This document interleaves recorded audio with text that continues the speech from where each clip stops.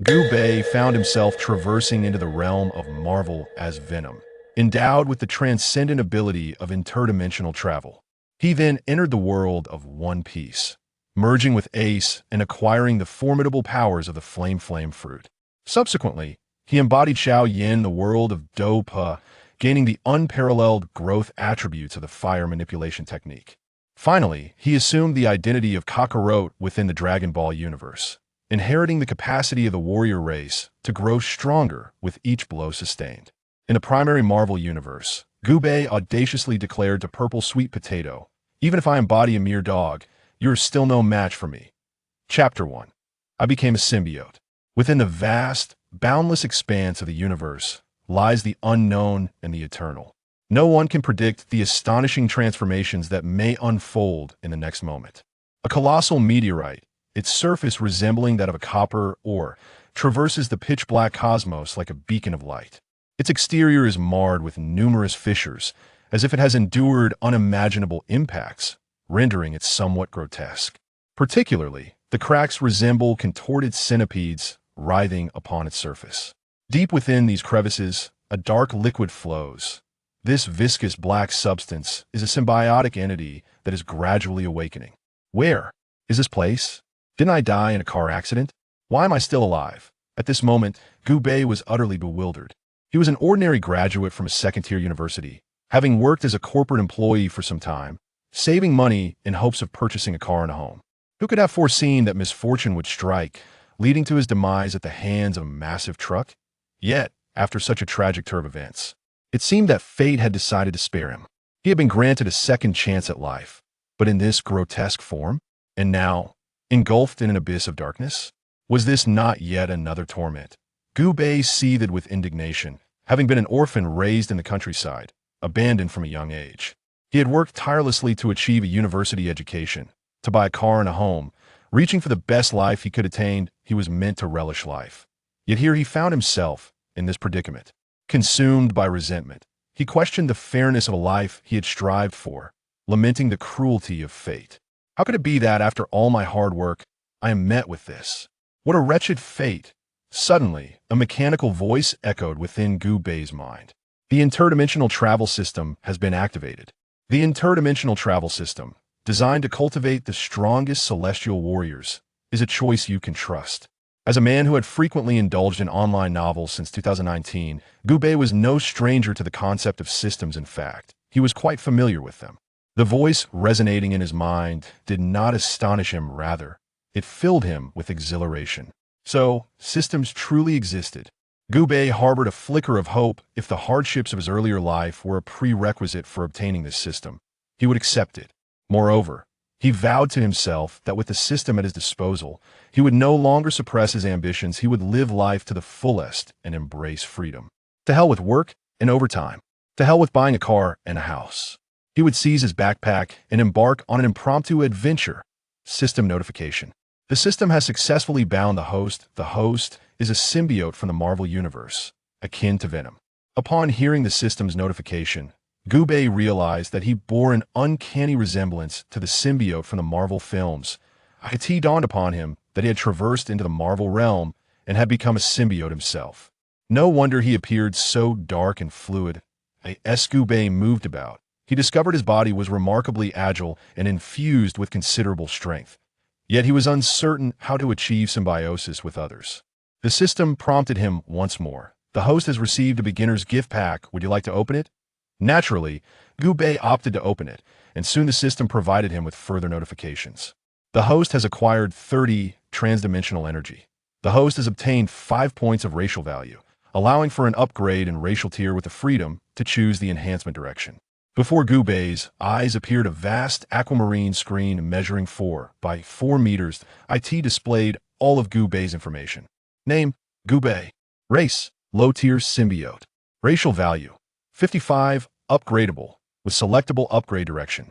Level 1. Experience, 0.5. Inventory, 30 slots, empty.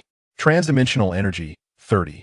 Possible dimensions, One Piece world, Naruto world, Dragon Ball world. Each dimension corresponded to a requisite amount of transdimensional energy, along with a fixed time limit. Gubei's 30 units of transdimensional energy afforded him limited options for dimensional travel. However, more intriguing to him than the choice of dimension was the issue of racial upgrading. The attributes interface revealed that Gubei's racial value was maxed out, indicating he could indeed upgrade, but he couldn't help but wonder, could he possibly evolve back into a human? This thought filled Gubei with anticipation. Although the Marvel symbiote seemed powerful, he still yearned for a human form. He pressed the racial upgrade button. Numerous evolutionary paths appeared before him, but to his dismay, none offered a humanoid option. The available evolutionary types included the robust low-tier symbiote, which upon symbiosis would grant enhanced strength, speed, and regenerative abilities, making the host exceedingly formidable. The survival-focused low-tier symbiote, which would slightly amplify abilities and significantly improve self-recovery capabilities. The intelligent low-tier symbiote, which would inherit the host's abilities, allowing them to persist even when parasitizing other hosts. Each symbiote possessed its own merits. However, the most advantageous evolutionary direction was undoubtedly the intelligent low-tier symbiote. Gubei, endowed with the capacity to traverse dimensions, could easily acquire the abilities of protagonists from two different worlds and return to the Marvel Universe, ensuring his survival with ease. Without hesitation, Gubei chose to evolve into the intelligent low-tier symbiote. In the next moment, he was enveloped in a crystalline aquamarine cocoon, as his liquid form experienced a wave of chilling sensation. The icy sensation enveloped Gubei, bringing him an unparalleled comfort, as if he had attained a sublime state, causing his very soul to tremble with delight. His black, liquid form remained unchanged on the surface, yet within its depths, it shimmered with hues reminiscent of resplendent, multicolored glass. Should he wait until these colors fully enveloped his liquid body, it would likely signify the completion of Gubei's evolution. For approximately 50 seconds, he underwent evolution within the azure ice crystals, awaiting their eventual retreat. Once the blue crystals dissipated, Gubei felt invigorated, as if a long-standing discomfort had finally been alleviated. Coincidentally, his evolution concluded just as his solitary cosmic journey seemed poised to reach its culmination. Gubei discovered a cerulean-hued planet along the trajectory of a meteorite. It appeared that he was destined to descend upon this water-blue sphere. With a single glance, he recognized this planet as Earth as a symbiotic being. Gubei's vision far surpassed that of mere humans. He beheld the structure, known as the Great Wall. Gubei marveled at the unexpected twist of fate that had led him back to Earth after his circuitous journey. Though it was not the Earth of his original world, but rather that of the Marvel Universe. However, it seemed that the meteorite still had some distance to cover before reaching Earth, and Gubei would need to traverse for several more days. Nevertheless, remaining on a dilapidated meteorite for days on end was an endeavor Gubei would certainly refuse. Thus, he turned his attention to the prospect of traversing different dimensions. It was time for an impromptu adventure. But where to go? As Gubei surveyed the various dimensions, he couldn't help but smile upon discovering one that piqued his interest. This would be the dimension he would choose. Chapter 2. Do you yearn for power, young man? In the world of Do Put Song Xiong, a traversal energy of 30 is required, allowing for a stay of 5 days. Gubei selected it with a mere click. This realm, rich with boundless possibilities, boasts the ever-upgradable Fengju and various forms of extraordinary flames, rendering it a land brimming with enchantment. Gubei found himself irresistibly intrigued by the journey that lay ahead. On a meteorite, a ripple of spatial distortion emerged, resonating outward in waves. Gubei's liquid form quivered, akin to steam dissipating, experiencing a blend of pain and pleasure. In the next moment, the transfer was complete. The meteorite was devoid of any symbiotic entities, revealing only its uneven surface and unsightly fissures. The moon hung like a silver disk amidst a tapestry of stars. Here, in the world of Do Pu Song Xiong, was the favored hillside of Xiao. Gubei, a mass of black liquid, descended upon the lush branches of a towering tree, its leaves expansive, each the size of a palm, suggesting years of growth.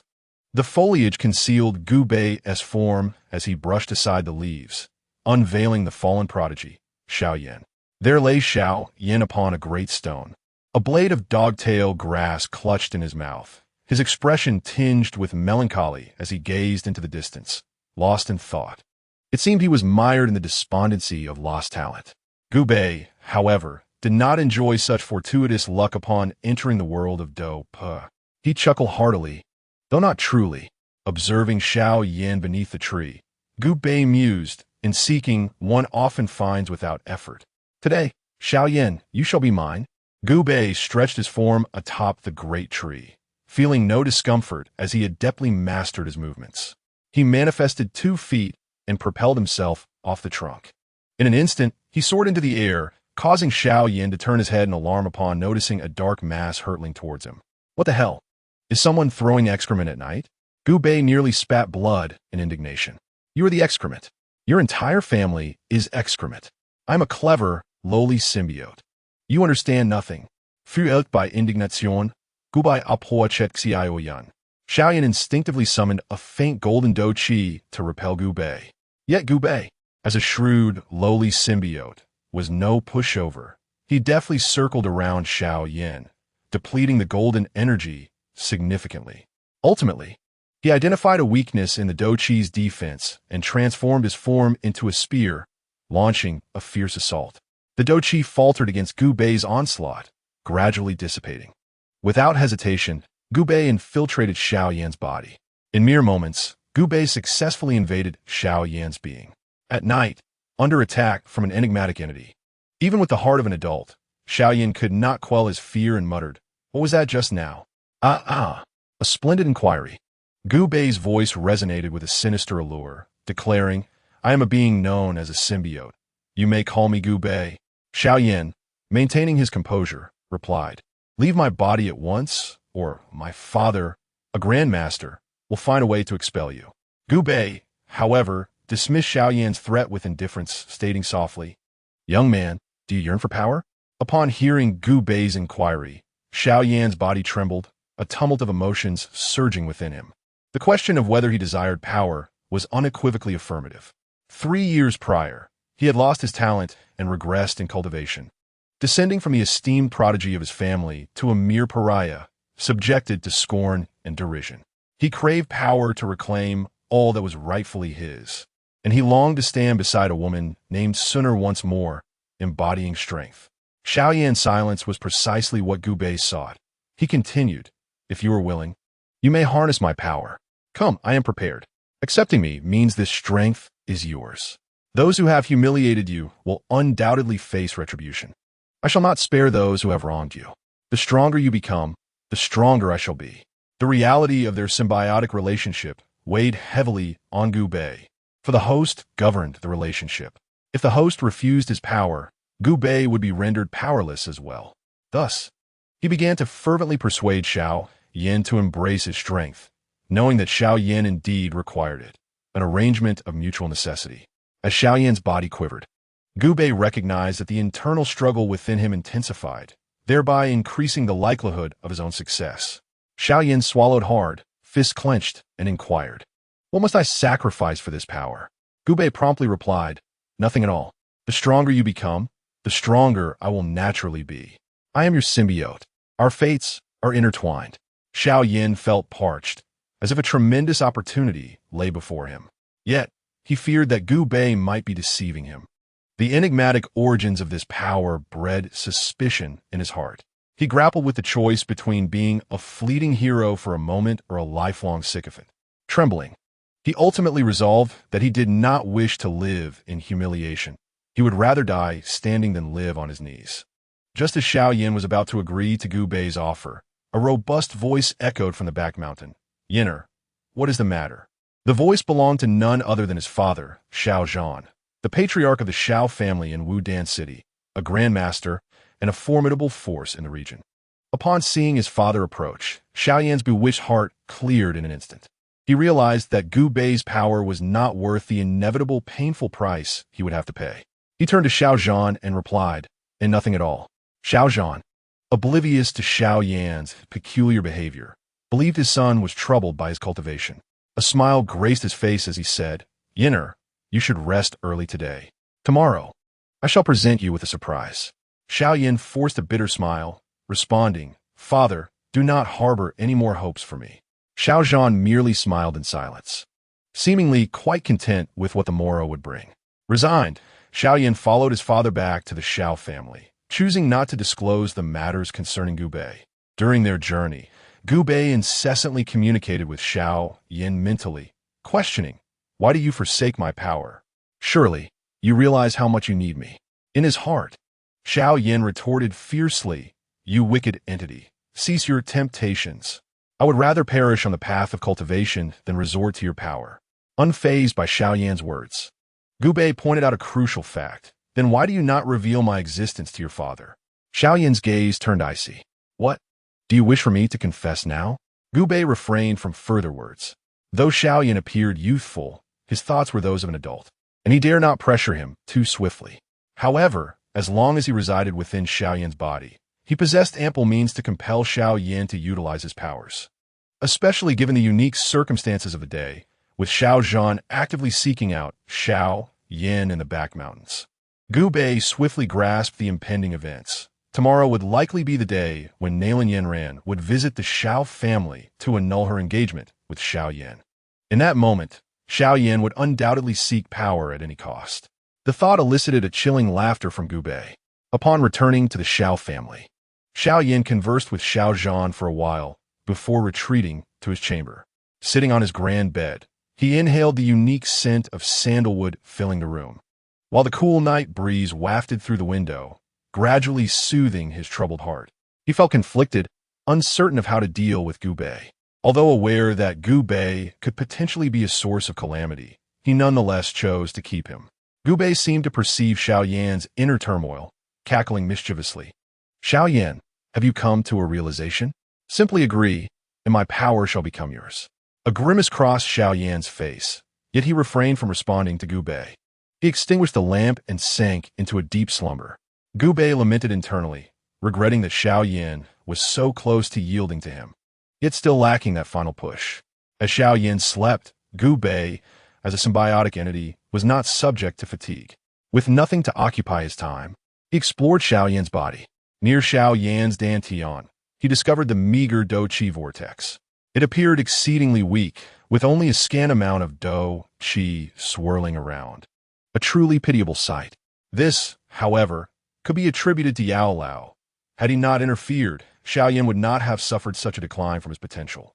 Gu Bei, in his liquid black form, attempted to merge with the Do Qi vortex, his body resembling that of an octopus, striving to affix itself to the vortex. The swirling energy of the Do Qi had evidently accelerated, as if it had been rejuvenated. The rotational speed of the contained Do Qi intensified rapidly. However, it soon became apparent that the Do Qi vortex reacted violently against Gu Bei, forcefully propelling him away. This left Gu Bei with a throbbing headache. Indeed, without Xiao Yan's consent, he could not truly initiate symbiosis. Yet, if he were to commence this symbiosis with Xiao Yan, he mused. Glancing at the Do Qi vortex and contemplating its recent intensity, he surmised that once the symbiosis began, Xiao Yan's power level would undoubtedly reach that of a Doja. Gu Bei chuckled ominously, sensing that matters were becoming increasingly interesting. The cycle of day and night passed in the blink of an eye. As the moon waned and the sun ascended, a faint light appeared in the east, heralding the dawn. The most significant event in Xiao Yan's life was about to unfold. On this day, within the grand hall of the Xiao family, Xiao Zhan and 3 elders engaged eagerly in conversation with a mysterious elder. Yet, the elder appeared to harbor some unspoken concern as he hesitated to broach certain topics. Beside him, a delicate young lady expressed her dissatisfaction with the elder's reluctance, her brows furrowing in displeasure. Xiao Yan stood at one side of the hall, feeling somewhat bored, and soon succumbed to drowsiness. Gu Bei smirked slyly and remarked, "Tell me, Xiao Yan, do you know who they are?" Xiao Yan cast a sideways glance, unable to discern any significance, and replied in the negative. However, Gu Bei remained unperturbed, gradually guiding him, stoking the flames of Gu Bei's indignation to their zenith. "Did you notice the cloud silver swords on the cuffs of their garments?" Xiao Yan looked over and indeed saw the exquisite embellishments, startled by the realization that they were members of the Yunlan sect. The Yunlan sect was a formidable organization during the early days of Do, Pa, unmatched in Wudan City. Gu Bei offered another reminder. Are you aware that your fiancé, Yi, is one of them? This statement unsettled Xiao Yin, instilling an ominous premonition within him. If that suspicion were to materialize, the ensuing events would bring profound humiliation to him, Xiao Zhan, and the entire Xiao clan. Xiao Yan's face drained of color, appearing pallid, and even his robust arms, honed through years of cultivation, trembled slightly. His expression faltered as he glanced at the young lady beside the elder, yet he could not recognize her. Who could she be? Could it truly be his betrothed, the prodigious Nalan Yinran, who had been taken as a disciple by Yunlan's sect's Yunyun? Xiao Yin felt a chill coursing through him, his strength dissipating. Gu Bei reveled in Xiao Yan's shock and fury, declaring, if I am not mistaken, the two individuals in the Xiao family hall are indeed here to annul the engagement. Nalan Yinran and the elder of the Yunlan sect. You must be mistaken. Xiao Yin roared within the confines of his mind, his voice a snarl. The patriarch of the Nalan family has a good rapport with my father. How could they possibly come to call off the engagement? Do you comprehend the significance of a broken engagement for the Xiao family? It is an affront, a disgrace that one might deem worthy of life and death. Xiao Yan's spirit is indeed on the brink of collapse, yet he remains unwilling to accept the impending reality. Gu Bei inwardly scoffs, truly, one does not weep until faced with the coffin. Let's await the outcome. Within the hall, conversations persist, yet as the dialogue unfolds, Elder Gu Yi of the Yunlan sect divulges more information, seemingly alluding to a particular matter, deliberately or inadvertently. This revelation renders Xiao Yan's expression frigid. His nails dig deeply into his flesh, unaware of the pain. When Nalan Yinran reveals her identity and politely addresses Xiao Zhan as Uncle Xiao, her feigned demeanor ignites a fury within Xiao Yan. Seeing the situation approach its climax, Gu Yi clears his throat. Patriarch Xiao, I have a rather pressing matter to discuss with you. Aware that the woman before him is Nalan Yinran, Xiao Zhan's suspicion deepens. At this moment, Gu Ye's serious tone prompts Xiao Zhan's ire to flicker in his eyes, his voice considerably graver. Elder Gu, please proceed. Gu Yi inhales deeply and articulates each word meticulously.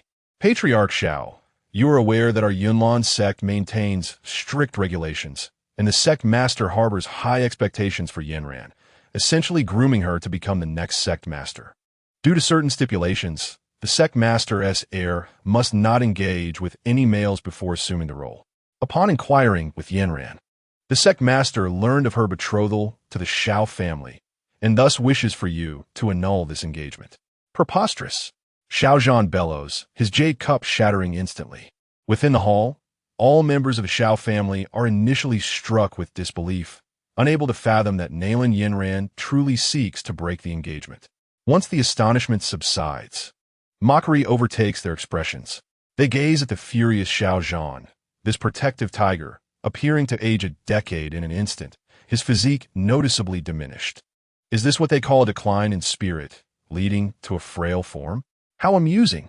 Typically subjugated by Xiao Zhan, they now revel in their satisfaction. For his son has been jilted. Their eyes shift from Xiao Zhan to Xiao Yin, brimming with disdain and derision, as if they could inscribe the word waste in their gaze. Amidst the hall, Xiao Yin endures the scornful stares, feeling an icy chill envelop him. Reminiscent of the moment before his previous demise, the agony is shattering. Pain reverberates through his heart. No one can rescue him. The disgrace of being the rejected fiancé will haunt him for a lifetime, never to fade. Yet, a sinister voice resonates within. You and I are one. We share honor and disgrace. To accept me is to accept yourself. In the fourth chapter, the fierce battle begins. Gu Bei's voice, akin to a devil's whisper, now serves as Xiao Yan's only lifeline. Xiao Yin understands that reclaiming his once-lost talents and powers will silence all who dare to speak against him, allowing him to exact revenge on Nalan Yinran. The lofty woman disregarded the marriage pact between their families, leaving him and his father in utter disgrace. How could he endure such humiliation? Gu Bei quivers within Xiao Yin, his liquid form gradually merging with Xiao Yan's Do-Chi vortex, facing no rejection. He senses Xiao Yan's gradual acceptance, a symbiotic relationship beginning to form. Yet, the pace of this union is painfully slow, indicating Xiao Yan's lingering resistance. Though he yearns for vengeance, Xiao Yan refuses to succumb to becoming a mere shell of a man. Deep within, he remains wary of Gu Bei. Gu Bei boldly proclaims within Xiao Yan, 30 years east of the river, 30 years west of the river. Do not mock the youth in their poverty. Is such a wasted life what you desire? In this world, seek only the thrill of living, 10 steps to slay a man, leaving no trace behind. Right or wrong matters not. Seek only a clear conscience. This is the life you are meant to lead. As if enlightened, Xiao Yan's eyes spark with newfound resolve, murmuring, "A clear conscience. Well said. I seek only a clear conscience." In an instant, Gu Bei's flowing, dark form completely merges into Xiao Yan's Douqi vortex. The power of the vortex surges, accelerating rapidly, ultimately giving birth to liquid Douqi. The Doja realm is established. Simultaneously, Gu Bei successfully seizes control of the body, stretching his neck in wonderment at regaining a human form. In the realm of spirit, Xiao Yan suppresses a low growl, filled with the desire for revenge against Nalan Yanran.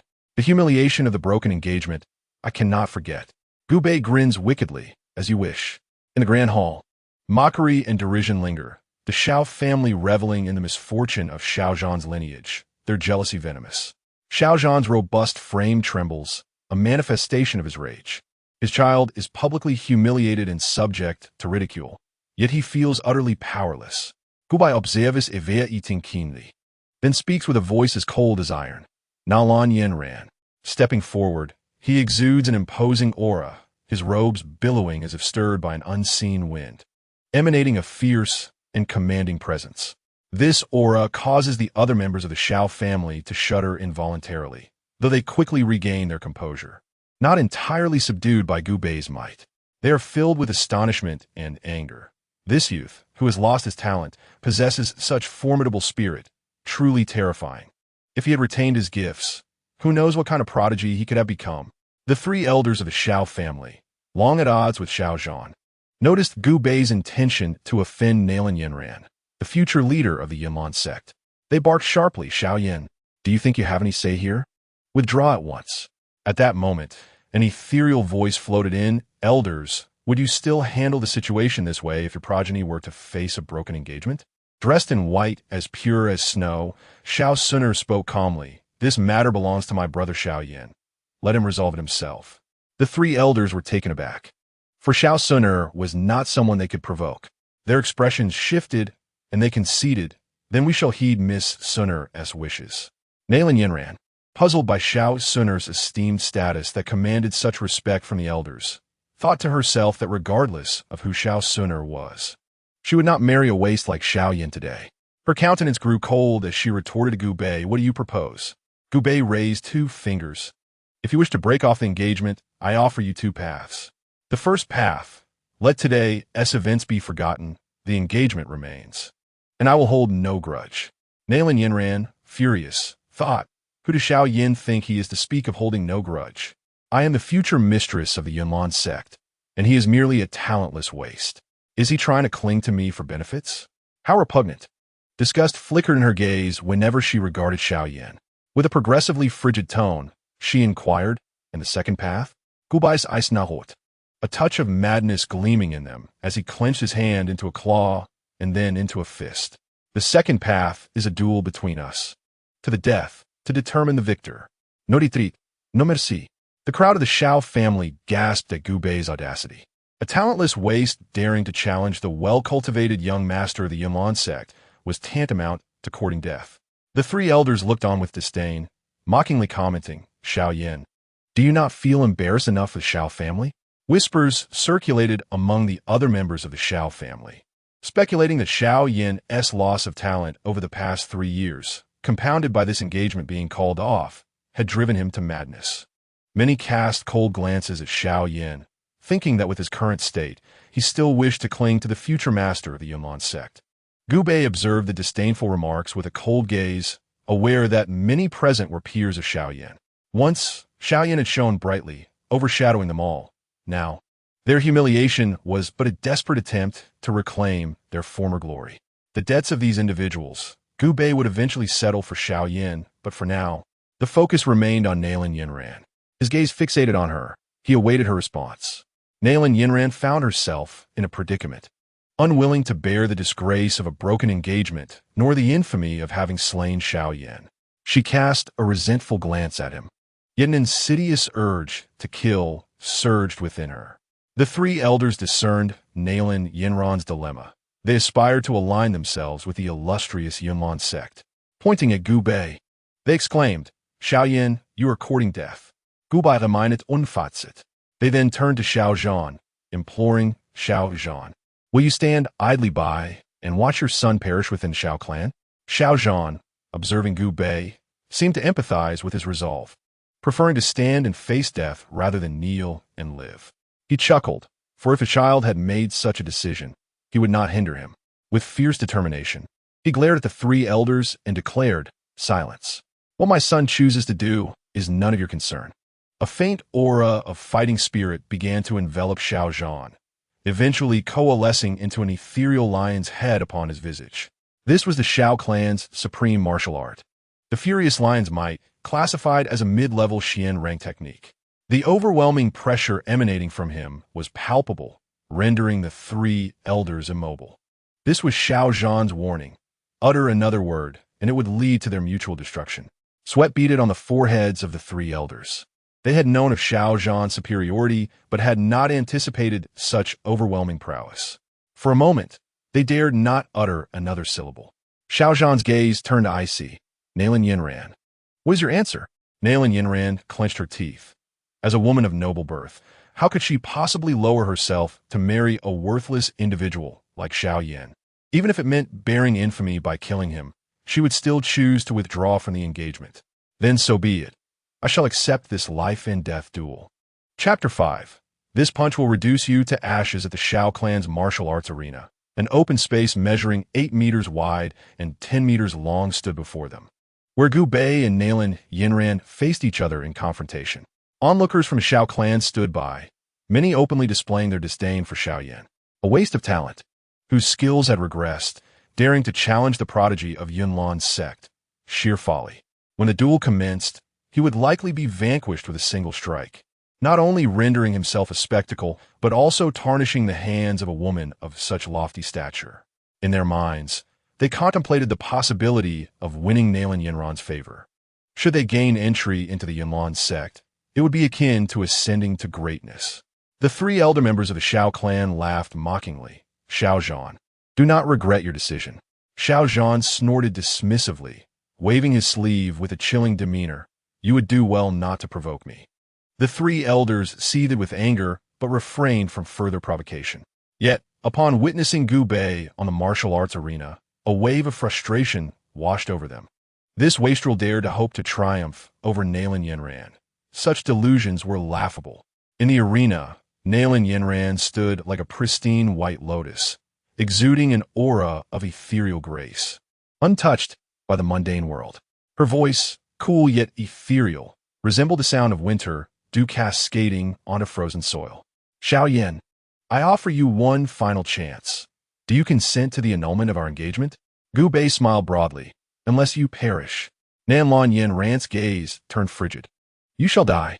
Without reservation, Nailin Yinran unleashed the formidable aura of a one-star Do practitioner, her power immense, indicating her rigorous training and promising future.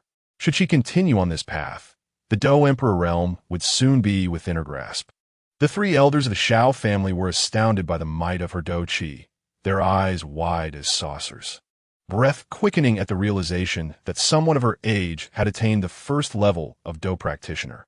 If she were to mature further, the consequences would be staggering. Truly, she was the future leader of the Yunlan sect, fearsome beyond belief. The other members of the Xiao family dared not meet Nailin Yinran's strikingly beautiful visage. Overcome with shame, they recognized that such excellence was beyond their reach. At merely 15 years of age, she had broken through to the one-star Do practitioner realm, a feat unheard of in the entirety of Wudan City, and exceedingly rare even within the Jia Ma Empire. Nailin Yinran as crystalline eyes sparkled as if adorned with blossoming ice flowers. Her do-chi circulating gracefully throughout her being. A delicate layer of armor seemed to envelop her exquisite form, indicative of an exceptionally potent technique, although the name of this technique remained unknown to the onlookers. Its rank, however, could not be lower than that of a mid-tier Shin-level skill. This revelation sent shivers through many hearts, for not only was her cultivation formidable, but she also practiced such an advanced technique. In the younger generation, who could possibly rival Nanlan Yenran? Di Xiao, she exclaimed softly yet fiercely, intent on eliminating Gu Bei. Shuot Gu Bai Zuaviva. She would be forced to marry this wastrel. Prideful as she was, Nanlan Yenran would never permit such a fate to unfold. Concentrating her do-chi within her jade palm, she moved with the grace of a celestial crane, swiftly appearing before Gu Bei and striking out with a single palm. Yet, Xiao Yin remained motionless, seemingly oblivious to the impending peril.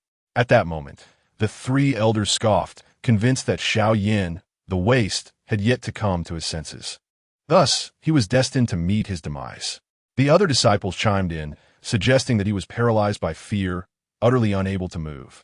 Laughter erupted among them, eager for Gu Bei's downfall.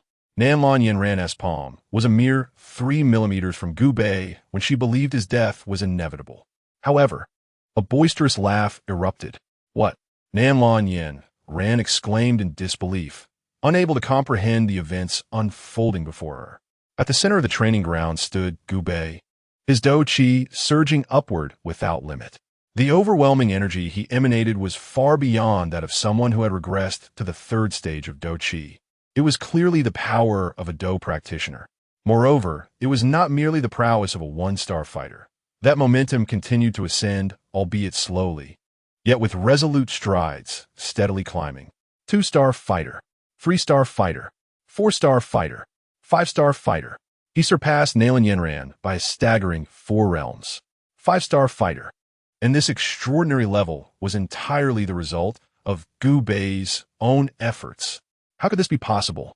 Countless onlookers gaped in disbelief, as if they had witnessed a ghost, as though the heavens had collapsed. Was he not supposed to be devoid of talent, regressing in cultivation? Had he not become a mere husk? How could he achieve such a realm, surpassing even the illustrious Nanlan Yenran of the Yunlan sect by 4 levels? The 3 grand elders felt a constriction in their chests, nearly suffocating them. They were filled with terror. If Xiao Yin possessed such talent, there would be no place for them in the future Xiao clan. The other disciples of the Xiao clan trembled in fear. They had once mocked Xiao Yin, deriding him as if he were nothing but refuse. If Xiao Yin sought retribution, they would surely be obliterated like mere ants. At the thought of this, their legs quaked, almost compelling them to flee. Was Nanlan Yenran's strike at the 1-star fighter level swift? Indeed, it was exceedingly quick. An ordinary 9-stage fighter might not even react before being struck down by Nanlan Yenran. Yet, for Gu Bei, at the 5-star fighter realm, it was as sluggish as a snail's crawl. A glimmer of brilliance sparkled in Gu Bei's eyes. His fist bore the weight of 1,000 mountains, and as he swung it, the air around him dispersed in all directions. At that moment, time seemed to freeze. Gu Bei's fist exuded an unstoppable dominance, a raw ferocity unique to the symbiotic clan. Nanlan Yenran, you are the pride of the heavens, a goddess of unparalleled beauty. Thus, with this strike, you shall surely weep for an eternity. Boom!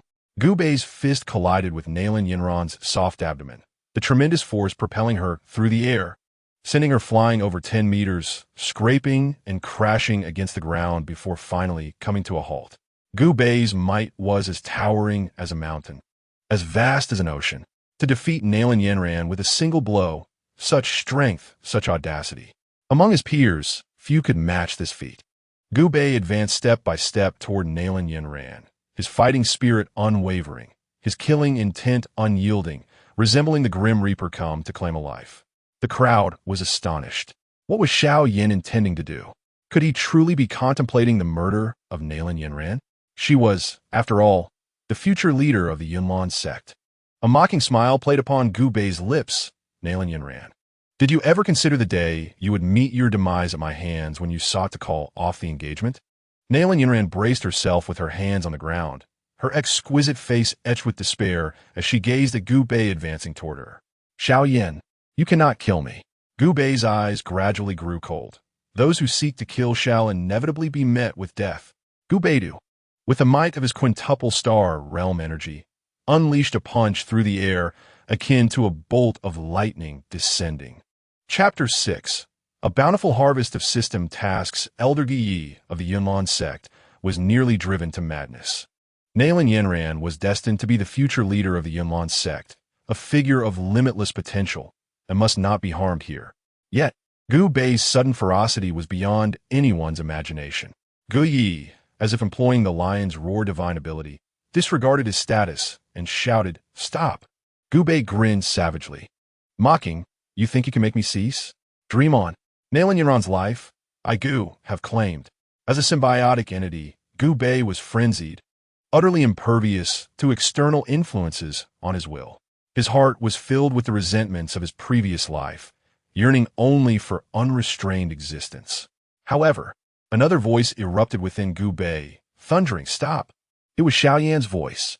In that instant, Gu Bei's eyes widened, and under the blockade of Xiaoyan's consciousness, the fierce energy in his fist dissipated like willow fluff in the wind. Gu Bei found it unimaginable that Xiaoyan would interfere at such a crucial moment. In his heart, Gu Bei roared, "Xiaoyan, why? Aren't you seeking vengeance?" At that moment, Xiaoyan had regained his composure, possessing an adult's soul, and would not act recklessly. Even though Xiaoyan longed to eliminate Nalan Yanran, it was imperative not to strike now, for doing so would lead to his annihilation before the formidable Yunlan sect. Xiaoyan's will began to reclaim control of the body, leaving Gu Bei in a state of profound helplessness. As a symbiote, his will was often subordinate to that of the host. Gu Bei cast a murderous gaze at Nalan Yanran, mere moments away from ending her life. His consciousness returned to the dark, liquid form he inhabited, still questioning why he could not slay her. Xiaoyan did not respond, as he required significant focus to navigate the current predicament. Gu Bei raged in Xiaoyan's mental realm for a considerable time without receiving a reply, ultimately relinquishing the intent to kill Nalan Yanran. Strangely, Gu Bei held no personal animosity towards Nalan Yanran, making his overwhelming desire to eliminate her seemingly irrational. Yet when Gu Bei accessed his system interface, everything became clear. A tremendous transformation had occurred within Gu Bei's attribute interface. First, his level had ascended from level 1 to level 2. Although the recent battle did not result in the death of his opponent, it still granted Gu Bei experience. Attaining level 2 empowered Gu Bei's symbiosis, bestowing greater strength upon the host. For instance, now, if Gu Bei were to reattach himself to Xiaoyan, he could elevate Xiaoyan to the pinnacle of the Dosher 5th layer or even directly to the 6th layer. The level of the symbiote was the very foundation of Gu Bei's power. Immediately, the attribute panel unveiled the skill bar. Below, a dense array of abilities inherited by Gu Bei as a symbiotic entity through Xiaoyan was displayed. Basic Fist Technique Level 1, Basic Footwork Level 1, Basic Comprehension Level 1, Basic Airplane Shooting Level 1. These were all rather inconsequential abilities that Gu Bei paid little heed to as the most crucial skill for Xiaoyan. The fire manipulation technique had yet to manifest. Finally, what Gu Bei held in utmost regard appeared, the task system. At this moment, the task system contained 3 assignments. Task 1. Xiaoyan's counterattack prevents Xiaoyan from uttering the classic phrase, 30 years east of the river, 30 years west of the river. Do not bully the young and poor. Reverse Xiaoyan's predicament of being rejected in marriage. Task reward, 10 points of racial value, 50 points of crossing energy, 1 grand lottery draw. Task 2. Eliminate Nalan Yanran with a ruthless hand. Use Xiaoyan's body to eliminate Nalan Yanran on the spot. Task reward, 10 points of racial value, 50 points of crossing energy. Of the 2 tasks, Gu Bei had only completed the first, leaving him with a profound sense of dissatisfaction. Racial value was of paramount importance to Gu Bei. Once he evolved into a formidable symbiote, he could unlock even greater abilities. As for the crossing energy, it was indispensable for traversing dimensions, likely even more critical than racial value. Gu Bei checked his racial value, which stood at 1010. He was on the verge of evolution. However, Moving within Xiao Yan's body was exceedingly challenging. So Gu Bei decided to set this matter aside for the time being. With 50 points of crossing energy, he had no intention of utilizing them just yet, choosing instead to let them rest. The Grand Lottery draw, however, piqued his interest.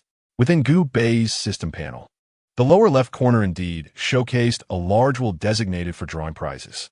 There were a total of 16 rewards displayed. Among them, were rewards of racial value, 1 point, 2 points, 3 points, and 4 points respectively. Another 4 rewarded crossing value, 1 point, 2 points, 3 points, and 4 points. The remaining 4 slots were empty, representing special prizes. Gu Bei mused quietly. This system must have a history. Among the final 4 slots, 2 were inscribed with treasure, damaged, and treasure, respectively. The other 2 bore the inscriptions physical body, damaged, and physical body. A numeral 1 atop the wheel indicated that Gu Bei could spin it once. Silently, he chanted, "At this moment, may fortune smile upon me. Grant me something splendid." The wheel began to spin, the long pointer shifting under Gu Bei's watchful gaze, repeatedly altering the selected outcome. The incessant rotation induced a sense of weariness. Only when the speed of the roulette gradually slows does this weariness transform into an eager anticipation. The pointer's velocity has reached its nadir, and at this moment, it hovers above the coveted treasure. Gu Bei's heart echoes the words of a gambler. Treasure, treasure, treasure. However, the pointer falters. Despite its diminished speed, it stubbornly passes by. Gu Bei lets out a sigh of disappointment, feeling that fortune has decidedly turned against him. Ultimately, the pointer lands on the position of the treasure, albeit imperfect. Gu Bei feels a twinge of regret, yet a flicker of relief, for at least it did not land in the void. As the system panel flickers with a burst of light, a ring materializes within Gu Bei's inventory. Puzzled, he wonders if this diminutive ring truly constitutes the treasure, albeit flawed. Upon inspection, the ring bears no indication of its rank, leaving Gu Bei to confront a mere question mark. This signifies that its level is beyond his comprehension. The ring itself is crafted from a remarkably unique material. Cool to the touch, exuding an aura of ancient sophistication, its hue a deep, shadowy gray. Etched upon it is a visage that oscillates between sorrow and mirth. An eerie countenance that seems to gaze unwaveringly at Gu Bei, timeless and immutable. At first glance, Gu Bei immediately recognizes the origin of this ring, for the haunting expression upon it is impossible to overlook. This ring once belonged to the formidable emperor of the celestial realm, a figure of immense talent throughout the ages. This emperor ascended from mortal flesh, reluctant to depart from the mortal realm, not in pursuit of immortality, but rather to await the return of his brother. Gu Bei could scarcely fathom that he had come into possession of such a remarkable artifact. At this moment, he cannot resist casting a glance at the roulette on the system panel. It truly has the power to summon treasures. Gu Bei understands that possessing the ruthless ring grants him an additional layer of depth, serving as his trump card, one he must wield only in dire circumstances. Just as he prepares to delve further into the mysteries of the system, a voice unfamiliar to him emerges from within Xiao Yan's body. This voice is aged, clearly not belonging to Xiao Yan. Yet, Gu Bei knows precisely whose voice it is, as a strange light flickers in his eyes. Everyone, they genuinely desire your votes. Are you not casting any? Chapter 7. The Flame Art Obtained. The Elder awakens earlier than in the original tale. Gu Bei surmises that the bond he shares with Xiao Yan, which has birthed the fighting spirit of a warrior, has expedited the Elder's recovery. The ring adorning Xiao Yan's finger harbors the Elder's soul, imparting upon Gu Bei an exhilarating sense of the unfathomable. A shiver runs down Gu Bei's spine. Although the Elder exists solely in a spiritual state, when he unleashes his full power, he can still manifest the strength of a Dohuan. He is a formidable Elder indeed. One must never engage in conflict with him. Gu Bei's fluid form instinctively curled up within Xiao Yan's body. He was not particularly keen on drawing the attention of the Elder Yao, fearing that he might be expelled, a scenario Gu Bei wished to avoid. He still sought to acquire Xiao Yan's burning formula. In the grand hall of the Xiao family, the commotion had yet to subside. Xiao Yan remained remarkably composed. He was indeed the protagonist of the Do Pa Tsang Xiong world, artfully elucidating the matter of his strength with impeccable rhetoric. The crowd accepted his explanation. However, when it came to Nalan Yinran, Xiao Yin was utterly unyielding. He cast a divorce decree directly before her. Nalan Yinran, remember this, from this day forth. You are divorced by me, Xiao Yin. His voice rang out with conviction, leaving everyone in the hall astounded. They gazed at the resolute youth before them, uncertain of the figure he would eventually become. Guyi from the Yunlan sect felt a pang of regret within. Had this young man been able to unite with Nalan Yinran, perhaps the Yunlan sect might have ascended to greater heights. Alas, it was all too late. Guyi departed, accompanied by Nalan Yinran and the marriage certificate, in somber silence. The Xiao family returned to a facade of tranquility. Yet beneath this calm exterior, turmoil brewed in the hearts of many, who feared Xiao Yin might seek retribution in the future, leaving with trepidation. The three elders watched Xiao Yan's retreating figure from the hall, filled with a sense of desolation. Xiao Yan's rise signified the decline of their own influence. After attending to all matters, Xiao Yan left the Xiao family and ventured to the back mountain. At the precipice, he lay upon a large stone. The sun blazed fiercely, though its light was filtered through the gnarled branches of ancient trees, casting a kaleidoscope of shadows upon his collar, reminiscent of fluttering butterflies. The mountain breeze caressed his face. Xiao Yan's fervent heart gradually found solace. Gazing at the radiant sun above, he felt a sense of surrealism. Unsure whether the events he had just experienced were real or mere illusions, enveloped in a haze of uncertainty. For a moment, Xiao Yin himself became lost in this reverie, immersing in nature and striving to pacify his spirit. Time slipped away, and in the blink of an eye, the horizon blazed with golden brilliance. Xiao Yin slowly emerged from his trance, reminding himself that even if Gu Bei could bestow upon him power, he must not rely on others. To become strong, one must ultimately depend on oneself. In the end, Xiao Yin gained profound understanding. Elder Xiao also emerged, having observed Xiao Yin for 3 years. But it was in this moment that he felt the utmost satisfaction with him. Such a person was worthy of becoming his disciple. Elder Xiao struck up a conversation with Xiao Yin, and the scene unfolded in perfect alignment with the original narrative of Dopa. The sole alteration was that Gu Bei had found a place within Xiao Yin's being. The instant Elder Xiao stepped out, Xiao Yin sensed it, wishing to eavesdrop on the conversation between Elder Xiao and himself.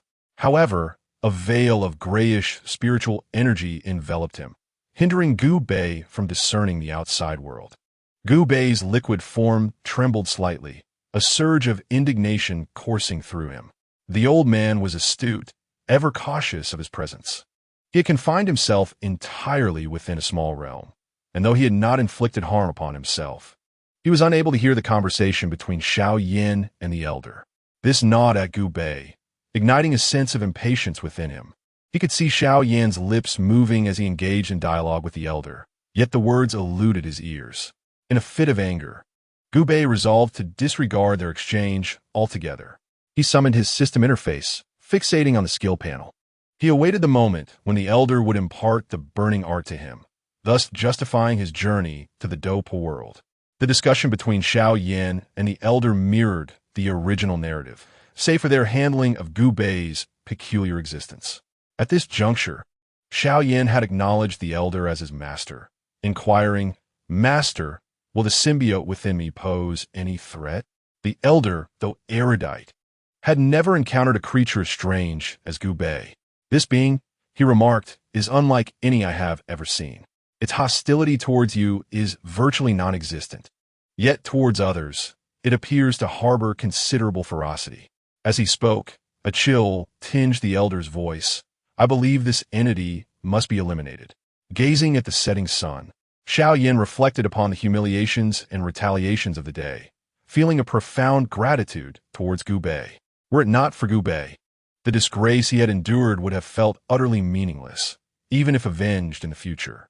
He shook his head, asserting, "Master, if it poses no danger to me, let it remain within my body.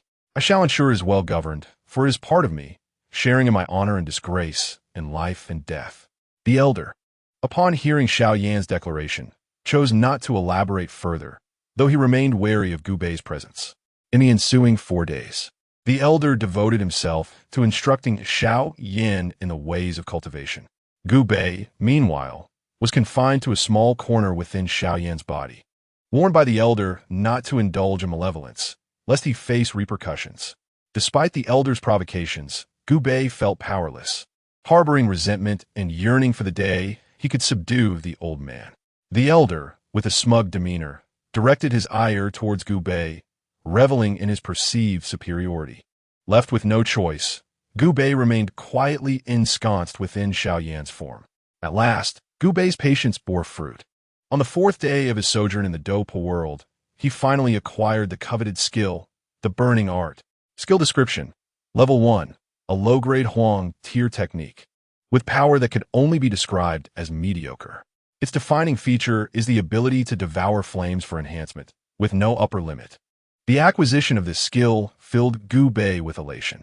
He had inherited a multitude of skills from Xiao Yan, yet this singular skill proved invaluable.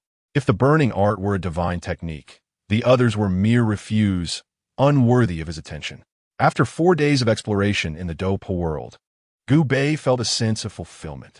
He now pondered whether it was time to return prematurely. He contemplated that the meteorite was about to descend upon Earth. Perhaps upon his return, he could behold the magnificent spectacle of the meteorite colliding with the planet. The thought of the tremendous heat generated by the violent impact and the lethal force of the meteorite struck him. Gu Bei glanced at his somewhat lethargic form. His species, a clever yet inferior symbiotic entity, possessed the ability to inherit skills, but its regenerative capabilities were not particularly formidable. Although he felt that the meteorite might not be fatal to him, he was reluctant to return and tempt fate. Thus, Gu Bei abandoned the notion of immediately returning to the Marvel world and instead chose to comfortably linger within Xiao Yan's body for another day. Soon, the day of his return arrived. Chapter 8. The destiny of Iron Man approaches on the 5th day in the realm of Do Patsong Xion. It marked the last day Gu Bei could remain. Of course, if he were willing to expend traversing energy, he could continue to inhabit this world. However, it seemed unnecessary. In just a day or two, he would be unable to acquire the coveted. Therefore, returning seemed far more gratifying. Gu Bei remained within Xiao Yan, quietly awaiting the arrival of the teleportation. As the clock struck midnight on the 5th day, a surge of spatial fluctuation emanated from within Gu Bei's dark liquid form, enveloping him entirely in an instant.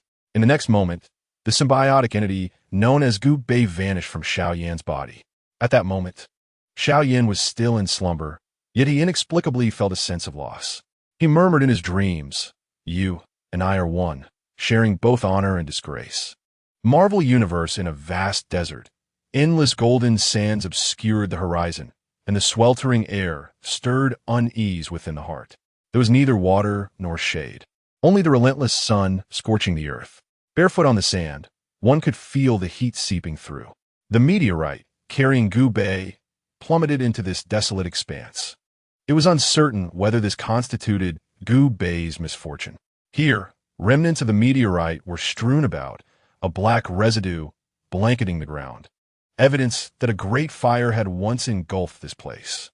The symbiotic entity Gu Bei was somewhat curious about the intensity of the explosion that had occurred. Was it potent enough to annihilate him? His liquid form, akin to slime, adhered to the ground, spinning like a wheel. The heat from the earth continuously transferred into Gu Bei's body. He surveyed his surroundings, realizing he was in a desert. No wonder it was so hot. Gu Bei found himself at a loss for words. Starting in a desert? Relying solely on symbiosis for skills? He shifted his position, still feeling the ground's excessive heat. Ultimately, he burrowed beneath the sand, where he finally found some relief from the sweltering temperature. At that moment, the system panel emerged, reminding Gu Bei about the evolution of his species. His species value stood at 1010. When he had completed Xiao Yan's counterattack mission, it had already reached its maximum. Unfortunately, he had been confined within Xiao Yan at the time, lacking a suitable space for evolution. The delay in Gu Bei's evolution was inevitable. Now, having arrived beneath the sands, he found the environment less than comfortable. However, embarking on an evolutionary journey was entirely feasible. Gu Bei examined the various exceptional forms he could evolve into. As with his previous evolution, Three branches of choice lay before him. The first was a low-level symbiote that consumed brains, allowing one to acquire memories from others through unique methods, thereby enhancing the ability to obtain skills. The second was a low-level symbiote characterized by agility of thought, which could refine skill proficiency through meditation, further strengthening the ability to acquire skills. The third option was a low-level symbiote that granted sudden flashes of insight, enabling one to elevate a skill level by 5 ranks for a brief period, thus enhancing the capability to acquire skills. Among these 3 evolutionary paths, the first was unequivocally off the table for Gu Bei, as the very notion repulsed him. Thus, the direction of his evolution should be either agility of thought or sudden insight. He stroked his non-existent chin thoughtfully. Both abilities presented commendable choices for a languid, black symbiote. One offered long-term enhancement across all facets: intellect, virtue, physicality, and aesthetics, while the other promised explosive capability, ideal for one-on-one confrontations. When it came to his initial choice of evolution, Gu Bei felt no anguish, for experience had proven that his first decision was indisputably correct. Yet, this time, he found himself in a quandary. Both evolutionary paths were appealing.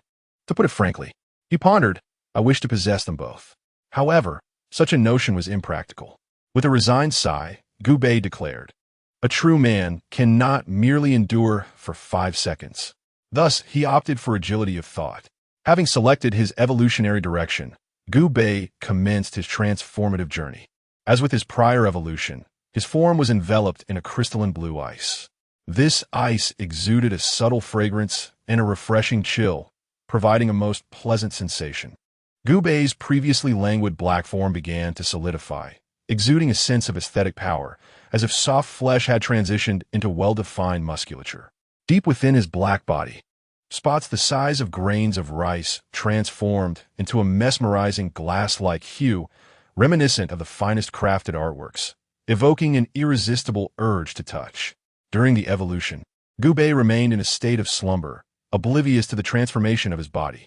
He was unaware even as his form gradually emerged from the sands. Before the evolution could fully unfold, he found himself breaking through the surface. His dark body, encased in the crystalline blue ice, would be difficult to recognize as biological by those unacquainted with symbiotes. In the desolate expanse of the barren desert, a sudden cacophony broke the silence. The rhythmic sound of a black off-road vehicle echoed through the stillness. The vehicle was adorned with an array of skull insignias, symbolizing a certain reverence for violence. Inside, 2 men clad in Middle Eastern attire sat, their heads adorned with traditional checkered keffiyehs, each bearing a formidable assault rifle on their backs. One man, robust in stature with a round face and prominent nose, was at the wheel. The other, tall and lean with a gaunt visage and a hawkish nose, bore an expression of malice. He delivered a forceful kick to the car door, muttering under his breath, "Damn meteorite. Of all places to fall, why here? Now, we have to investigate." The round-faced man, gripping the steering wheel, remained composed.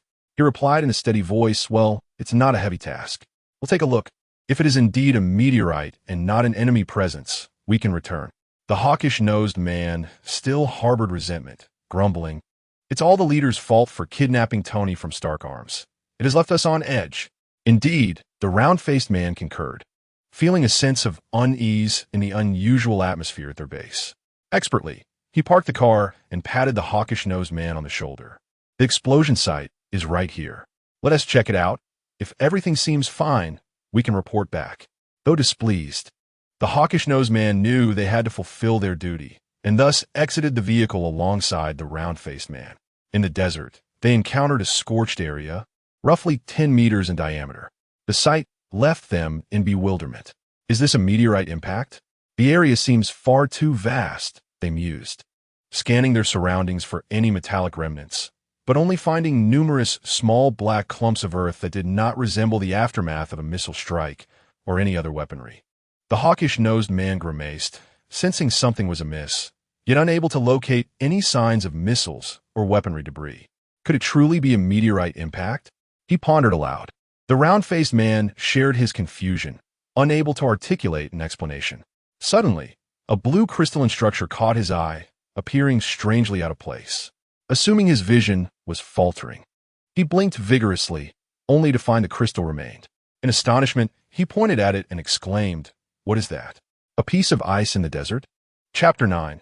My benefactor is Tony the round-faced man and the hawkish-nosed man, with rifles poised, cautiously approached the blue crystal, their vigilance gradually waning as nothing transpired. They gazed at the bizarre ice formation, perplexed by its existence in the vast desert. The round-faced man swallowed hard, his astonishment unabated. He reached out to touch the crystal, feeling a chilling sensation that caused him to shudder involuntarily. Alarmed, the hawkish-nosed man raised his rifle, aiming it at the blue crystal. His eyes fixated intently on the ice block, casting a furtive glance at the round-faced man beside him. He quickly inquired, "What is the matter? Is there a problem?" The ice was indeed frigid. The round-faced man was panting heavily, his emotional turmoil causing his breath to quicken. The man with the hawk-like nose inhaled deeply, gradually lowering his firearm. The uncertainty surrounding this enigmatic object filled him with a sense of trepidation.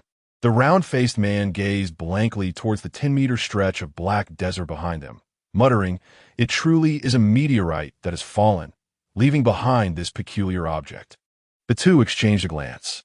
The man with the hawk-like nose placed his dark, muscular arm on the crystal ice, resolute in his decision. They would take it back. The round-faced man nodded in agreement. Together, they lifted the ice crystal and transported it back to their rugged black vehicle.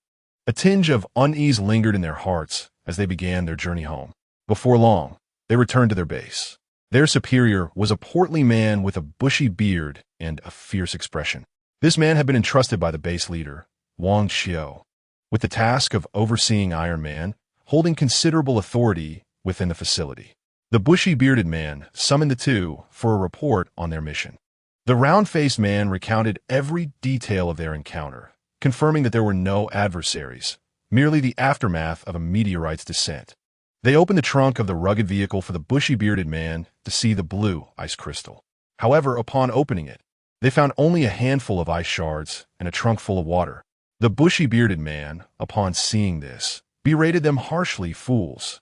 How could there be ice that doesn't melt? From now on, be more astute in your endeavors." The two stood there, heads bowed, enduring the reprimand in silence. Yet, uncertainty gnawed at them. Had the ice truly melted on its own? In reality, the ice had indeed melted, not due to heat, but because of Goku, who had fully evolved and subsequently liquefied. The moment Goku awakened from his evolution, he found himself in the trunk of a vehicle. As the vehicle jostled, his liquid form made intimate contact with the car's interior, leaving him bewildered. Wasn't I evolving beneath the sand? How'd I end up here?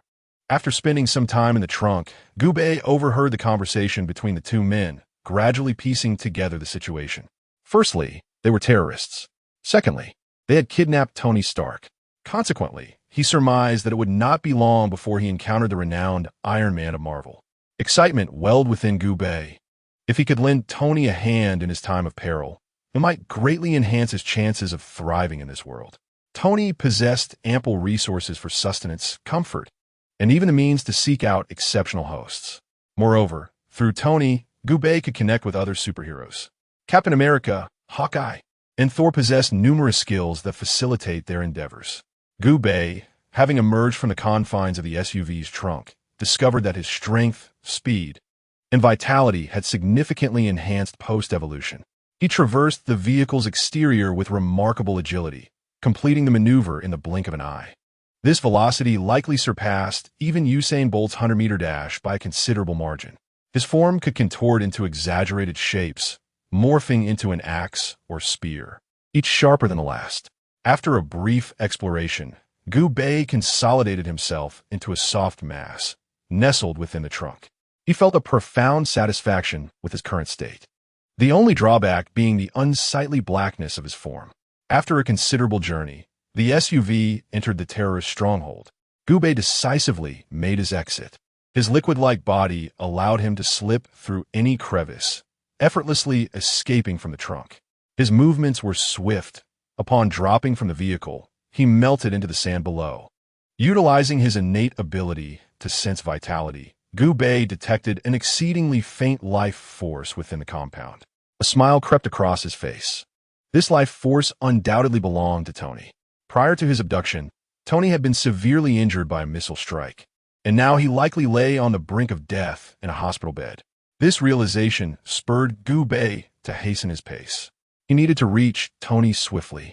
Any delay could jeopardize the opportunity to save him. Gubei vividly recalled the presence of a doctor named Ethan in the dungeon, who had created a life-saving electromagnetic device for Tony. This machine, crafted from coils and batteries, harnessed electromagnetic conversion to prevent shrapnel from reaching Tony's heart. Gubei chuckled derisively. Humanity, frail and vulnerable, relied on various means for self-preservation. If he were beside Tony, he could simply merge with him, leveraging his formidable racial attributes to share life force, ensuring Tony's survival in mere moments. Navigating past numerous iron gates, Gubei finally arrived in the dungeon where Tony and Ethan were confined. The area was dimly lit and chaotic, filled with scattered equipment that evoked a sense of irritation. Ethan was diligently working on a machine, his expression serious and focused. Gubei's eyes gleamed with determination. It was evident that Ethan had yet to revive Iron Man. The task of restoring him now fell to Gubei. Once they exited this place, Tony would owe him a debt of gratitude for saving his life. After all, Gubei was not one to desire something without attaining it. With a swift motion, he climbed onto Tony's hospital bed while Ethan remained engrossed in his work on the prototype. His liquid form made contact with Tony almost instantaneously. Tony's body felt somewhat cold, his face devoid of color, resembling that of a corpse. Witnessing Tony in such a dire state, Gubei felt an overwhelming urge to laugh maniacally. Illness, glorious illness. The more grievously ill Tony was, the greater the proof of Gubei's assistance, and the more gratitude Tony would owe him. As an insidious symbiont, Gubei was averse to aiding anyone without a reciprocal exchange. That was the undeniable truth. Thus, Gubei transformed into a puddle of liquid and successfully infiltrated Tony's body through his pores. Chapter 10. I spent 3/4 of my life to save you. The condition within Tony's body was far worse than it appeared externally. Shrapnel from the missile explosion had inflicted numerous wounds on Tony's physique, and a substantial amount of debris lingered within his bloodstream. Should these fragments flow into his heart, it would spell disaster for Tony. He would endure excruciating pain amidst violent heart convulsions, ultimately succumbing to cardiac failure. Alas, when Gubei arrived, everything changed. Gubei's expanded form began to merge seamlessly into Tony's body. Tony lay in a slumber, allowing Gubei to effortlessly assume control over his entire being. The dark substance coursed through him, dominantly sharing its formidable life energy with Tony's frail body. In an instant, Tony's withered form, pale as a desolate tree in winter, suddenly bloomed with color, as if a potent elixir had been infused within him. His icy limbs regained their former warmth. His parched lips acquired a hint of moisture, and his pallid complexion regained its hue. Gubei stored all the fragments within himself, recognizing them as essential to saving Tony. These must not be lost. Gubei toiled diligently to restore Tony's injuries. Gradually, Tony's consciousness began to return as his eyelids fluttered open. The most apparent sensation for Gubei was the gradual decline of his control over the body. This prompted him to curse under his breath. Such was the drawback of being a symbiont. As Tony's awareness reached its zenith, Gubei entirely relinquished control over Tony's body. His dark form coiled into a puddle, retreating deep within Tony. Upon opening his eyes, Tony discovered a tube inserted into his nostrils, a device intended to assist his breathing. With trembling hands, he grasped the tube and uneasily pulled it out. A look of indignation crossed his face as he struggled to comprehend why his body required such an apparatus. He despised dependency.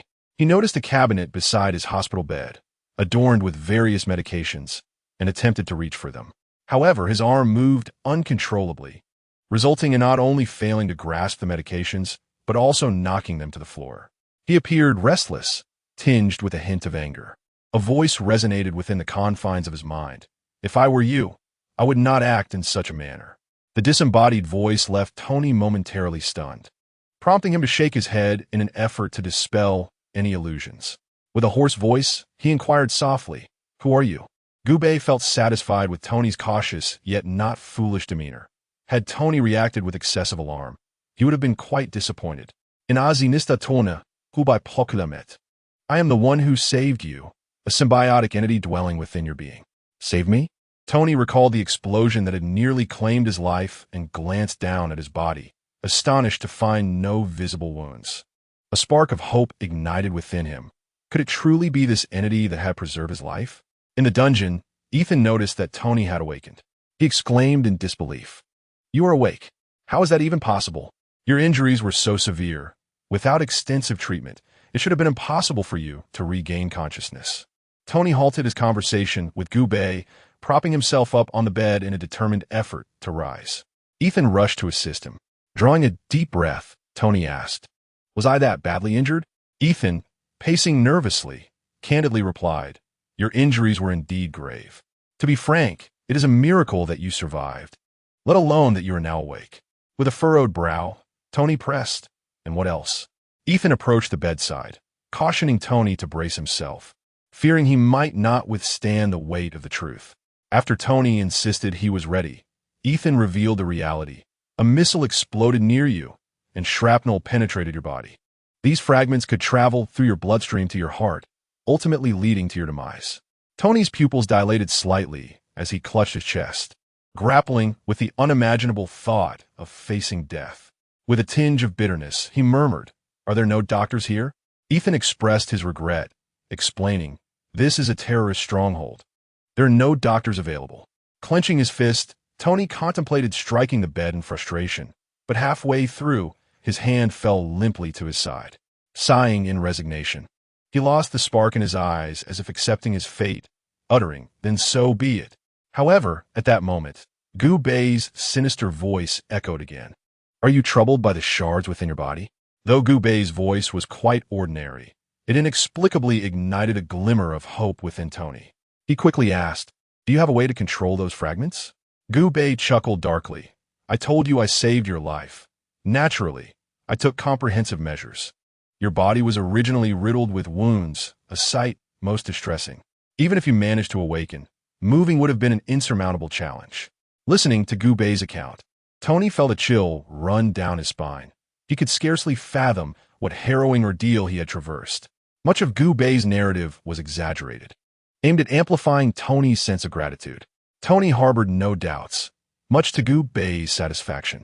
Observing that Tony was beginning to accept his words, Gu Bei continued, "I fortuitously entered your body. We are symbiotic. Once I inhabit a host, our fates become intertwined. Should the host find themselves in peril, we must share our life force. To save you, I expended 3/4 of my life. Not only have I restored your body, but I have also absorbed all the implants within you, which I shall expel once we reach a secure location." Upon hearing Gu Bei's words, Tony was profoundly shaken. He had never imagined such wondrous beings existed on Earth. He solemnly vowed, "If I manage to escape this place, I will seek a way to restore your life force." Gu Bei nodded approvingly within Tony's body. Pleased with his pledge, feeling justified in the sacrifice of 3/4 of his life to save him. In the midst of their conversation, the dungeon door was suddenly kicked open. A group of armed men burst into the cell, 3 on each side. In their midst stood a bearded man, hands clasped behind his back, his gaze sinister as he approached with deliberate steps. Ethan's expression shifted to one of fear as he pulled Tony off the bed, urging, "Don't ask why. Just follow my lead." He raised his hands in a gesture of surrender, signaling that he posed no threat. Tony, no fool, was acutely aware of the gravity of the situation and similarly raised his hands. Yet, beneath his demeanor lay a deeply buried fury. The bearded man smiled, revealing a broad grin, feigning friendliness. In a thick, rolling accent reminiscent of the Middle East, he declared, "I know you, the infamous killer, the American arms dealer, Tony Stark. Greetings." Chapter 11. The symbiosis begins. Host Tony. As Tony listened to the bearded man's heavily accented words, he could not comprehend their meaning. Ethan, visibly anxious, turned to face Tony and quickly translated, "He knows you, the notorious killer, the American arms dealer, Tony Stark. Greetings." The adjectives used stoked the embers of Tony's anger, for no one relishes being labeled a murderer. With his hands spread wide, the bearded man outlined his intentions. "We need you to assist us in manufacturing Jericho missiles." Ethan relayed the message once more to Tony. Fury surged within him. These men had attacked him, nearly taking his life. And now they audaciously sought his help in creating weaponry? Tony's heart was coldly amused, despite his company being engaged in the arms trade. He firmly believed that his weapons had never been sold to such scum. The bearded man produced a blueprint and handed it to Ethan, instructing him to unfold it for Tony's inspection. Upon seeing the schematic, Tony recognized the weapon as the Jericho missile, which he had tested at Bagram Air Base. A sense of shock washed over him. The Jericho missile was supposed to be classified. How could these individuals possibly know of it? The bearded man wore a disingenuous smile, as if he were a businessman rather than a member of a terrorist organization, his facade dripping with hypocrisy. Tony's gaze turned icy as he declared, "I refuse." The bearded man could not comprehend Tony's English, yet he sensed the coldness in Tony's tone, causing his smile to falter as he turned to Ethan. Ethan, astonished by Tony's courage, admired the righteousness that dwelled within him. He was reluctant to betray Tony, but the barrels of several guns were already trained on him. Reluctantly, he translated Tony's words, stating, "He refuses." The bearded man erupted in fury, his smile vanishing entirely, revealing his filthy essence. He screamed, fixating his gaze on Tony, who met him with a resolute expression that surpassed the bearded man's brutality. With a sweeping motion of his hand, the bearded man let out a guttural shout. Summoning his soldiers, who approached like malevolent phantoms, their faces twisted in malevolence, encircling Tony. They crudely placed a ragged hood over Tony's head and bound his wrists with coarse rope. With forceful slaps to his back, they drove him forward like cattle. Tony stepped forward into the darkness, his ears filled with the crude taunts of the Middle Eastern terrorists and the relentless blows from behind. When they arrived at a place where the sound of water echoed, the bag was removed from Tony's head. Before him stood a large water barrel, half his height, filled to the brim. The highest authority of the base, Xiao, lounged on a gray bench, his bronze scalp and sinister gaze exuding an air of defiance. The bearded man reported the recent events to Xiao, who smirked coldly, regarding Tony as one would a mere animal. His gaze was filled with cruelty as he signaled to his subordinates. One of his men, wearing a turban, stepped forward and seized Tony's hair with a brutal grip. Tony struggled, but with his hands bound and two large men holding him down, his efforts were futile. Instead, he felt the weight of pressure forcing his head down, bending him to their will. Tony's face was soon perilously close to the surface of the water in the barrel. He thrashed his head wildly, yet he could not escape the overwhelming force from behind. The water, endless and suffocating, engulfed his visage. Desperately, Tony held his breath as bubbles churned in the depths. Tony felt a constriction in his breath, a wave of overwhelming dread enveloping his mind. It was an innate fear of water that surged from all directions, akin to an insatiable force intent on devouring him. A large hand gripped his neck, shaking him mercilessly, accompanied by a sinister laughter. Xiao, seated on a bench, wore a devilish grin, relishing the torment he inflicted upon Tony as if it were a source of amusement. One hand rested casually on his leg, eagerly anticipating the entertainment Tony could provide. Submerged in water, a chilling liquid surged into Tony's nostrils, rushing towards his mind, flooding him with a bitter and a suffocating sensation. He glimpsed the light, seemingly descending from paradise, as memories flickered through his consciousness like a carousel. "I do not wish to die. I yearn to explore the pinnacle of knowledge. I long to be with Pepper." This obsession was both fatal and inevitable. Gubei had been awaiting this fixation ever since Tony had rejected the bearded man. How long had he waited? Perhaps around 15 minutes. From the lengthy tunnel to this dungeon, he had bided his time. Yet, no matter how long it took, Gubei was willing to wait. For he had finally discovered the opportunity to symbiotically merge with Tony Stark. In such dire straits, amidst despair, Gubei's malevolent voice resonated like a divine melody, as if bathed in holy light. "Stark, Tony, do you wish to survive?" Tony's consciousness was hazy, yet his will to live persisted. "I want to live." Gubei inquired once more, "Do you wish to annihilate these pests?" Tony's awareness surged, imbued with a profound desire, I want to obliterate them all. Gubei rejoiced, proclaiming. From this moment forth, fully embrace my existence. I am you, and you are me, consumed by anger and a fierce longing for life. Tony began to wholly accept Gubei, acknowledging him as an integral part of his being. Gubei, too, was no longer repelled by Tony's physical form. His fluid essence finally merged within Tony Stark's body. In that instant, Gubei sensed his power escalating exponentially. As long as he had a symbiotic host, even one as gravely ill and physically diminished as Tony, Gubei could attain formidable strength. At that moment, Tony's body became so powerful that it resisted any external force without yielding. The assailant pressing down on Tony exerted all his might, even leaning his entire weight upon him. Yet he could not force Tony's head down again. Terror filled his eyes as he glanced at the two burly men beside him, seeking assistance, only to find their gazes equally laden with fear. They gripped Tony's arms, but unbeknownst to them, Tony's hands had already crushed their grip, blood gushing forth like a fountain. Their pant legs were stained a vivid scarlet, yet they dared not utter a sound, fearing that even a whisper might draw Tony's attention, leading to their immediate demise. The individual gripping Tony's neck trembled with apprehension. He longed to retreat, only to discover that his arm was ensnared by Tony's powerful hand, like a vice holding him fast. Please, esteemed gentlemen, grant me your votes. Chapter 12. The transformation leads to a brutal beating. The sound of labored breathing filled the air. The man caught by Gubei's arm widened his eyes in terror, his teeth chattering as he gazed vacantly at Xiao, seeking salvation.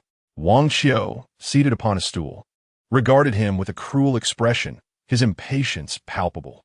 His eyes narrowed, exuding a dangerous glint, akin to a ravenous hyena lurking in the wilderness. What game are you playing? Do you wish for death? The man shuddered, and though he feared Gubei, his dread of Xiao was far greater. The latter was a devil incarnate. He turned back to Gubei, gasping for breath, and then, as if driven by sheer desperation, let out a blood-curdling scream. He leaped high, swinging a fist towards Gubei's neck. Pauvre Gubei merely chuckled coldly. With the ease of lifting an infant, he seized the audacious assailant, and with a display of brutal elegance, hurled him into a nearby water barrel as if he were refuse.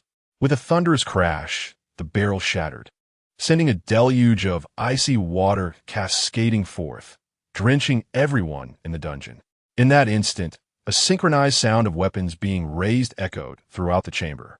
8 terrorists leveled their submachine guns at Gubei, ready to fire should he make a single move, intent on obliterating him. Xiao observed the spectacle wrought by Gubei, a smirk curling at his lips. He touched the dampened areas of his clothing, fingers glistening with water. Tilting his head, he scrutinized his wet fingertips, repeatedly pinching his thumb, index, and middle fingers, and his grin widened, nodding in apparent admiration for Gubei. Xiao beamed radiantly. But in a heartbeat, his expression morphed into that of a ghoul emerging from the depths of hell. You fool, if you crave death so desperately, I shall oblige. Xiao drew a handgun, aiming it directly at Gubei's head. Move, strike. I wish to see whether your strength surpasses that of my firearm. The other militants scoffed, having encountered numerous formidable fighters before. Yet what did that matter? Those self-righteous individuals had found their limbs shattered by gunfire, reduced to mere worms crawling upon the ground. The young scion of the Stark family, nurtured in a greenhouse, had likely never faced true hardship. It was time for them to educate him. Gubei lifted his head, uttering not a word, his gaze brimming with arrogance as he flashed a grin. Death has come to collect. A layer of pitch-black liquid, akin to mercury, erupted from Tony's body, enveloping him like a living suit of armor. This was a form of black muscular tissue, imbued with explosive power. Gubei extended his neck, slender black tendrils entwining around his head, completing the armor-S attachment and bestowing Tony with a new visage. His countenance was shrouded in darkness, with white eyes and a gaping maw resembling a bloodthirsty abyss. The terrorists witnessed Gubei's metamorphosis in its entirety. Terror etched on their faces as they instinctively recoiled. They cried out, "What manner of monster is this? Kill him! Open fire!" 8 submachine guns unleashed a torrent of bullets towards Gubei. The dungeon filled with a cacophony of chaos. Unfazed by the hail of gunfire, Gubei charged directly into the throng. Amidst the barrage, he merely felt a slight prickling on his skin, akin to mosquito bites, which stirred a flicker of intrigue within him. Silently, he invoked his skill, the burning technique. Instantly, a warm surge of fighting spirit coursed through his veins, saturating his entire being. With this, even the sensation of insect bites vanished. Gubei chuckled to himself. The burning technique had yet to evolve, its level insufficient, yet it produced such commendable effects. One could only imagine how terrifying it would become in the future. Perhaps, toppling deities would be a mere trifle. In the blink of an eye, Gubei plunged into the midst of the terrified terrorists, their expressions starkly contrasting their usual malevolence. They had shattered countless families and cast many innocents into despair. They were unequivocal villains. Gubei was no champion of justice, uninterested in notions of eradicating evil. However, if these ruffians provoked him, he would not allow them to escape unscathed. Clenching his mighty fist, an expression of ruthless determination crossed his sinister visage. With a single punch, the wind howled like thunder, swift as a gale, imbued with the force of 1,000 mountains. This punch would wreak havoc upon all it touched. The 8 gun-wielding terrorists were sent flying, howling in agony. Some lost limbs, others cleaved in twain. Blood flowed freely throughout the dungeon, the metallic scent overwhelming, inducing a dizzying effect. A severed head rolled, coming to rest at Gubei's feet, which he then kicked aside. Gubei glanced at Xiao, sprawled amidst the bloodied remnants, his mouth agape, revealing jagged teeth and a grotesquely long tongue. "Tell me," he queried, "how shall I deal with you?" Xiao, having narrowly escaped death from Gubei's earlier assault, listened as Gubei spoke to him in English, the meaning lost on him. Yet, this did not diminish Xiao's fervent desire to survive. He scrambled from the pool of blood, suddenly kneeling before Gubei and pleading for mercy, promising to pay any price for his life. Gubei's heart stirred. He had seen Marvel films and was well acquainted with the intricacies of the Marvel universe. It is evident that Iron Man's abduction to this place was not a mere coincidence. Gubei, observing Xiao groveling on the ground, contemplated using this individual to lure the mastermind behind the kidnapping, intending to deal with that person through decisive measures. The sole purpose of Gubei's actions was to secure Iron Man's unreserved assistance. The greater the aid, the better. The mastermind's ill intentions towards Iron Man would only diminish the benefits Gubei could acquire, which left him feeling quite displeased. Although the situation was troublesome, Gubei felt compelled to proceed. At that moment, a notification sound emitted from Gubei's system panel. Upon inspection, he discovered that a task had been triggered. Marvel Universe Task. Iron Man, I. Task description. The Marvel Universe is currently situated within Iron Man's timeline, and he is in a precarious state, requiring your assistance. Task requirements. Engage in the storyline of Iron Man 1. Your level of participation will determine the task completion rate. Task rewards. Completion rate 0 to 10. Reward of 5 points of traversal energy. Completion rate 10 to 50. Reward of 5 points of traversal energy and 5 points of racial value. Completion rate 50 to 99. Reward of 10 points of traversal energy, 10 points of racial value, and experience sufficient to reach level 5. Completion rate 100. Reward of 15 points of traversal energy, 15 points of racial value, and experience sufficient to reach level 10. With all attributes and skills elevated to level 10. Currently, the task completion rate stood at 30. Eliminate members of the terror base. Gubei's eyes widened upon reading the final reward. Such a bounty was astonishing. Not only did it offer traversal energy and racial value, but also provided experience and proficiency. Gubei was wholly captivated by this reward. Accomplishing this task could save him at least 30 years of effort. A fervent desire to complete the task ignited within him. No more words were needed. Obadiah Stane, the second in command of Stark Industries and the orchestrator of the abduction, must meet his demise. Chapter 13. Task progress 60 in the dungeon. Blood flowed like a river. Gubei, with arms as thick as a typical person's waist, hoisted Xiao as one would a mere chick. Although Wang Xiao was robust in stature, he paled in comparison to Gu Bei, now transformed by Venom. Gu Bei, carrying Wang Xiao, sensed the pulse of life as he navigated the winding rock-walled tunnels, eventually locating Ethan.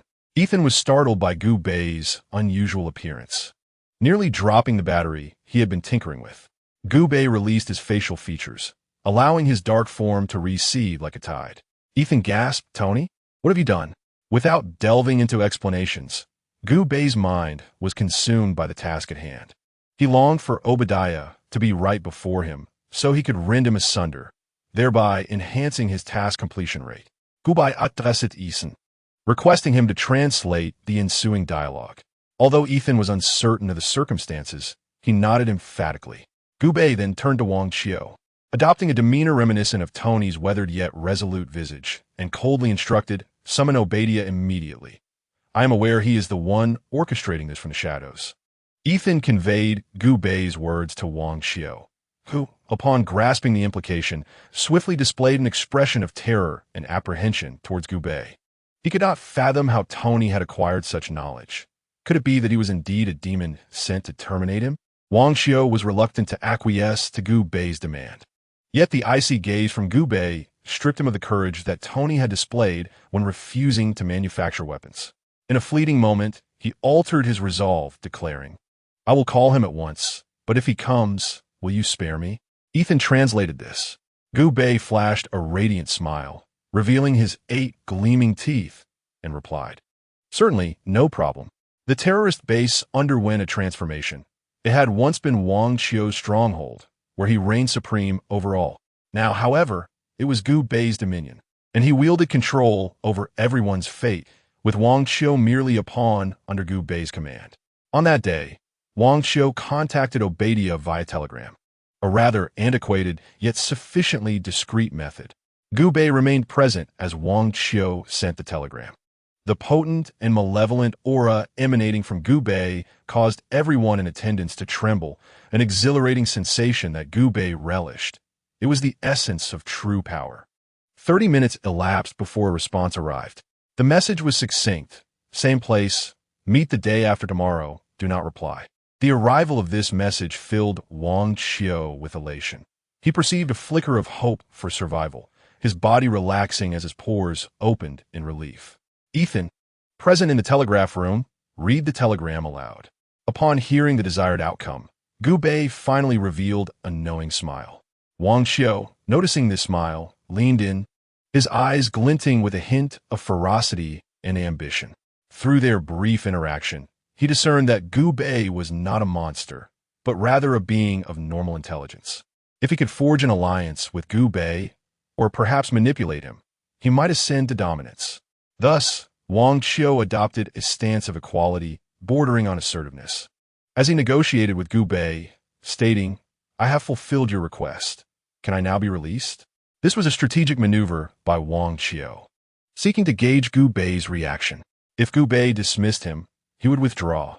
If Gu Bei softened, he would attempt to exert control over him. Ethan translated Wang Xiao's words. Gu Bei smiled again, a smile that made Wang Xiao feel as though he were suffering a heart attack, a chill coursing through his body. Gu Bei's lips moved slightly, uttering a few Chinese characters. "Since you are so eager to meet the King of Hell, I shall take you to see him." Once more, Gu Bei activated his fiery technique. A gentle surge of combat energy gathered from his limbs and bones, coalescing in the palm of his hand, which radiated a brilliant crimson, akin to a magnificent display of fiery blossoms. With a decisive motion, Gu Bei infused this fiery technique's energy into Wang Xiao's body. In an instant, Wang Xiao was engulfed in flames, the potency of the fiery technique annihilating all vitality within him. In his final moments, he burned himself, illuminating the path for others. Amidst the wails, Wang Xiao collapsed, succumbing to death's final embrace. Gu Bei gained a clearer understanding of the formidable power of his fiery technique. This force was remarkably gentle to him, even fortifying his own physique, yet proved ferociously destructive to his adversaries, capable of incinerating them entirely. However, in terms of sheer potency, it was not overwhelmingly strong, comparable merely to that of submachine gun. Gubei silently resolved to find time to enhance the level of his fiery technique, lest he squander this divine skill. After slaying Xiao, Gubei once again checked his task completion progress. It had reached 50%. A smile crept upon his lips. He had foreseen Xiao's significance. Eliminating him had directly augmented his task progress by 20%. Coldly licking his lips, Gubei vowed not to spare a single terrorist in the entire base. Why? You may ask. Naturally, it was for the sake of eradicating evil and restoring peace. Gubei's gaze shifted, and he darted through the base with fervor. With each punch he threw, death followed in his wake. In the narrative of Iron Man, the individuals within this terrorist stronghold would have incited a war in the Middle East. Alas, they would never see that opportunity. An hour later, Gubei had completed his slaughter. Ethan had also located the old rendezvous point, situated 10 kilometers to the east of the base. Observing Gubei, now drenched in blood, Ethan inquired, "Tony, what on earth has happened to you?" Gubei sat against a rock, looking down as if in slumber, and replied, "Ethan, stay for a couple more days. I will take you out soon." Ethan swallowed hard and silently took a seat beside Gubei. In truth, Gubei felt invigorated after the carnage, rather than fatigued. The seemingly feeble demeanor was merely a consequence of Tony's presence within him. Tony's consciousness spoke to Gubei, asserting, "I do not care if you kill others, but you must not kill Obadiah." Gubei's disdain for Tony's sentimentality was palpable. He retorted with mild irritation. "Do you still not comprehend the current situation? It is either his demise or yours. I cannot protect you forever if we do not eliminate him now. He will inevitably bring about your ruin." Tony's voice grew increasingly menacing. "He has erred, and the law of America will judge him. It is not your place to execute judgment." Gubei let out a cold laugh. If the law were indeed effective, it would be held accountable for the lives lost because of him. This statement detonated in Tony's consciousness like a thunderclap. In that moment, Tony recalled the young American soldiers who had escorted him, perishing in the flames of war due to Obadiah. The Middle Eastern conflicts, where terrorists acquired weapons, had resulted in the deaths of countless civilians, all because of Obadiah. These individuals, who were meant to lead fulfilling lives, were instead buried amidst the chaos of battle. At this instant, Tony seemed to grasp a profound truth. His voice turned hoarse, akin to a beast's growl, as if two wills were clashing within him. In a voice laced with pain yet resolute, he implored, "Please, kill Obadiah." Control of his body gradually returned to Gubei. Gubei responded to Tony with an air of utmost confidence. "As you wish." He checked his task progress. The annihilation of the entire base had brought the completion rate to 60%. A fierce glint flickered in Gubei's eyes. Now only Obadiah remained, and the task would reach 100%. Today he would strive to produce 2 updates, encouraged by the support of the readers. After signing the contract, he would stabilize the frequency of updates to 2 per day. Chapter 14. This technique is called Spark. The meeting with Obadiah was scheduled for the day after tomorrow. During these 2 days, Gubei did not remain idle. He poured all his thoughts into elevating the level of his burning technique. As a quick-witted lower-tier symbiote, Gubei possessed 2 racial skills. One enhanced the inherited abilities of his host, while the other allowed him to elevate skill levels through meditation. He had already begun to feel the enhancement of his inherited abilities. Since he had begun to parasitize Tony, the system panel had continuously informed him of newly acquired powers. Charm Mastery 2. Passive significantly enhances charm and attraction abilities. Physical Mastery 2. Passive greatly improves understanding of physical knowledge. Astronomical Mastery 2. Passive substantially increases comprehension of astronomical knowledge. A plethora of skills had been acquired. Although most were of little practical use, it was noteworthy that all obtained skills were now rated at level 2 instead of 1. This exemplified the enhancement of Gubei's racial abilities. As he continued to evolve, his inherited powers would further improve. When his inherited abilities reached their zenith, Gubei might directly inherit the complete skill set of his host, eliminating the need for him to labor over skill enhancements. Next came the meditation ability. For the past 2 days, Gubei had been diligently practicing this skill. He continuously meditated on the burning technique in his mind.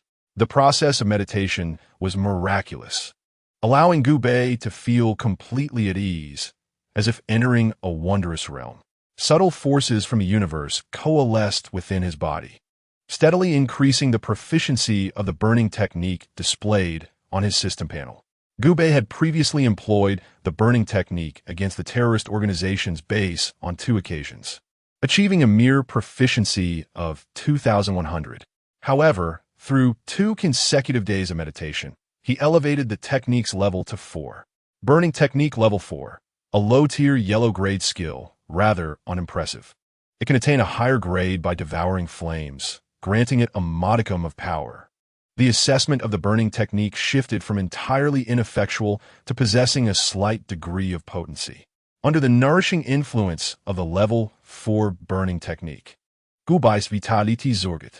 Although his level remained at 2 without advancement, both his strength and speed experienced a notable enhancement, resulting in Tony's physique becoming significantly more robust as well. When the appointed day arrived, Gubei was brimming with vigor, reaching his peak state. He addressed Ethan, stating, "Ethan, I'm going out for a while. Upon my return, we shall head back to the civilized world."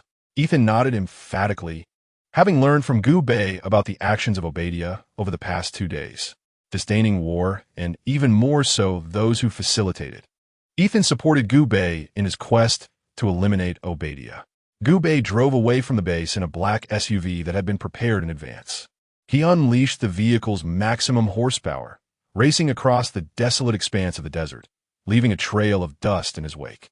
The black skull insignia emblazoned on the vehicle commanded attention, instilling a sense of intimidation.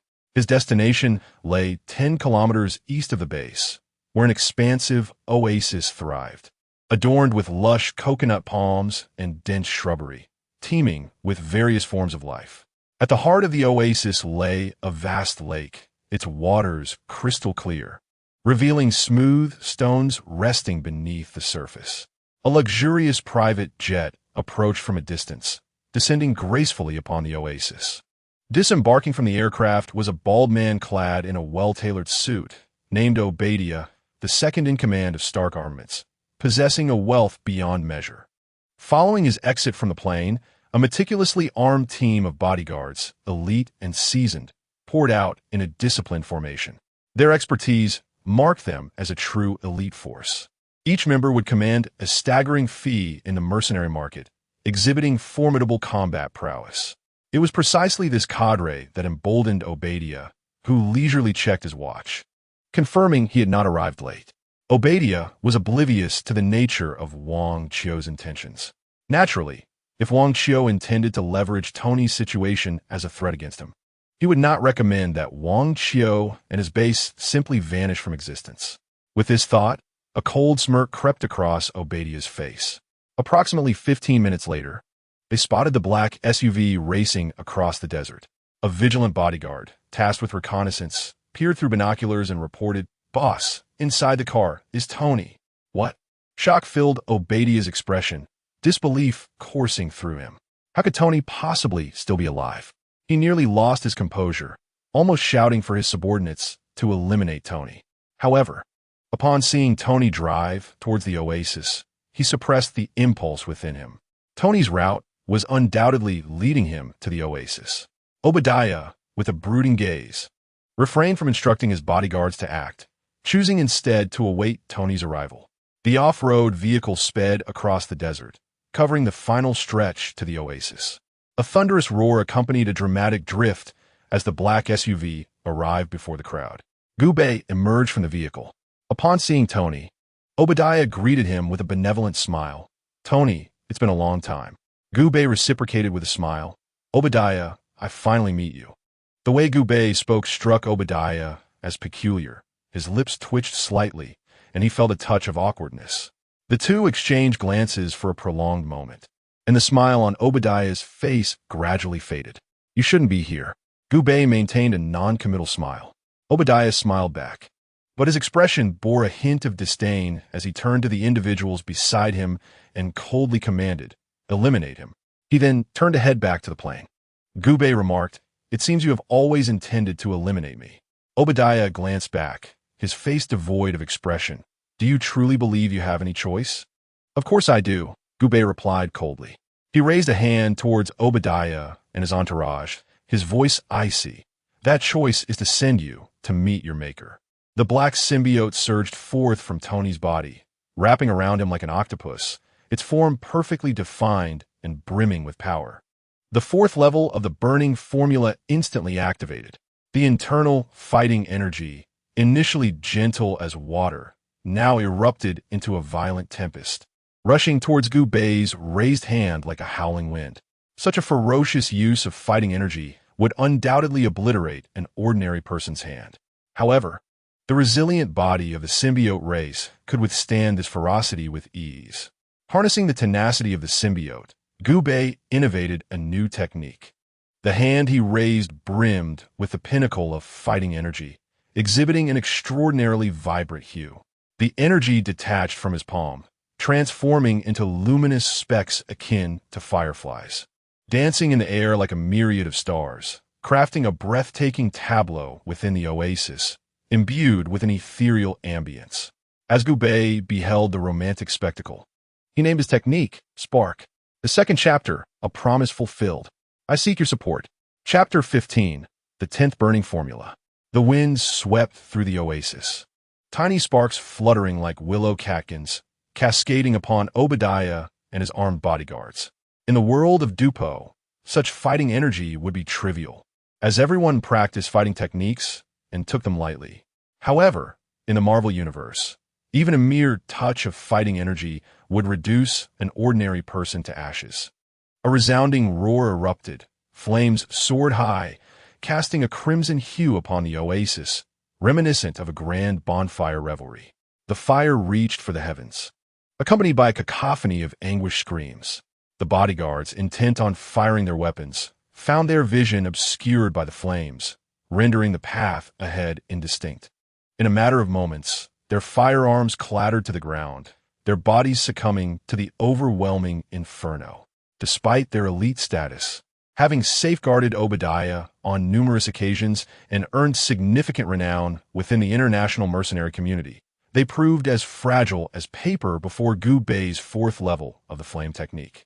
Crumbling effortlessly into dust, Obadiah, transformed into a fiery specter, screamed in horror, bewildered by the relentless torment. What was this? When a world was happening? Throughout his life, Obadiah had committed countless malevolent acts. Yet, at the brink of death, he unwittingly performed a solitary act of goodness, becoming fertile nourishment for the oasis. Gazing upon his handiwork, Gubei cannot help but sigh. 2 days prior, he had engaged in combat bare-chested, delivering one punch after another. Now, having refined his flame technique to the fourth level, a mere wave of his hand could send a host of formidable adversaries to their demise. Indeed, rank dictated everything, while skills served as the means to transmute the decayed into the miraculous. Gubei summoned his system panel to review the long-anticipated progress of his mission. Marvel Universe task: Iron Man, eliminate members of the terrorist organization, earning 30%. Kill the terrorist leader, Xiao, earning 30%. Persuade Tony Stark, earning 10%. Slay Obadiah, earning 30%. The current completion rate stood at 100%. Rewards included 15 points of traversal energy, 15 points in racial attributes, and an experience boost directly to level 10, with all attributes elevated to the 10th level. As the system screen chimed, the text of the Iron Man mission dissipated like an ink wash painting, fading into nothingness. Around Gubei, a multitude of mystical energies converged into his being. This sensation bore a striking resemblance to Gubei entering a meditative state, his body becoming a vessel of emptiness, seemingly attuned to the cosmos. The corporeal form he occupied, intertwined with Tony, regained its formidable strength. Muscle fibers became denser, each cell pulsating with vitality.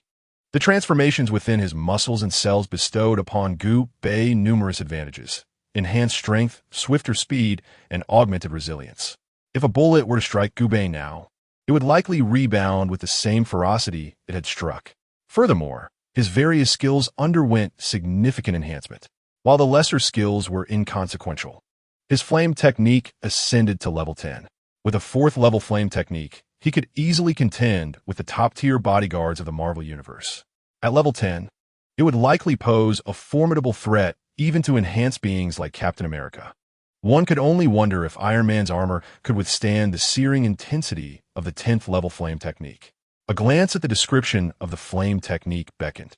The 10 Flames technique, a low-level yellow-grade skill capable of devouring flames to evolve, yet its power remains rather average. Although it can ascend in rank, it still remains a low-level yellow-grade technique. Gubei is currently eager to discover some source of fire to allow his flames technique to consume and thus evolve, hoping that once this technique matures, it may unleash unimaginable power. With great anticipation, he finds satisfaction in the tasks assigned to him, although he feels somewhat disheartened by his racial value. For his next evolution, Gubei requires 20 points of racial value, yet after completing his tasks, he only possesses 15 points. A deficit of 5 points stands between him and evolution, which is quite frustrating. However, Gubei is not overly concerned, for he currently possesses 65 points of traversal energy, affording him numerous worlds to traverse and ample tasks to undertake. Racial value will come in due time. The Oasis fire has nearly burned out, and Gubei drives his black SUV back along the same route. Ethan should have contacted the rescue personnel through the communication devices within the base, and soon enough, Gubei will be able to return to comfort alongside Tony. This prospect lifts Gubei's spirits considerably. Although he possesses the ability to traverse countless realms, Marvel remains his primary world, and it is imperative to manage it well. The crux of this management lies in finding one or more exceptional hosts. Through this parasitic experience, Gubei has come to a profound realization. The significance of a worthy host physique is paramount. When he initially inhabited the body of Xiao, he experienced a surge of exhilaration, merging into Xiao fighting energy vortex, resulting in a dramatic increase in power and a direct breakthrough to a 5-star fighter. He easily overwhelmed the 1-star fighter, Nalan Yanran. Yet upon inhabiting Tony's body, Gubei found this vessel inexplicably feeble. The fighting energy was exceedingly weak. At first, he had to engage a group of terrorists himself. Only after elevating the Flames technique to level 4 could he regain some semblance of dignity, extinguishing a group led by Obadiah with a mere spark. Clearly, this was not the outcome Gubei desired. He believes he should be capable of greater strength. Tony's body has significantly hindered his progress. While Gubei does not seek a Captain America as a host, he at least hopes for a sturdier individual. Though a strong woman would suffice as well, for strength remains the ultimate criterion. On the journey back, Gubei initiates a conversation with Tony within him, stating, "Tony, upon our return to the civilized world, I will require your assistance." The roar of the SUV's engine is deafening, yet Tony clearly hears Gubei's request. His emotions are a complex tapestry of relief interwoven with a sense of loss. Gathering his thoughts, he responds to Gubei, "If you require assistance, do not hesitate to speak. You saved my life. I will strive to provide you with everything you desire." Tony's attitude towards Gubei resembled that of a savior. He did not harbor any aversion towards Gubei despite his being a malevolent symbiote. It must be said that those with keen intellect perceive the world through a distinct lens, viewing humans and other sentient beings as fundamentally alike. Gubei felt fortunate to encounter Iron Man in the Marvel Universe. Had he met Captain America or the Hulk, he genuinely would have been at a loss. Taking a deep breath, Gubei articulated his request. "I hope you can assist me in locating some physically robust hosts." Tony furrowed his brow at Gubei's request. The parasitism had evidently enhanced his physique, rendering him stronger, as if he could once again endure 7 nights. He expressed a hint of regret, questioning whether his body lacked sufficient strength. In the black SUV, an unbroken silence lingered for a century. Gubei's voice turned icy. "Do you not have any self-awareness?" Tony, slightly embarrassed, responded, "Upon our return, I will immediately arrange for someone to help you find a host." Chapter 16. 3 candidate hosts in the desolate expanse. The rescue aircraft arrived punctually, its spiraling wings generating a powerful air current that caused garments to flutter uncontrollably. At the sight of the plane, Ethan trembled. removing his glasses as a tear trickled down his cheek, which he wiped away with the back of his hand. He found it hard to believe that salvation had finally come. Descending from the aircraft was Colonel James Rhodes, a disciplined African-American man, tall and adorned with a military cap, his face etched with deep concern. This worry gradually dissipated upon seeing Tony. "Finally found you, you scoundrel. I told you to ride in the same vehicle with me," he exclaimed. Tony opened his mouth, but remained silent. This man, who appeared hesitant to speak, was indeed Tony, not Goku. He felt a mix of nostalgia and trepidation, a bittersweet smile gracing his handsome features as he mused, "Perhaps I should have heeded your advice." Colonel Rhodes had intended to continue lecturing, but upon noticing the fatigue in Tony's eyes, he refrained, exhaling deeply. He extended his hand, speaking in a relaxed tone, "Welcome home." Tony grasped Colonel Rhodes' hand firmly. Everyone boarded the helicopter, and their journey home commenced. The ensuing events unfolded as they do in the films. Influenced by various factors, Tony, after disembarking from the plane, instructed Pepper to convene a press conference. During this event, Tony declared that Stark Industries would no longer engage in arms trading, without Obadiah's interference. This endeavor proceeded smoothly, to the extent that Stark stocks plummeted, plunging the vast business empire into an unprecedented decline. Numerous economists have analyzed that if Tony does not retract his impulsive decision, Stark Industries may never ascend to its former glory. However, Goku understands that the pronouncements of economists often carry more folly than credibility. He, being a parasite within Tony, is acutely aware of his actions. In recent days, Tony has been preoccupied with various matters concerning the company, in addition to diligently working on the development of a novel technology, the micro-arc reactor. This technology serves as the very core of Iron Man's armor and is pivotal for the transformation of Stark Industries. Goku is confident that with Tony's ingenuity, the micro-arc reactor will inevitably be completed as it was successfully invented in the cinematic realm. The formidable resurgence of Stark Industries is merely a matter of time. Of course, amidst his busy schedule, Tony has also taken the time to assist Goku in arranging the search for a host. It is rumored that he even organized a substantial recruitment fair for this purpose, attracting a number of exceptionally skilled candidates. This has ignited a sense of anticipation within Goku, as a powerful host is the source of his own strength. Soon, Goku will embark on his next journey to another world, to acquire species points and evolve. Securing a satisfactory host would be a tremendous boon, for one cannot always hope to find a weakling to inhabit. What if he encounters an entity that is both more malevolent and powerful than himself? In his next venture, Goku intends to bring his host along, thereby maximizing the safety of his travels. This is of utmost importance to him. On this particular day, Tony is heading to the laboratory to study the micro-arc reactor, and Goku, rarely departing from Tony's body, does so. Tony greets Goku like an old friend before hastily making his way to the lab. Goku, in his liquid black form, morphs into an indeterminate beast for ease of movement. In the room, a woman with golden tresses addresses Goku, saying, "Mr. Goku, your hosts have all arrived today. Would you like to test out the bodies now?" The beautiful woman is named Virginia Potts, affectionately known among Marvel fans as Pepper, dressed in professional attire. She possesses a striking appearance and an exquisite figure, and shares an intimate relationship with Tony. She regards Goku with great respect, for he has saved Iron Man's life. Goku has had little interaction with her, and in response to Potts' inquiry, he simply offers a subdued acknowledgement. Under Potts' guidance, they descend to the first floor of Tony's private villa, where 3 individuals await, selected from the applicants as the strongest candidates. One of them, a muscle-bound figure towering over 2 meters, clad in a tank top and military trousers, resembles a gorilla. His name is Reed, a retired soldier now working as a mercenary. His gaze is imbued with a chilling intensity, a man forged from the crucible of death. It is said that this individual once survived by consuming the flesh of his deceased comrades during the war.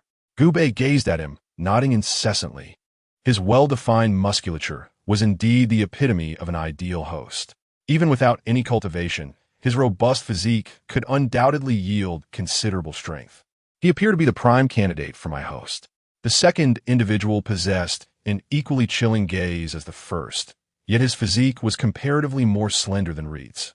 He was a subterranean boxing champion named Curry. In his pursuit of becoming a champion, he had mastered various combat techniques, including Brazilian Jiu-Jitsu, Muay Thai, Chinese Bajikwan, and Wing Chun. In unarmed combat, Reed might not even stand a chance against him. Gubei nodded again, although Curry was leaner than Reed. The latent, explosive power within him was not to be underestimated. He was indeed a promising prospect. Furthermore, Gubei harbored certain expectations regarding Curry's skills. Could his mastery of Bajikwan and Wing Chun possess the ability to transform the mundane into the extraordinary? As for the final contender, Gubei was somewhat perplexed to find that it was a young girl, seemingly in her tender years. She possessed a pair of frigid black eyes, clear as a serene lake, yet devoid of life. Her name was Xiao. Her hair cascaded like a waterfall, her complexion pale, and her features delicate. Standing at a mere 1.6 meters, she donned a black Gothic Lolita outfit that made her appear as an enchanting porcelain doll. Trained as an assassin by Obadiah, she hailed from China. From a young age, she exhibited extraordinary aptitude for assassination, molded into a merciless killing machine.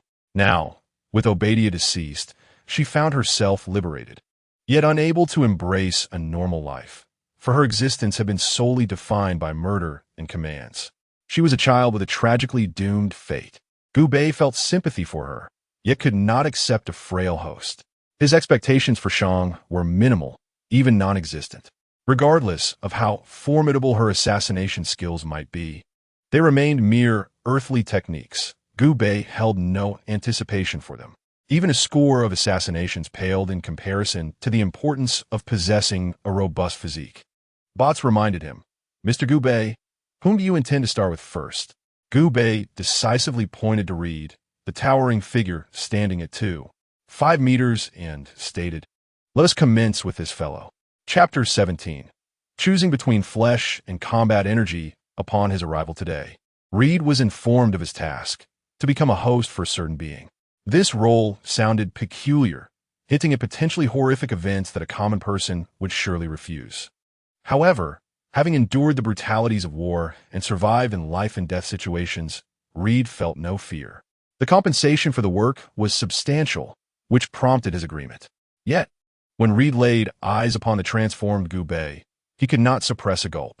The dark and enigmatic form of Gubei instilled a certain trepidation in him. At this moment, as Gubei demanded to parasitize him, a chill ran down his spine and fear gripped his heart. However, Potts regarded Reed with a calm, yet cautionary gaze, prompting Reed to take a deep breath and dispel the dread within him. He addressed Gubei, stating, "I am prepared. Mr. Gubei, you may commence the parasitism." Reed expressed his willingness to cooperate, thus alleviating much of Gubei's burden. Like a coiled spring, he compressed his form, gathering strength before leaping onto Reed's body. The cool, liquid black skin lacked any sticky sensation, which somewhat mitigated Reed's aversion. Reed observed Gubei as he flowed like water, gradually infiltrating his body through his pores. Though devoid of pain, the experience was nevertheless peculiar. A voice echoed within Reed, urging him to relinquish his consciousness and allow Gubei to assume control of his body. Casting a glance at Miss Potts, who nodded in affirmation, assuring him of his safety, Reed ultimately surrendered his awareness, granting Gubei dominion over his form. The dark fluid coursed into every cell and muscle of Reed, amplifying and amalgamating. In that instant, Gubei experienced the arrival of a rebirth. An explosive force surged from his entire being, as if each cell contained the essence of dynamite, ready to ignite upon contact. It felt akin to the furious tides of the ocean, surging across vast distances. Gubei's eyes flickered as he gazed at his hands, flexing them to produce a satisfying crack of bones. The strength this body afforded him surpassed that of Tony's by tenfold. Both speed and power, as well as reflexes, were enhanced in every aspect. An excellent host, Gubei remarked with a sense of satisfaction regarding this vessel. With that, Gubei initiated his 10th level burning technique. When applied to Tony, the resulting energy was sparse, akin to a parched stream.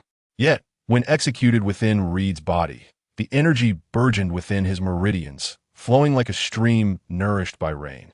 Gubei estimated that the potency of the burning technique had nearly doubled. This perplexed him. Why had his physical capabilities increased tenfold, while the energy merely augmented by a factor of 2?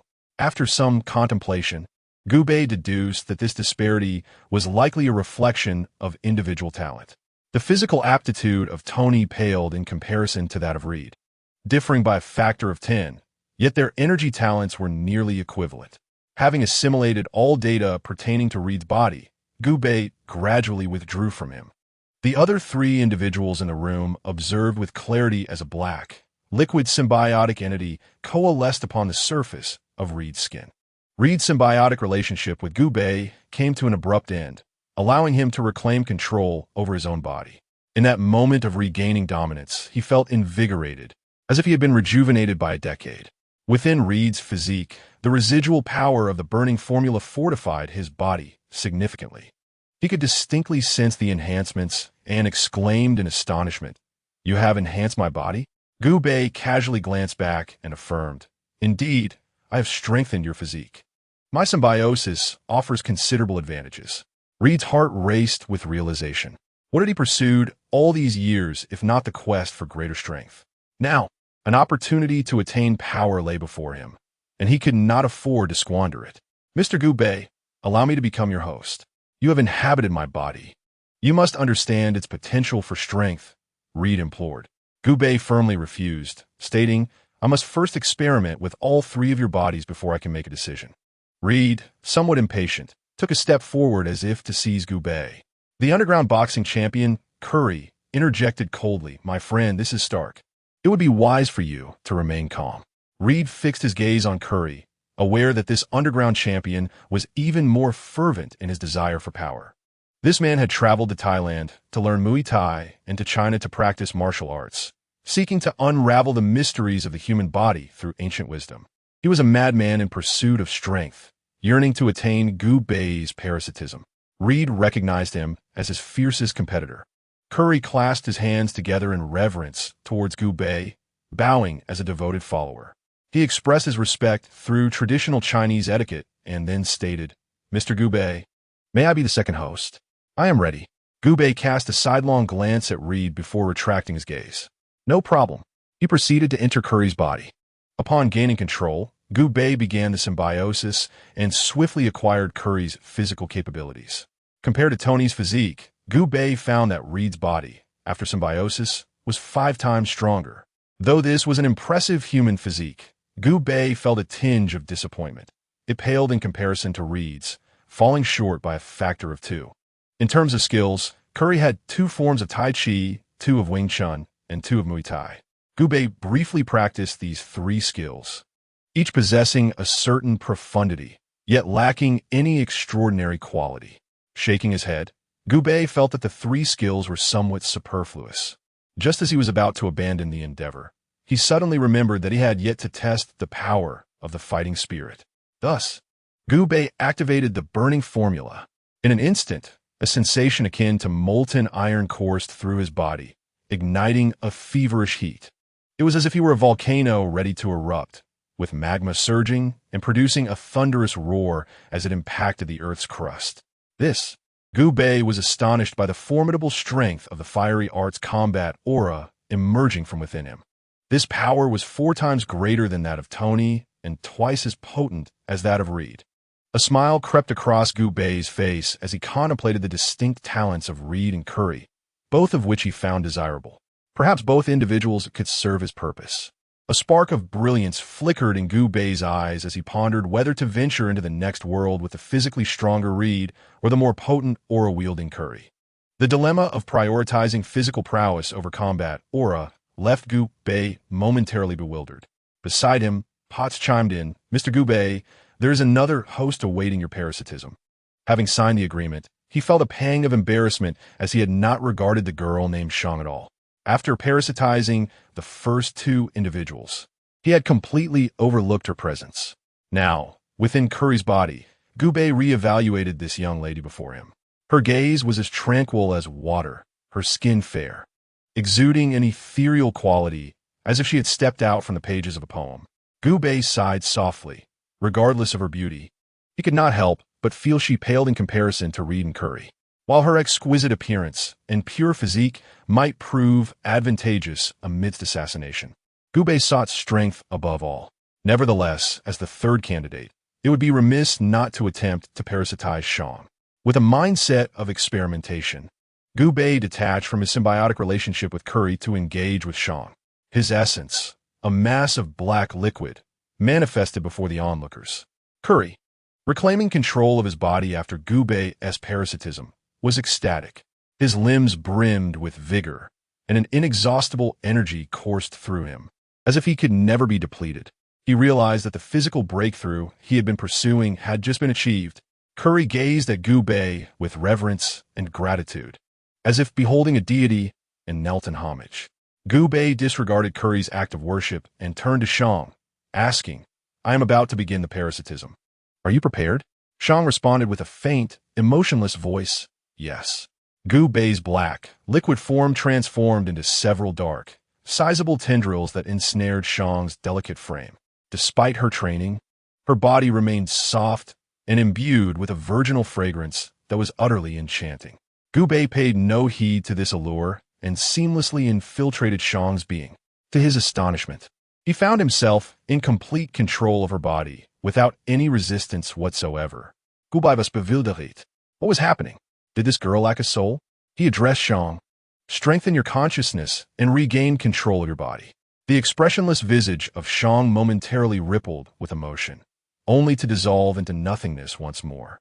Nevertheless, Xiang's consciousness intensified, yet could not usurp Gu Bei's dominion over her physical form, as if she were the true symbiote.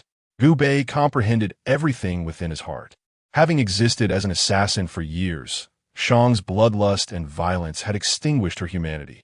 Though her body remained alive, her soul had become a mere shell, akin to a walking corpse. Gu Bei felt a surge of exhilaration.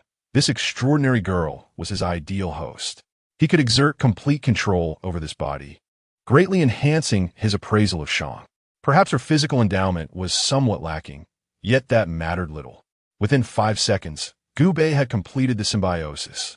The black, liquid form fused seamlessly with the girl's body. Under Gu Bei's enhancement, her physique reached its zenith. Speed and strength were significantly amplified, and an ethereal aura surrounded her, imbued with a sense of the divine. As Gu Bei gazed upon the girl's body, though it was indeed extraordinary, shrouded in an enchanting mist, the strength of the flesh left him profoundly disappointed. As he had surmised, Xiang's physicality was woefully inadequate. When measured against Tony, her body was merely twice as formidable. Compared to Curry, she lagged by a factor of 25 and 5 times weaker than Reed. Although he had never held high hopes for Xiang's physique, the vast disparity still left Gu Bei feeling somewhat disheartened. In terms of skills, Gu Bei acquired the ability of 2 assassination. The girl's body was equipped with numerous weapons, all of which could be employed in conjunction with assassination techniques, significantly enhancing her prowess. However, this was of little consequence to Gu Bei. He inhaled deeply, as only one critical aspect remained to be examined. This element was paramount. If sufficiently potent, it could compensate for the deficiencies of her corporeal form. Gu Bei fervently wished for Xiang to possess the talent for combat energy. After all, a host as devoid of spirit as she was would be a rare find. Thus, he activated the 10 burning technique. In an instant, Gu Bei perceived an auditory hallucination in his ears. An odd buzzing sound erupted as if detonating beside him. Within his body, an inexhaustible tide of combat energy surged and roiled like waves. A tremendous heat radiated from Xiang, spreading like nuclear fallout. The entire first floor of the villa transformed into a furnace, scorching all within. Miss Potts, Mercenary Reed, and Champion Curry all displayed expressions of considerable anguish. This situation momentarily bewildered Gu Bei. The strength of this combat energy was unparalleled. It surpassed Tony, Reed, and even Curry. Among the 3, Curry possessed the greatest talent for combat energy, yet Xiang was tenfold more powerful than him. Miss Potts lamented profoundly, "Mr. Gu Bei, I implore you to exercise some restraint. Your overwhelming power is beyond our capacity to bear. Gubei inhaled deeply, striving to quell the tumult within. He deactivated his formidable techniques, and in an instant, the searing heat of the villa dissipated, replaced by the gentle caress of the cool sea breeze, prompting the trio to reflect on the preciousness of life. However, Reed and Curry exchanged glances, each perceiving the other's sense of resignation. They understood that Gubei had likely identified his parasitic host, which evidently was not either of them, but rather the young girl named Xiao before them. The terrifying temperature emanating from her left them trembling. A pang of envy surged within them. Why were they not endowed with such extraordinary talent? Their gazes toward the girl were rife with admiration. For he had not anticipated that within Xiang's petite form lay such formidable power. A spark of excitement danced in his eyes, possessing such a perfect host. It was time for him to embark on his journey to the next world. The second chapter beckons for contributions. This book also aspires to ascend the rankings. A hint: Xiang will serve as the cauldron for the protagonist as Cultivation, not a true host. Chapter 19. The commencement of the Veil of Heaven realm. The selection of the host concluded, and Miss Potts arranged for Curry and Reed to depart. Although they had not been chosen as Gubei's hosts, she generously compensated them handsomely for their efforts, providing them with a sum sufficient for indulgence over an extended period. Reed, upon receiving the payment, felt a mix of joy and reluctance, yet he silently withdrew. Curry, driven by an insatiable thirst for power, struggled with his emotions but ultimately left in resignation. Gubei acquired a nearly vacant vessel and instructed Miss Potts to prepare a private chamber for himself. She complied, gazing at the ethereal girl before her, unexpectedly feeling a sense of familiarity. The room, located to the left of the staircase on the villa's second floor, had been intentionally vacated for Gubei. After a thorough cleaning, it was transformed into a pristine space. Gubei sat poised within the room, activating the system panel in search of the world he desired. With 60 points of traversal energy, the array of selectable realms was vast, encompassing both grand expanses and obscure locales. As he meticulously perused the options, he stumbled upon an ideal world, the Veil of Heaven. This realm was one with which Gubei was exceedingly well acquainted. Its formidable denizens could annihilate planets and reshape worlds with a mere gesture, proclaiming themselves as emperors. The protagonist, Yi Fan, transcended the mortal realm, becoming an immortal entity. The Veil of Heaven is replete with myriad legacies, offering Gubei a wealth of potential skills. The flying immortal technique, the 9 secrets, and the Tao scriptures, all immensely powerful and awe-inspiring, making it a treasure-laden world. The sole concern for Gubei was that, despite the abundance of opportunities, this world was fraught with peril. 7 great forbidden zones, the cosmic wasteland, and the ancient clan territories awaited. The moment of birth felt amiss. Stepping into any of the aforementioned realms would inevitably lead to a fate of life and death. Fortunately, the system panel alleviated this predicament for Gubei. Like a detestable penguin, the panel relentlessly marketed its premium services to him. With a mere expenditure of 20 traversal energy units, one could select from 3 distinct identities to traverse the world of Xiao.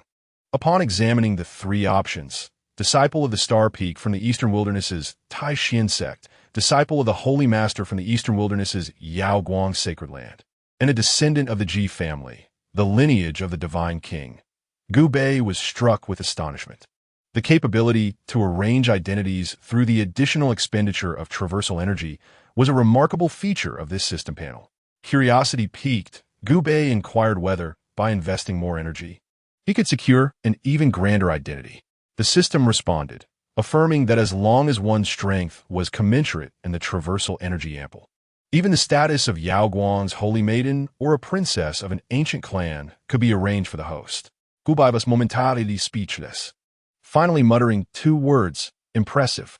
For the first time, he realized how scarce his traversal energy truly was, so limited that he found himself bereft of choices.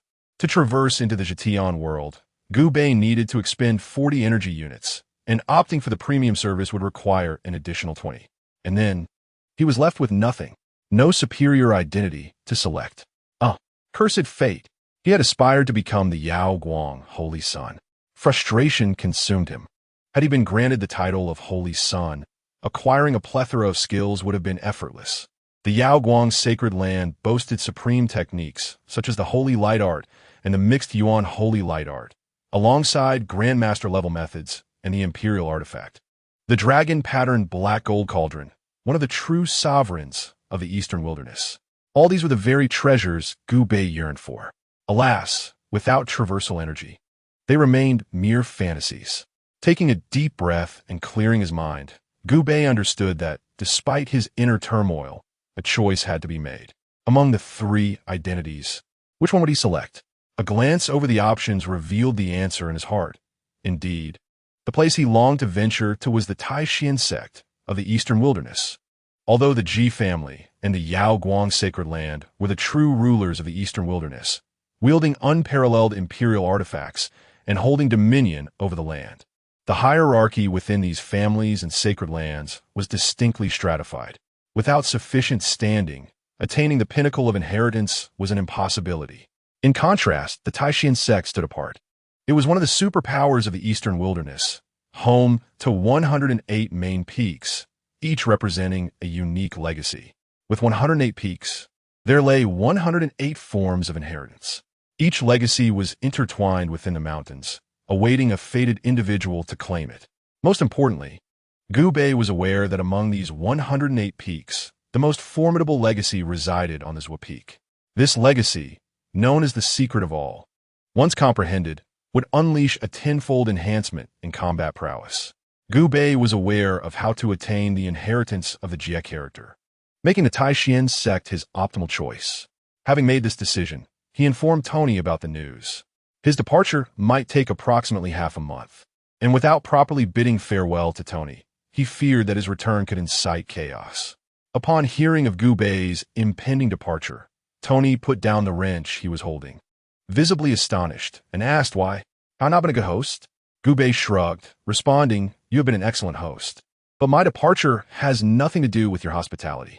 As Gu Bei's savior, Tony held him in high regard. He appeared somewhat anxious, clasping his hands behind his back and pacing back and forth. While he did not wish to intrude upon Gu Bei's privacy, he felt compelled to inquire, "Gu, may I know what you intend to do?" Gu Bei, not inclined to conceal the truth, candidly replied, "I am a traveler between realms, planning to voyage to other dimensions." Tony's eyes widened in astonishment at Gu Bei's words. His breath quickened. Dimensions? Did this concept truly exist? After asking, he felt somewhat foolish, since Gu Bei had stated it. It must be true. Excitement surged within Tony as he exclaimed, "Gu, can you take me along on your dimensional travels?" Being a seeker of knowledge, he was deeply intrigued by such prospects. Gu Bei, with a disdainful gaze, replied, "I cannot take you. You should give up on that notion." This blunt response left Tony feeling quite disheartened. Gu Bei then irresponsibly added, "However, if you were to don specialized armor to enhance your combat capabilities, I might consider it." This offhand remark ignited a spark in Tony's eyes, and deep within, a bold idea began to take form. Gu Bei turned to leave, preparing to traverse the shrouded heavens world upon returning to his room. Unbeknownst to him, his words would lead to the birth of Iron Man in the Marvel Universe. Yet, the original Iron Man was also a consequence of Gu Bei's actions, thus balancing the scales of his deeds. For the foreseeable future, Tony would spend his time in the laboratory, with his greatest aspiration being the successful realization of the armor project he had just envisioned, allowing him to embark on dimensional travels with Gu Bei. Meanwhile, Gu Bei returned to his room, activating the system panel with a hint of excitement. The shrouded heavens dimension awaited. The journey was about to commence. Chapter 20. Hua Yunfei and the Holy Son of Yaoguang. The power of space enveloped Gu Bei, leaving him with a chilling sensation as the scenery around him dissipated like smoke, only to solidify again. Once the cold touch receded from his skin, Gu Bei surveyed his surroundings. He found himself within a resplendent palace adorned with jade bricks and golden tiles, exuding an opulence that did not forsake its ethereal charm, embodying an ineffable grandeur. This was the grand hall of the Taishan sect, where numerous disciples stood in orderly formation, welcoming guests. A memory flowed into his mind, elucidating the scene before him. The Taishan sect, displaying such a grand spectacle, was poised to welcome the master of the eastern wilderness, the sacred lord of Yaoguang. Accompanied by the young yet remarkably gifted Yaoguang Saint Child, Gubei was taken aback. The Yaoguang Saint Child was still in his youth, which implied that the event of the 9 dragons lifting the coffin had yet to occur, and Yi Fan had not yet arrived in the northern Dipper continent. Outside the grand gates of the palace, the resonant sound of dragon roars echoed, a powerful melody that seemed to enlighten the mind. Gubei glanced towards the entrance, where 9 azure flood dragons spanned the heavens, appearing as if forged from liquid metal. The shimmering azure dragons exuded an overwhelming sense of power, pulling a golden ancient war chariot that thundered forward, majestic and imposing, as if bursting forth from the annals of history. Upon the chariot stood a middle-aged man, exuding an aura of authority without anger, tall and ethereal, his garments flowing elegantly, embodying the gravitas of one long accustomed to high office, evoking an involuntary sense of submission. He was none other than the master of the Yaoguang sacred land, the sacred lord of Yaoguang. Beside him, a 7-year-old child clung to the sacred lord's hand, his large eyes displaying an unsettling coldness uncommon for one so young. His demeanor was otherworldly, with a divine halo radiating behind him, as if he had transcended to a realm of celestial beings. The moment Gubei laid eyes on the child, he felt as though he had been struck by a thunderbolt. This child could undoubtedly be the Yaoguang Saint Child. Although he had never seen the Saint Child's visage before, the incongruity of his coldness for his age immediately conjured images of the legendary figure from the vast universe. A familiar chime echoed in Gubei's mind, the sound of a task being triggered. Overjoyed, he realized that his arrival in this otherworldly realm was precisely to initiate a task. For the traversing energy and the attributes of a race were of utmost importance to him. He discreetly opened his task interface to discern the intricacies within. Task: Heir of the Ruthless. Task description: At the tender age of 7, the grandson of the Taishan sect S leader, Hua Yunfei, is to become the furnace for the Yaoguang Saint Child, as he cultivates the devouring heaven demon art. Yet, he harbors discontent and seeks to defy fate. Task requirement: Free Hua Yunfei from the fate of being a furnace, allowing him to be born anew with the zither. Task reward: 50 points of traversing energy, 20 points of racial attributes, access to the celestial merchant system, and 1 random item from the shop. Having reviewed the task, Gubei finally comprehended his current predicament. At this very moment, he stood at a pivotal turning point in the destiny of a significant figure from the narrative.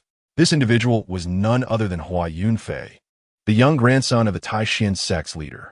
In his youth, he had been chosen by the ruthless lineage's guardians as the heir to their legacy. However, Hua Yunfei was not the only one under scrutiny. The Yaoguang Saint Child had also caught their attention. The guardians of the ruthless lineage observed both children in secret. Hua Yunfei, possessing extraordinary talent, exhibited a serene disposition, well-versed in knowledge and harmoniously attuned to nature, yet lacking a certain ruthless edge. In contrast, the Yaoguang Saint Child was strikingly prominent, his demeanor cold, exuding an unwavering determination to achieve his goals. Thus, the guardians of the ruthless lineage made a decisive choice: to have Hua Yunfei cultivate the devouring heaven demon art while guiding the Yaoguang Saint Child in mastering the indestructible heavenly art. As the two individuals perfected their martial arts, the holy son of Yaoguang could, by virtue of the undying heavenly art, consume the cultivation of Hua Yunfei, thereby achieving an invincible physique. This was indeed a brutal path of cultivation. The phrase "an emperor's success comes at the cost of myriad bones" is not to be taken lightly. A cold glimmer flickered in Gubei's eyes.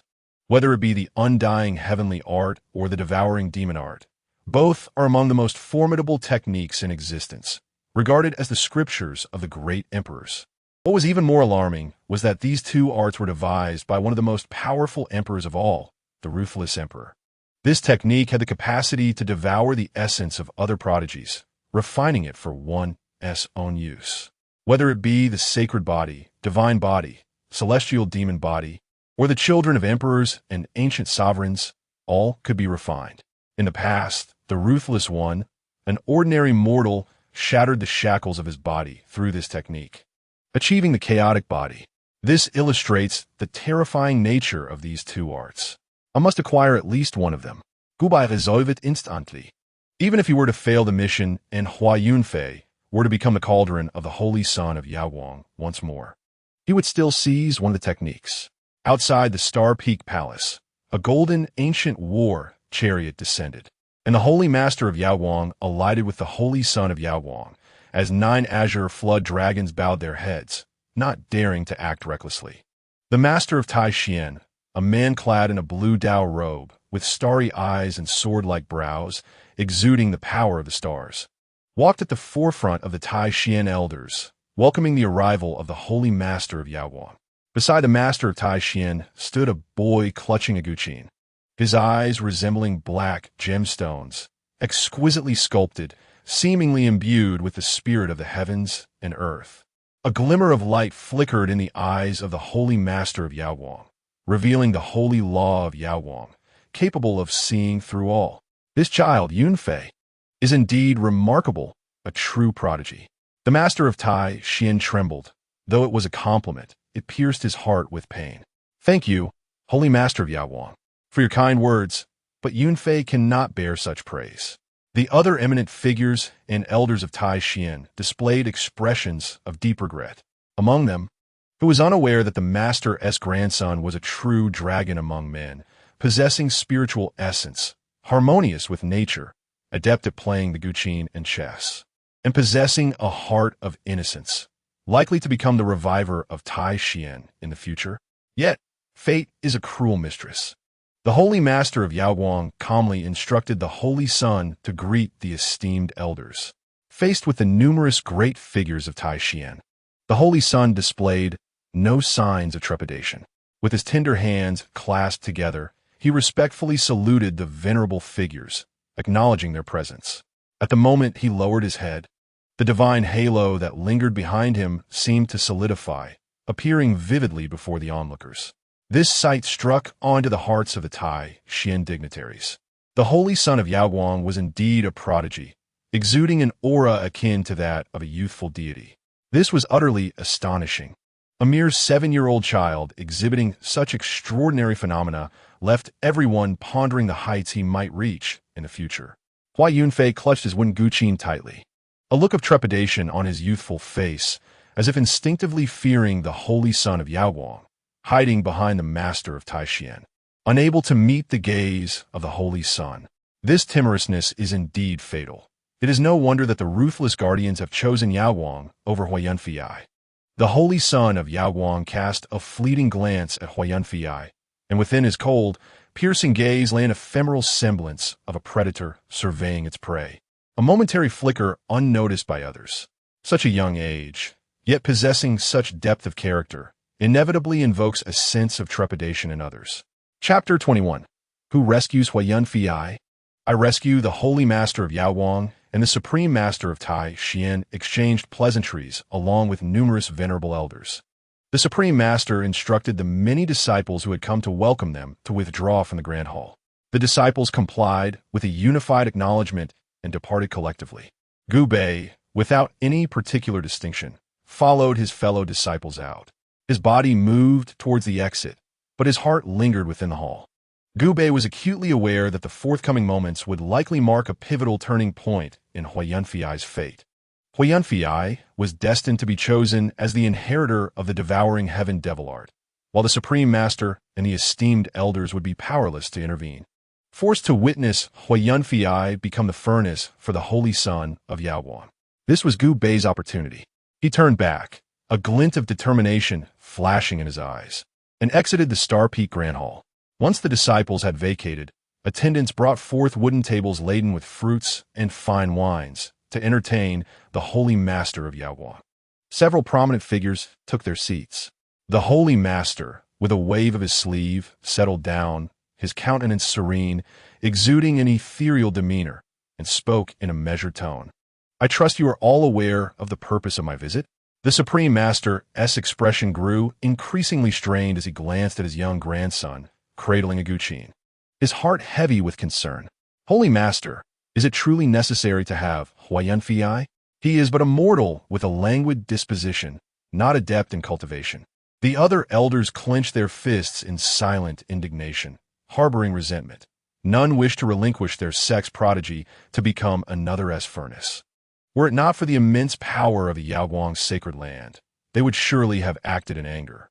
The presence of so many esteemed figures from the Taishan sect was a clear declaration of their intent, refusing to allow Huayanfei to be sacrificed. The holy master of Yaoguang observed their expressions with indifference, his tone remaining calm as he stated, "If you are unwilling, you may certainly converse with the guardians of that lineage, who have also arrived at your esteemed sect today." The Supreme Master was momentarily taken aback. Upon hearing the term guardians, he felt a wave of helplessness wash over him. A bitter taste filled his mouth as he looked at his young grandson, wondering if he truly could not protect Huayanfei. The Holy Master's tone grew colder, tinged with menace. "You should understand that the eradication of your Taishan sect by Yaoguang's sacred land would be a trivial matter. I suggest you ponder this carefully." The Supreme Master felt a chill run through him. The Taishan sect had been passed down through generations, and he could never dare to destroy the ancestral legacy. At this juncture, the only course left was to allow Huayanfei to accept his fated role as a furnace. Otherwise, the Taishan sect would be in peril. The elders' faces reflected their fury.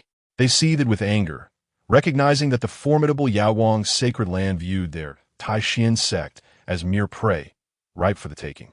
Today it was Huayanfei. Who could predict what tomorrow might demand? The Lord of Radiance rose, announcing that on the morrow, at the back mountain of Star Peak, Yunfei and the Holy Sun would engage in their final competition. Should Yunfei emerge victorious, the Guardian would transform his devouring heaven demon technique into the undying heavenly technique. However, if he were to lose, the words ignited a fire of resentment within the hearts of many formidable figures of the Taishan sect. How could it be possible for Yunfei, who practiced the devouring heaven demon technique, to triumph over the Holy Sun, who mastered the undying heavenly technique, given that their techniques were inherently antagonistic? The lineage of Radiance had never afforded the Taishan sect any opportunity. The proclamation of the Lord of Radiance was, in essence, akin to a courtesan seeking to uphold her virtue. As the Lord of Radiance departed the Grand Hall of Star Peak, the massive doors reopened, and the slanting rays of the setting sun illuminated the assembly, yet devoid of warmth, only casting an infinite chill. Within the hall, the Grand Master of Taishan appeared to have aged a decade, his profound cultivation rendering his visage unchanged, yet the exhaustion of his spirit weighed heavily upon him. He gazed upon his young grandson, who, clutching a wooden zither taller than himself, spent his days frolicking with birds and squirrels, innocent and carefree, yet destined for a life of misfortune. His heart ached, and tears streamed down his aged face as he mourned for his grandson. At that moment, the young Huayanfei, though still a child, displayed remarkable understanding. He did not grasp the gravity of the situation, yet he rolled up his sleeves to dry the tears of the Grand Master, asking gently what was wrong. Witnessing this poignant scene, the elders of Taishan sighed deeply, their hearts laden with helplessness. They felt powerless, as venerable figures of the Taishan sect, to save their own disciple. They felt a profound sense of shame towards their ancestors. The atmosphere in the hall was thick with sorrow. The fate of Huayanfei was a reflection of the entire Taishan sect's failure to protect him. At that moment, a disciple rushed into the hall, eager to deliver news to the Grand Master. The Grand Master, weary and disheartened, wished to avoid sect affairs and waved dismissively, suggesting the disciple return on the morrow. The elders understood the Grand Master's sorrowful state and prepared to dismiss the disciple. However, the messenger, with an unusual expression, interjected, stating that the disciple claimed to possess the means to save Huayanfei's life. A surge of formidable energy, akin to vast clouds and ethereal stars, enveloped the Grand Hall of Star Peak. The elders turned their gaze towards the Grand Master, sensing the weight of his presence, which was as imposing as a mountain. The Grand Master, stunned yet exhilarated, felt his composure waver, revealing the turmoil within his heart. He was unaware of the identity of the individual the messenger spoke of. who dared to assert they could save Hua Yunfei. Under ordinary circumstances, the Grand Master would have dismissed such a claim, but in his current despair, this news felt like a final lifeline. He yearned to attempt to save his grandson's life. "Let that person enter," he commanded, and a figure clad in the attire of a Star Peak disciple stepped into the hall. This individual was none other than the one who had taken refuge in Gu Bei, the one who claimed to save Hua Yunfei's life. Gu Bei himself. At this very moment within the Grand Hall, the esteemed master of Taishan and numerous powerful figures of Taishan gazed intently at Gu Bei, demanding an explanation from him. Typically, a disciple of Taishan would tremble under the scrutiny of such illustrious individuals, scarcely able to articulate a coherent response. Yet, Gu Bei remained unfazed, speaking eloquently as he acknowledged the master and the various uncles and elders present. Observing Gu Bei's extraordinary poise and composure, the master of Taishan felt a growing trust in Gu Bei's assertion that he possessed the means to save Hua Yunfei. Suppressing his excitement, he inquired solemnly, "You claim to have a method to save Yunfei. Is this true?" Gu Bei surveyed the assembly, noting the solemn expressions on their faces, all eager to hear the answer they so desperately desired. A faint smile graced his lips as he affirmed, "Indeed." Within the hall, everyone, including the master of Taishan, was taken aback before their faces broke into expressions of unrestrained joy. The master, unable to contain his eagerness, pressed on, "What is your method?" Gu Bei responded with a silent smile. From within Shang's body, the true essence of Gu Bei, a dark liquid, began to gradually sever its symbiotic state with Shang. It oozed out from Shang's pores like quicksilver, coalescing within the palm of her hand. In a cold voice, Shang stated, "Behold it." Chapter 22. The mysterious Venom. All eyes in the Grand Hall were drawn to the liquid Gu Bei.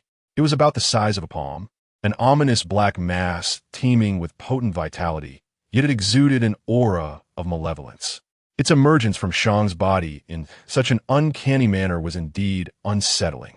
The master of Taishan's expression turned grave, and a piercing light shone from his eyes as he inquired, "Is this from the ancient clan or an archaic creature?" The two entities mentioned by the master were notorious for their ferocity within the vast realm, preying upon humanity with ruthless aggression. Typically, the master would strike such beings down with a single blow to prevent them from wreaking havoc. The venomous Gu Bei, however, could sense the hidden murderous intent emanating from the master of Taishan. Fortunately, despite this intent, the master refrained from taking lethal action. This was due to two key reasons. Firstly, Gu Bei had been introduced by a trusted disciple of the master. Secondly, Gu Bei was now the sole hope for saving Hua Yunfei, the master's beloved grandson. These factors combined led the master to withhold his hand. Gu Bei silently rejoiced, grateful that he had chosen a host prior to his arrival. Otherwise, his descent as a venomous entity would have surely spelled disaster. Under Gu Bei's prompting, Shang addressed the master. "I report to you, Master, this is neither from the ancient clan nor an archaic creature, but rather a peculiar symbiotic entity that has attached itself to me for survival." Shang's explanation caused the master of Taishan to furrow his brows. In his youth, he had traversed the eastern wilderness and learned of various wondrous symbiotic beings. Such entities could be both beneficial and malevolent. The benevolent ones assisted in cultivation, refining essence and replenishing their hosts, while the malevolent ones would seize the bodies of others, extinguishing their souls and usurping their existence. Venom Gu Bei, in every conceivable way, resembles that of a nefarious being. The expression of the Supreme Master of Taishan fluctuates between light and shadow as Shang continues to expound. This symbiotic entity has coexisted with me for over a decade, and it is not malevolent. Moreover, after its integration with me, we have grown together, significantly enhancing my cultivation, remaining undetectable to all. Upon hearing this, the Supreme Master's countenance changed drastically. How could such a miraculous entity exist in this world? If it were true, would not even the emperors vie for it? The elders and esteemed figures of Taishan appeared skeptical of Shang's words. However, they recalled that when Shang entered, they indeed failed to perceive the existence of the symbiotic entity. This implies that regardless of whether their mutual growth or the substantial enhancement of cultivation is factual. At the very least, no one could discern the symbiotic being, and thus Shang spoke no falsehood. None among the formidable beings of Taishian, including the Supreme Master, could detect the entity within Shang before it revealed itself. The Supreme Master's expression softened considerably, having relinquished his initial hostility. He inwardly began to believe that Venom Gu Bei was not wicked. He solemnly inquired, Shang, can you allow it to reattach itself to you, so I may witness the enhancement in your cultivation? Shang nodded in affirmation. Thus, Gu Bei flowed seamlessly into Shang's body. This method, regardless of how often one witnesses it, still evokes a sense of trepidation, explaining the initial resistance of the Taishian assembly towards Venom Gu Bei. Upon entering Shang's being, Gu Bei completed the symbiosis and augmentation. The Supreme Master and the numerous powerful figures once again scrutinized with great care, indeed failing to detect Gu Bei's presence within Shang. For a moment, they were astounded with their cultivation levels. They should have been able to discern the symbiotic entity's existence, yet found themselves unable to do so. They marveled inwardly at the existence of such an extraordinary being in the world. Once their astonishment subsided, the elders exchanged glances, seemingly deliberating on how to assess Shang's cultivation. The Supreme Master decisively proclaimed, I shall personally examine Shang's cultivation. The assembly trusted the Supreme Master's assessment, as it pertained to the life of his own beloved grandson, and he would not exercise any negligence. 2 beams of starlight, representing the celestial realms, ignited within the Supreme Master's eyes. This was the unique method employed by those of the Star Peak to assess cultivation, accessible only to those who have attained a stellar physique. Shang's youthful form shimmered with ethereal starlight. In but a fleeting moment, the Supreme Master clearly discerned the entirety of Shang's cultivation. As he withdrew his divine sight, his expression was anything but tranquil, as if he could scarcely believe what he had witnessed. The assembly turned their gaze toward the Supreme Master. Taking a deep breath, he slowly articulated, Shang, you were originally an outer disciple of modest talent, yet to undergo any cultivation, am I correct? This was indeed the identity and confidence Shang held in this world, and the Supreme Master had spoken accurately. Shang nodded in agreement. The esteemed Master Taishian finally revealed all that he had witnessed. Within your being, I discerned a vast and desolate sea of suffering, coupled with a life brimming with vitality. Such a sea of torment and such a life could not possibly stem from mediocre talent. Rather, they are indicative of exceptional endowment. Furthermore, in the absence of any cultivator, the sea of suffering would typically be a realm of utter silence. Yet within your sea, a small portion of extraordinary golden waters surged forth. This implies that this symbiotic entity has not only amplified your prowess, but has also fortified your innate gifts. Master Taishian's words left numerous elders in a state of bewilderment. To think it could enhance one's talent. What a remarkable symbiotic entity this is. It is unprecedented, both unheard of and unseen. Master Taishian, astonished by the wonders of the symbiotic entity, sighed, acknowledging its unparalleled magic. Despite my extensive travels across the vast eastern wilderness, I have yet to encounter anything more extraordinary. However, the ability to merely open a sliver of the sea of suffering is insufficient to aid Yunfei. Both Hua Yunfei and the Holy Son of Yaoguang are prodigious talents. At merely 7 years of age, still but children, they have already opened the sea of suffering, allowing the pure essence of life to blossom forth and construct a divine bridge connecting to the life wheel. This realm is termed the Divine Bridge Realm, where practitioners have completely opened the sea of suffering. The symbiotic entity, Gu Bei, is indeed miraculous, capable of enhancing both cultivation and innate talent. Yet the extent of enhancement is but a trifling increment in the grand scheme, yielding only a slight expansion of the sea of suffering, merely a drop in the ocean for those of the Divine Bridge Realm. Moreover, of greater significance is the fact that the Holy Son of Yaoguang practices the indestructible heavenly art, while Hua Yunfei cultivates the devouring heavenly demon technique. In terms of their respective methods, the Holy Son of Yaowang possesses a perfect counter to Hua Yunfei, unless Hua Yunfei's cultivation ascends to the Paragon realm. He cannot possibly rival the Holy Son. Shang observed the expressions of Master Tai Xian and the other elders dimming, and with a mysterious smile, she spoke, "Master, when did I ever assert that the symbiotic entity could only enhance a mere fraction of cultivation or open but a modicum of the sea of suffering?" Master Tai Xian's gaze shifted, pondering whether the symbiotic entity harbored other transformations. Shang articulated truthfully, "The enhancement of the symbiotic entity is largely contingent upon the host's own cultivation. As I lack cultivation, I can only augment it to this extent. However, Yunfei could potentially enhance too." Master Tai Xian's pupils constricted. Just how far could Yunfei enhance? Shang's eyes fixed intently on Hua Yunfei. Why not test it and find out? Chapter 23. The Indestructible Devouring of Heaven. Shang's words cast a profound silence over the hall. The choice of whether to parasitize or not lay in the hands of Elder Tai Xian and the Master. While Master Tai Xian had come to understand the marvels of the symbiotic entity, he remained wary, believing that the power it bestowed concealed ominous implications. Nevertheless, gazing upon his young grandson, he recognized that to save his grandson, the symbiotic entity was the sole opportunity. The obedient Hua Yunfei, with his tiny hands barely able to grasp a single finger of the esteemed Tai Xian Master, stood quietly. The Tai Xian Master lowered his head and, with kindness, addressed Hua Yunfei, "Grandson, do you wish to accept the parasitism of the symbiotic entity?" Hua Yunfei's adorably plump face bore a hint of determination as he replied, "Grandfather, Yunfei is willing." The Tai Xian Master closed his eyes and sighed deeply.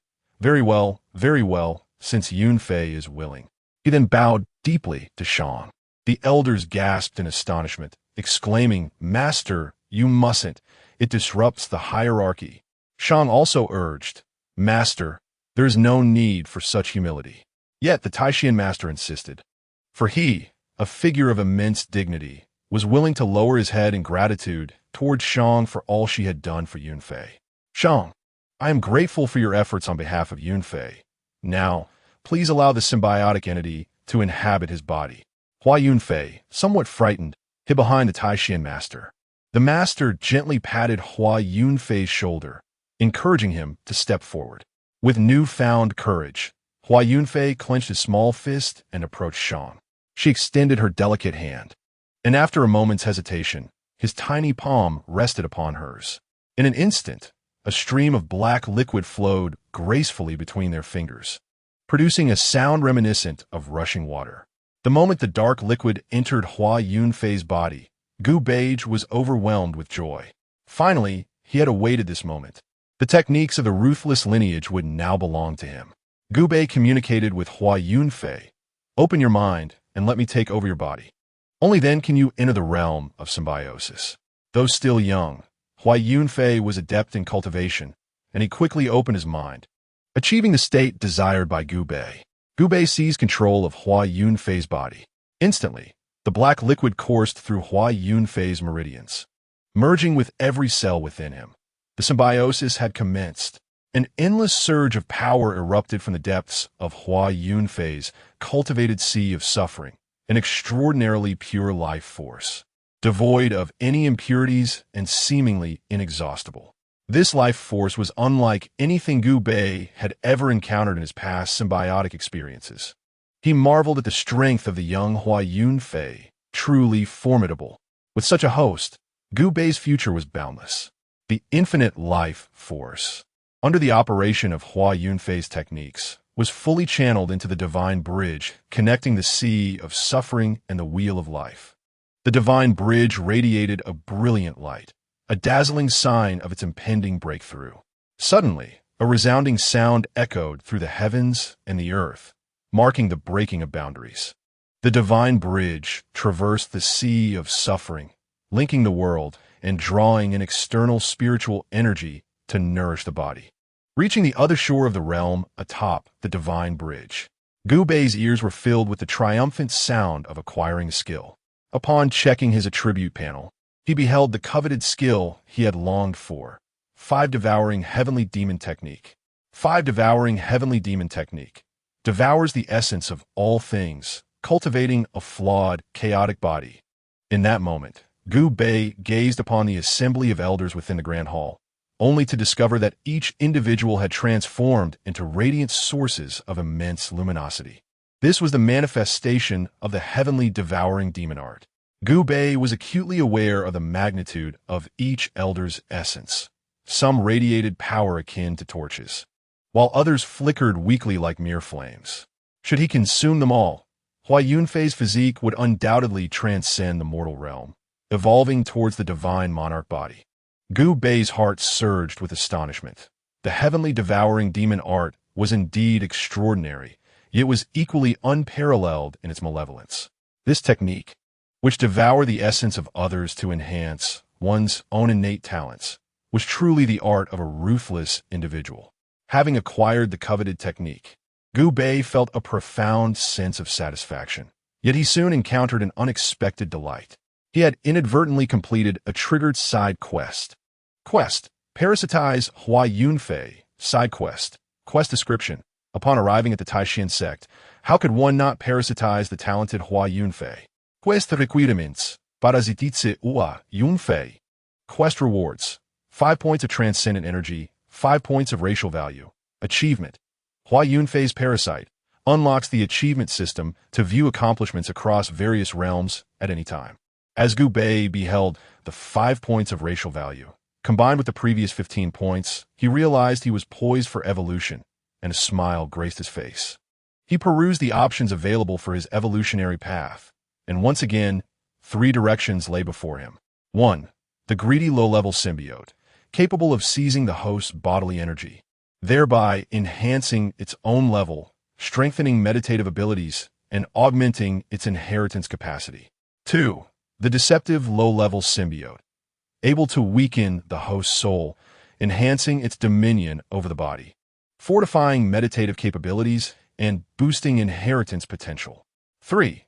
The feedback low-level symbiote, permitting the sharing of skills with the host, reinforcing meditative abilities, and amplifying inheritance capacity.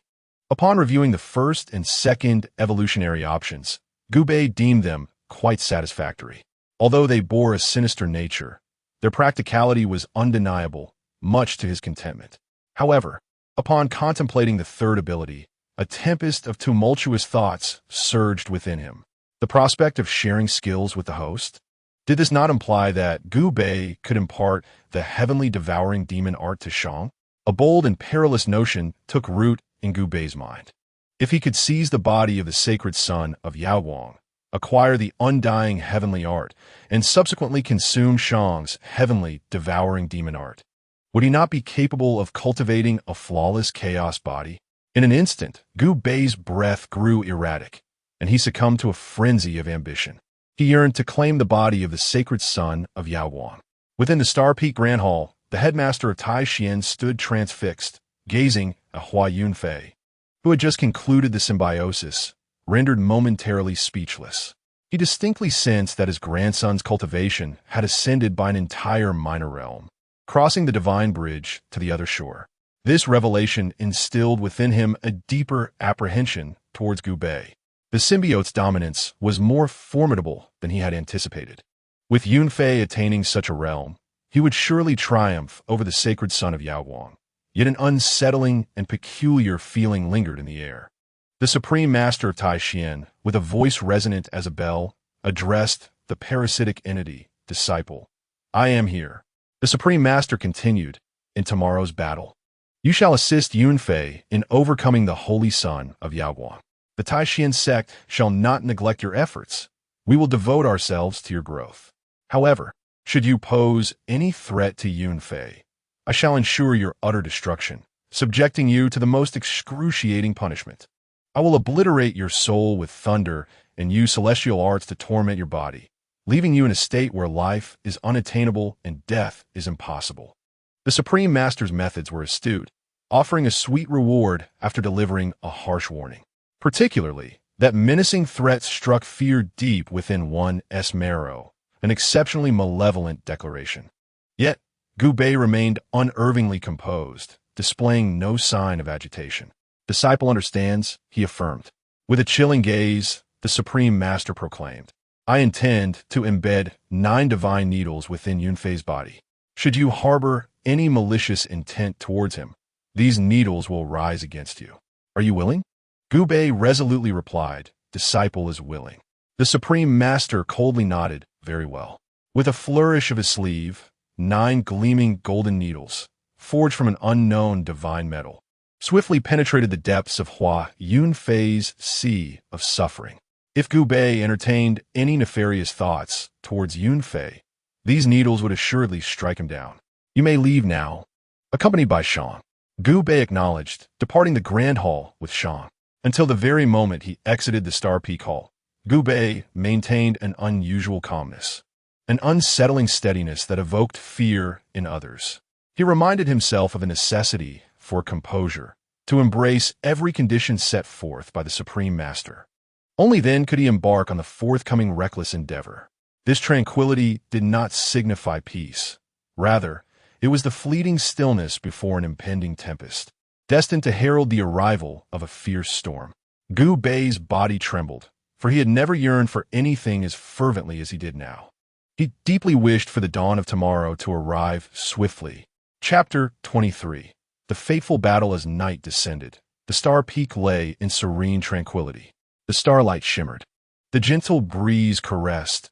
Ancient trees swayed gracefully, and the aged vines hung delicately, embodying an indescribable poetic beauty. Beneath this celestial tapestry, Hua Yunfei absorbed the brilliance of the myriad stars, cultivating the stellar physique of the Star Peak. Upon completion of his training, he took the heavens as his canopy and the earth as his resting place, merging with nature and rejuvenating his spirit. Shang stood silently beside Hua Yunfei, patiently awaiting his command.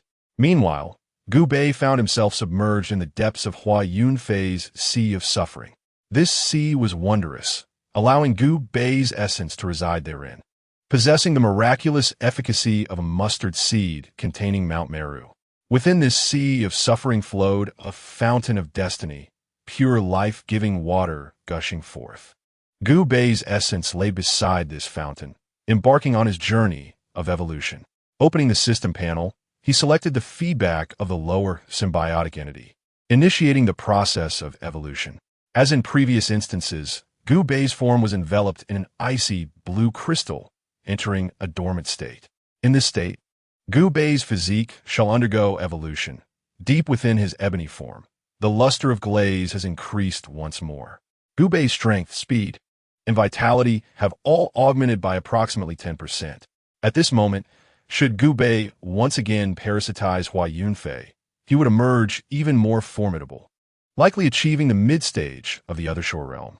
The life-giving waters of the life spring flow continuously, cleansing the ice crystals that have lost their evolutionary power, hastening Gu Bei's awakening from slumber. Upon regaining consciousness, an innate understanding of the method to share skills dawned upon him, instilling a sense of inevitability regarding his forthcoming actions. He then traversed the sea of suffering, reacquainting himself with his body, and communicated with Hua Yunfei, expressing his desire to control their shared vessel. Hua Yunfei acquiesced, relinquishing control. As Gu Bei took over the body, he gazed upwards at the luminous moon, silently awaiting the arrival of dawn. After a prolonged wait, daybreak finally approached.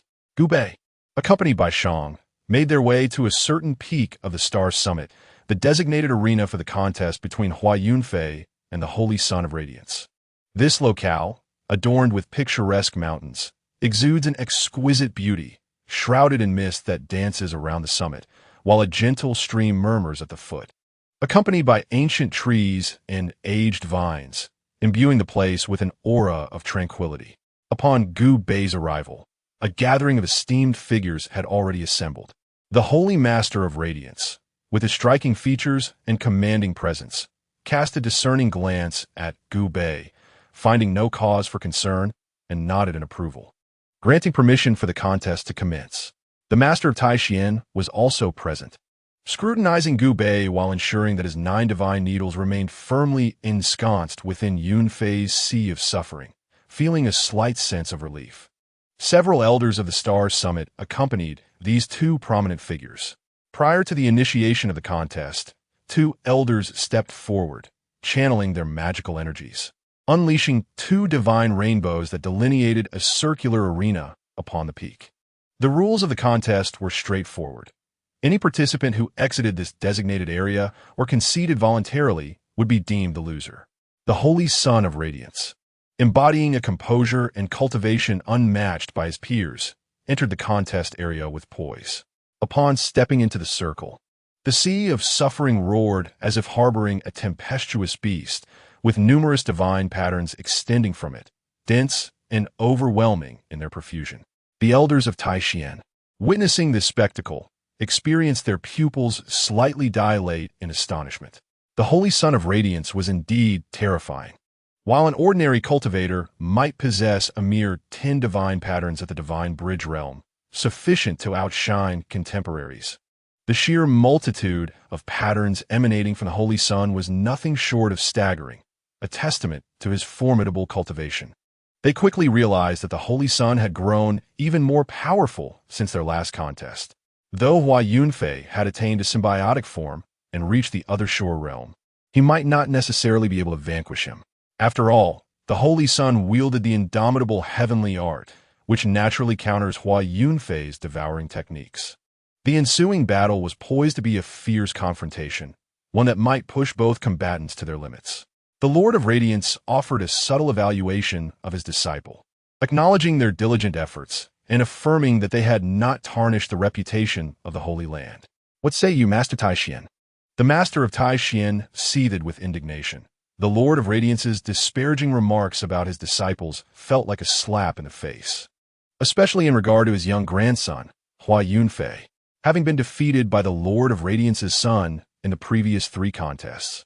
How could Hua Yunfei be perceived as anything significant if the Lord of Radiance's son were merely a mortal? With a smile that barely concealed his irritation, the Master of Taishan extolled, how could the prodigious talent of the Lord of Radiance's son ever bring shame upon the Holy Land? The Lord of Radiance merely smiled faintly, choosing not to elaborate further. Within the vicinity, the Lord of Radiance's son unveiled his divine abilities. A halo resembling that of a deity manifested behind him, appearing almost tangible, with 9 rings radiating outward. The number 9 symbolizes an extreme, suggesting that the young boy's aptitude had reached its zenith. This spectacle caused the eyelids of all the Taishan members to twitch uncontrollably. What heights could this 7-year-old prodigy of the Lord of Radiance possibly attain? They had initially believed that the countless divine patterns were testament to his growth during this period, and with the divine halo, it was unfathomable to ascertain the extent of his combat prowess, especially considering that he had yet to reveal his indomitable celestial skill. Did he intend to vanquish Hua Yunfei without resorting to this technique? The Lord of Radiance's son showcased 2 formidable techniques, his youthful hand raised, entwined with countless divine patterns. His grasp of these patterns was profound, wielding them as if they were an extension of his own being, exhibiting remarkable agility.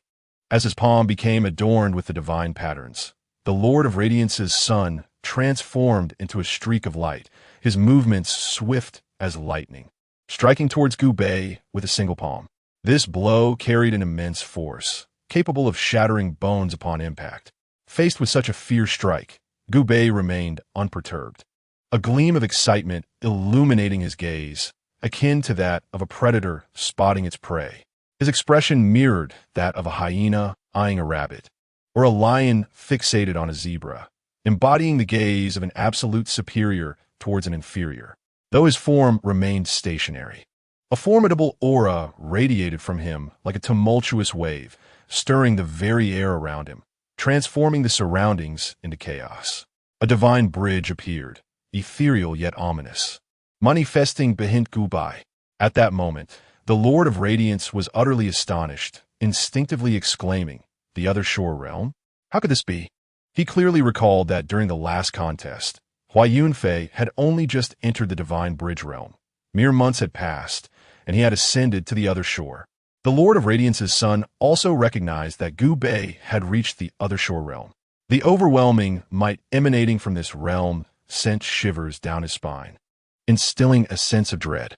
In just a few months, Hua Yunfei had cultivated himself to such a degree. The Lord of Radiance's son hesitated, contemplating retreat and the possibility of employing more profound mystical techniques.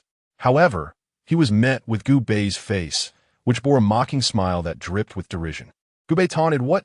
Are you considering retreating?" This caused the gaze of the Radiant Sun to turn frigid. He, a child of destiny, had never been belittled by anyone. His voice dripped with coldness. "You have forced my hand." The Radiant Sun's bones crackled as he rose in stature. As if a demonic shell within him was on the verge of emergence, his primal power swelling in intensity. This was the indomitable technique of the ruthless lineage, the eternal sky art. Chapter 24. Seizing the Radiant Sun, a torrent of black demonic energy surged forth from the depths of the Radiant Sun's sea of suffering, obscuring the halo behind his head. The demonic aura blotted out the sun, radiating a terrifying power that coiled around him. At that moment, the Radiant Sun resembled a demonic sovereign, exuding an extraordinary malevolence, condensing the strength of the eternal sky art within his grasp. His fingers darkened, emanating an overwhelming pressure akin to an insurmountable mountain. The Grand Master of Taixian fixed his gaze on the Radiant Sun, ultimately unleashing this forbidden technique, the Radiant Sun's greatest trump card. This technique fundamentally countered the devouring demon art, the very lifeblood of Hua Yunfei. The Grand Master's heart roared, "Yunfei, you must shatter this technique and seize control of your destiny."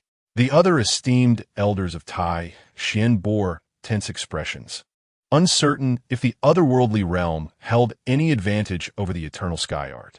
They could only silently hope that Hua Yunfei would triumph over his adversary and break free from fate. Yet, the Radiant Sun secretly scoffed, deriding this group from Taixian for their audacious attempts to defy heaven.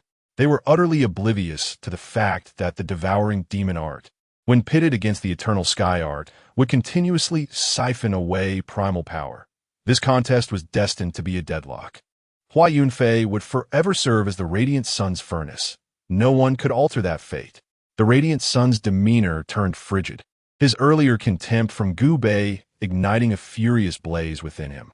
As he wielded the eternal sky art, his entire aura transformed, becoming almost demonic, yet possessing an unusual calmness.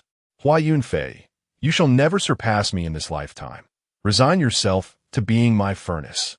His tone was domineering and harsh, akin to heavy shackles that made it difficult to breathe.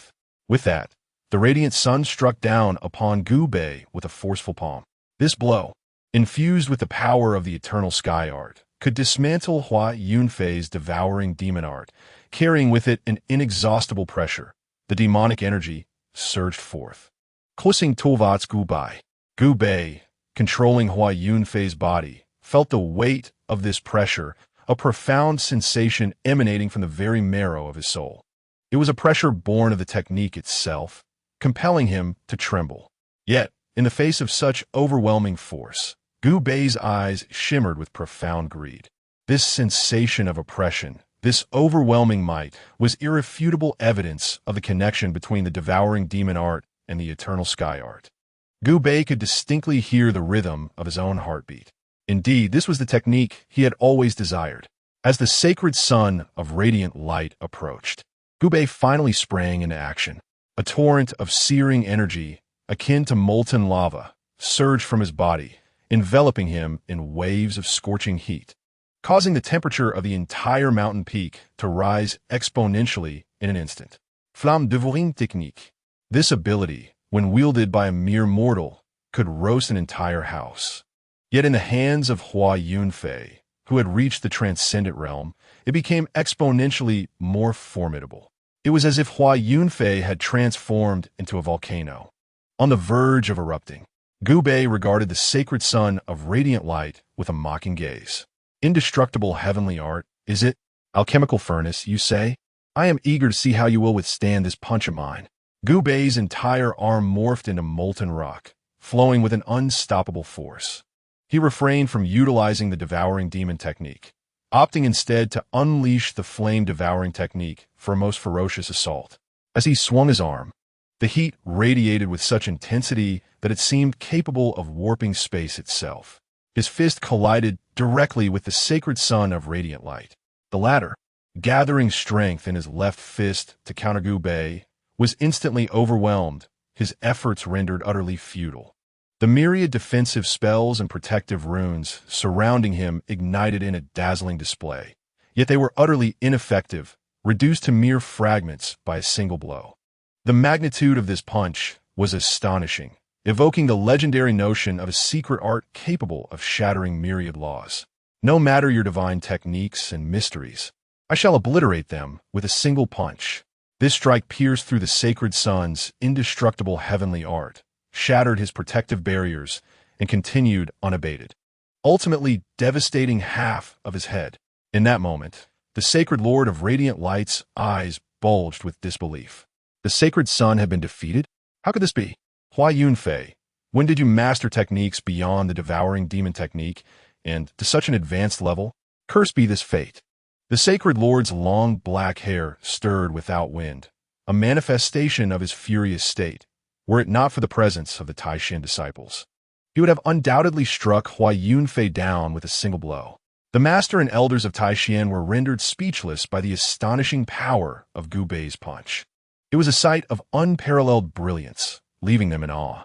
Once they regained their composure, they were filled with elation, yearning to cry out to the heavens, "Yunfei, you have finally escaped your fate." However, unbeknownst to them, the one truly elated was Gubei, lying dormant within Hua Yunfei. He had expended every ounce of his strength to obliterate half of the sacred sun's head, not for Hua Yunfei's liberation from destiny, but for his own sake.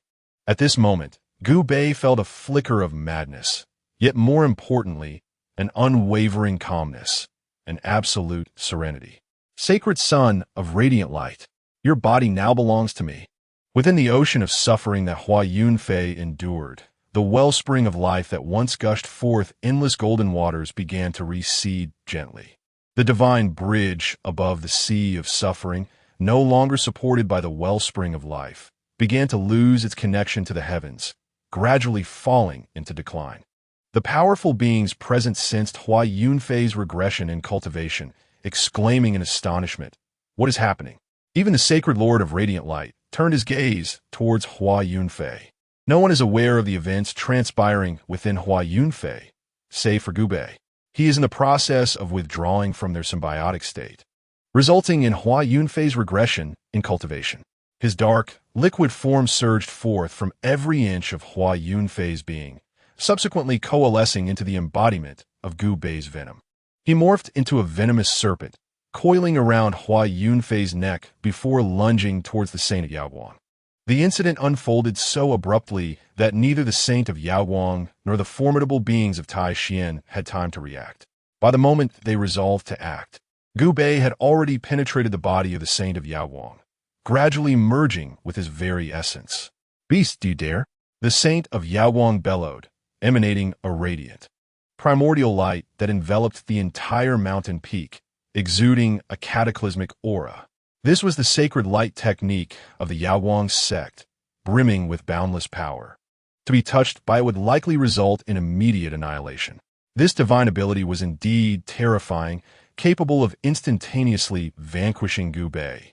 Yet, Gubei laughed with abandon. It was too late. He had already entered the body of the Saint of Yaoguang. The Saint, having lost half of his head, found his soul teetering on the brink of extinction.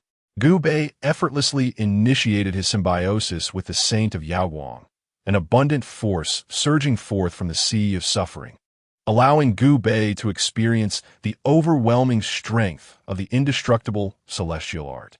In that moment, panic engulfed all present. Their hearts were in disarray.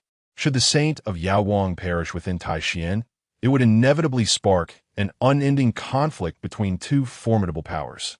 The Saint of Yaoguang, consumed by fury, refrained from casting his sacred light technique into the body of the Saint of Yaoguang, fearing for his life. As Gubei gradually took control of the Saint of Yaoguang's body, He was on the brink of reaching the pinnacle of this union when a voice seemed to transcend the annals of history, imbued with an ancient fury that echoed through the ages. "Wretched creature, you seek death." This thunderous roar reverberated like rolling thunder, shaking mountains and rivers, deafening all who were present. None could fail to recognize this voice. It belonged to the protector of the ruthless lineage. It was precisely this supreme being whose presence compelled the Taishan sect to surrender Hua Yunfei, transforming him into the furnace for the saint of Yaoguan. A millennium ago, the Azure Emperor achieved the Tao, and the world transformed, becoming inhospitable for cultivation. Attaining the realm of saint was a remarkable feat, however. The protector of the ruthless lineage surpassed the saint realm, reaching an incomprehensible level of great sage. He stood as the absolute powerhouse of the Northern Dipper, possessing the ability to manipulate the sun and moon and pluck stars from the sky, wielding boundless supernatural powers and great might. Though he acted discreetly, he was unrestrained, serving as an impenetrable shield for the saint of Yaoguan. For the first time, Gu Bei felt a chill run down his spine. Although he had anticipated this individual's intervention, he had never imagined it would be so terrifying. The might of the great sage was indeed formidable. At this moment, he was but a step away from fully merging with the body of the saint of Yaoguan. However, after that deafening roar resonated, it became impossible to coexist with the sacred sun of radiance. It was an enigmatic force that blossomed within the life wheel of the sacred sun, seemingly igniting a resurgence of consciousness within him. Gu Bei was astounded. Despite having obliterated half of the sacred sun's brain, he was still awakened by the relentless guardian of the path. What extraordinary powers must this being possess? The soul-chilling aura drew ever closer. Gu Bei had commandeered 90% of the sacred sun's form and could sense another practitioner of the indestructible heavenly art rapidly approaching. His presence was formidable, akin to a vast starry expanse, amalgamating an unfathomable number of primal energies. This individual had undoubtedly consumed others. Gu Bei chuckled coldly within. Truly, he was a great sage, a relentless guardian of the path. The might he wielded today was likely a testament to the miraculous cultivation granted by the indestructible heavenly art. The guardian of the path had arrived, his appearance resembling that of an elder, exuding an ethereal and transcendent aura, clad in robes that suggested a disinterest in worldly affairs, as if drifting beyond the realm of mortals. Yet, a hint of ferocity on his face betrayed his sinister essence. Upon his arrival, everyone present was utterly subdued. Not even the esteemed elders of the Taishan, let alone the headmaster or the sacred lord of radiance, could help but bow their heads in submission. Even the headmaster of Taishan was beaded with sweat, the pressure overwhelming. The sacred sun of radiance could not escape the consequences of Taishan's predicament. The guardian of the path had no time to concern himself with the headmaster. He merely cast a fierce glance before retracting his gaze. His priority was to resolve the matter concerning the sacred sun. With each deliberate step he took towards the body of the sacred sun, it felt as though he was treading upon the heartstrings of all present, each step imbued with immense composure. His gaze was as frigid as ice, and as he walked, he declared, "Wretched creature, I advise you to emerge at once. Otherwise, when I extract you, you shall find no means to live or die." It must be said that the pressure exerted by the guardian of the path upon Gu Bei was unprecedented, even though everything unfolding was within Gu Bei's expectations. He remained tense, like a great cat poised to spring, as if facing an overwhelming force. A host guarded by a powerful protector is not easily parasitized. Initially, when venturing into the world of Do Pa Song Xiong, Gu Bei's primary target was not Xiao Yan but rather Xiao Suner. However, the ancient clan's formidable guardians surrounding her deterred him from taking action. This time, Gu Bei dared to strike at the sacred sun of radiance precisely because he possessed the trump card of the guardian's ring. Indeed, from the very outset, Gu Bei understood that the true challenge lay not with the overly protective headmaster of Taishan nor the sacred lord of radiance, but with this relentless guardian of the path. In the world of the heavens, how formidable is a great sage, extremely powerful, capable of safeguarding a lineage, blessing sacred lands. and serving as a guardian of the Emperor's legacy. Obliterating a planet would be a trivial feat, yet, despite such overwhelming strength, what does it truly signify? How could he possibly prevent himself from seizing the body of the radiant Saint Sun? A fierce determination surged within Gu Bei to thwart him. He must be prepared to pay the ultimate price of his own life. Having opted to wield his trump card, he had no intention of engaging in trivialities. To slay the patriarch of a clan and the lord of the sacred ground would be a gross underestimation of Gu Bei's capabilities. His target was none other than the formidable guardian of the path, a great sage. Should this endeavor succeed, the entire Northern Dipper would be thrown into uproar. For such an occurrence is truly appalling.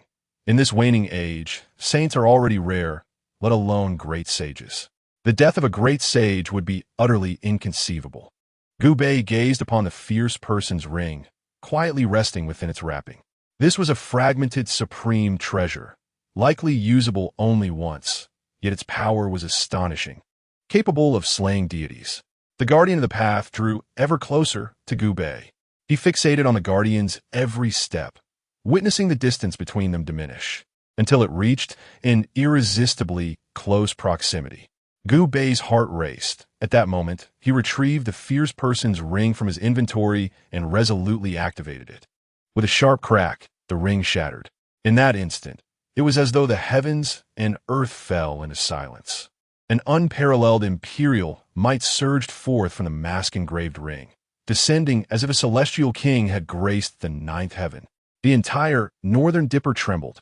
Countless divine spirits within the imperial weapons of the sacred grounds awakened, emanating imperial majesty, believing a great adversary had arrived. The masters of the seven forbidden zones emitted divine brilliance from their gazes, their sights fixed upon the Tai-Xian star peak, their expressions laden with trepidation. Even the woman from the ancient abyss cast her gaze toward Tai-Xian, tears slipping from her eyes. The guardian of the path, that great sage, found his form twisted by the imperial might, his meridians fracturing inch by inch, while several secret realms of cultivation crumbled into fragments. He howled in agony. How could this be? The fierce emperor's forbidden artifact, why? A great sage stood no chance before an imperial weapon, like a mantis attempting to stop a chariot, or a mere leaf adrift upon the vast ocean. He could only await the judgment of fate. The guardian of the path grimaced in bitter laughter. Without attaining the status of emperor, one remains but an ant. My defeat is not unjust. Gu Bei occupied the body of the radiant Saint Sun, half of his head grotesquely contorted, clutching the shattered ring. The ring bore a mask, neither smiling nor crying, exuding imperial majesty. Each strand of this power was sufficient to obliterate a planet, to strike a continent, leading innumerable beings to their demise. It was this supreme imperial might, employing a transcendent method, that relentlessly consumed the life energy of the guardian of the path. The guardian's body aged rapidly, skin losing its luster, becoming rough and worn. Faced with the imperial artifact of the fierce emperor, the guardian had no recourse. He was utterly suppressed. Had it been another emperor's artifact, perhaps he would have had a chance to escape. With the formidable artifact of the ruthless emperor, Gu Bei not only aimed to annihilate the guardian of the Tao, but also utilized this imperial instrument to eradicate the remnants of divine consciousness lingering within the body of the radiant sun.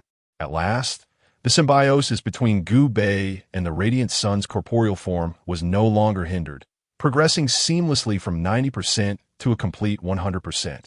When the immortal heavenly art appeared in Gu Bei's skill repertoire, his gaze shifted towards the beleaguered guardian of the Tao, a wicked smile curling upon his lips.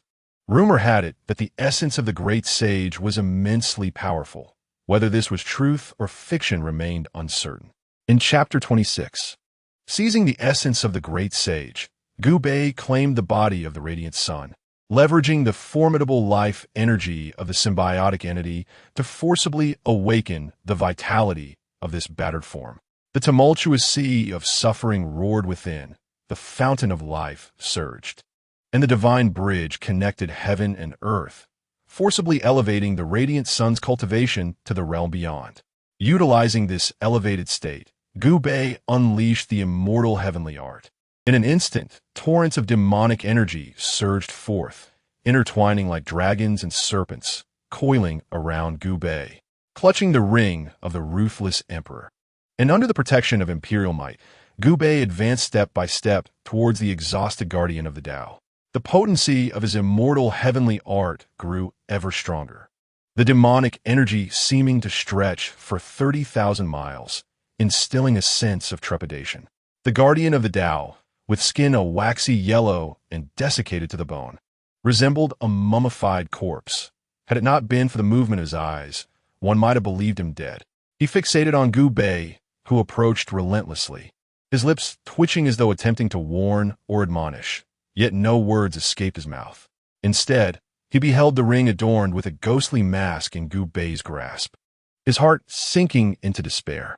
As a practitioner of the immortal heavenly art himself, he was acutely aware of Gu Bei's intentions. Gu Bei, wielding the emperor's forbidden artifact, sought to refine the essence of this great sage using the immortal heavenly art. The guardian of the Tao could not suppress the thought that such ruthlessness was unparalleled. This vile creature had not only plotted against the prodigious radiant sun, striking off half of his head, but had also ensnared even himself, the great sage. Not only did he intend to slay him, but he also aimed to devour his very essence. The intricacy of his schemes and the cunning of his methods, as well as his restrained nature, had reached their zenith. Every step was meticulously calculated, leaving no room for error, even in the face of his own identity as a great sage. What was most distressing was that this abhorrent being's true form was merely that of a creature at the border realm. This abomination was a monstrosity. Despite having lived for a millennium, the guardian of the Tao had never encountered such a malevolent character. Despair glinted in his eyes as he realized his time was short. The radiant sage lord, the supreme master of the profound, and the assembly of elders from the supreme profound sect had completely lost control of the current situation.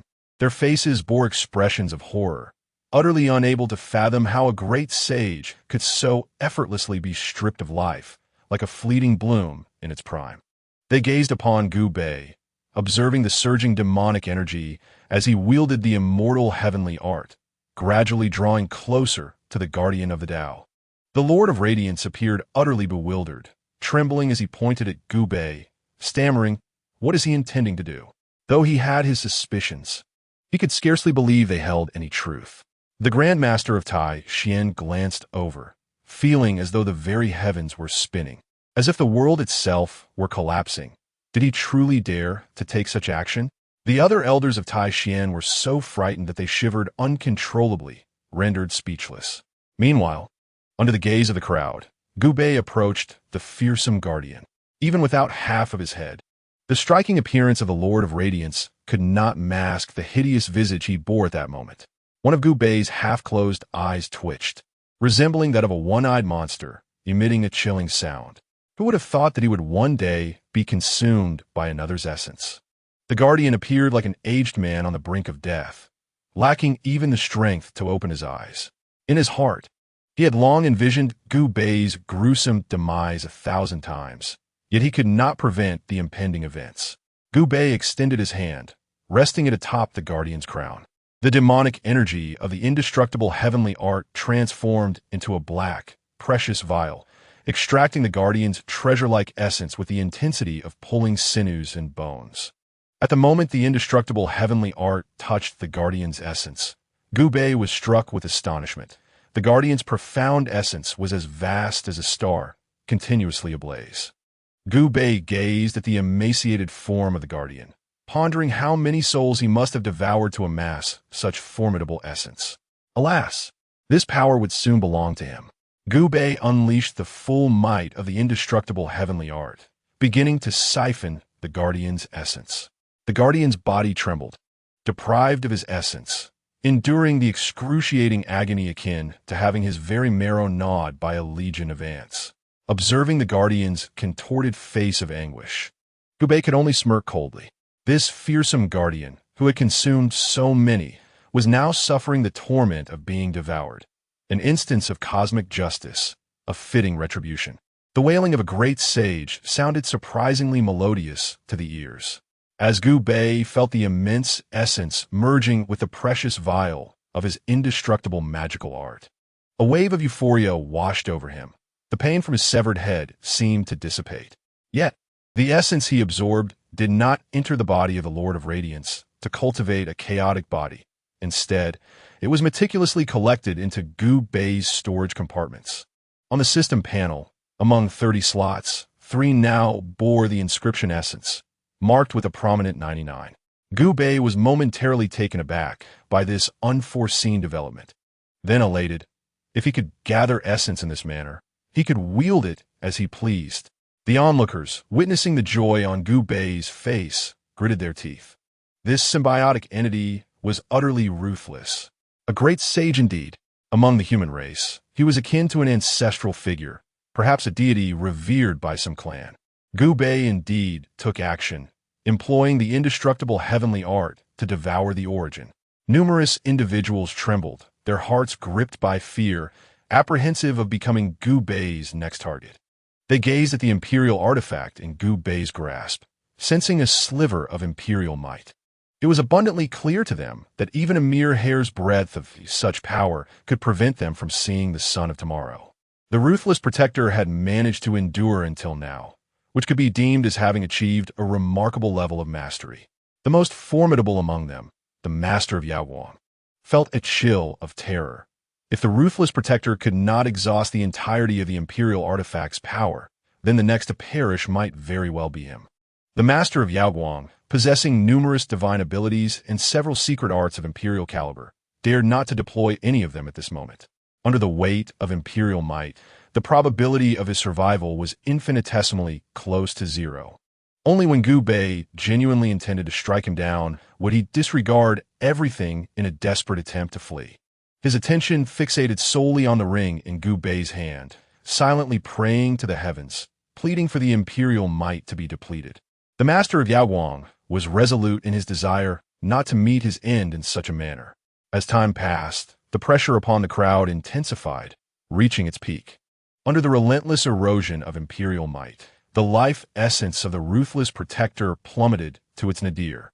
He attempted to move his lips, but could not utter a word. His head drooped, and his breath ceased. Thus, a great sage of the northern Dipper Star domain fell upon an unnamed peak of the Taishan sect. In this moment, both the master of Yaoguang and the others felt a profound sorrow, regardless of the malevolent acts he had committed. The ruthless protector was ultimately a great sage of the human race, a guardian of humanity. His demise represented a loss for all. Consequently, many were overwhelmed with grief. However, as the crowd mourned deeply, they discovered that the atmosphere seemed devoid of any lingering trace of imperial might. Chapter 27. Farewell to the shrouded sky. Gu Bei continued to wield the indestructible heavenly art, persistently consuming the origin of the ruthless protector. Nevertheless, he was acutely aware that his own reserves were depleted. The ruthless protector's ring, an imperial artifact, had forcefully slain a contemporary great sage and exhausted all its imperial might. This was a testament to the ring's terrifying power, deserving of the title treasure. Simultaneously, it reflected the extraordinary nature of the ruthless protector. This individual had, through the indestructible heavenly art, devoured the origins of countless cultivators, cultivating his own essence to the realm of the divine king. This was the foundation of his strength.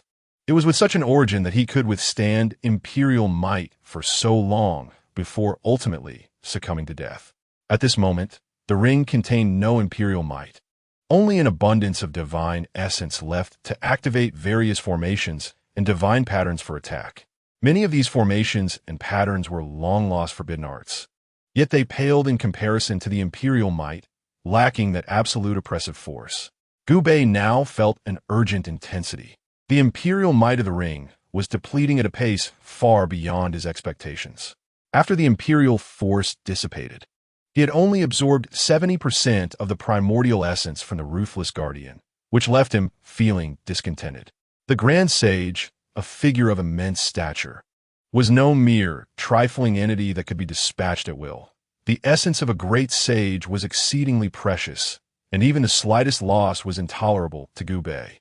However, atop the star peak, he sensed a chilling intent to kill.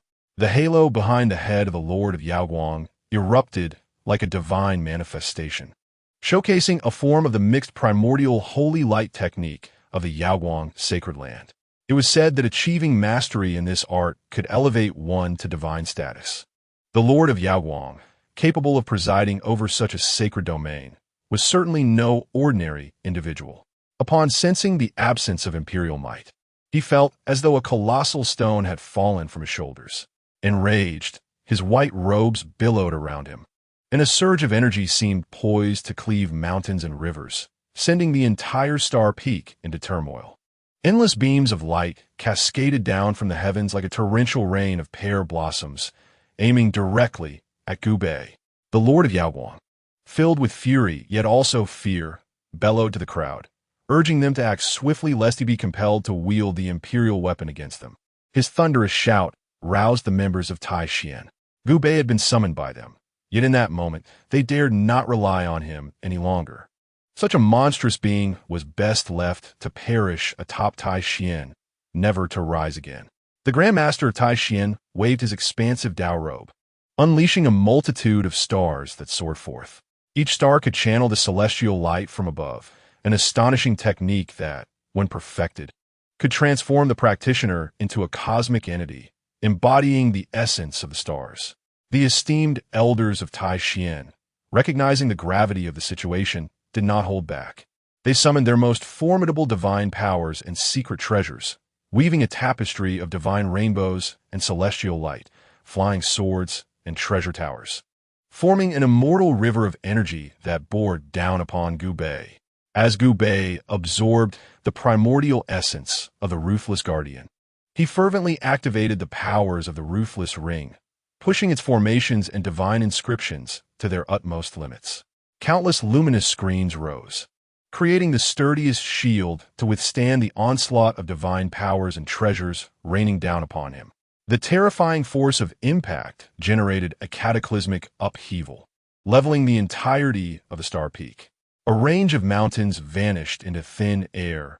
Ancient trees that had stood for centuries were uprooted, and a whirlwind was born, obliterating everything in its sight.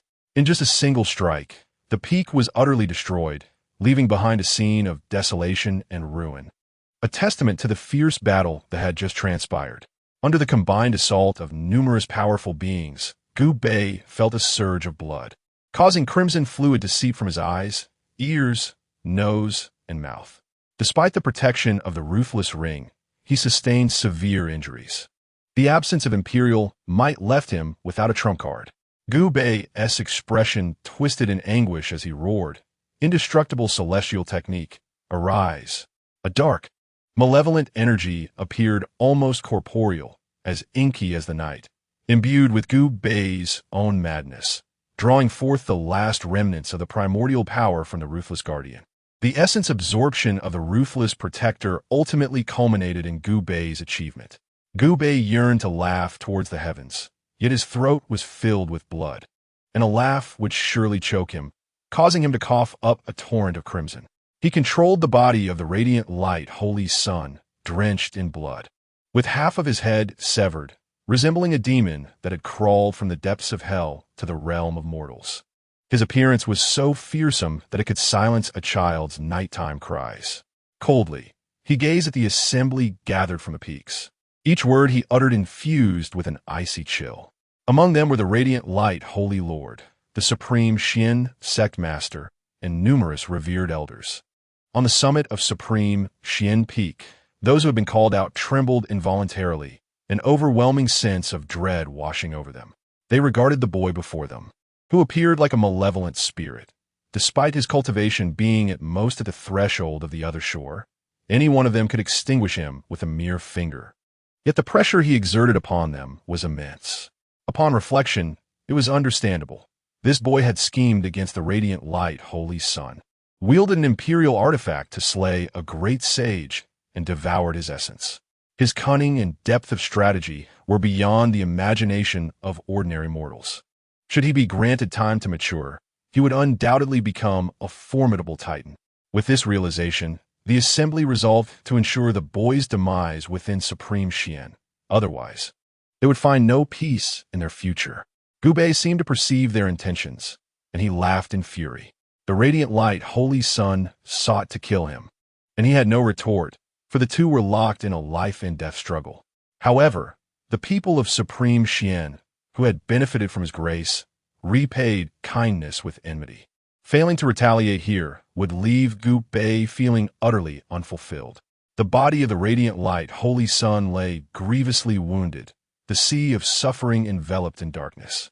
As if it had never been opened, the wellspring of life run dry, no longer flowing with vitality. Even the divine bridge appeared faint, like a phantom suspended in the sky, having absorbed no essence from heaven and earth.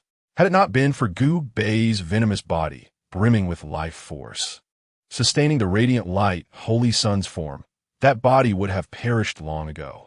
Gu Bei surveyed the assembly before him, nodding as his gaze burned brightly. He spoke, "Very well, esteemed ones, your kindness today shall be repaid tenfold in the days to come." His tone was devoid of malice.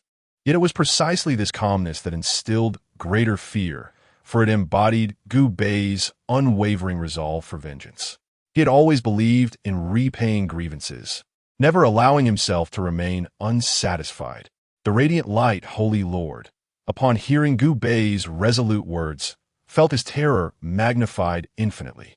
His instincts warned him that should Gu Bei be allowed to escape today, he would inevitably meet his end at the hands of Gu Bei within Supreme Xian in the future. This was a premonition that only someone of the radiant light, Holy Lord's celestial prowess could fathom. With hair like cascading waterfalls and garments as white as snow, the radiant light, Holy Lord, adorned with 9 divine rings behind his head, was akin to a deity. His aura surged as he invoked secret techniques, trading moments of power for his lifespan, desperately seeking to annihilate Gu Bei. In that moment, the radiant light, Holy Lord, was undeniably frantic. His lifespan, so crucial to a cultivator, was being sacrificed, a testament to his deep-seated apprehension of Gu Bei and his fervent desire to eliminate him swiftly. The entire Star Peak was enveloped in endless sacred light, a manifestation of the divine powers of the radiant light's sovereign, obscuring the heavens. Gu Bei gazed indifferently at the chaotic sacred light above him, his voice calm as he uttered, "Farewell." Chapter 27. The Hulk in New York. The journey through time and space had commenced. The system panel began to reclaim the initial traversing entities, one being Gu Bei and the other Xiao. Naturally, the system would also issue prompts to Gu Bei. Host detected parasitizing the radiant light sovereign. The host body shows no signs of resistance. Should we return to the Marvel main world? Upon hearing the system's notification, Gu Bei nearly spat blood in disbelief. After all the hardships I endured to parasitize the radiant light sovereign, am I to do it for mere amusement? Of course, I must bring him back. The entity of Gu Bei's venom provided the radiant light sovereign's body with a substantial amount of vitality, already weary beyond measure. With a dark expression, he affirmed, "Of course, I must bring him back." At that moment, Gu Bei fancied he could hear the jubilant cries of some foul penguin. To return the radiant light sovereign to the Marvel world requires 20 units of traversal energy. Do you wish to proceed with the payment? Gu Bei examined his system panel, noting he possessed a total of 50 units of traversal energy. He had vanquished the ruthless guardian, severed the inheritance of the indestructible heavenly art, and liberated Hua Yunfei from his fate, thus earning a task reward. Yet, 20 units of traversal energy were unjustly siphoned by the system, leaving Gu Bei feeling reluctant. But he knew he had no choice. To withhold the payment would render all his previous suffering in vain. Reluctantly, Gu Bei paid the 20 units of traversal energy and experienced a reversal of time and space. He reappeared in the Marvel universe, within Tony's private villa. As his feet touched the polished floor, Gu Bei felt a wave of safety wash over him. However, a profound sense of weakness surged within his venom entity. The radiant light sovereign's body had sustained severe injuries. Every act of restoration consumed a significant amount of his life force, resulting in his own frailty. Hastily, Gu Bei retrieved the primordial essence from his storage compartment a glowing orb imbued with the secrets of origins, containing 6 times the vitality of an equal volume of venom. Its properties: the primordial essence drawn from the indestructible heavenly art could be utilized to heal damage or enhance the origins threshold. Gubei employed the primordial essence to mend the injuries of the radiant light sovereign's body. The essence integrated into the sovereign, immediately transforming into a warm current that spread throughout his form. With focused intent, Gubei guided these warm currents to repair the shattered physique.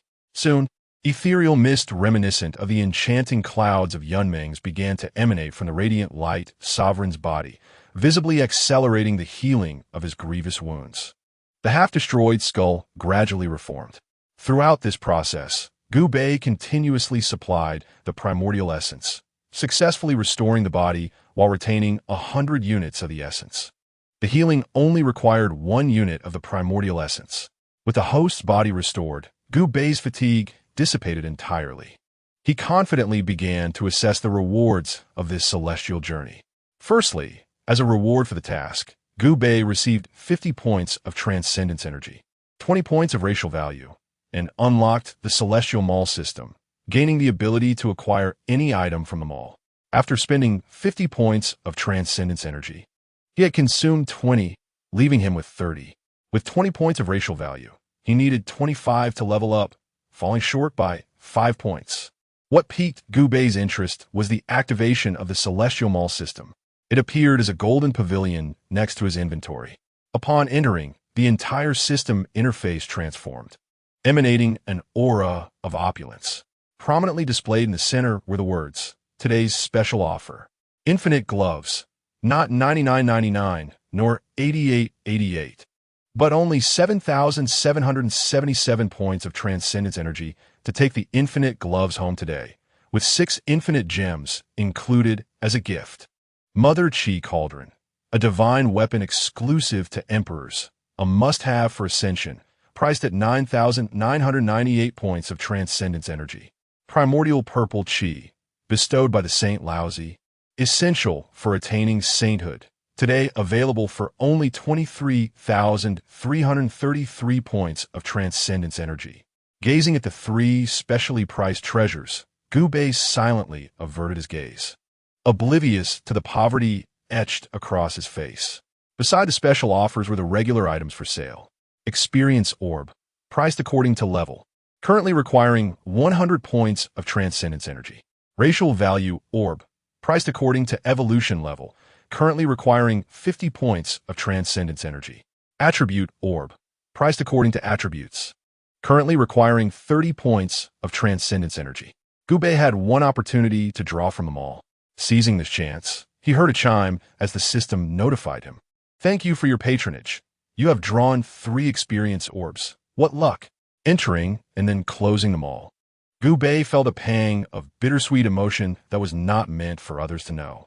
Receiving 3 experience orbs, he reminded himself that he had indeed slain the great sage, and he ought to have leveled up significantly, enhancing his physical constitution to an extraordinary level. Yet, after returning to the Marvel Universe for some time, his body showed no signs of upgrade. He glanced at his level, 12, with 73 experience. Stroking his chin, he rubbed his eyes and checked again. Level 12, 73 experience. Doubts about his existence began to creep in. Had he truly only gained 2 levels after defeating a great sage? Was this a jest? Searching through the experience text to uncover the truth, he found the following. Battled with the sacred sun of radiance, gained experience. Battled with the sacred sun of radiance, gained experience. Battled with the sacred sun of radiance, gained experience. Engaged the ruthless protector with an emperor's weapon, gained no experience. Reading this frustrating text, Gubei felt an adorable metaphorical alpaca galloping within him. Hadn't he killed the protector with the emperor's weapon? Why was the experience not his? Gubei was exasperated. This system was indeed stingy. Gubei utilized 3 experience orbs, and a wave of warmth surged within him, allowing him to ascend to level 15. This level was quite commendable. Even if Gubei were to inhabit an ordinary person's body, he could contend evenly with Captain America. After completing his tasks, The commotion he created caught the attention of Potts. Hearing movement from Gubei's room, Potts approached the door, knocked gently, and inquired cautiously, "Mr. Gubei, have you returned?" Gubei responded affirmatively, "Yes, I am back. You may enter." In his heart, Gubei thought, "I even brought back another person." Potts opened the door and discovered the 7-year-old vessel of the Radiant Saint. Gubei then said, "Please prepare another room for me, and refrain from disturbing me for a while. I have significant matters to attend to." His tone was urgent, leaving Potts no choice but to comply promptly and arrange another room for him. During the time Potts was preparing the room, Gubei asked, "What has Tony been up to lately?" Potts, with a peculiar expression, glanced toward the basement laboratory of the villa, remarking that he seemed to be tinkering with some strange contraptions. Gubei did not press further. After Potts finished arranging the room, Gubei sat cross-legged and took out the primordial essence, commencing to utilize it one by one. This time, Gubei was not focused on healing the Radiant Saint's injuries, but rather on directly enhancing his own primordial power. The process of cultivation was rather tedious, yet indispensable. With each massive essence refined by Gubei, he could feel his power augmenting. As time gradually passed, the body of the Radiant Saint was progressively elevated. From the initial divine light technique cultivation, the physique slowly evolved to the level of a divine king. This level of physique could undoubtedly look down upon the Eastern wastes, with a perfected divine king physique capable of safeguarding a clan for 3 millennia. However, this was not the pinnacle for Gubei. After further cultivation, his physique ascended from the divine king level to that of an imperial scion. This was indeed remarkable. An imperial scion possessed imperial blood, unparalleled in dominance, capable of reigning over the northern Dipper starfield. Yet, after a further period, Gubei achieved another breakthrough, evolving the imperial scion physique into a sacred body. This was the physique of a protagonist capable of overshadowing the heavens, one of the most powerful essences. Gubei himself was astonished. Had he truly reached the level of the sacred body essence? Nonetheless, that was not the end. After reaching the essence level of his body, a plethora of residual great sage essence remained. Gubei gritted his teeth. Since he was cultivating anyway, he might as well use it all. This time, the results were astounding. Gubei's body achieved its final breakthrough, transforming into a chaotic body. At the moment of this transformation, the spiritual energy from all directions was completely devoured by Gubei, akin to a locust swarm passing through, leaving not a blade of grass unscathed. Had it not been for Gubei's stringent suppression of this physique, the chaotic body would likely have absorbed the energy of the entire planet bit by bit. Upon attaining the chaotic body, Gubei felt invigorated, though he was unaware of how much time had elapsed. Regardless, today he intended to venture out for a stroll. As he stepped outside, he overheard Tony fervently shouting into his phone, "Coulson, I know I'm a member of the Avengers, but do you truly believe I can handle that green monster in New York all on my own?" Chapter 28. Seizing Military Command. This is Nick Fury, Director of SHIELD. I am currently in a state of alarm, as I have witnessed 2 monsters wreaking havoc in New York City. One is known as Hulk, the other as Abomination. To be candid, I have a preference for the Green Hulk. And why is that? Simply because he is green. Nick took a deep breath, dismissing the chaotic thoughts that plagued him, and found himself reminiscing about Captain Marvel as he silently glanced at the pager in his hand. "Coulson, have you made contact with Iron Man yet?" Coulson, donning his earpiece, nodded towards Nick while simultaneously communicating with Tony on the other end. "Tony, we genuinely require your assistance. Those 2 monsters are causing rampant destruction in New York." On the other line, a distressed Tony was grappling with despair. He had only recently invented his armor and was now thrust into Nick Fury's Avengers initiative. Within the League, very few refrained from calling upon him for aid daily. Previously, it sufficed to combat criminals and provide technical guidance, but now he was being asked to engage in battle with monsters. Tony was reluctant to face danger, yet he felt an inherent obligation to rescue others. He could not help but voice his frustration. "You can't keep expecting me to clean up your mess." On the other end, a weary voice responded, "Please, I've already informed the military. They will assist you." Tony held little regard for this so-called military, as he was privy to the backstory of the Hulk's emergence. With determination in his eyes, he commanded JARVIS. Ascertain the precise locations of the two monsters and prepare the flight path. A mechanical voice resonated within the villa. Understood, sir. Tony readied himself to don his armor when Gu Bei languidly interjected. Are we off to fight? Count me in. Tony glanced at Gu Bei's youthful, 7-year-old form, feeling a twinge of exasperation. Gu, I'm going to save New York, not play house. Gu Bei appeared unfazed, exuding an air of authoritative confidence, as he remarked. What is a mere green monster, another with thorns on its back? As a viewer of Marvel films, Gu Bei was all too familiar with these two characters, one a Marvel superhero, the Hulk, and the other a minor antagonist, Abomination. Just as Gu Bei had achieved remarkable progress in his training, the system panel presented an opportunity for rewards by briefly attaching himself to the Hulk. Moreover, it was conceivable that he could assist Dr. Banner with his troubles, potentially absorbing the essence of the Hulk within him. Tony, however, appeared to harbor some reservations. In his heart, he held a profound regard for the child and was reluctant to allow Gu Bei's corporeal form to take risks. With a gentle smile, Gu Bei grasped the door handle between two fingers and exerted force, effortlessly snapping the iron handle in two. As he caressed his fingers, the iron object disintegrated into fine powder. This display left Tony momentarily speechless. Tony closed his eyes and rubbed his temples, then inquired, Jarvis, can you calculate the amount of force required to grind iron into powder with just 2 fingers? As a devoted steward to his master, Jarvis promptly provided a precise answer. Sir, approximately 731 newtons of force would be necessary.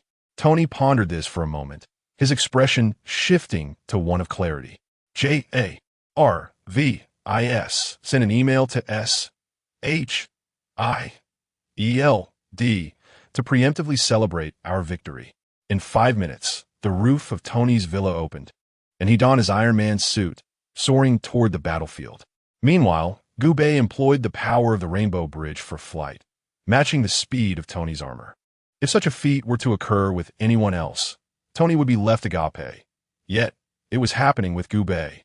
He even contemplated retreating for a cup of coffee, leaving Gu Bei to resolve the matter alone.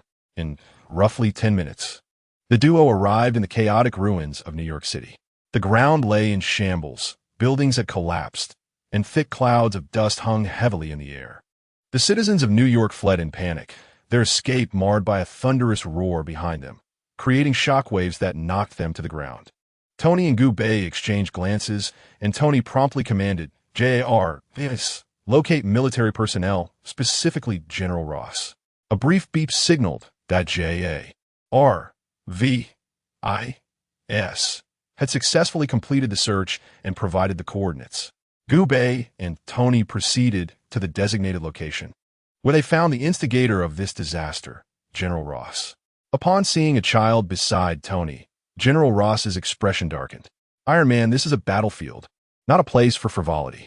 Hovering in the air, Iron Man retorted with a hint of sarcasm. Given your role in creating this chaos, I doubt you possess the authority to criticize me. Furious at being mocked, General Ross, accustomed to commanding others, struggled to contain his anger. Yet, needing Iron Man's assistance, he begrudgingly demanded, get this kid off the battlefield immediately. Being repeatedly referred to as a kid would irk anyone, let alone someone with Gu Bei's fiery temperament. As Tony prepared to speak on Gu Bei's behalf, Gu Bei stepped forward. Recognizing the impending spectacle, Tony wisely took a step back. Gu Bei cast a disdainful glance at General Ross, clad in military attire. This man, indeed a talent, had wreaked havoc for his personal gain, leading to the untimely demise of countless innocents. Now, he dared to reprimand Gu Bei, an act of sheer folly. At present, Gu Bei had attained the realm of the other shore, and he needed not lift a finger. A mere glance sufficed to unleash his divine power, summoning torrents of spiritual energy that surged forth. The imperious General Ross felt an invisible grip tighten around his throat, rendering him breathless, his eyes rolling back in terror. He emitted a sound akin to a dying fish, his hands flailing helplessly as froth escaped his lips. The soldiers nearby, sensing the abnormality, noted that Ross was fixated on Gu Bei, attributing his distress to the latter's influence. Ross is a bellow, kid. What have you done? Gu Bei's Gaza Hadanit. And General Ross promptly lost consciousness. Fixing his eyes on Ross's aide, Gu Bei warned, "Do not blame me for not forewarning you. My temper is quite volatile." The aide felt as though he had been marked by a malevolent spirit, a shiver coursing through him, nearly causing him to collapse to the ground. Gu Bei exchanged a knowing look with Tony, who understood immediately. Tony brandished the shield of S.H.I.E.L.D., declaring, "I have accepted a commission from S.H.I.L.D. and hereby officially assume command of military operations. This individual will serve as the Supreme Commander."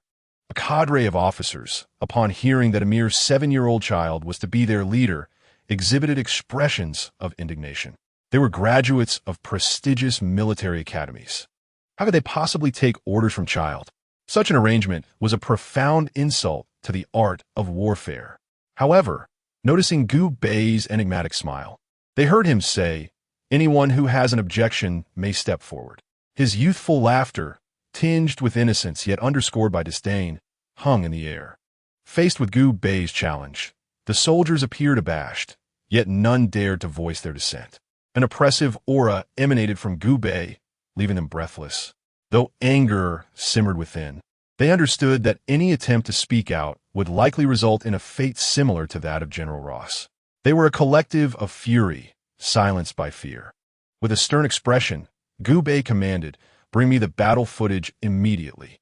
Although the officers trembled before Gu Bei, they complied with relative swiftness, clumsily transmitting the surveillance of the combat through a series of devices.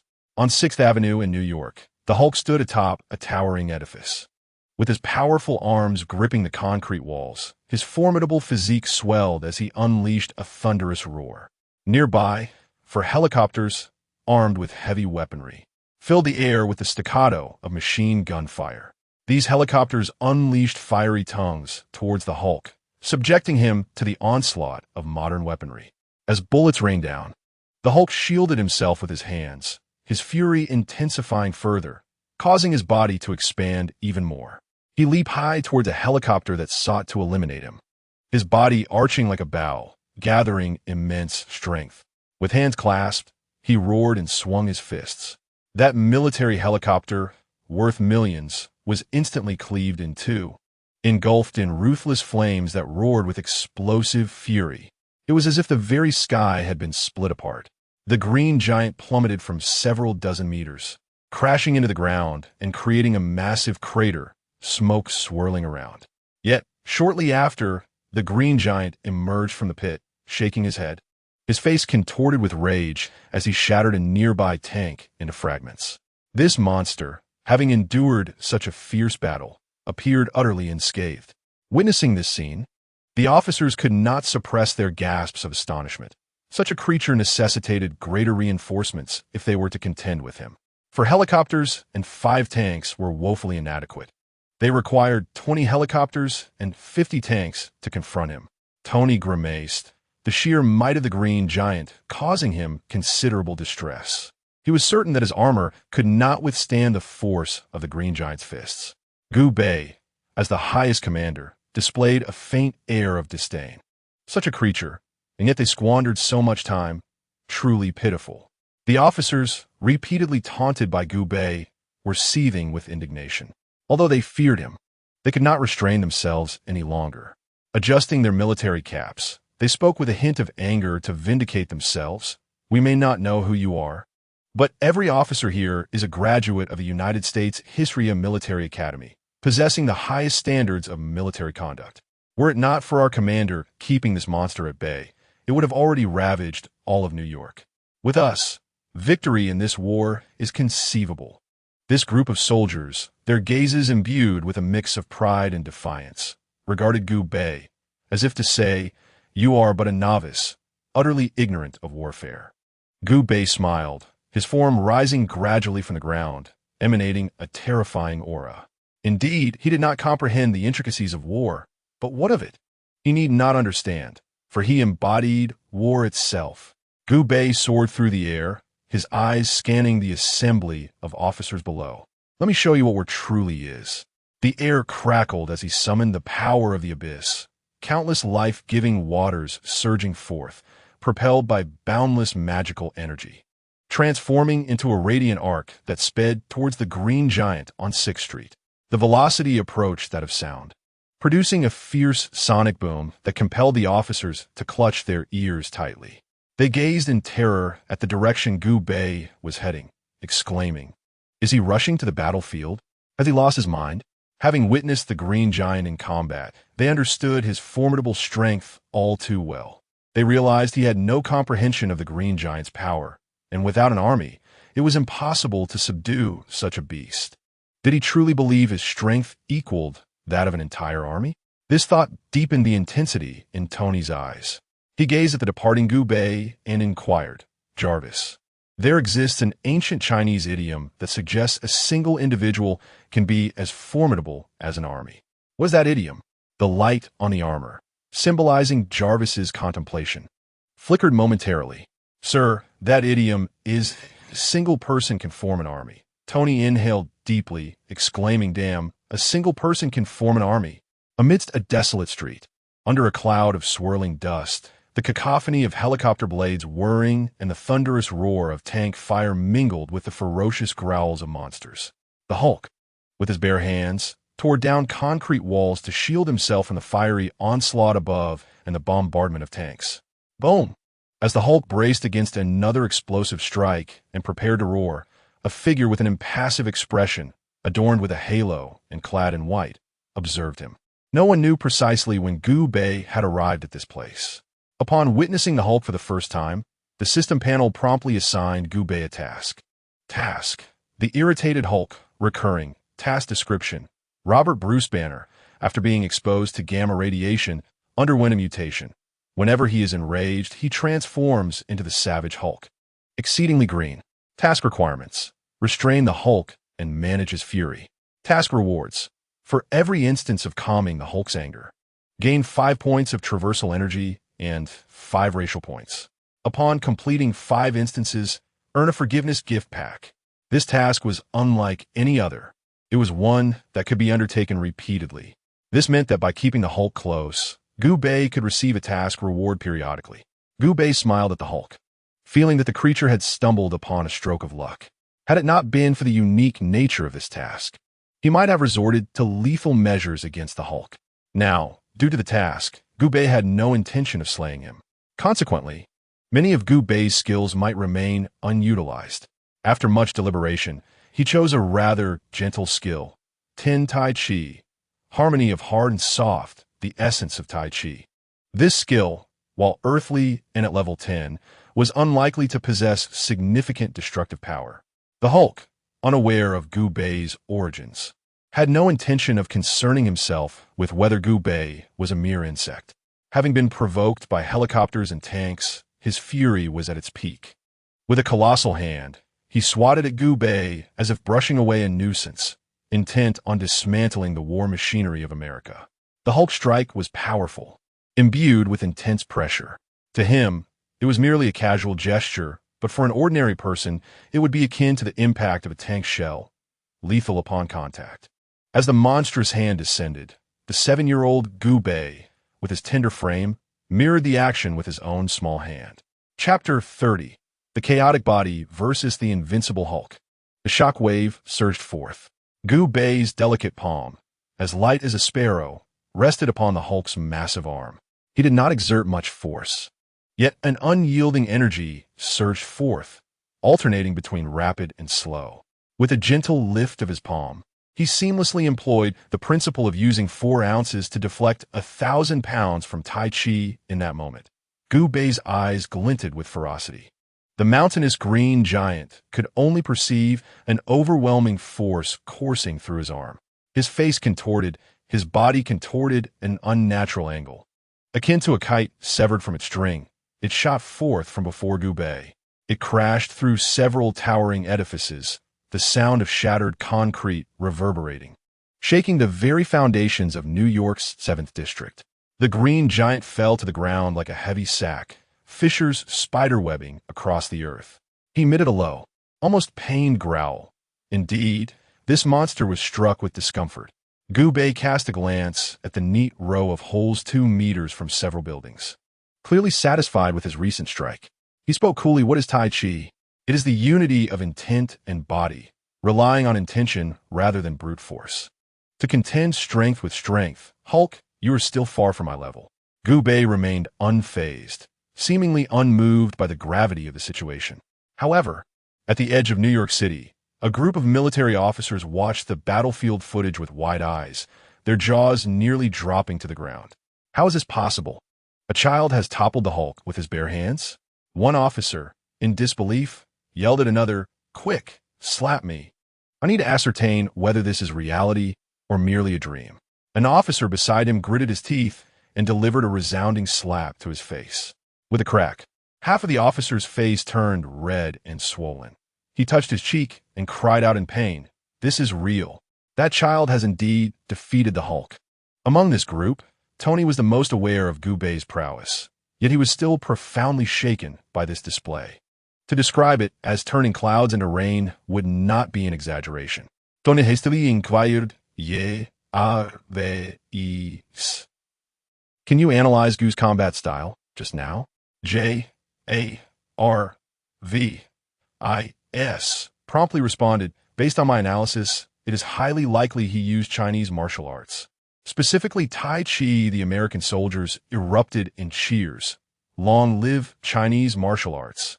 Tony was astonished to discover that Gu Bei also possessed skills in Chinese martial arts and could not help but wonder what other secrets lay within him. JARVIS. Evaluate the probability of victory if Gu continues to fight using Tai Chi. JARVIS. Provided a numerical estimation, 99.9999%. Tony gasped. This figure was essentially 100%, but the machine's calculations would not yield an absolute certainty. The soldiers, who once regarded Gu Bei with disdain, now held a sense of respect. After all, the strong command respect. The American officers were fully focused on the projection. Hoping to glean a few techniques of Tai Chi, however, to their astonishment, it appeared that Mr. Gu Bei had no intention of employing Tai Chi at all. This revelation left the American officers bewildered. It seemed that Mr. Gu Bei was not planning to utilize skill, but rather intended to confront the Hulk head-on. Surely, that was implausible, as witnessed by the officers. Gu Bei in New York's 6th Avenue seemed poised to engage in a direct clash with the Hulk instead of resorting to Tai Chi standing amidst the ruins. Gu Bei addressed the towering green giant Hulk, transformed back in a banner. "Do you understand?" The Hulk unleashed a thunderous roar, akin to a mindless beast. Yet, Gu Bei understood that the Hulk comprehended his words. Having watched the Avengers, he recognized that the Hulk was not merely a monster, but rather a second persona of Banner. In Avengers Endgame, Banner had come to accept his transformation, fully embracing his green persona. The Hulk charged towards Gu Bei with a ferocious roar. Nevertheless, Gu Bei persisted. "Banner, accept your transformation and maintain control over your body." For a fleeting moment, the green giant trembled, but it was merely an instant as fury once again seized his mind. And he swung a fist aimed to crush Gu Bei. Gu Bei, amused by the futility of his persuasion, decided to employ a different strategy, one akin to Thanos's. He would strike with such ferocity that the Hulk would be rendered unable to retaliate or even care for himself. A surge of chaotic energy emanated from Gu Bei's being, indicating the activation of his incomplete chaotic form. With a discontented gaze, he acknowledged the formidable strength of the Hulk in the Marvel Universe. Yet he would not allow his own chaotic power to be disregarded. Provoked, he would retaliate with a single, devastating blow. The Hulk's fist, propelled by a rush of energy, created a gust that made Gu Bei's white robes flutter wildly. Gu Bei, channeling the essence of the 7-year-old holy son of radiance, shaped his hand into a claw and struck towards the Hulk's fist. The collision of fist and claw caused the ground to quake, sending clouds of dust billowing into the air, shrouding the surroundings in a haze. Gu Bei's entire being radiated a chaotic brilliance, revealing the terrifying nature of his primordial form to the world at last. Within the Marvel Universe, the Hulk's strength is described as limitless, growing exponentially with his rage. Yet, against the chaotic form, This power seemed trivial. The chaotic entity, the embodiment of origin, devours all and obliterates all laws. The Hulk's might, when it met Gubei, was entirely absorbed by the chaotic essence, which then transformed into Gubei's own strength. Now enveloped in chaotic energy, the youthful figure concealed within it a being even more formidable than the Hulk. The chaotic energy surged through him, granting him the might of a true dragon. With a single claw, he shattered the Hulk's fist, striking directly against the Hulk's left cheek. Struck forcefully on the left cheek, Hulk rolled his eyes and nearly lost consciousness. Had it not been for the overwhelming pain, he might have remained in a stupor. With bared teeth and a thunderous roar, Hulk was filled with rage, intent on annihilating Gubei. However, Gubei's chaotic form had already been unleashed, rendering him impervious to Hulk's might, leaving no opportunity for retaliation. The tendrils of chaotic energy enveloped Gubei, bestowing upon him boundless strength, as his body solidified like an imperial weapon. In the guise of a mere 7-year-old child, Gubei swung his fists with ferocious might, perfectly countering Hulk's greatest pride, his strength. Each punch from the chaotic form landed with the weight of a mountain, relentless and unforgiving, denying Hulk even a moment to breathe. Hulk was physically driven into the ground, and with the final blow, he succumbed to unconsciousness, gradually reverting back to Bruce Banner. Panting, Gubei felt the immense toll exerted by the chaotic form, yet its power was undeniable. Hulk would remain oblivious to the fact that the greater his strength, the mightier Gubei's chaotic form became. Hulk, in a sense, was defeated by his own strength. As Gubei channeled his magical energy, he sought to restore the losses incurred during the fierce battle. Suddenly, a massive gray shadow loomed, its spiny back descending from the heavens to land menacingly behind Gubei. The creature bore a fearsome visage and unleashed a terrifying roar. Chapter 31. The Abduction of the Green Giant. The roar reverberated like thunder, sending shockwaves through the atmosphere, stirring up sand and gravel as if propelled by a sonic cannon. Gubei's chaotic form trembled, releasing strands of chaotic energy, each one immeasurably heavy, consuming the essence of all things. Turning to face the source of the disturbance, Gubei beheld a creature resembling the Green Giant, standing not far off. This creature, entirely gray with thorny spikes adorning its back, lacked the fury of the Green Giant, but possessed a far more malevolent demeanor. Recognizing the creature, Gubei remarked coolly, "Abomination, I did not expect you to present yourself, thus saving me the trouble of seeking you out." His disdainful attitude ignited the Abomination's eyes with fury. Having quietly observed the clash between Gubei and the Green Giant without intervening, the Abomination had awaited the moment when both would be weakened, ready to reap the rewards. Now, with the Green Giant reverted to his original form and Gubei exhibiting signs of fatigue, the Abomination would not let this opportunity slip by. He was determined to slay the Green Giant and then Gubei, to prove himself the strongest creature of all. With a burst of speed, the Abomination charged forward, his granite-like legs creating deep craters with each powerful stride. Letting out a deafening roar, the spines on his back bristled as he prepared to deliver a devastating punch. Intent on obliterating everything in his path, the Abomination was frenzied, yet ultimately devoid of value. Gubei coldly gazed at the Abomination rushing toward him, his voice devoid of emotion. "I do not slay the Hulk, for he grants me quests. Do you think you could provide me with such tasks as well?" A flicker of intent sparked in Gubei's eyes as he unleashed his ultimate skill. Eightfold indestructible art. A torrent of demonic energy surged through Gubei's meridians, coalescing above his crown into a grand vessel, as dark as the void, resembling a nascent universe, with twinkling stars akin to celestial bodies. An enigmatic aura anchored the essence of the Abomination, and the vessel of demonic energy radiated a black luminescence, slowly spinning. The Abomination's primal power was gradually siphoned away by Gubei, nourishing him in the process. As the Abomination charged toward Gubei, each stride drained its strength, leaving it panting, as if it were not its stamina that waned, but rather its very life force. Gubei regarded the Abomination with calm composure. Whether it was the Hulk or the Abomination, To him, they were mere brutes. No matter their strength, devoid of understanding of principles and laws, they could not rival a supreme sorcerer like the Ancient One. Had he not wished to spare the Hulk's life, he could have effortlessly wielded the indestructible art to extract the Hulk's essence and slay him with ease. The abomination, despite its dire weakness, continued to run, attempting to obliterate everything before it with a single punch. Yet Gubei discerned its defeat, utter and complete, rendering it incapable even of striking back. Gubei turned, seizing Banner, intending to ride the divine rainbow away, when he heard the abomination's final roar. The creature was utterly fatigued, so weary that even lifting a hand felt like a monumental task. Yet, witnessing Gubei grasping Banner and preparing to depart ignited a surge of blood to its brain. It was a humiliation, an unbearable disgrace. Even in its exhaustion, it felt compelled to vanquish this insolent youth.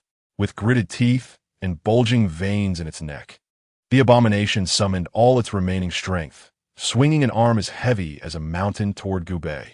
Accompanied by its roar, the abomination's punch, however, never fully materialized. It faltered mid-swing, collapsing heavily to the ground, shattering the earth beneath it. As Gubei propelled himself forward, he glanced back, somewhat surprised. "I did not expect you to muster even half a punch. I underestimated you." The abomination lay twisted on the ground, its eyes filled with defiance, yet unable to remain open. It harbored a message it wished to convey to Gubei, but lacked the strength to voice it. That sentiment, if translated into Chinese, would be, with one hand grasping Dr. Banner, Gubei activated the divine bridge, transforming into a streak of light across the sky.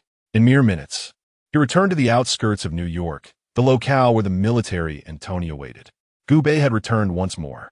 The gaze of a group of officers towards Gubei underwent a profound transformation. Though fear still lingered in their eyes, a greater sense of respect emerged. Upon seeing Gubei's return, they stood at attention, saluting him as if he held a rank superior to theirs, embodying their senior and commander. Tony, as the actual delegate of SHIELD, felt somewhat awkward in this situation. However, he found himself oddly appreciative of this uncomfortable feeling. Indeed, the experience of merely observing seemed strangely delightful. As Gubei prepared to speak, General Ross, who had been sprawled lifeless on the ground, unexpectedly regained consciousness. The moment he opened his eyes, he beheld Gubei and, filled with rage, erupted, "You wretched boy, what have you done to me? Do you even realize I am a general of the United States?" In the midst of his furious tirade, a familiar sensation of suffocation surged through his mind.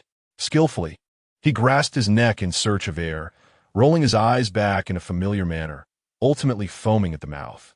After a couple of retching gasps, he succumbed once more into unconsciousness. The interval between General Ross's awakening and his subsequent fainting spanned a mere 5 seconds. The officers recalled the last time General Ross had fainted, as if it had just transpired. Everyone was aware that Gubei had rendered the general unconscious. Yet none dared to voice this fact. However, unlike the previous occasion, this time all stood in solidarity with Gubei. Observing their general's collapse, they averted their gazes, some even whistling nonchalantly as if nothing had transpired. A few even contemplated engaging in a game of Gwent, with the bothersome General Ross incapacitated. Gubei addressed the assembled officers, declaring that the matter was resolved and that they could apprehend the abomination. He intended to take the Hulk with him. The group of officers exchanged uncertain glances, as Gubei's actions placed them in a predicament. Both the abomination and the Hulk were categorized as war-level criminals and could not be surrendered so easily. Tony, serving as an intermediary between SHIELD and the military, understood the officer's concerns well. He advised Gu, "The Green Giant is a war-level criminal. It would be prudent to leave his handling to the military." Gubei cast a glance at Tony, then at Banner in his grasp, and casually remarked, "Tony, you must have witnessed my martial arts against the Hulk, did you not?" Gubei's abrupt shift in conversation left Tony momentarily bewildered, yet he nodded in acknowledgement. "Indeed, I saw it. It was quite remarkable." A smirk graced Gubei's lips as he generously offered, "Allow me to take the Hulk. I can teach you, and your martial prowess can become as formidable as mine.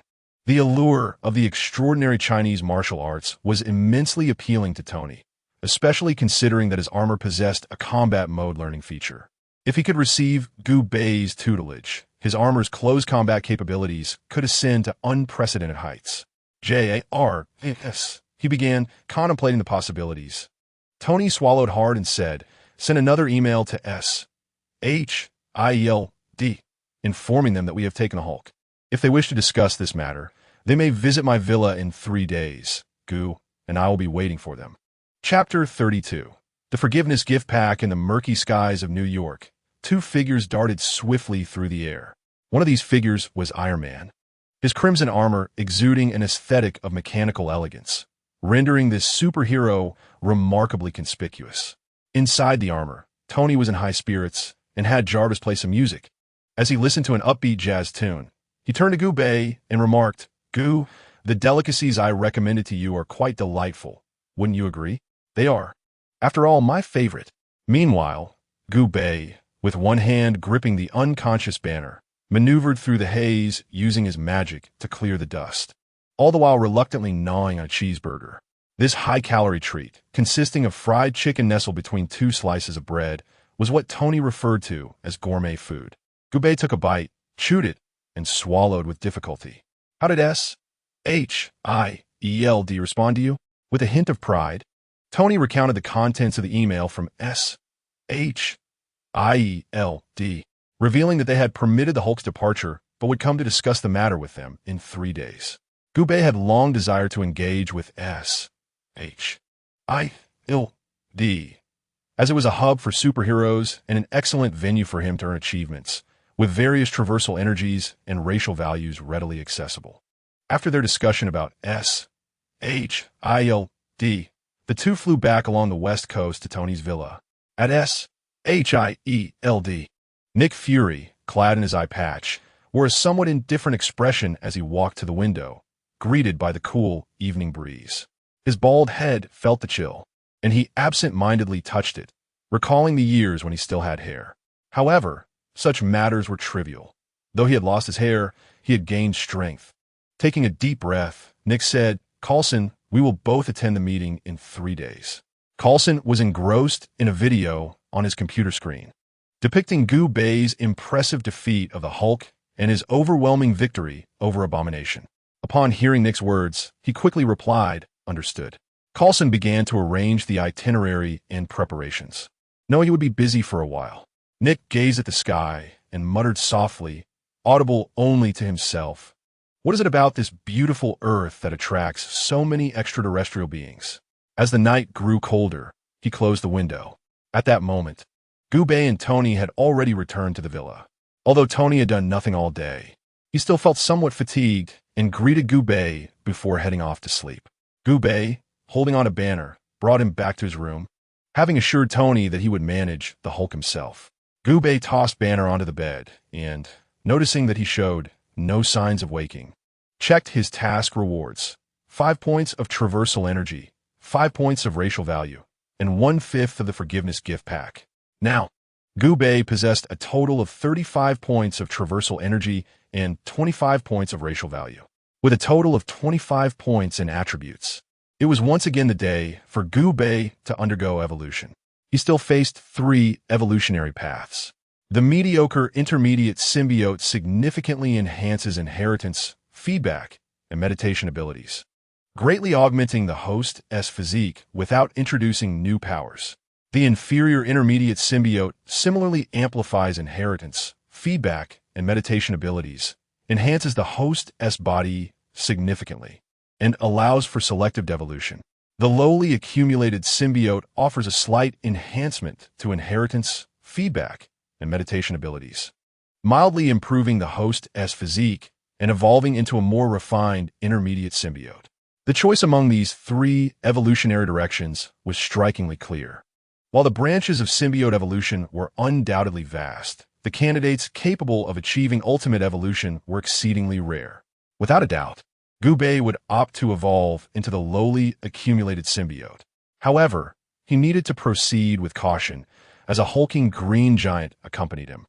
and any evolution during this time could provoke the giant into a frenzy, leading to catastrophic consequences. During the late hours of the night, Gubei dedicated himself entirely to meditating on his skills.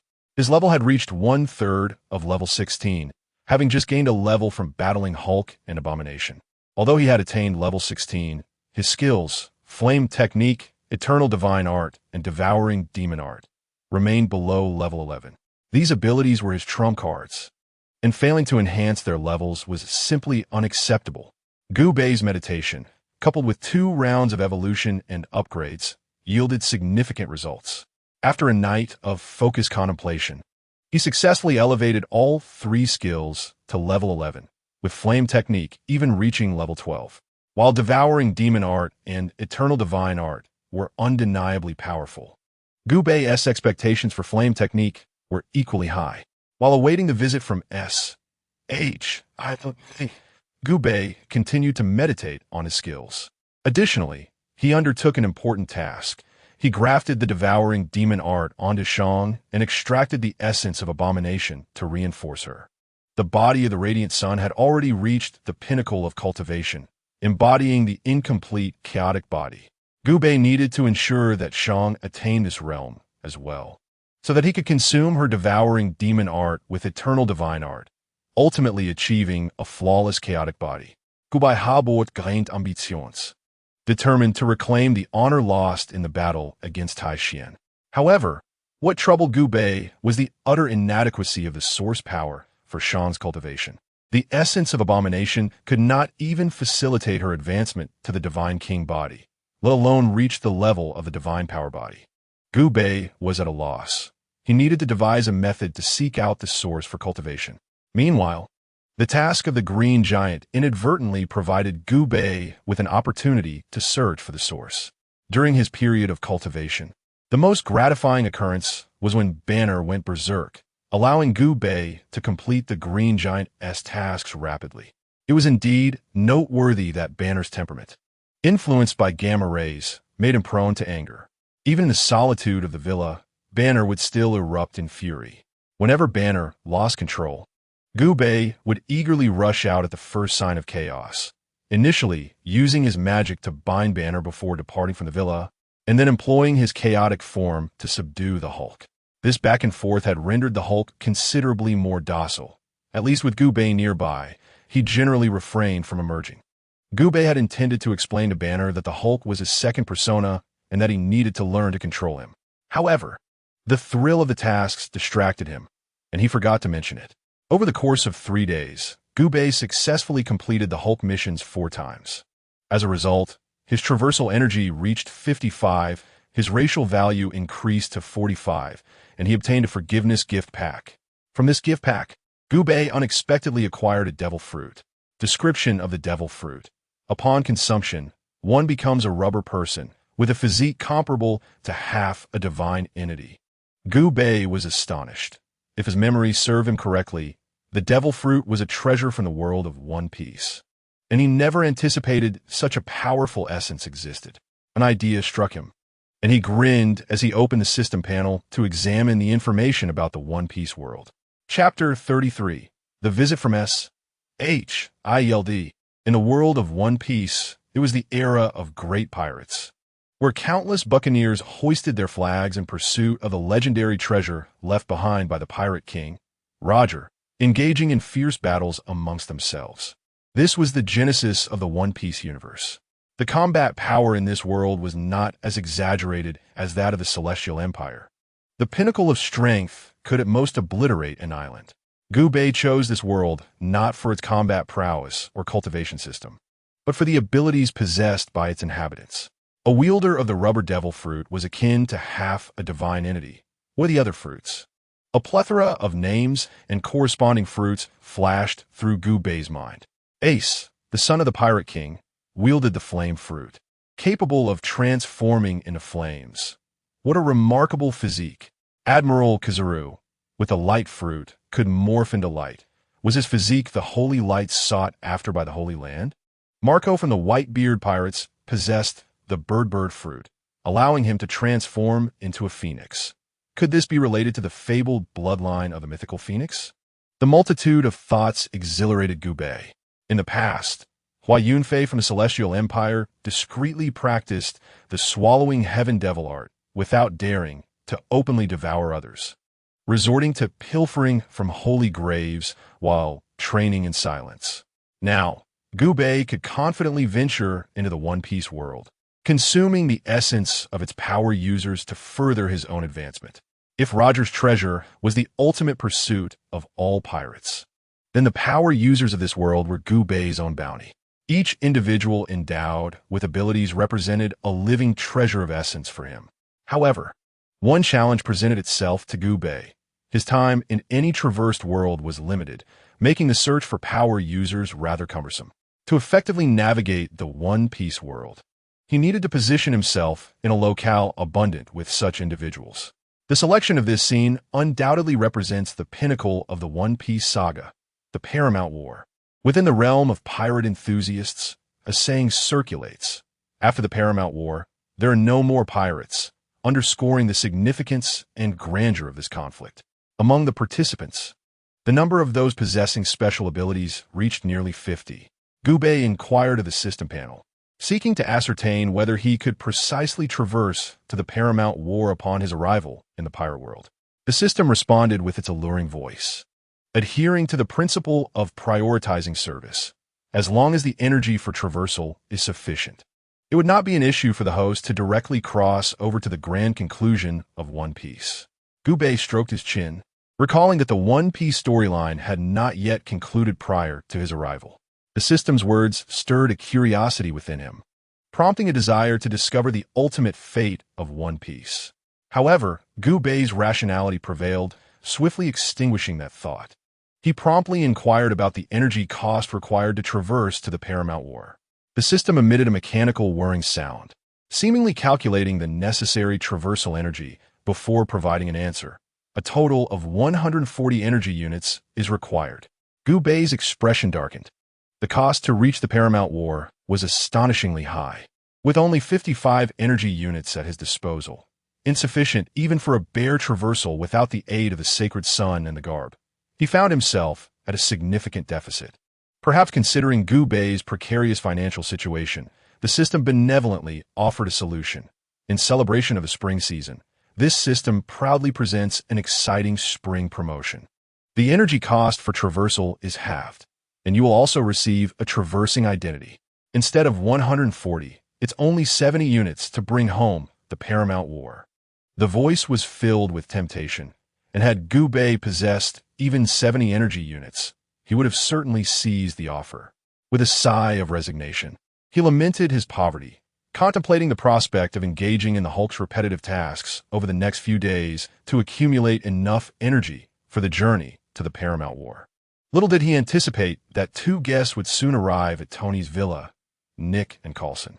3 days had passed since the battle between the Hulk and the Green Giant, and at last, the director of S.H.I.E.L.D.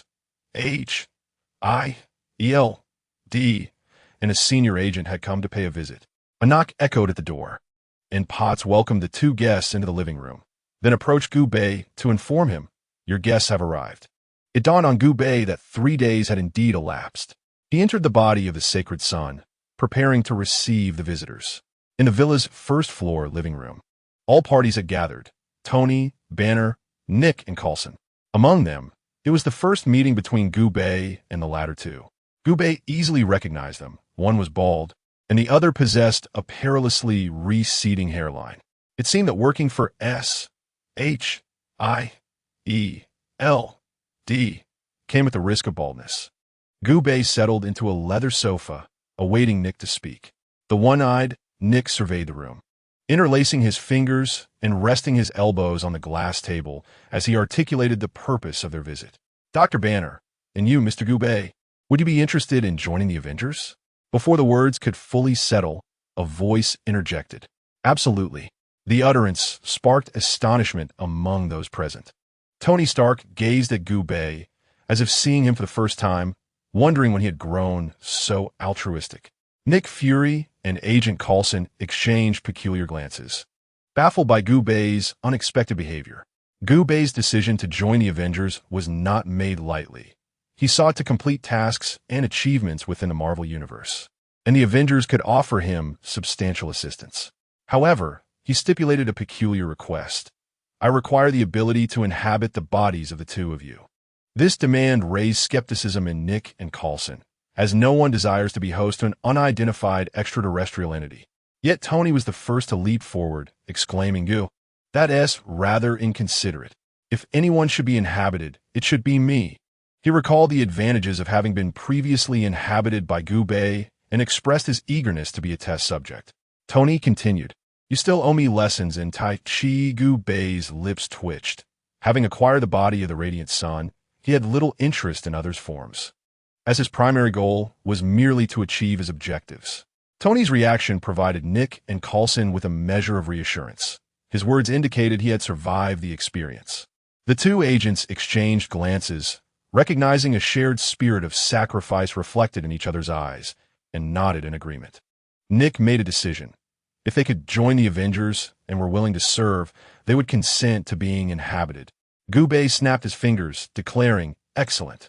Emerging from the form of the Radiant Sun, Gu Bei's essence, a viscous liquid resembling venom, spread forth. Chapter 34. I have arrived in the world of One Piece. The form of the Radiant Sun radiated divinity, adorned with a halo symbolizing his celestial nature, rendering him almost godlike in appearance. Meanwhile, the serpent-like Gu Bei, dark as night, coiled around his neck, exuded an air of enigma and mystery. This pairing of one man and one being created an aesthetic reminiscent of an angel and a demon. Nick and Coulson, upon witnessing Gu Bei's true form, exchanged another glance, this time finding despair mirrored in each other's eyes. Yet, true to his seasoned experience as the director of SHIELD, Nick boldly asserted, "Let me take the lead in this symbiosis." Gu Bei then seamlessly entered Nick's body. As a senior figure, Tony offered guidance from the sidelines, instructing Nick, "Relax your body and allow Gu to take control." With Nick's cooperation, Gu Bei swiftly established a symbiotic connection with him. Upon the chime of the system panel, Gu Bei completed the achievement of inhabiting Nick Fury. He quickly transitioned to Coulson's form, encountering no difficulties in that process either, achieving the remarkable feat of subduing two individuals. Gu Bei now possesses a traversal energy of 65 and a racial value of 55. The achievement from parasitism appears rather frugal, incrementing by merely 5 points each time. However, it seems that certain grand events related to parasitism offer bountiful rewards. For instance, parasitizing Thanos can yield substantial traversal energy and racial value, even granting a purple sweet potato gift pack. Similarly, parasitizing Odin also seems to provide a wealth of traversal energy and racial value, along with an exile gift pack. Those entities represent the pinnacle of the Marvel Universe, and Gu Bei dares not provoke them. With his traversal energy still lacking slightly, Gu Bei opts to parasitize Tony. Having been parasitized by Gu Bei a second time, Tony is somewhat familiar with the process and quickly clears his mind to cooperate with Gu Bei. Previously, Gu Bei had not activated the achievement system, thus missing out on Tony's achievements. This time, he finally secures them. Additionally, Gu Bei transfers the Tai Chi skill, which he had promised to Tony, back to him. The Tai Chi skill, of which Gu Bei is indifferent, was initially intended to be directly given to Tony. However, the system panel indicated that his physical strength was too low to accept a Tai Chi level above 5. Frowning, Gu Bei refrains from bestowing a level 10 Tai Chi upon Tony, instead leaving him with just 5 and casually releasing a bit of burning Chi to strengthen Tony's physique. Once everything is completed, Gu Bei returns to the body of the Holy Son of Shaking Light.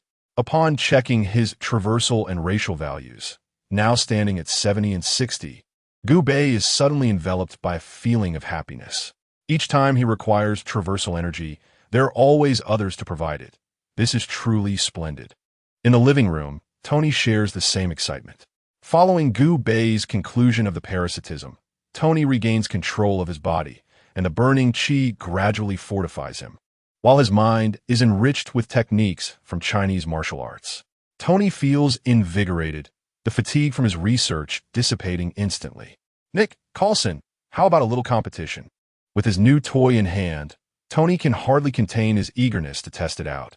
Gubei, turning away, waves his hand. "You all can compete. I'm heading back to my room."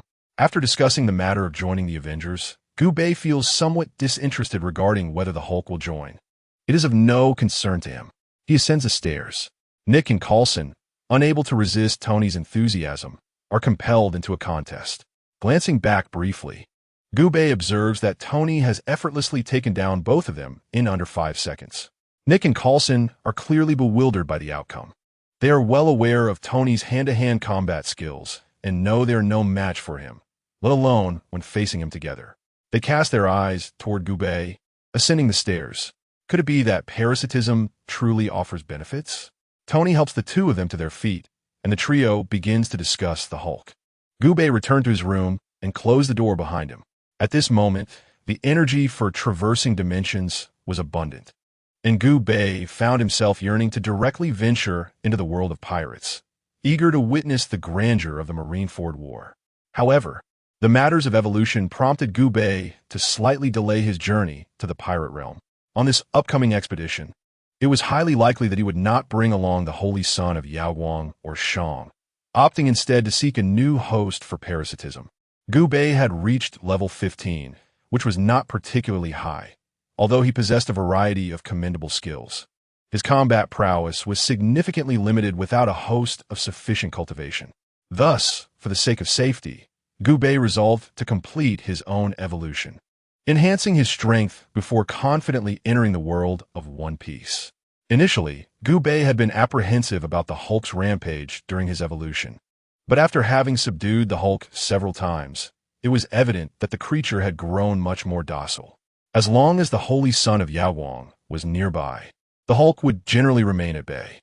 Consequently, Gubei settled into a comfortable position on his bed, deducting 25 points of traversing energy to initiate his evolution. The direction of his evolution was aimed at accumulating a low-grade symbiotic organism. Once again, Gubei's body was enveloped in icy crystals, and within the very core of his being, the color of the glass-like substance deepened, appearing even more refined this time. This evolution was of paramount importance to Gubei, as it laid the foundation for his subsequent transformation into a medium-grade symbiotic organism. Anticipating the arrival of the next evolution, Gubei expected a qualitative metamorphosis.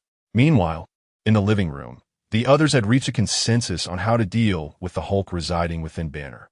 The solution was straightforward. He would be placed in Tony's villa.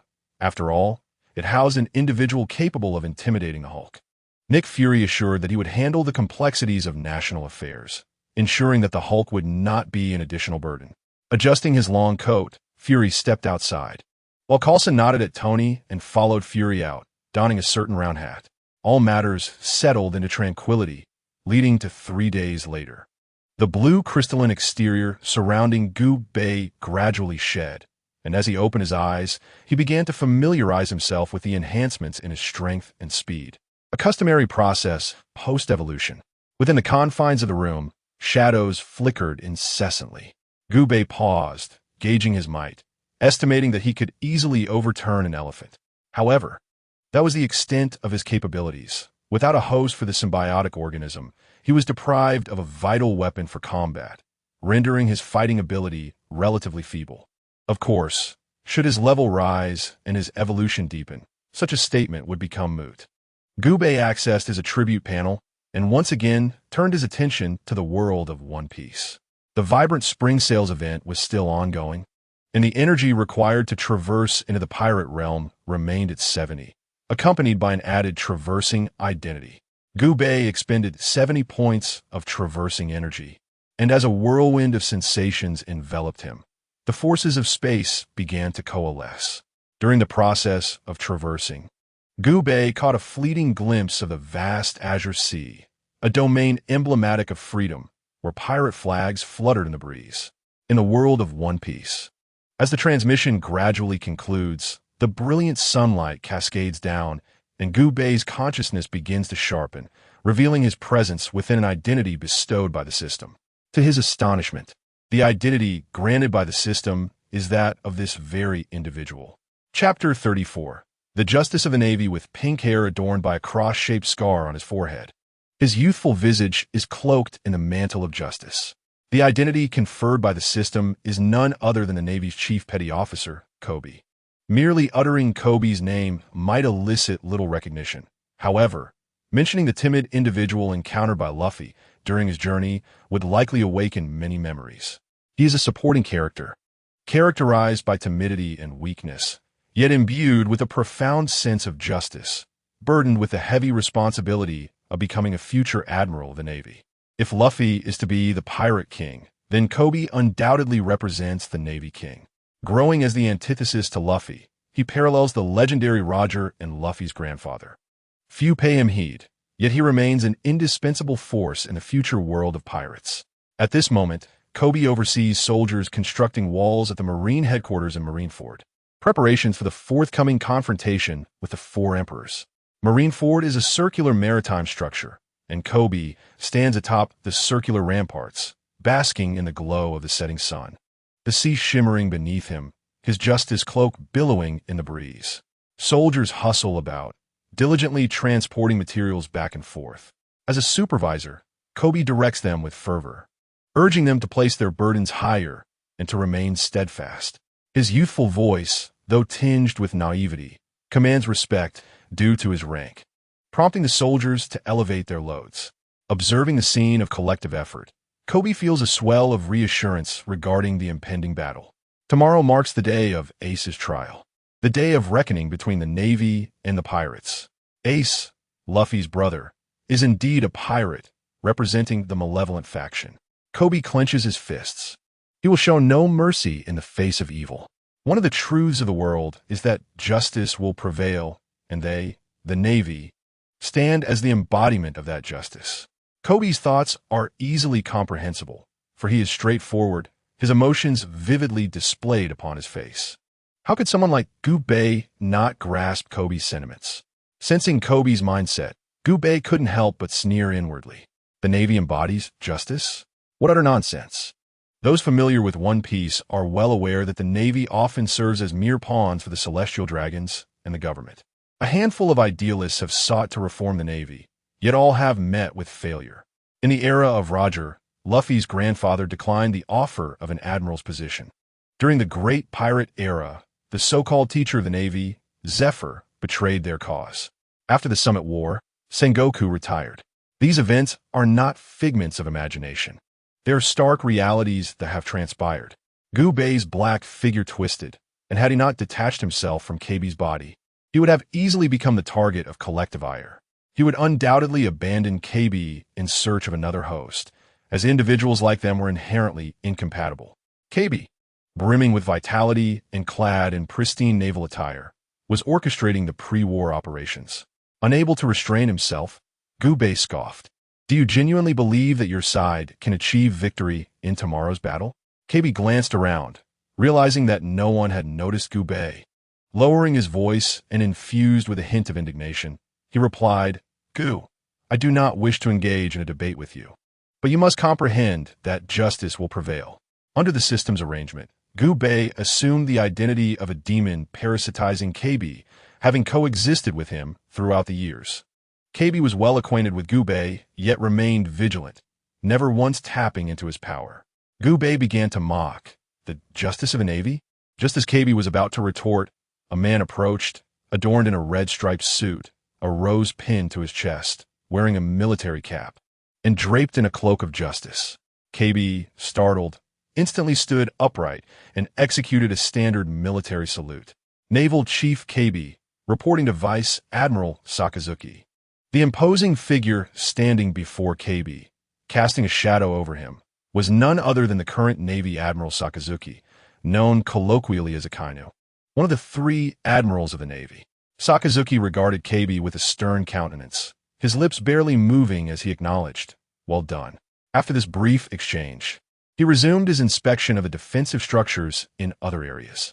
Sakazuki moved some distance away, yet Kobe's salute remained unwavering as he watched the admiral depart. His complexion flushed, likely due to his fervent emotions.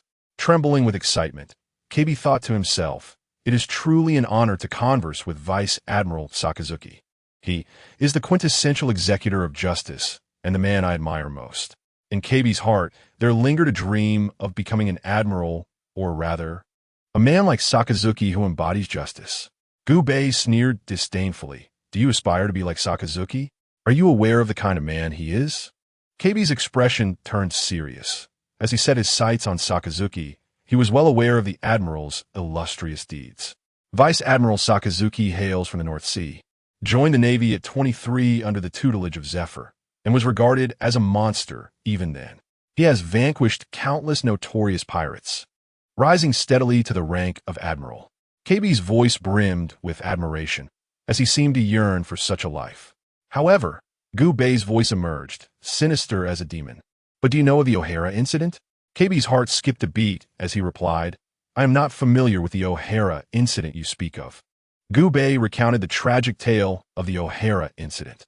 5 years prior, in a place named O'Hara, scholars have been studying the government-prohibited historical texts, only to face execution. The entire O'Hara was obliterated under the government's extermination decree, vanishing from the map. Hearing the decree of extermination, Kobe's expression shifted, revealing a deep understanding of its inhumanity. Yet he resolutely stated that studying the historical text was a capital offense, and that the scholars of O'Hara deserved their fate. "Oh!" Gubei seemed unsurprised by Kobe's reaction, and continued, "But do you know? The only refuge ship carrying the residents of O'Hara was ordered to be shelled by a certain naval officer. Do you know who issued that command?" As he spoke the last part, Gubei's tone turned icy. Kobe appeared to guess who Gubei was referring to, his breath quickening and discomfort evident. He enunciated each word with difficulty. "You mean the order given by Admiral Sakazuki?" "Indeed," Gubei affirmed. "It was Sakazuki's command. He feared that scholars had infiltrated the refuge ship.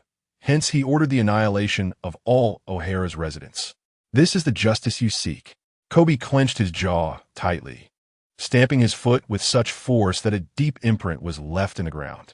His voice was ominously low as he seethed. "You had better not slander Admiral Sakazuki, or I will risk my life to ensure we both perish together."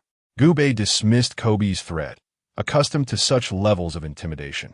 However, it was Kobe's stomp that captured Gubei's keen attention. It was the 6 forms of the Navy Suru, and its power had already taken shape. Gubei felt a flicker of surprise. This young man, indeed, was a worthy rival lurking in the shadows of Luffy, growing rapidly and already mastering Suru. In the near future, Kobe would undoubtedly comprehend the observation haki, making him the earliest among the new generation to awaken such abilities. Gubei contemplated that perhaps aligning with Kobe could be a prudent choice. He possessed potential, and more importantly, with the impending Marineford War, he was bound to clash with Admiral Akainu. Kobe needed a spark. Chapter 35. The prelude to the Marineford War. Kobe managed to silence Gubei, yet he felt increasingly disoriented. Having spent so much time with Gubei, he had never heard him utter a falsehood, which left a crack in his conviction of justice. Yet deep within, Kobe harbored a glimmer of hope that Gubei was lying. After the completion of the fortifications at Marineford, Kobe returned to the Naval Assembly Hall in a daze. Vice Admiral Moles was delivering a pre-battle rallying speech, draped in a mantle of justice with unwavering resolve. Justice shall surely prevail, and the pirate era will ultimately come to an end. His voice resonated with vigor and charisma, inspiring all soldiers and officers to chant, "Justice will triumph. The age of pirates will eventually conclude." As the atmosphere surged, many tossed their white and blue-striped naval hats into the air, as if welcoming the imminent battle. Yet, Kobe felt no contagion from this fervor. He quietly withdrew, making his way alone to the Naval Headquarters Library, a repository of vast naval knowledge. Admiral Haru, hunched with age, did not expect to encounter a young naval officer here. "You are a soldier under Captain Carp, named KB. Am I correct?" KB trembled slightly, seemingly apprehensive that his innermost thoughts might be discerned, appearing rather timid. Haru tapped her cane against the ground, inquiring, "What troubles you?" The sound of the cane striking the floor steadied KB, as he sought to uncover the truth behind the events at O'Hara. "Admiral Haru, I wish to examine the military operation records pertaining to O'Hara. Admiral Haru scrutinized KB with a penetrating gaze. Her cloudy eyes, brimming with wisdom, seemed to pierce through his intentions. After a moment of silence, she replied, "The records of the fifth file down in drawer 24. KB expressed his gratitude, retrieved the file, and began to peruse the historical accounts. His actions, undoubtedly, aligned perfectly with Gu Bei's design. The history of pirates was well known to Gu Bei. Regardless of KB's attempts to deceive himself, the pursuit of truth would inevitably shatter his illusions. As anticipated, KB discovered that during the operation at O'Hara, a rescue ship transporting civilians had been inadvertently struck by a naval cannonball, sending a chill through his entire being. He then examined the records of the overall commander, Sakazuki. At that moment, KB felt a fissure open within his heart. Why is it like this? In his moment of confusion, Gu Bei spoke once more. Do you still believe in this so-called justice? Previously, when Gu Bei posed similar questions to KB, he would have vehemently protested, striving to assert his beliefs, even if he could not sway Gu Bei. However, this time, KB remained silent. Gu Bei decided to administer a more potent revelation, disclosing, tomorrow, the naval headquarters will expedite Ace's execution. KB was taken aback, hastily closing the file and exclaiming, "Impossible! Ace's execution will be broadcast live to the entire world. The Navy cannot deceive everyone." KB believed he had found a flaw in Gu Bei's argument, but Gu Bei scoffed. What if I told you that the Navy would cut off communication before executing the sentence? A thunderous realization struck KB's mind, clarifying the naval battle plans for the following day. Perhaps the Navy had no intention of revealing this battlefield to the world. Bowing his head, he wrapped his cloak tighter around himself, convinced that any means employed against pirates were justified. KB clung to his last vestiges of conviction, unaware that he had already fallen into Gu Bei's trap. With a smile, Gu Bei remarked, "Since you believe there is no issue, then in the near future, should you and other naval soldiers perish at Sakazuki's hands, do not blame others." KB's heart quivered as Sakazuki's stern visage inexplicably surfaced in his mind. Why would Lord Sakazuki want to kill me? Gu Bei deliberately spoke in a soft tone, as if a malevolent spirit were entwining itself around him, saying, "Because that is the essence of the Navy's justice." Kobe did not comprehend the implications and dared not delve into their meanings, shaking his head fervently. He reproached Gu Bei, saying, "You are spouting nonsense, aren't you? You are no deity. How could you possibly foresee the future?" Indeed, Gu Bei was not a divine being, yet he possessed the ability to glimpse certain aspects of what was to come. Kobe, unwilling to accept Gu Bei's words, had yet to witness the brutal realities of war. Gu Bei had the patience to await Kobe's eventual belief in his assertions, confident that there would come a time when Kobe would require his strength. Upon returning from the archives to his dormitory at the naval headquarters, Kobe remained silent, his mind embroiled in turmoil. The righteous convictions he once held began to fracture, and his admiration for Sakazuki gradually warped. If everything Gu Bei claimed were true, he was uncertain how to reconcile the notion of justice that resided within him.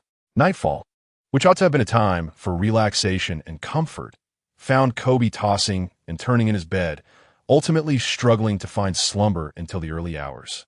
As dawn broke, seagulls soared from Marineford, deeming it an ill-fated place, while schools of fish drifted away in search of new habitats.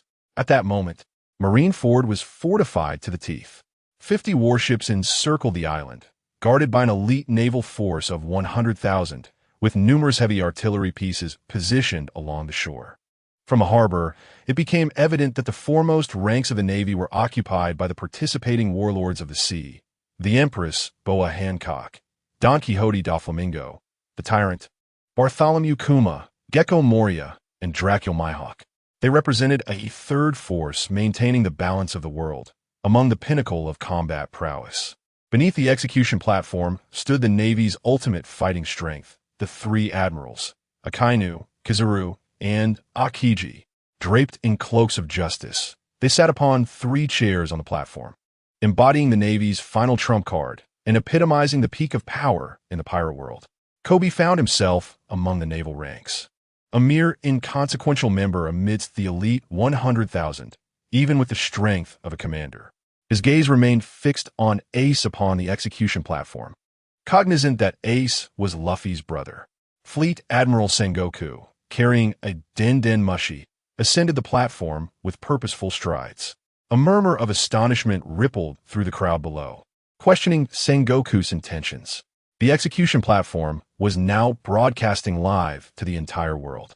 Following a series of inquiries from Sengoku and Ace's denials, the Fleet Admiral finally revealed Ace's true identity before the eyes of the world. He proclaimed loudly, "You cannot possibly be unaware that your father is the Pirate King." God di Roger. Thus, the war at Marineford commenced. Chapter 36. Gaining the upper hand in the distance, the Whitebeard pirate's ship, adorned with the Jolly Roger, approached. Its flag emblazoned with a skull and crossed swords. A total of 43 ships, each helmed by notorious pirates renowned throughout the New World, with bounties exceeding 300 million. The Navy stands at the ready, and Sengoku surveys the fleet, his voice low and grave. Where is Whitebeard's ship? Why has it not yet made an appearance? No sooner had he spoken than 4 enormous shadows emerged within the circular harbor of Marineford, growing ever larger as they broke the surface of the water, cascading waves like a waterfall. The Moby Dick, flagship of the Whitebeard pirates, charged into the Navy's headquarters alongside 3 additional vessels. Whitebeard stood at the bow of the Moby Dick, flanked by 14 captains, each one instilling immense pressure upon the Navy. This was the dominion of the New World, the intimidation of the 4 emperors. Marco, the captain of the 1st Division of the Whitebeard pirates, and the captain's eldest son, spoke up in these waters. There is no one unaware of the fate that awaits those who oppose our comrades. Those who have harmed you shall not survive. Ace, we are coming to rescue you. A violent rumble echoed throughout Marineford, akin to the onset of an earthquake. In the blink of an eye, a towering tsunami surged toward Marineford, a manifestation of Whitebeard's tremor fruit powers, resembling a monstrous force. The Navy's top 3 admirals, including Akiji, intervened personally, freezing all surrounding waters to quell the impending disaster. Thus commenced the clash between pirates and Navy in the Battle of Marineford. Pirates from Whitebeard's fleet leapt from the deck, brandishing curved blades, skidding across the ice, and charging madly into Marineford. Navy soldiers raised a deafening battle cry, vowing to defend justice with their lives, leading the charge. Among them was Kobe, fighting valiantly, employing the 6 styles of the Navy to vanquish pirates where possible. Though confusion lingered in his heart, the battlefield allowed no room for uncertainty. Blood stained Kobe's Navy uniform crimson, the fervent shouts igniting a surge of murderous intent within him as he succumbed to the chaos of war. Goodbye Cultivation Kobe, keenly aware of his current state, an unease mingled with a hint of brutality. It seemed yesterday's words had borne fruit. Gubei held little interest in Kobe's struggle. The Navy's 6 styles struck him as rather unremarkable. However, the ability to foresee the future through observation hockey was what Gubei truly desired. Quietly, he began to channel the immortal celestial technique from within Kobe's body. Without a host, Gubei's power was not particularly formidable, merely enabling him to perceive the fundamental energies of those on the battlefield. To his astonishment, the moment he activated the immortal celestial technique, beams of light shot skyward in a dazzling display. This spectacle was even more terrifying than the incident at the Heavenly Gate. It was as though dozens of radiant lords were swirling around Gubei. He could not help but widen his eyes in disbelief. In the realm of pirates, he had indeed arrived at the right place. This was the treasure he sought. Among the myriad of formidable origins, the most resplendent was a sinister and malevolent force, akin to the indomitable celestial prowess, possessing the ability to devour. Gubei instantly recognized the master of this essence, Blackbeard. This individual was the hidden orchestrator of the war on the summit. Although the Marines emerged victorious in this conflict, the most significant prize of the war was voraciously consumed by Blackbeard. He was both a schemer and an ambitious soul. More importantly, he possessed the strength to execute his plans. If Gubei aspired to engulf everything during the war on the summit, Blackbeard would inevitably be the adversary he must confront. As the war intensified, the toll of bloodshed and casualties continued to rise. The strongest man in the pirate world, Whitebeard, along with his 14 captains, clashed with the 3 admirals, causing the very island to tremble. The giant Oz made significant contributions to the advance of Whitebeard's crew, collapsing in the plaza of the Marine headquarters as pirates trampled over his lifeless body towards the execution platform. At this moment, the most dreaded scenario for Kobe unfolded. As a captain, he possessed a transponder snail for receiving commands. Inside, the supreme order from Admiral Sengoku resounded. Proceed with Ace's execution ahead of schedule. Kobe bit his lip tightly, drawing blood. Why was it like this? Gubei's voice, filled with manipulation, echoed, proclaiming that so-called justice was merely a concealment of truth. No one knew the missing century of history. Was the Marines' justice truly just? Kobe, enduring the turmoil of war, felt his spirit wavering, yet he struggled to hold on, hoping for redemption. However, shortly thereafter, the live transmission of the war was abruptly severed, cutting off the world from Marineford. Sengoku's expression darkened. Everything that followed must remain unknown to the public. Kobe felt a sharp pain in his heart. The events of the war mirrored Gubei's foresight, leaving him with a profound sense of helplessness. Gubei could already sense the turmoil within Kobe, realizing that with just a little more effort, he might completely shatter Kobe's will and seize control of his body. Gubei's focus darted across the battlefield, until at last, he discovered the final tool to crush Kobe's spirit. Look to your left. At the sound, Kobe's head turned stiffly to the left, revealing a scene he would never forget. Marine Admiral Akainu, his cloak of justice billowing in the wind, wore a grim expression. His left hand transformed into scalding magma, dark red and blackened, piercing through the chest of a Marine soldier. Cowards do not deserve to live. In that moment, Kobe felt as though he were suffocating. It was as if no oxygen could reach his brain, causing his thoughts to momentarily halt. Time seemed to freeze. In Kobe's mind, he perceived the entirety of the battlefield. The cacophony of anguished wails, the atmosphere of death enveloping him like a relentless nightmare. Under the subtle suggestions of Gubei and the relentless blows of reality, Kobe unexpectedly grasped the essence of Kinbunshiku Haki ahead of time. This formidable ability, when cultivated to its zenith, grants the power to foresee the future. However, the overwhelming tide of negative information, compounded by Gubei's deliberate installation of despair, left Kobe gasping for breath. Humanity is fragile, particularly when the very foundation of one's beliefs crumbles. Kobe's limbs grew numb, accompanied by spasms, as his consciousness began to dissipate. This was a manifestation of hyperventilation, a phenomenon that only surfaces when one's inner turmoil reaches a critical point. Yet, it may not solely be hyperventilation. It could also signify Kobe's psyche retreating from reality, causing his true self to conceal itself. Gubei's objectives were fully realized, and he could not help but reflect with a mocking tone on the youth's spirit, which proved so vulnerable to torment.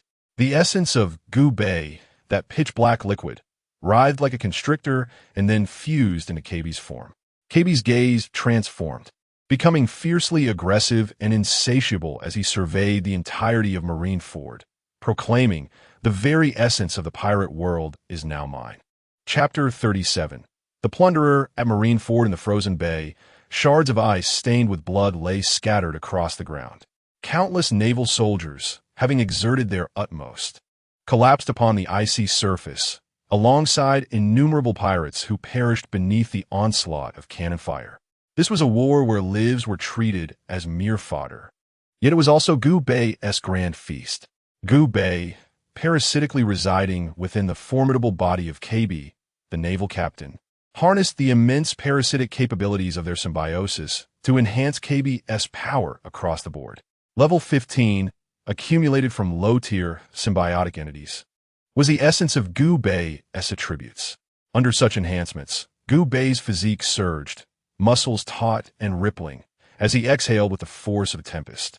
His strength gradually ascended, swiftly surpassing that of the naval captain, sergeant, then the warrant officer, and second lieutenant, until it plateaued at the level of a naval brigadier. Gubei clenched his fists, feeling a tinge of regret. Achieving merely brigadier strength felt somewhat lacking.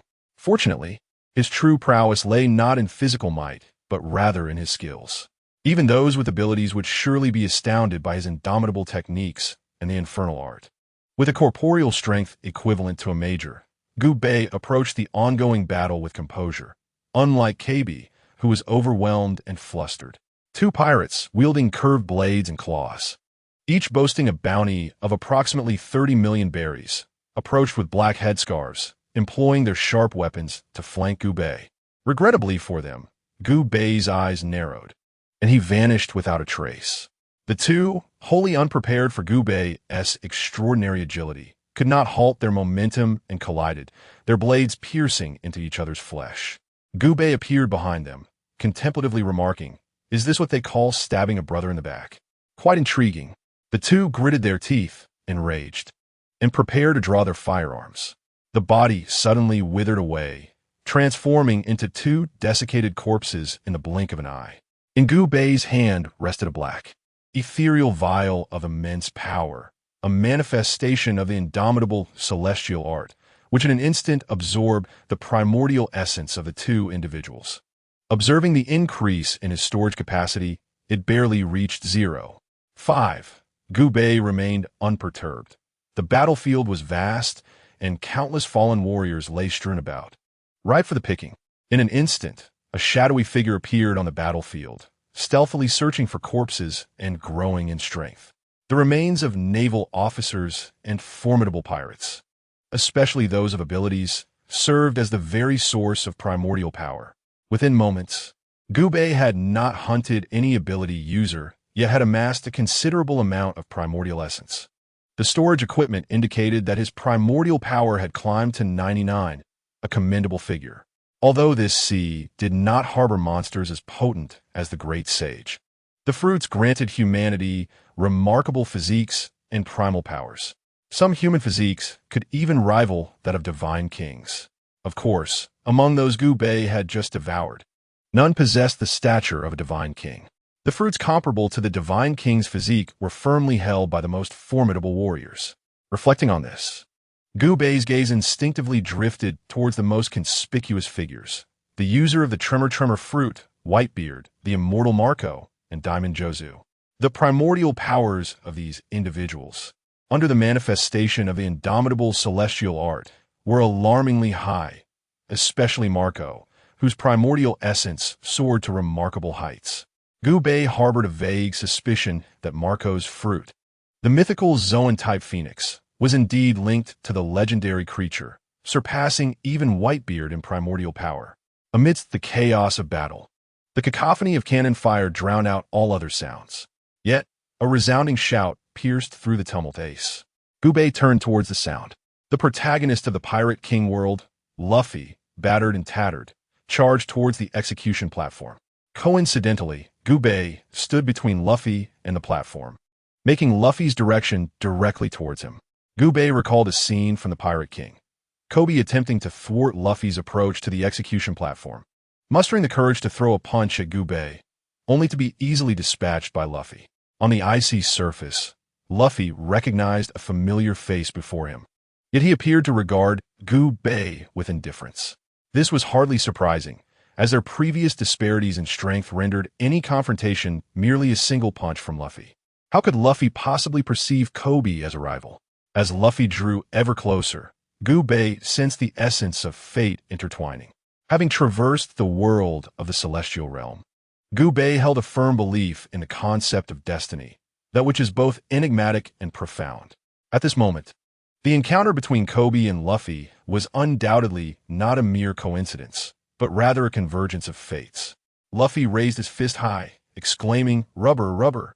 His intention was likely to send the nearby Kobe flying, as if it were predetermined by fate. Gu Bei smirked, slightly leaning back as he swung his own fist towards Luffy. In the world of One Piece, battles are devoid of flourish. They are merely contests of speed and strength. Gu Bei's casual punch distorted Luffy's rubbery fist, the force of his blow overwhelming, akin to a dragon's might, crushing everything in its path. Luffy was sent hurtling backwards. Marco, the captain of the Whitebeard pirates, transformed into a phoenix, deftly catching Luffy to prevent him from plunging into the water. Holding Luffy, Marco gazed intently at Gubei, astonished by the youth of this Navy officer. How had he cultivated such strength? Even Whitebeard let out a thoughtful sound, his gaze drawn to Gubei. This young man reminded him of a younger Ace. No, even more powerful than Ace at that age. On the battlefield, Akainu, with his stoic demeanor, did not display his emotions but squinted and remarked, "A soldier of Carp? He possesses potential to be a general." In an instant, the attention of the unparalleled war shifted to Gubei, as his exhibited potential was indeed remarkable. Gubei adjusted his military cap, showing little concern for the incident of sending Luffy flying. However, following that punch, the system panel finally presented a substantial task. Apex Raider Task Description. Amidst the Apex War, the entire world is focused here. Strive to become the most notable figure at the Apex. For you shall change the world. Task requirements. All actions will increase rating points. The more attention-grabbing the action, the greater the increase in rating points. Task rewards. Below 200 rating points. 30 points of traversal energy. 30 points of racial value. 5 fragments of the Son of the Pirate King. Below 600 rating points. 40 points of traversal energy. 40 points of racial value. 20 fragments of the Son of the Pirate King. Above 1,000 rating points. 60 points of traversal energy. 60 points of racial value. 100 fragments of the Son of the Pirate King. Current rating points, 174. The titles Apex Raider and Son of the Pirate King intrigued Gubei, as he sensed the taste of destiny intertwined within. Outside the harbor of Marineford, the most intense clash between Navy and pirates had already commenced. Akainu, transforming into molten lava, stomped down upon Whitebeard's Naginata. With his unchanging expression, Akainu glared fiercely at Whitebeard. Warning, if you act recklessly, the entire island will be doomed. Whitebeard, with a tone of brazen defiance, replied, "Then just try to stop me." Chapter 38. My name is Ace. The atmosphere trembled, and molten rock erupted with sparks. The wheel of history rolled forward, and no one could halt this frenzied war. The clash between Whitebeard and Akainu commenced. The entire island trembled with a resounding roar, as if it were about to sink into the depths of the sea at any moment.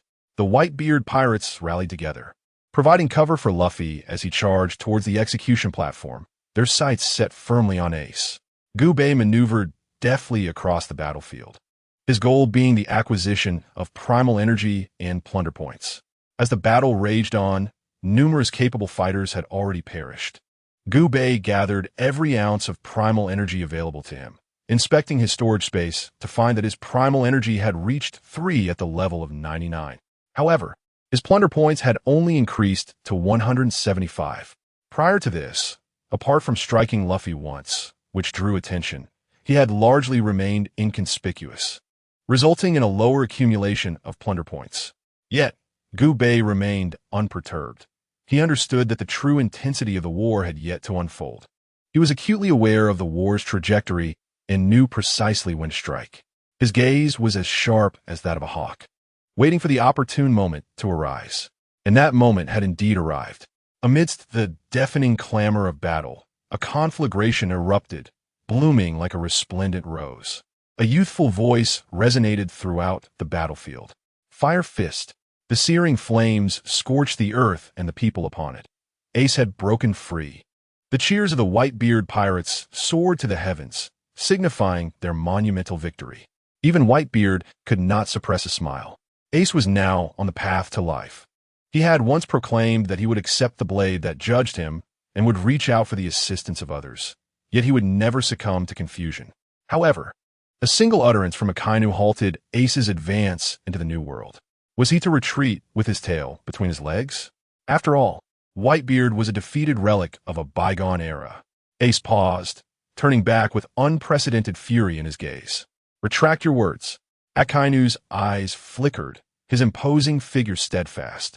Having dominated the seas for decades without claiming the throne, living a charade with a band of pirates.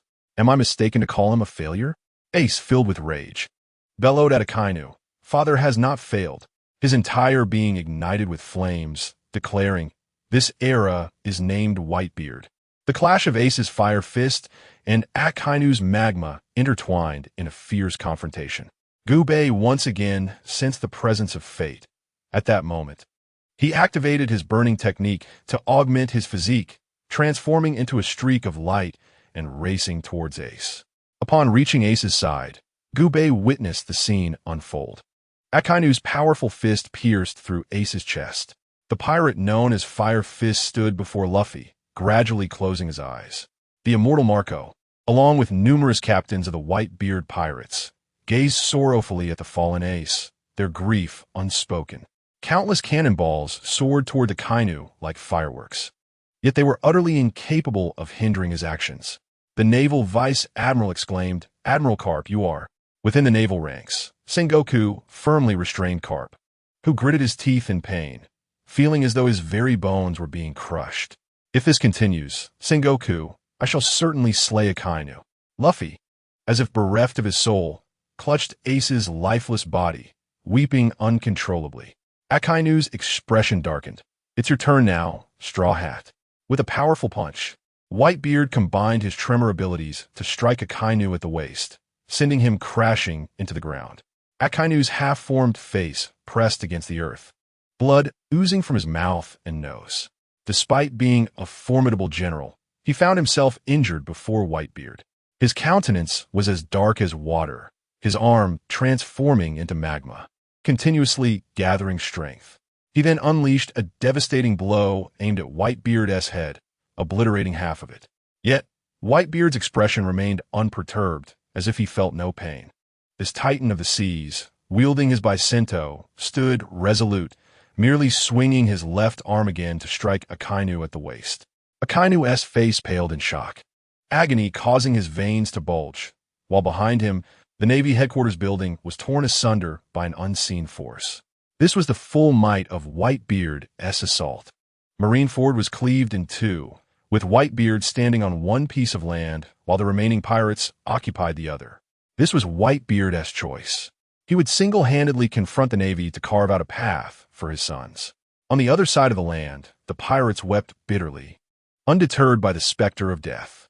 It was the irretrievable defeat that rendered them unable to face the ocean behind them. Ace's demise, the death of their father, became an indelible stain upon their lives. Even the stalwart Marco trembled, unsure of the path that lay ahead. Yet, a ghostly voice surged into Ace's being. Gubei departed from KB's body and entered Ace's. Only by possessing Ace could he truly stir the tumult of the war at the summit. Ace's body lay unconscious as Gubei initiated their symbiosis.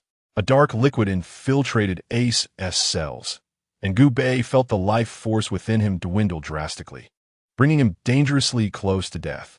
In mere seconds, it felt as if his very essence was being drained. An overwhelming weakness and fatigue threatened to pull Gubei into the abyss. No longer hesitating, he invoked his primal power. In his inventory, the first primal power's count began to plummet from 99, restoring the body of the dying man. A gamble of the highest order. However, should he succeed, Gubei would gain the strength to turn the tide of the war. The first primal power continued to deplete, the figure of 99 vanishing in an instant. From that cold body, a vibrant soul erupted, and Ace's voice resonated within, asking, "Why am I still alive?" Ace could hear countless cries and wails echoing around him. Across the vast expanse of land, the pirates, like children, unleashed their pent-up emotions. Once his comrades, Ace knew deep within that these individuals never shed tears. Yet now, they wept as if they had lost everything. As he turned his gaze to the other end of the earth, where Whitebeard stood, half of his head missing, a tremor surged through Ace, leaving his mind blank. Father is gone. Tears flowed silently within his heart. Gubei spoke to Ace, asking if he desired revenge. "I will grant you power. Relinquish everything and accept my gift." Pain fosters growth, and Ace was no exception. Remarkably unperturbed by the sudden voice, Ace calmly inquired, "Can you aid me in my vengeance?" "Indeed," came the response. Ace, feeling as if his spirit had been extinguished, replied, "Then transform me into a demon. I care not." "Rest assured, I shall." On the battlefield strewn with corpses, the man who should have perished rose once more. Chapter 39. The fiery judgment of the magma fruit with disheveled black hair, broad shoulders, and robust muscles. He was not particularly tall. Yet he became the focal point of the entire battlefield. A chill wind swept in from the frozen tsunami, stirring up the dust on the ground. The members of the Whitebeard pirates stood frozen in shock, witnessing the impossible. Ace, who had perished, clawed his way back from the depths of hell. Ace? The voice was barely above a whisper, as if afraid to shatter him. Gubei responded coldly, "Oh, I have returned." His declaration, though frigid, sent shivers through the crew, igniting a flicker of hope as the flame of Whitebeard was passed on to Ace. In the distance, at Marineford, the most formidable man in the pirate world stood, wielding his naginata with an air of authority, surveying the surroundings with an unyielding calm. He laughed heartily. "Ace, do I qualify as your old man?" Gazing at Whitebeard's bloodied head, Gubei understood that his time was short, or perhaps merely existing in such a state made him a monster. A surge of intense emotion welled up within Ace, striving to reclaim control over his body. Gubei did not contest this fleeting dominance, allowing Ace to take the reins temporarily. Ace, though in agony, maintained a resolute expression and bowed, uttering, "Thank you, Father." Upon hearing these words, Whitebeard, still standing, looked skyward and proclaimed, "From this point forward, all shall be entrusted to you." Gradually, he closed his eyes, his breath fading. Having entrusted everything, this great pirate passed away, forever resting in Marineford. Even in death, this legendary figure stood tall, as if nothing could break his spirit.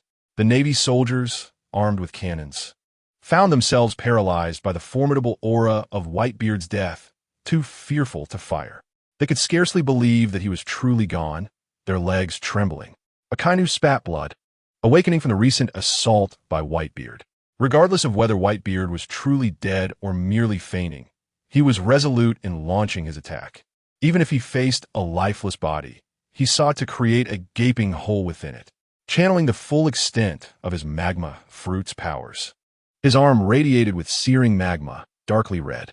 He bellowed, gritting his teeth against his injuries, intent on smashing open Whitebeard's chest. Yet, a more ferocious aura surged forth, overwhelming him with an unending heat rushing towards him. It was accompanied by a mocking voice. Flame Fist. Gubei unleashed Ace's abilities, directly assaulting Akainu. With widened eyes filled with fury, Akainu reluctantly abandoned his intention to annihilate Whitebeard, redirecting his molten magma towards Ace. "Haven't you learned your lesson yet? My powers completely counter yours," Akainu declared confidently, facing an opponent he deemed weaker than himself, whose abilities he firmly suppressed, believing victory would come swiftly. However, as Gubei's flame fist approached, Akainu felt an intense heat. The swirling flames rendered his magma-infused body unbearably hot. "Your strength? How could it be at this level?" Akainu roared, exerting all his might, yet failing to gain the upper hand, struggling beneath Gubei's flame fist. Gubei furrowed his brow. The fruit's countering abilities prevented him from instantly eliminating Akainu. He knew that Ace, whom he embodied, was at least 30% stronger than Akainu. Gubei's gaze gradually turned cold. The battlefield transformed rapidly. He could no longer afford to delay. There were tasks in the pirate world and the need to consume the essence, as he had much to accomplish while controlling Ace's body. Burning technique. Gubei ceased using the burning fruit's powers and instead invoked the mightiest technique from the Dopa world. In an instant, a torrent of fighting energy surged through Gubei's meridians, a power system utterly distinct from that of the pirate world, yet undeniably formidable when unleashed as a high-level skill by a strong individual. Gubei initially aimed to annihilate Akainu with the ferocity of his burning technique. However, as he began to harness this ability, the system panel incessantly prompted him. Encountering similar fire seeds can be devoured. Gubei's eyes sparkled with delight, unable to suppress the surge of joy within him. After searching far and wide, this opportunity presents itself effortlessly. These 14 characters encapsulated Gubei's elation. He had originally intended to revisit the Dopa world for an upgrade in his techniques, but now, a chance for free enhancement had arrived at his doorstep. Gubei would not let it slip away.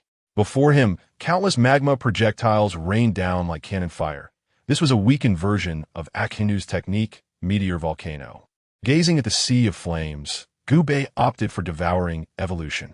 Scorching lava surged into Gubei's limbs and bones, the intense energy surging restlessly within him, simultaneously amplifying his fighting spirit. Akainu's face appeared utterly worn. After enduring 2 strikes from Whitebeard and engaging in a fierce battle with Gubei, he had become significantly weakened. In that moment, witnessing his skill strike Gubei, a faint twitch of hope flickered at the corners of his mouth, as he believed victory was within his grasp. However, the upgrade of Gubei's burning technique was fleeting, completing in a mere 5 seconds. The 13 burning technique, an advanced yellow-tier martial art, was now beginning to reveal its formidable power, as indicated by its succinct 8-character appraisal. Observing Akainu, Gubei noted the slight smile on his lips, mistakenly believing that his attack had landed successfully. Alas, he was gravely mistaken. Not only had Gubei sustained no injuries, but he had also harnessed Akainu's strength to elevate his burning technique to a higher level. With a wicked sense of humor, Gubei declared without mercy, "Let us utilize your power to defeat you." 13. Advanced Yellow-Tier Martial Art. Burning Technique activated. The torrents of burning technique energy surged forth like molten lava, fierce and unmatched, reminiscent of Akainu's meteor-like volcanic eruption. The shock on Akainu's face upon witnessing such a similar ability was palpable, as he felt the unparalleled heat emanating from the burning technique. Despair washed over him. This temperature surpassed even his magma. No longer was he able to restrain Gubei with his fruit. Instead, he found himself constrained by Gubei's might. Countless streams of burning technique energy enveloped Akainu's fruit abilities, as if binding him in chains, intent on dragging him into the depths of hell. The excruciating pain made Akainu roar internally, desperate to escape the sea of flames, yet he remained ensnared, forced to cling to life beneath the torment of the inferno. Gubei's fists ignited with flames as he advanced step by step toward Akainu. Akainu's body continued to elementalize, but to no avail. His injuries only worsened. Gazing at the approaching Gubei, he bellowed in fury, "No!" With a sinister grin, Gubei struck with the same force that had pierced Whitebeard's chest, penetrating Akainu's torso. It was too late. Blood coursed down Gubei's arm as he withdrew his fist from Akainu's body. Akainu spat blood and collapsed at Gubei's feet. In that moment, the battlefield erupted in chaos. Countless gazes converged upon the man who had felled Akainu with a single punch. Under the scrutiny of the masses, Gubei triumphed over the formidable Akainu, acquiring a vast reservoir of primal power. His magma fruit was extraordinary. Gubei reveled in the fruits of victory. Simultaneously, the system frantically notified him that his plunder value surged dramatically, increasing by at least 4 to 500. Despite having vanquished Ace's nemesis, Gubei did not allow himself to relax. Instead, he remained vigilant. For in the vision granted by the undying heavenly art, Gubei clearly perceived the encroaching darkness. Ace's emotional fluctuations were exceptionally intense, for the darkness that Gubei perceived was the true villain of this war, and it was also his next target. Chapter 40. Devouring at the summit, a rotund man, clad in a black coat, emerged from the shadows, stepping onto the grand stage of the world. He was Blackbeard, the instigator of the summit war, and to Gubei, he embodied the darkness, wielding the most sinister fruit of the pirate realm, the Yami Yami no Mi. This man appeared after the demise of both Whitebeard and Akainu. He gazed upon their lifeless bodies, laughing maniacally. "Ace, I never imagined you could defeat Sakazuki. Ha ha ha. With Whitebeard dead and the Marine Admiral fallen, my era has indeed arrived." His words incited fury among the Marines. Akiji's expression darkened as he murmured, "Sakazuki, I never thought you would fall here." Sengoku gradually relaxed his grip on Garp's hand, the strength within him seemingly dissipating with Sakazuki's passing. Garp, with a complex array of emotions, ultimately accepted the reality, sighing, "Sakazuki, may you rest in peace." Countless Marine soldiers shed tears, removing their hats in mourning. This only emboldened Blackbeard further, his greed evident as he gazed hungrily at Whitebeard's body. "Soon, your power will be mine," he declared. The plan for the Summit War, to slay Whitebeard, was all part of Teach's design. He was the sole victor of this conflict. At this moment, the members of Blackbeard's crew began to reveal themselves. Powerful pirates with bounties exceeding 500 million, along with formidable prisoners incarcerated in the depths of the prison, and even Shiryu, the chief warden of Impelled Down. This was a malevolent force, the embryonic form of a future Yonko crew. Blackbeard unleashed the darkness without restraint, shouting, "Dark water." The darkness swirled around him like a fan, coalescing with tremendous allure, targeting Whitebeard's corpse. Debris from the Marine headquarters was drawn toward Blackbeard. Sengoku's expression darkened as he roared on the battlefield. "Blackbeard, as a warlord of the sea, what are you doing?" Blackbeard coldly sneered, "What am I doing? I am becoming the strongest." Whitebeard's body began to move, pulled by the irresistible force toward Blackbeard.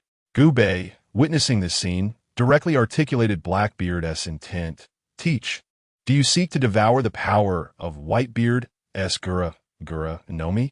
Gubei exposed Blackbeard's ulterior motive, a revelation that caught even his companions off guard. This was a secret known only to them. How could Gubei possibly know? Blackbeard stared at Gubei in disbelief. "How do you know?" Of course, Gubei was aware. He understood everything about the world of pirates, save for the conclusion. He raised a hand, his gaze icy. "Not only do I know, but I can also teach you what it truly means to devour. The Eternal Sky Art, activate." With a single grasp, Gubei conjured an obsidian vial of the Great Tao, unleashing the full might of the 11th level of the Eternal Sky Art. The entire battlefield stirred, as if an invisible giant hand had seized every individual present. Blackbeard found himself at the very epicenter of this unseen force. Within him, boundless darkness surged, and he sought to exploit the properties of the dark fruit to escape Gubei's gravitational pull. Yet, his efforts were in vain. He could not withstand the might of the Eternal Sky Art, and continued to be inexorably drawn toward Gubei. Blackbeard's expression was one of sheer disbelief, his eyes wide in astonishment. What was happening? Those around him were equally astounded. The dark fruit, notorious as the most malevolent fruit in history, was unable to counteract an opponent's ability. How could this be possible? As it became evident that Blackbeard was on the verge of being consumed, his comrades could no longer remain passive. If Blackbeard were indeed devoured by Gubei, their entire faction would likely disintegrate. In a flurry of urgency, Blackbeard's allies sprang into action. Blades flashed, and ammunition was unleashed. A torrent of abilities and skills surged forth from Gubei's being. Gubei's form ignited in flammes, revealing several gaping wounds. Xiao, wielding a swift blade, took position behind Gubei, having just attempted a strike that met only air. His eyes narrowed. Could he not seize the body of this natural element? Gubei's elemental form gradually restored itself, and he grinned, invoking the Burning Art's fighting spirit. In that moment, Xiao was caught off guard as the immense Burning Art's fighting spirit mercilessly engulfed him. Finally, Gubei had unleashed the full capabilities of the 11th level of the Eternal Sky Art. This formidable power, ignited by Ace, possessed the potential to alter the tide of battle. On the battlefield, countless corpses surged toward Gubei like iron filings drawn to a magnet. An endless source, akin to a great dragon, flowed into Gubei's being. Regardless of whether they were ability users or inherently strong, all became prey for Gubei's Eternal Sky Art. Meanwhile, Blackbeard had already unleashed all the darkness within him, resembling a shroud of death, in a desperate attempt to resist Gubei's Eternal Sky Art. Unfortunately, the dark fruit paled in comparison to the grandeur of the Eternal Sky Art. With fingers contorted into claws, Gubei commanded die. Blackbeard's body, now beyond his control, was drawn toward Gubei despite being enveloped in darkness, and he was filled with resentment. My fruit's power is the strongest. Even at this moment, Blackbeard remained unwilling to accept the reality before him. He unleashed his darkness, hoping to engulf Gubei. Yet, that feeble ability to consume was far too insignificant in the face of the Eternal Sky Art. Gubei scoffed. mused that if his Eternal Sky art were merely at a level of 6, Blackbeard might have had a chance to contend with him. However, at present, it was only a matter of being crushed. With a cold smile, Gubei proclaimed, "The most malevolent fruit in the world of pirates is now mine." Blackbeard felt an overwhelming emptiness within his body, akin to the excruciating pain of life being siphoned away. Yet, what plunged him into despair was the dissipating darkness within him. His dark fruit had been stripped away. The dark fruit was the cornerstone of Blackbeard's reign over the world, and its loss compelled him to let out a wretched scream. "No, my dark fruit." Gubei, however, spoke nonchalantly, "Do not dwell too much on the fruit. There are far more significant things I will deprive you of." With a pointed gesture, Gubei unleashed his burning aura, which shot forth like a cannon, creating a gaping hole in Blackbeard's heart. As Blackbeard's heart shattered, he coughed up a mouthful of blood, but his formidable vitality prevented him from succumbing easily. He glared at Gubei with venomous hatred. "I was meant to stand at the pinnacle of this world. Ace, why would you not submit to me?" Gubei cast a disdainful glance at this fallen dog, and, unwilling to spare him another moment, cast him aside mercilessly. With a thunderous crash, Blackbeard fell to the ground, enveloped in a cloud of dust. Following the demise of the Marine Admiral, the second to perish at Gubei's hands was none other than Blackbeard, a warlord of the sea. At that instant, Gubei glanced at his own essence, realizing that after devouring numerous bodies on the battlefield, his source of power had reached a full capacity of 8 segments. This power would likely be sufficient to elevate his cultivation to that of a divine monarch. As for the tasks within the pirate world, having already eliminated Akainu and Blackbeard, Gubei had undeniably become the most resplendent figure in the War of the Best. The value of his plunder surged dramatically, ticking upwards with each passing second. 997, 998, 999, 1,000. When a number reached 1,000, it signified the completion of Gubei's mission. The system panel emitted a notification sound. Acquired 1,000 plunder points. Gained 60 points of crossing energy, 60 points of racial value, and 100 fragments of the Son of the Pirate King.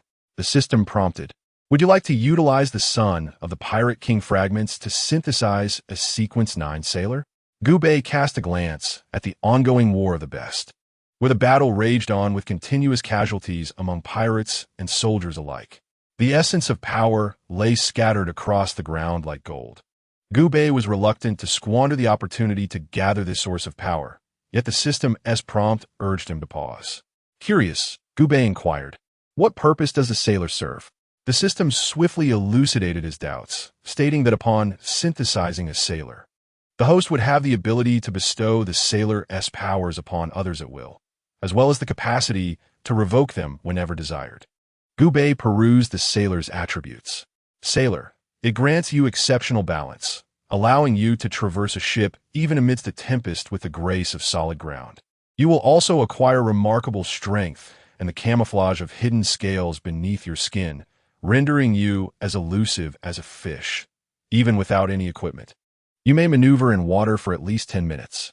The description of the sailor sparked a glimmer of excitement in Gubei's eyes. This was indeed a valuable asset. After synthesizing the sequence, Gubei could effortlessly transform an ordinary individual into an extraordinary being. Thus, Gubei had gained a substantial assurance in traversing any world, at least free from the concerns of a feeble host inhibiting his potential. Furthermore, the so-called Sequence 9 seemed to hold a destination beyond mere sailors, offering considerable room for development. Gubei promptly issued the command to synthesize the Sequence 9 sailor. A system notification appeared. The fragment of the Son of the One Piece world has diminished by 100. The host will be forcefully expelled from the pirate world. Please confirm synthesis. Gubei's expression turned somewhat conflicted. He still had a wealth of primordial energy to harvest, and such a departure felt like an extravagant loss. The system prompted again. The fragment of the Son of the One Piece world is rapidly being reclaimed by the pirate world. It is anticipated that the first fragment will be lost in 10 seconds. Gubei's lips quirked in exasperation. The very rewards bestowed by the system were to be reclaimed by the pirate world. He had no choice but to utilize them immediately. Although he lamented the significant loss of primordial energy, the potential of Sequence 9 appeared quite promising. He initiated the synthesis of Sequence 9. In an instant, 100 world fragments vanished from the system panel, coalescing into a luminous, milky orb that pulsated before Gu Bei, merging into his venomous form. At that moment, Gu Bei experienced an extraordinary sensation, as if he had traversed centuries, becoming the sovereign of the seas, commanding storms, and manipulating the ocean, instilling both fear and reverence in fishermen, who referred to him as the Lord of Tempests. Moreover, in a distant realm, a powerful voice beckoned to Gu Bei. Despite his efforts to dismiss this voice, he found it inescapable. Its haunting allure incessantly invaded his mind. The voice, both a murmur and a prayer, spoke, "O fool not of this era, you are the enigmatic sovereign above the black mist, the king of fortune in black and gold." A pervasive gray fog enveloped him, adorned with numerous deep crimson stars, shrouding Gu Bei's consciousness. This was a mysterious and obscure realm, calling him forth. Such an experience was unprecedented for Gu Bei, evidently a consequence of Sequence 9's influence. It appeared that Sequence 9 indeed concealed profound secrets. With great effort, Gu Bei extricated himself from the sway of Sequence 9. Upon opening his eyes, his vision blurred. Lifting his hands revealed a mosaic of indistinct shapes, while an inexplicable and intense repulsion emanated from beyond his corporeal form. The expulsion from the pirate world had commenced, a consequence of Gu Bei seizing the world's most vital treasures. The force of expulsion was remarkably potent, indicating a deep-seated animosity from the world towards Gu Bei. Through this disdain, he discerned once more that his acquisition of Sequence 9 was likely an extraordinarily precious artifact. Otherwise, why would the pirate world hasten to expel him? Gu Bei activated his indomitable heavenly art. Gu Bei yearned to test whether the power of the immortal sky could rival the dimensional forces of the pirate world. Yet he found himself utterly unable to harness the energy of the immortal sky, which was thoroughly suppressed. With his level at a mere 19, he was woefully inadequate to confront this world. The level cap in the pirate world hovered around 20, but the actual levels within that realm soared beyond 60. Unable to escape his fate of banishment, Gu Bei cursed under his breath. Damn it. Countless miniature spatial wormholes emerged, intertwining until they formed a singular vortex, large enough for a person to traverse. The wormhole swept past Ace's body, yet it did not take Ace away. Rather, it extracted Gu Bei, who was concealed within Ace's form. Gu Bei was forcibly returned to the Marvel Universe. His dark form plummeted from the air above Tony's villa. The expulsion from the pirate world had been decidedly unfriendly. Gu Bei manifested 8 spider-like legs, landing steadily on ground. Now, back in the Marvel Universe, the repulsive force had dissipated. Nevertheless, the voice in Gu Bei's mind continued to echo incessantly. He realized he must find a moment to fully master the power of Sequence 9, for within it undoubtedly lay great secrets. Returning to Xiang's room in the villa, Gu Bei intended to bestow upon Xiang the powers of Sequence 9 Sailor. Coincidentally, Xiang was an ordinary person, despite having acquired the skill of the Devourer. She lacked the ability to cultivate. As an ordinary individual, even if she attempted to wield the Devourer's skill, it would yield little effect. Even someone of Gu Bei's caliber, possessing Kobe's body, would not dare to unleash the full potential of the immortal sky until he had obtained Ace's form, which allowed him to reach a level of unrestrained power. Gu Bei opened his skill panel, swiftly selecting Sequence 9 Sailor. After taking a deep breath, he imparted the sailor abilities to Xiang. A faint azure sheen of illusionary scales emerged upon her skin, her aura elongated, and her body brimmed with a sense of equilibrium, as if she could never stumble. Was this the essence of Sequence 9 Sailor's ability? Gu Bei marveled at the transformation in Xiang. It seemed Sequence 9 had altered her very essence, drawing her closer to a state of truth. However, to ascertain the extent of Xiang's enhancement, Gu Bei knew he must symbiotically merge with her. As he entered Xiang's body, the symbiosis unfolded swiftly. Dark liquid coursed through every corner of her form, the power gradually escalating, and Gu Bei began to perceive the Sailor's abilities little by little, until the surge of power reached its zenith. In Chapter 42, Refining Sequence 9, after embracing the symbiosis with Sequence 9, Xiang's body achieved an impressive state. This physical condition transcended human limits. Stepping firmly into the ranks of cultivators, Gu Bei gradually experienced the myriad capabilities of the sailor. With an unparalleled sense of balance, he could walk freely even upon the deck amidst the tempest. Superman's affinity for water is profound, complemented by his formidable physique. Gu Bei's embodiment has further fortified his corporeal form. However, the enhancement of his other two abilities remains elusive. He contemplated the potency of the fire formula and the indestructible heavenly art in this state, estimating their strength to be modest. Nevertheless, compared to the ordinary state of embodiment, their prowess has undoubtedly increased several-fold. After a period of acclimatization, Gu Bei has mastered the abilities of a sailor. The system promptly issued a cordial notification, successfully refined 2 of the sailor's potion, strength increased by 2. Friendly reminder, host. The next here is Sequence 8, Stormfolk. Please seek it expeditiously. Gu Bei felt a slight shock. Another stage in the sequence existed. Could this imply a stable path to ascension? From Sequence 9, Sailor, to Sequence 8, Stormfolk, how far could one ascend step by step? He swallowed hard, pondering the potential of bestowing upon his parasitic host a Sequence 8 or even a higher sequence. Would he not traverse any world with ease? With a thoughtful chin resting on his hand, Gu Bei inquired of the system, "May I access the information regarding the Stormfolk?" The system promptly responded, "A payment of 5 transcendence energy will grant you comprehensive knowledge of the entire sailor sequence." Gu Bei winced at the system's insatiable appetite for resources, finding it rather vampiric that every request demanded transcendence energy. Gritting his teeth, he recognized that possessing complete sequence knowledge would be immensely beneficial for his future journeys into other worlds. Reluctantly, he expended 5 units of transcendence energy to acquire the pertinent knowledge. Upon reviewing the acquired information, Gu Bei discovered his initial assumptions were indeed correct. This was a sequence with a well-defined path for ascension. Starting from Sailor, one could progressively grow stronger, ultimately reaching the position of Stormlord. According to the materials, the final Storm Lord of the sequence embodies the realm of divinity. Gu Bei gasped. He had not anticipated such extraordinary gains merely from a venture into the pirate world. If he could gather all the necessary materials to complete the sequence, could he not, with a mere utterance, create a deity? The thought was astonishingly grandiose. However, these musings belonged to a future yet to unfold. At present, Gu Bei's priority was to assist Xiang in digesting the sailor's potion. As the materials indicated, only by consuming the potion could one truly become a sailor, and through its digestion could strength be enhanced. Since Xiang had not previously ingested the potion, what was required here was more of Gu Bei's divine endowment. After his embodiment, the refining process would be vastly simplified. He merely needed to continuously familiarize himself with the sailor's abilities to effortlessly refine the potion.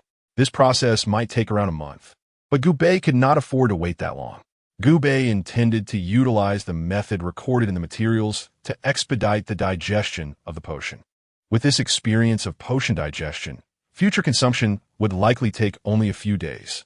Upon exiting his chamber, Gu Bei spotted Potts downstairs. "Potts, I need you to arrange something for me."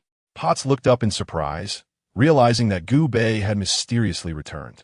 Her admiration for his formidable work ethic prompted an instinctive nod and smile. "Mr. Gu, what would you like me to arrange?" Gu Bei articulated his request. "Please arrange a private yacht for me. I plan to drift at sea for 2 days." Potts was somewhat taken aback, unable to comprehend why Gu Bei suddenly wished to spend 2 days at sea. However, she refrained from inquiring further and quickly retrieved her phone to assist him in making the necessary arrangements. There were numerous private yachts under Tony's ownership, making it easy to find one available. Coincidentally, Tony emerged from the laboratory and, upon hearing of Gu Bei's seaside excursion, expressed interest. "Gu, if you're taking the yacht, should I invite some people to host a party at sea?" Gu Bei felt a line of frustration form on his forehead. He He was heading to the ocean to digest potion, not to indulge in revelry. Just as he was about to decline, Tony confidently asserted, "I will surely be the star of this party." This fellow, still enamored with festivities and social gatherings like in the original story, prompted Gu to relent. After all, a party would not hinder his potion digestion. He merely needed to reach the shoreline swiftly. Potts demonstrated remarkable efficiency, and 3 hours later, not only was the private yacht arranged, but also the transportation to the vessel was ready. During the journey, Tony could not help but boast about his armor modifications. Displaying a certain pride in his new suit, Gu cast a sidelong glance at Tony, recognizing his acute sense of urgency. Although the great battle in New York had yet to occur and extraterrestrial beings had not invaded Earth, Tony remained relentlessly dedicated to perfecting his armor. Quite impressive, was Gu assessment. However, Tony's dissatisfaction with the nonchalance was palpable. Do you have any idea how much effort went into this armor? The calculations alone spanned several pages. Gu chuckled. If Tony were discussing this with Captain America or other heroes, they would likely fall silent. Yet, having inherited Tony's skills, Gu found conversing about cutting-edge technology with him to be a trivial pursuit. Consequently, the duo engaged in a dialogue that traversed topics from armor design concepts and the transmission of power systems to the cosmic Big Bang, while also contemplating the ultimate philosophical question of human identity. Who am I? Tony expressed his frustration, pondering why extraterrestrial beings would grasp Earth's philosophy. This truly perplexed him. With a glum expression, he remarked, "Gu, your brilliance exceeds my imagination." Gu smiled lightly, replying, "Not at all.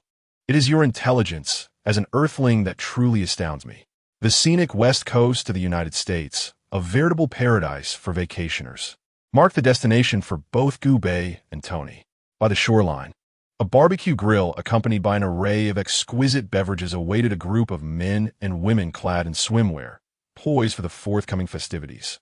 Tony arrived with a cheer, swiftly donning beach-appropriate attire in a nearby, makeshift changing area, before plunging into the vibrant throng.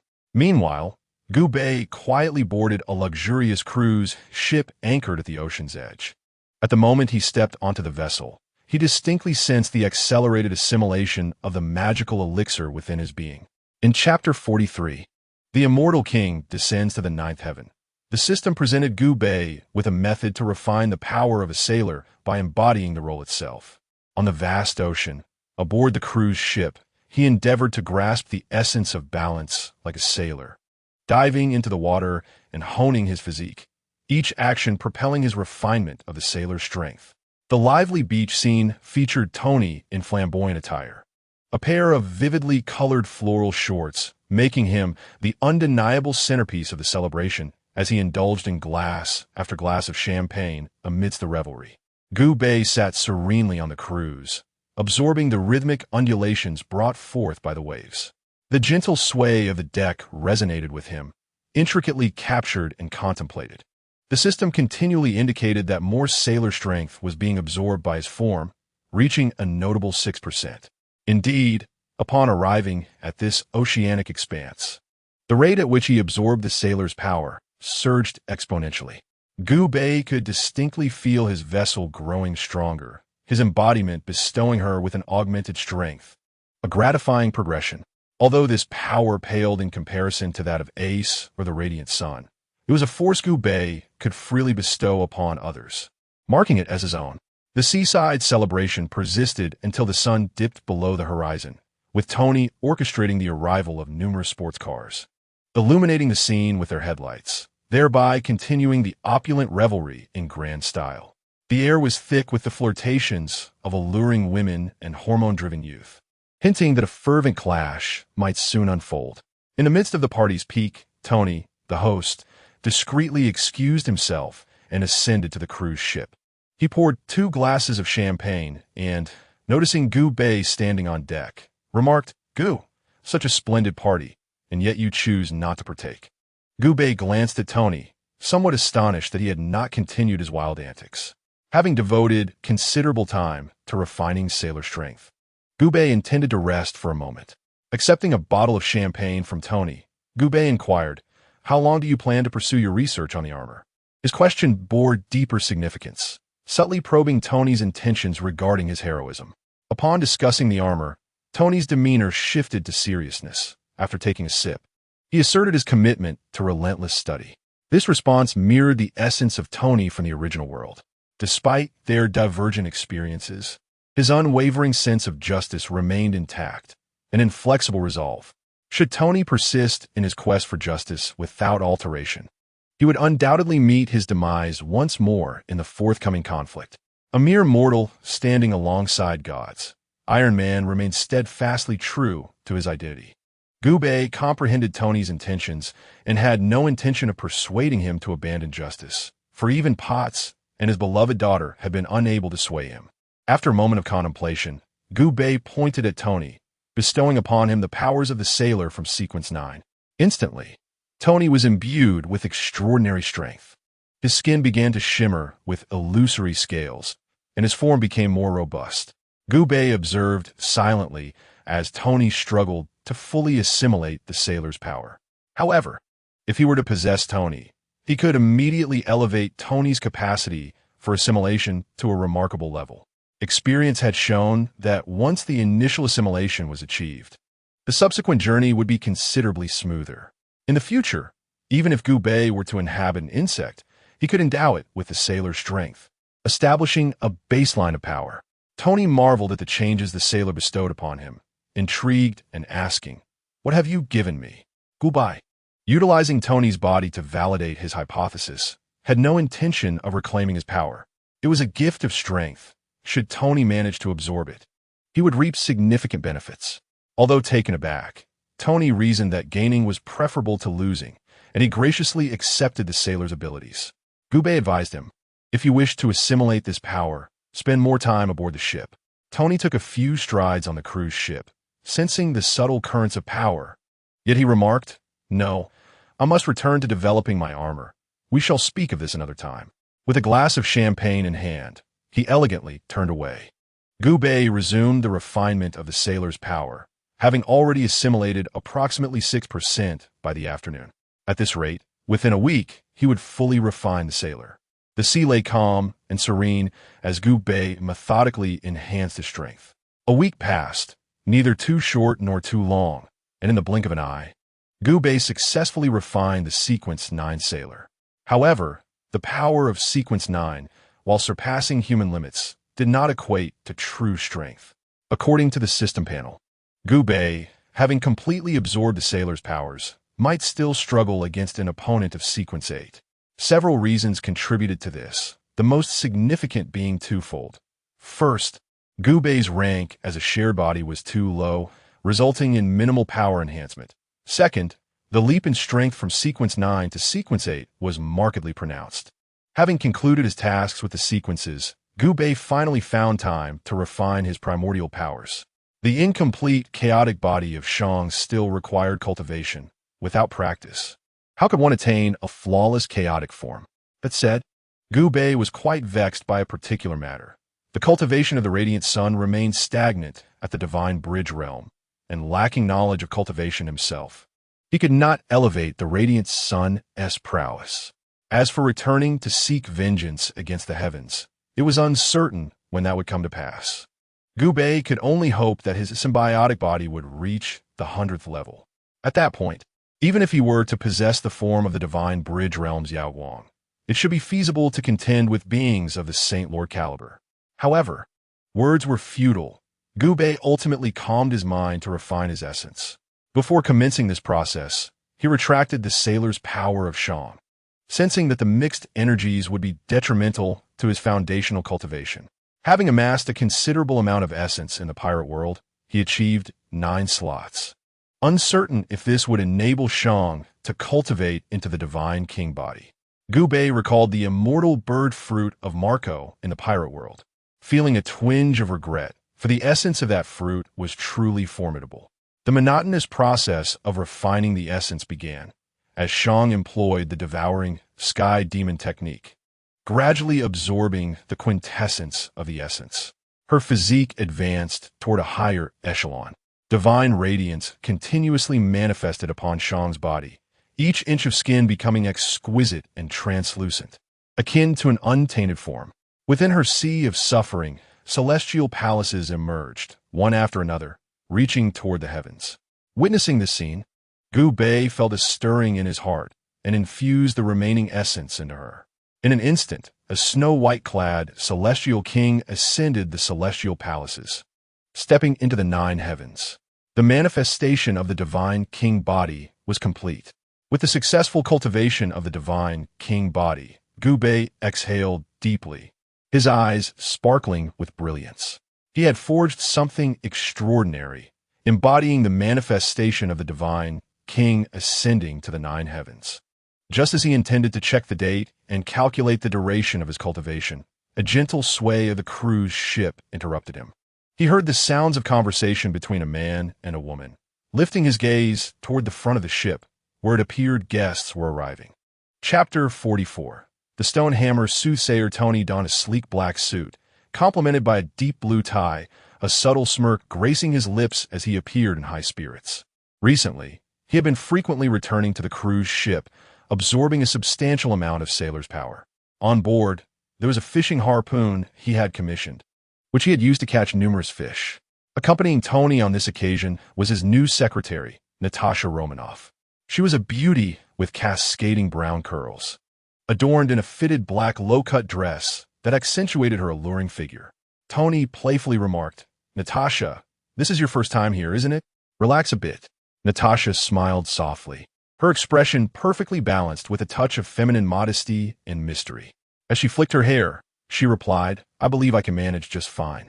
Tony, captivated by the enchanting Natasha, couldn't help but muse on her exceptional allure.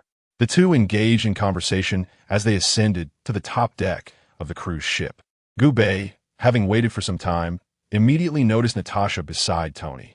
Tony quickly introduced her, saying, "Gu, this is my new secretary, Natasha." Gu Bei's gaze toward Natasha bore an unusual intensity. He was tempted to ask her, "Miss, may I possess you?" However, it was certain that he would be rejected. So Gu Bei chose not to speak. With a polite demeanor, he expressed, "It is a pleasure to meet you, Miss Natasha." Natasha graciously replied, "I am equally delighted to meet you, Mr. Gu." Natasha's presence as Tony's secretary signified one undeniable fact. The plot of Iron Man 2 had commenced. Gu Bei felt it necessary to play the role of a seer and subtly advised Tony. "Tony, did you know? The divine has imparted to me that you ought to be wary of certain matters in the near future." Tony appeared momentarily taken aback. Did that wretched god truly exist? His expression was one of skepticism as he queried, "Gu, are you suggesting you converse with God?" Gu Bei maintained an air of nonchalance. For while he could not engage in dialogue with the Almighty, he could certainly facilitate others' meetings with him. Nevertheless, to enhance the persuasiveness of his forthcoming statements, Gu Bei conceded, "Indeed, I can communicate with that benevolent celestial being." Tony's doubt intensified. Did Gu just imply something rather crude? Clearing his throat, Gu Bei continued, "Enough about God. Heed my words. First, be vigilant of an individual named Ivan Vanko. Ensure he does not evade the law. Secondly, your father once discovered a new element. Remember to seek it out. Lastly, suppress your competitor, Justin Hammer." Each piece of information stirred something within Tony. Since revealing his identity as Iron Man, he had faced pressure from all directions. Yet, these pressures paled in comparison to his profound sense of helplessness regarding the palladium in the arc reactor, which posed a threat to his health. If he wished to promote an alternative energy source, he must find a substitute for palladium. However, despite the passage of time, he remained at a loss. Gu Bei's timely reminders undeniably illuminated a path for Tony's future, be it in alleviating stress or addressing palladium poisoning.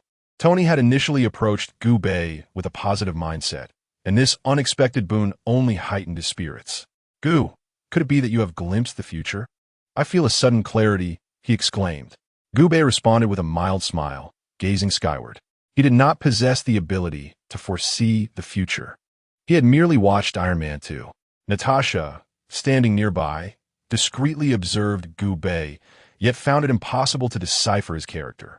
Ironically, it was Natasha herself who was seen through by Gu Bei, her strength, and even her measurements laid bare. Tony had intended to extract more information from Gu Bei, But with his newfound insights, he hastened back to pursue the matter of the new element, which weighed heavily on his mind. With the departure of her employer, Natasha found no reason to linger. Sent by Fury of S.H.I.E.L.D. to investigate Tony's condition and Gu Bei's situation, she was reluctant to leave the cruise ship empty-handed. Natasha's enchanting eyes fluttered slightly as she alluringly remarked, "Mr. Gu, should you require anything, do not hesitate to seek me out." Natasha glided gracefully behind Tony, leaving an air of infinite speculation in her wake. Gu Bei continued to gaze at the distant sky from a 45-degree angle, and after the two departed, he slowly remarked, "I wonder if it's because I've been a symbiote for too long, but Natasha isn't as beautiful as I had imagined. I find myself curious about what the mother symbiote looks like." After venting his thoughts, Gu Bei opened the system panel. His race values were already maxed out, and he could have evolved long ago, yet he had postponed it until now. This impending evolution represented a significant transformation for Gu Bei, presenting three options, each leading towards an intermediate symbiote. The greedy intermediate symbiote enhances all previous abilities, significantly increases speed, strength, and vitality. Possesses a greed ability that allows it to emit spores into the human body, which, in times of crisis, absorb life energy to safeguard its own existence. The angry intermediate symbiote enhances all previous abilities, significantly increases speed, strength, and vitality. Possesses an anger ability that, once activated, continuously amplifies its power over time. The brutal intermediate symbiote enhances all previous abilities, significantly increases speed, strength, and vitality, can transform into a tyrant for 5 minutes, greatly enhancing its single combat capability, after which it will enter a period of weakness. Among these abilities, Gu Bei preferred the greedy option, as survival is the essence of output, a profound truth indeed. However, the final evolution option indicated that Gu Bei would need to expend all his race values to evolve. Gu Bei was taken aback. Wasn't this clearly suggesting that the final option was the most formidable? Taking a deep breath, Gu Bei resolved that since the system had pointed out a path, there was no reason for hesitation. With a consumption of 95 race values, the evolution commenced. This time, Gu Bei indeed received an extraordinarily potent enhancement. The differentiation between the low-level and intermediate symbiote represented a significant elevation in the hierarchy of life, far more apparent than merely leveling up. Deep within his venomous form, the iridescent glass had grown to the size of a fist, imbued with astonishing life force. The evolution lasted for 3 days, and when Gu Bei finally awoke from this transformation, the system provided a notification. "Congratulations, host. You have acquired the title of the newly born tyrant." Gu Bei raised an eyebrow. Newly born tyrant? Quite an impressive name, he mused, though as he glanced at his dark, amorphous liquid form, he pondered how such a puddle could embody a tyrant. Just then, a phone rang from Xiang's body, and Gu Bei inhabited Xiang to answer the call.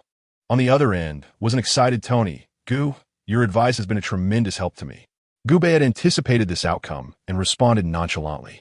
Tony, however, continued enthusiastically, "You probably don't know this, but Ivan Vanko attempted to assault me at the racetrack, only to be apprehended by the police I had arranged in advance."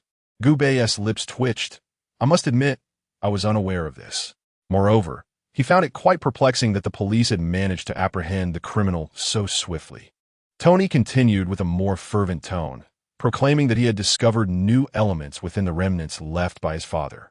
Elements that could replace palladium and entirely resolve the crisis of pollution from new energy sources. Gu Bei, however, responded with a dismissive tone, offering only congratulations. Faced with Tony's incessant chatter, Gu Bei felt a deep sense of helplessness. He had no desire to watch Iron Man 2 for a second time, so he implored Tony to cease discussing his affairs. As if attuned to Gu Bei's unspoken thoughts, Tony addressed him, asking, "By the way, Gu, could your sailor powers be causing auditory hallucinations? Recently, a figure known as the Black and Yellow King has been troubling me in my sleep." Gu Bei shook his phone by the seaside, attempting to let Tony hear the sound of the ocean breeze. "The signal is poor. I'm hanging up." With that, Gu Bei ended the communication, feeling somewhat exasperated. It seemed bizarre that Tony had also heard that strange voice, indicating it was time to investigate the matter of Sequence 9. Chapter 45. A new world of shinobi on the cruise ship. The salty sea breeze enveloped Gubei. He summoned the system panel and inquired, "System, where exactly does Sequence 9 originate?" His voice was steady, devoid of panic. The system, no longer demanding traversal energy from Gubei, succinctly explained the origins of Sequence 9, revealing that it was a set of 22 divine sequences prepared for the host, leading to the pinnacle of power and allowing one to become a protector of the system. This brief exchange stirred a tempest within Gubei. The prospect of becoming a protector of the system suggested that this system might not merely be a tool for traversing worlds, but rather a form of transcendent inheritance within the vast cosmos, fortuitously encountered by him. Furthermore, the implication that others might possess similar traversal systems intrigued him. Having received this crucial information, Gubei thoughtfully propped his chin and asked, "What must I do to acquire the subsequent sequences?" The system emitted a warning tone, stating that this was premium content requiring a payment of 5 traversal energy points to access further details. For a fleeting moment, Gubei's heart surged with fury. He cursed at the avarice of this cosmic inheritance. However, faced with the reality of the situation, he begrudgingly acknowledged the need to uncover the system's secrets. With a pained expression, he sacrificed a hefty sum of 5 points of traversal energy, a considerable expense. Upon receiving Gubei's donation of traversal energy, the system responded with a cheerful series of beeps. "You shall traverse the world of Naruto, embodying Naruto Uzumaki, with a chance to trigger sequence tasks." This was vital information regarding the traversal and the tasks ahead. Gubei pondered the potential of these tasks. The world of Naruto, in its early stages, relied on a fusion of intellect and ninjutsu, while later it devolved into a lineage-based contest of power. The highest combat capabilities in this world could easily be observed to surpass those of the pirate world, rivaling even the lower-tier cultivators of the vast universe. At the very least, the Holy Son of the realm beyond cannot unleash an attack with the force of a tailed beast orb with merely a gesture. More importantly, in the world of Naruto, there exists a skill sought by Gubei. Foremost among these is Naruto Uzumaki's Shadow clone technique. While this ability does not significantly enhance combat prowess, it serves as an excellent tool for training. The experiences gained by the Shadow clones are fully transferred back to the original body upon their dissolution. Gubei possesses a meditation skill that enables the Shadow clones to meditate, thus rapidly elevating his skill levels. It is noteworthy that Gubei has currently attained level 17, yet several of his primary skills linger around level 13, far from their potential. In such a state, Gubei would face no challenges in low-level martial realms, as the skill levels of others are similarly modest, allowing him to dominate his opponents effortlessly. However, if you're to venture into worlds such as Heavenly Shield or Battle Through the Heavens, one must consider the likes of Yifan or Xiao, each having perfected their skills to completion. A deficiency in skill levels would inevitably lead to future setbacks. Contemplating deeply, Gubei resolved that a journey to the world of Naruto was essential, whether for the sake of the system's divine sequence or for his future development. Of course, he harbored some ulterior motives. Should he acquire the Edo Tensei technique in the Naruto world, he might find himself grinning in his dreams. Summoning the first Hokage through Edo Tensei and branding it as a secret weapon would bestow him with the power to influence the ninja world war. Imagine resurrecting a sage, or even a great sage or emperor in the Heavenly Shield world. What a spectacle that would be. Perhaps he could even resurrect several 9-star Dose Saints in Battle Through the Heavens, leaving the ancient clans utterly astounded. Gubei chuckled to himself, exhilarated by the thought, before clearing his throat to regain composure. Upon accessing the system panel, Gubei swiftly located the Naruto dimension. With a grin, he declared, "This is it." Entering the Naruto world required 30 crossing energies. Not an exorbitant amount. Gubei inquired casually about the energy needed to bring Shang into the Naruto world. The system promptly extinguished Gubei's hopes, revealing that bringing a God King body into Naruto would necessitate an additional 100 crossing energies. Gubei grimaced. Indeed, the system had a knack for taking advantage. Although Xiao was a god king, she had yet to undergo any training and remained fundamentally mortal. Yet it demanded 100 crossing energies. Bringing a flawed chaos body into the Naruto world would surely cost an astronomical sum. Clearly, he must conserve crossing energies as much as possible in the future. With a fluid, black liquid form, Gu-Bei concluded his symbiotic relationship with Xiao, gradually extricating himself from her body, leaving a puddle of black liquid on the cruise ship. Gu-Bei manifested 8 spider-like appendages and instructed Xiao, "You may return now. Please convey to Tony and the others that I am embarking on an interdimensional journey and shall not be back for a while." Xiao, with her pale visage devoid of emotion, nodded gently. A red sports car, left behind by Tony for Gu-Bei's return, idled by the sandy shore. Soon, Xiao would drive it back alone. After bidding her farewell, Gu-Bei contemplated the identity he would assume in the world of Naruto. With merely 15 energy points remaining, he could exchange them for 3 identities. 1. Naruto Uzumaki, the underachiever of his class, host of the Nine-Tails Fox.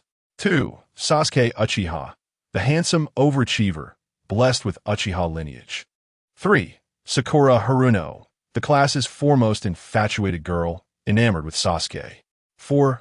A random character could be summoned, potentially reaching the power level of Kage.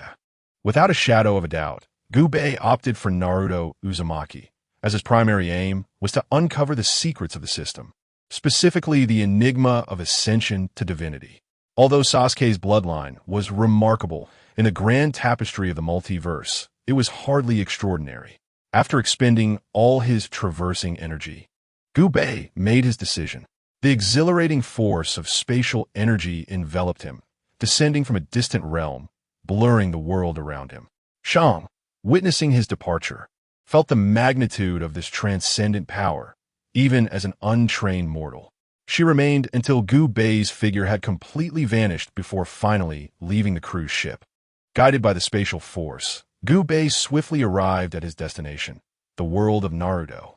It was a park overgrown with weeds, its benches coated in dust, and various facilities in disrepair, save for a solitary swing that remained intact. A boy with golden hair, clad in a yellow turtleneck, bore 3 faint marks on his cheeks and sat on the swing, illuminated by the slanted rays of the setting sun. Chapter 46. The mischievous child of the Hokage, 3 boys, dressed in thin, knitted garments with band-aids on their foreheads, stood at the edge of the park, pointing and laughing at the golden-haired child on the swing. "Isn't that the fox demon? Keep your distance, he's caused many deaths. Look at him, he resembles a dog." As the saying goes, children speak without restraint, yet their words cut deeply. The trio taunted the golden-haired boy, showing no remorse, their faces alight with malicious glee. The boy was none other than Naruto Uzumaki. Initially enjoying his time on the swing, his mood soured as he bowed his head, gripping the swing's ropes tightly, his shoulders trembling slightly. The evening breeze, now colder than before, swept through as the sun dipped lower in the sky. Silently swaying on the swing, Naruto feigned ignorance to the chatter of 3 children, continuing to indulge in his solitary play. The trio appeared notably displeased, their small faces puffed up in annoyance. The intruder refused to leave, depriving them of their swing. One child picked up a rather hefty stone and proposed, "Let's throw rocks at him." The other's eyes brightened at the suggestion, agreeing to wait a little longer. If he didn't depart, they would indeed resort to throwing stones. Eagerly, they prepared, entirely oblivious to the potential harm their actions could inflict on the golden-haired boy. Naruto's expression darkened further, and the swing gradually ceased its motion. He was on the verge of being forced to leave. This was not the first instance. He had attempted to argue with them before, only to be beaten mercilessly. A voice drifted softly through the air. "What's the matter? Are you leaving? Not going to teach them a lesson?" The calmness of the voice made Naruto glance around, yet he could not identify its source. Fear gripped him. "Who are you? Why can I hear you? Who am I?" The voice paused momentarily and then continued with a hint of mirth. "I am the fox spirit residing within your body." It was evident that this voice did not belong to the Nine-Tails, but rather to Gu-Bei, who had cleverly adopted the guise of a fox spirit. Gu-Bei could see the Nine-Tails within Naruto, baring its teeth at him, clearly displeased at the usurpation of its title. However, it seemed powerless to contest with Gubei, as the sealing technique left by the fourth Hokage effectively restrained the ferocious beast. Embracing his newfound identity, Gubei seductively continued, "I can grant you power, enabling you to exact retribution upon those who have humiliated you. If you desire, they may even pay a price for their transgressions." These words sent a jolt through Naruto. As a youth, he longed for those who had tormented him to face consequences. His mischievous antics were merely a cry for recognition, a plea for others to regard him with esteem. In a fleeting moment, Naruto wavered, asking, "If I accept your power, will I die?" Though still a child, he understood the principle of equivalent exchange. Without a price, how could one hope to grow stronger? Yet, he soon shifted his perspective, dismissing the concern. As long as he gained acknowledgement, even the prospect of death seemed inconsequential. This willingness made for a compliant host, one that Gubei favored. Nonetheless, Gubei had no intention of cohabiting with Naruto just yet, as doing so might easily attract the attention of others in the Hidden Leaf Village. Gubei resolved to wait until Naruto mastered the shadow clone technique before initiating their symbiosis. For the time being, bestowing upon Naruto a power of Sequence 9 would adequately resolve the immediate predicament. Within Naruto's being, Gubei's voice resonated softly. "Naruto, I now grant you Sequence 9. A wave of gentle energy surged through Naruto's limbs and core. Having grown up on instant noodles, Naruto had long suffered from nutritional deficiencies, leaving his body in a weakened state. However, under the influence of Gubei's bestowed power, Naruto's life force surged, replenished, and thriving. At present, Naruto, a mere student of the Ninja Academy, and not even a genin, had never before experienced such an overwhelming surge of power. Astonished, he waved his arms, discovering an immense reservoir of strength within him, as if he could effortlessly shatter a boulder with a single punch. Stunned into silence, he stammered, fully aware that he had contributed nothing, yet had been bestowed with extraordinary abilities. In the distance, three mischievous children, growing impatient with Naruto's reluctance to relinquish the swing, exchanged glances laden with irritation. Having previously ostracized Gubei, they resolved to teach this park swing usurper a lesson. They shouted, "Get lost, fox demon!" With that, they hurled stones in a parabolic arc toward Naruto, laughing as they boasted about their strength, claiming they could crack his skull open. Naruto's ears perked up at their taunts, and a flicker of anger ignited within him. He had arrived at the park first and claimed the swing. Yet, these three were resorting to throwing stones merely for refusing to yield his seat. Previously powerless against them, he now vowed that they would not escape unscathed. The stones flew toward him with alarming speed, targeting his arms and forehead. Reacting swiftly, Naruto raised his arms to catch the stones mid-air, and with the finesse of a seasoned shinobi, he returned them with precision.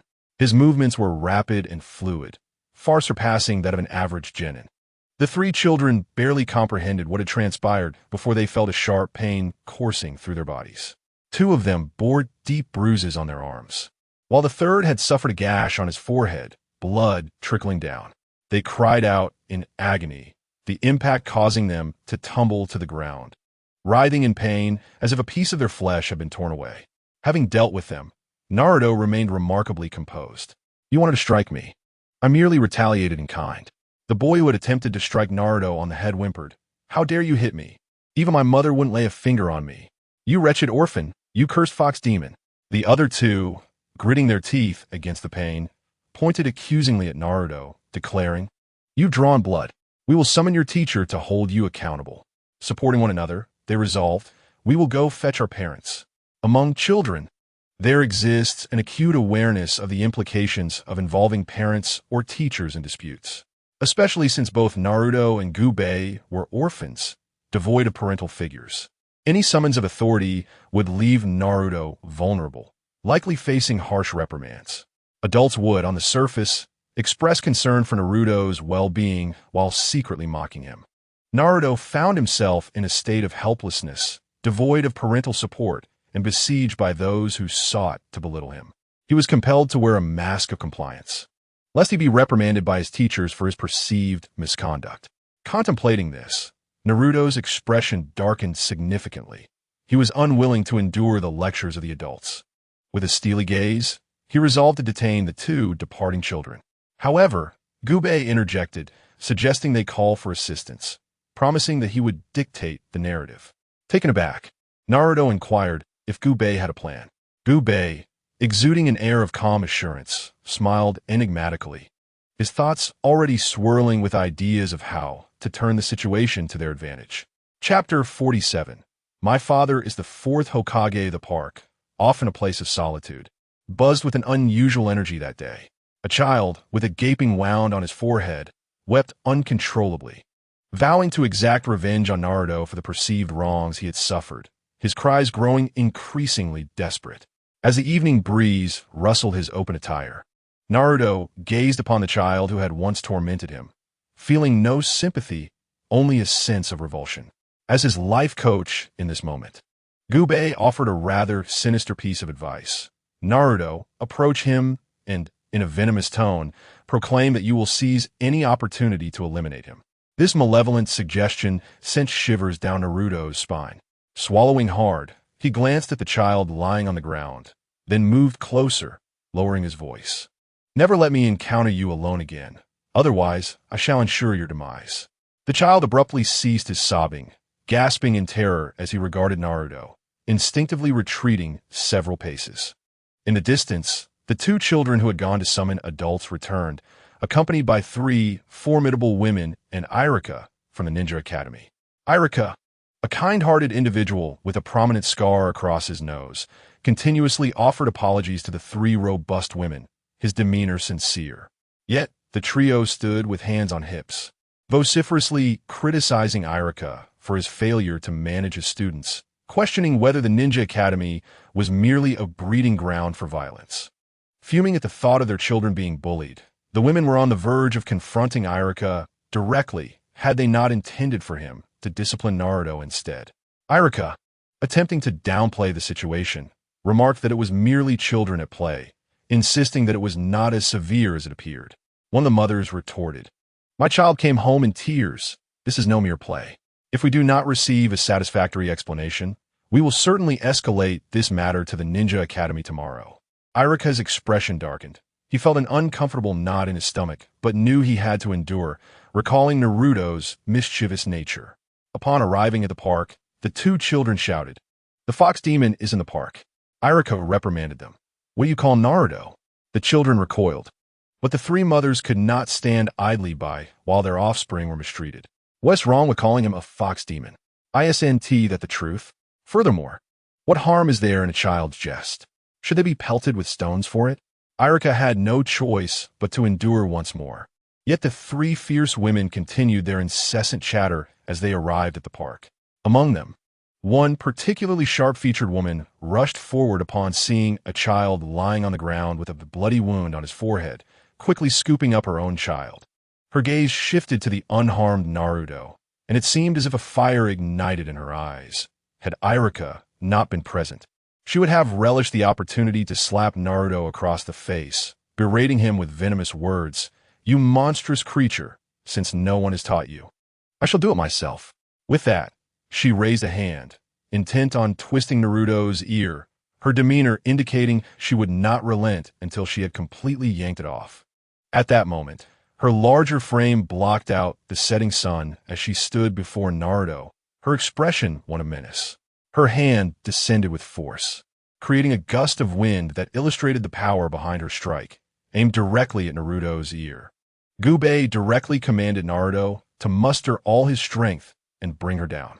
Without hesitation, Naruto, who had long been displeased by these harpies' incessant scorn and mockery regarding his orphan status, was no longer powerless. Previously, he lacked the strength to stand up to such torment, but now, armed with newfound power, he refused to be subjugated. The possession of strength was meant to enhance one's existence. If possessing power only led to further subjugation, then what purpose did it serve? With determination, Naruto lowered his stance, gathering strength in his left fist. Though his technique was unrefined, the aura he exuded was formidable. He deftly dodged the woman's grasping hand and unleashed a punch, imbued with the force bestowed upon him by the sailor, reaching its apex. His fist struck the woman squarely on the chin, unleashing the immense force concealed within his small frame, sending her hefty body soaring into the air. In a moment of disorientation, she felt an overwhelming pain radiate from her double chin, surging through her mind and penetrating her very soul. In an instant, saliva and mucus flew from her mouth and nose, her eyes rolled back, and she lost consciousness, crashing heavily to the ground. Witnessing this spectacle left onlookers in sheer astonishment. The other two women, having never encountered such a formidable child, were rendered speechless, frozen in place. Irika, well aware of Naruto's capabilities from their daily interactions, could hardly contain his surprise. A punch strong enough to send an adult flying was not something he believed Naruto should possess. Unable to restrain his curiosity, he inquired, "Naruto, what happened?" Naruto, holding a modicum of respect for Irika, replied nonchalantly, "Nothing much. I just suddenly didn't want anyone pulling my ear." This exchange between Naruto and Irika sparked a glimmer of hope in the remaining two women that they could still chastise Naruto. "Irika, as his teacher, why do you not discipline your student? He has harmed our child." Irika, initially wishing to continue his conversation with Naruto, found himself interrupted by the two women. With a serious expression, he was compelled to ask, "Naruto, did you truly injure the three children with stones?" Naruto candidly admitted that they had initially thrown stones at him, prompting him to retaliate in kind. When the two women overheard Naruto's confession, they erupted in indignation, exclaiming that their child had merely been trying to play with him, and questioned how he could have retaliated so forcefully. The true instigators, trembling and hiding behind the women, dared not reveal the truth, that their intention had been to injure Naruto. Irika inquired about the situation, asking if Naruto's account aligned with the women's claims. "Of course not," Naruto retorted emphatically. "These three have bullied me repeatedly, and on one occasion, they even assaulted me to the point of hospitalization. Then, they came to buy me some fruit, hoping to pacify me. By nature, I am kind-hearted and kept silent. But this time they have gone too far, and I could not restrain myself from fighting back." His unwavering demeanor and resolute spirit made it hard to believe that this was the mischievous Naruto speaking. Upon learning the details, Irika's expression darkened as he confronted the women, declaring that their children, who had caused Naruto's hospitalization, must be sent to the youth detention center.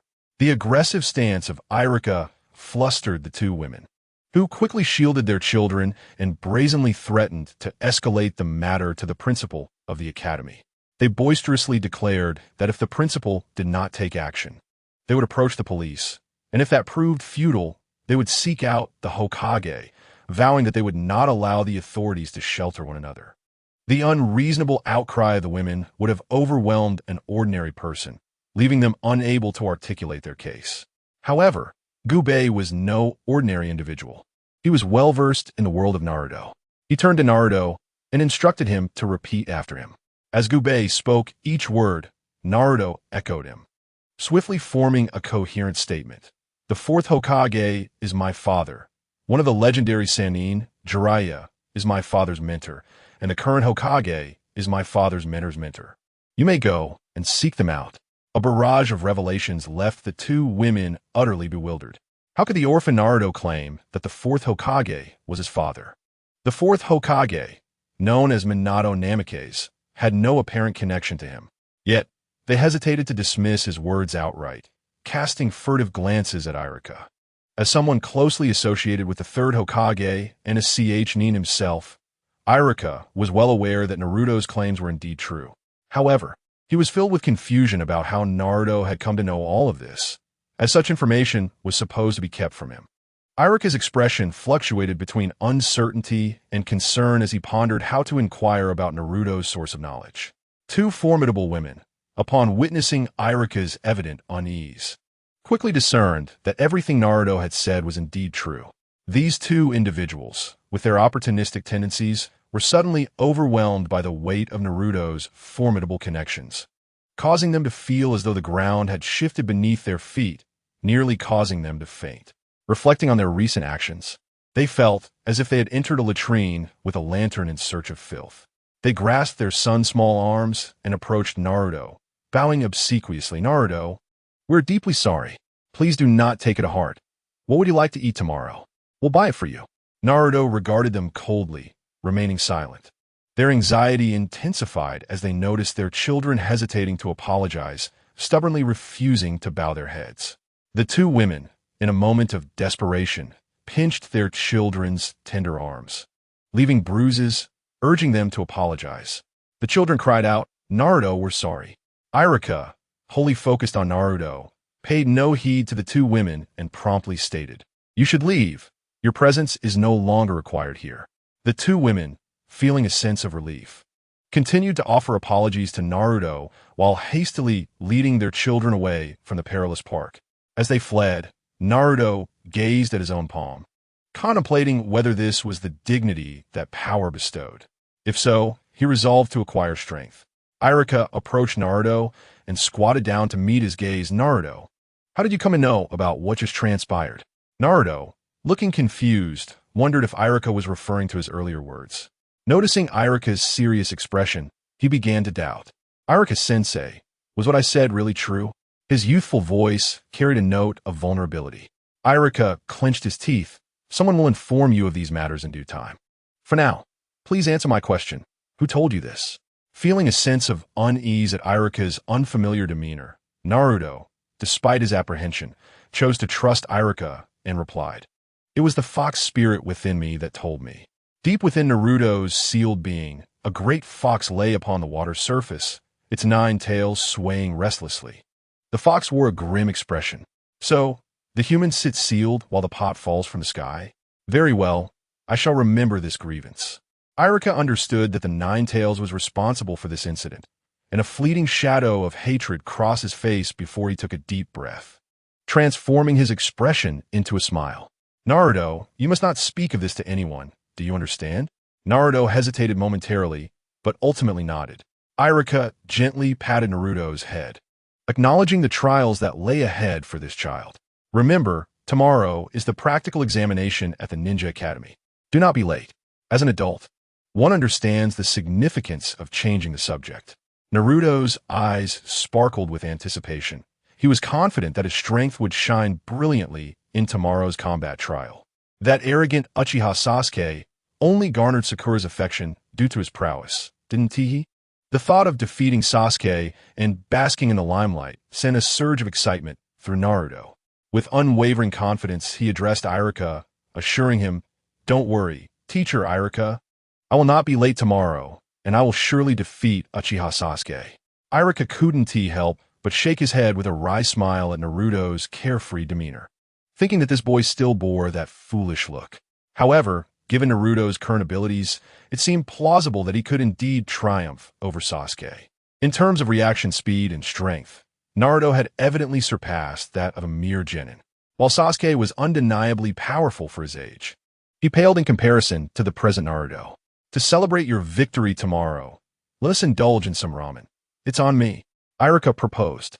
Naruto immediately concurred with Iruka's suggestion. Sure, at Ichiraka ramen.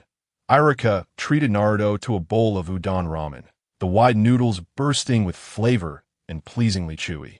After finishing his meal, Naruto set down his bowl and let out a satisfied burp, bidding farewell to Iruka. Teacher Iruka, I'm heading home now. Iruka took a sip of the broth, setting down the large bowl with a contented expression. Be careful on your way home. Naruto waved and dashed out. Once Naruto had completely exited Ichiraku ramen, Iruka interlaced his fingers under his chin, his relaxed demeanor shifting to one of gravity. The seal on the 9 tails had loosened, and this matter must be reported to the 3rd Hokage.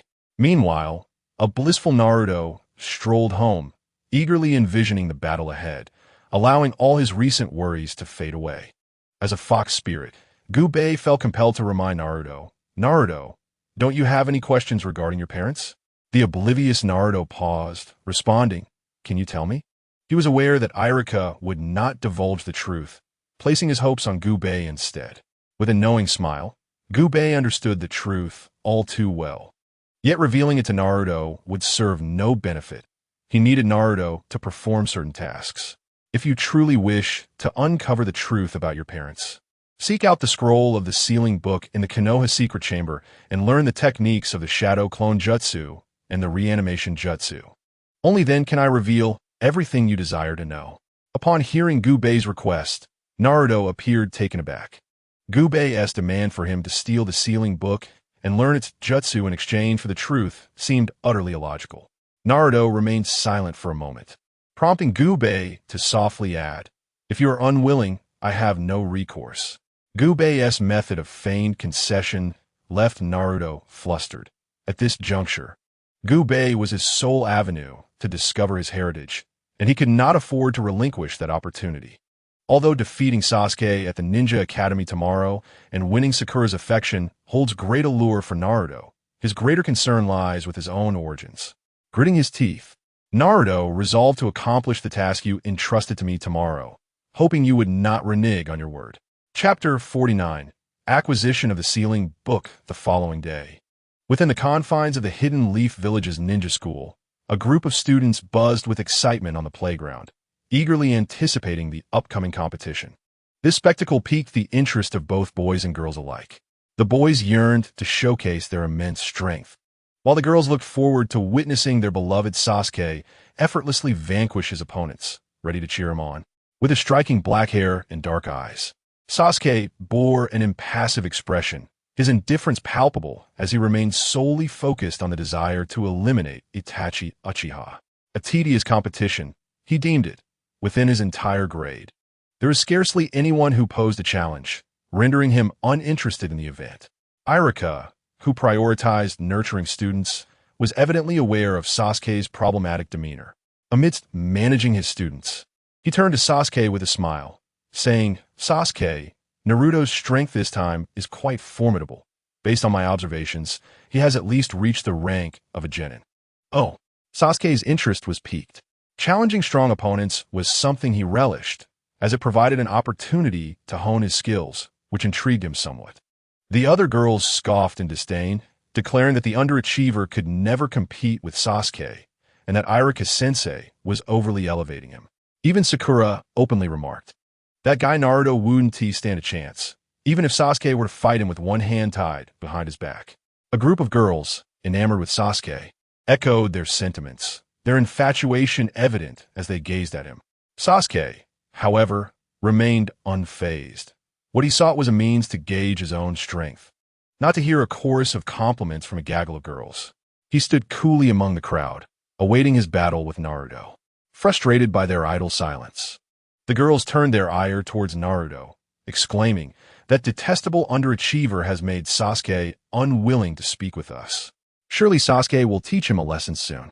In a fleeting moment, all attention was riveted upon the impending confrontation between Sasuke and Naruto. As time ticked away, Irika glanced at the clock, blew on the whistle tied around his neck, and announced the commencement of the match. The first pairing, Sasuke versus Naruto. In the arena, Sasuke had already positioned himself at the center, his eyes gleaming with anticipation for the battle ahead. He was confident he would not lose, even when facing a genin.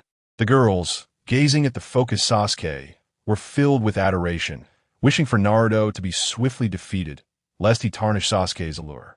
However, as the crowd waited, Naruto did not appear in the arena. Irika, visibly embarrassed, surveyed the area but could not spot Naruto. He began to confirm with the other children whether anyone had seen him. Soon, he reached a disheartening conclusion, his expression one of resignation. Naruto had not come to school, rendering the competition null and void. What? With singular focus on the impending competition, Sasuke's eyes flared with irritation. He had devoted himself entirely to preparing for battle. Yet Naruto had no intention of participating, leaving him feeling utterly abandoned. "Damn it," Sasuke muttered under his breath in anger.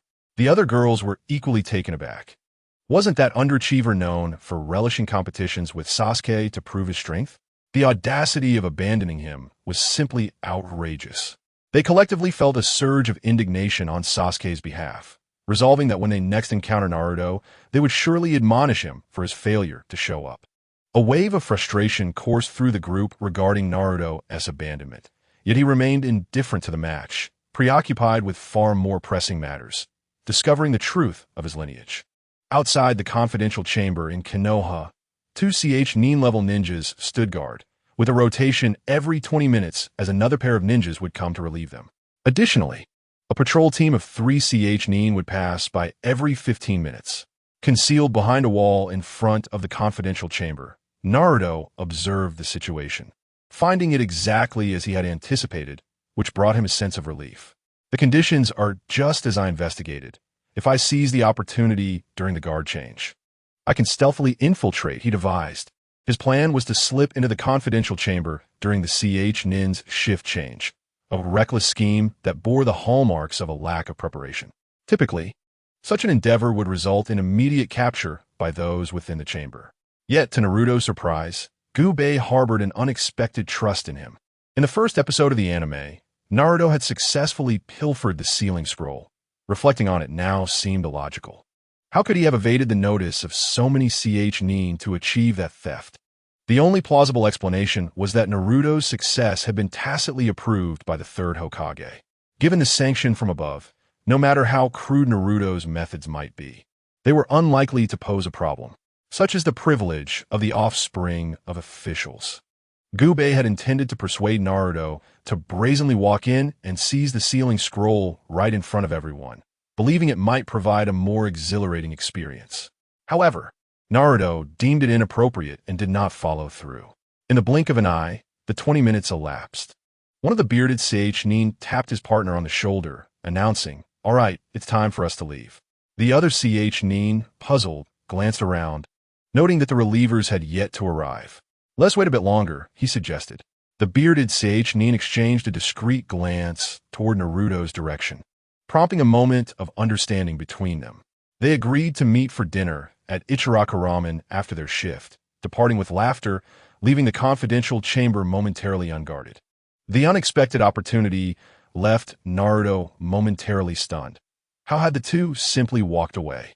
Aware of the situation, Gubei refrained from revealing too much, merely urging him to swiftly secure the sealing scroll.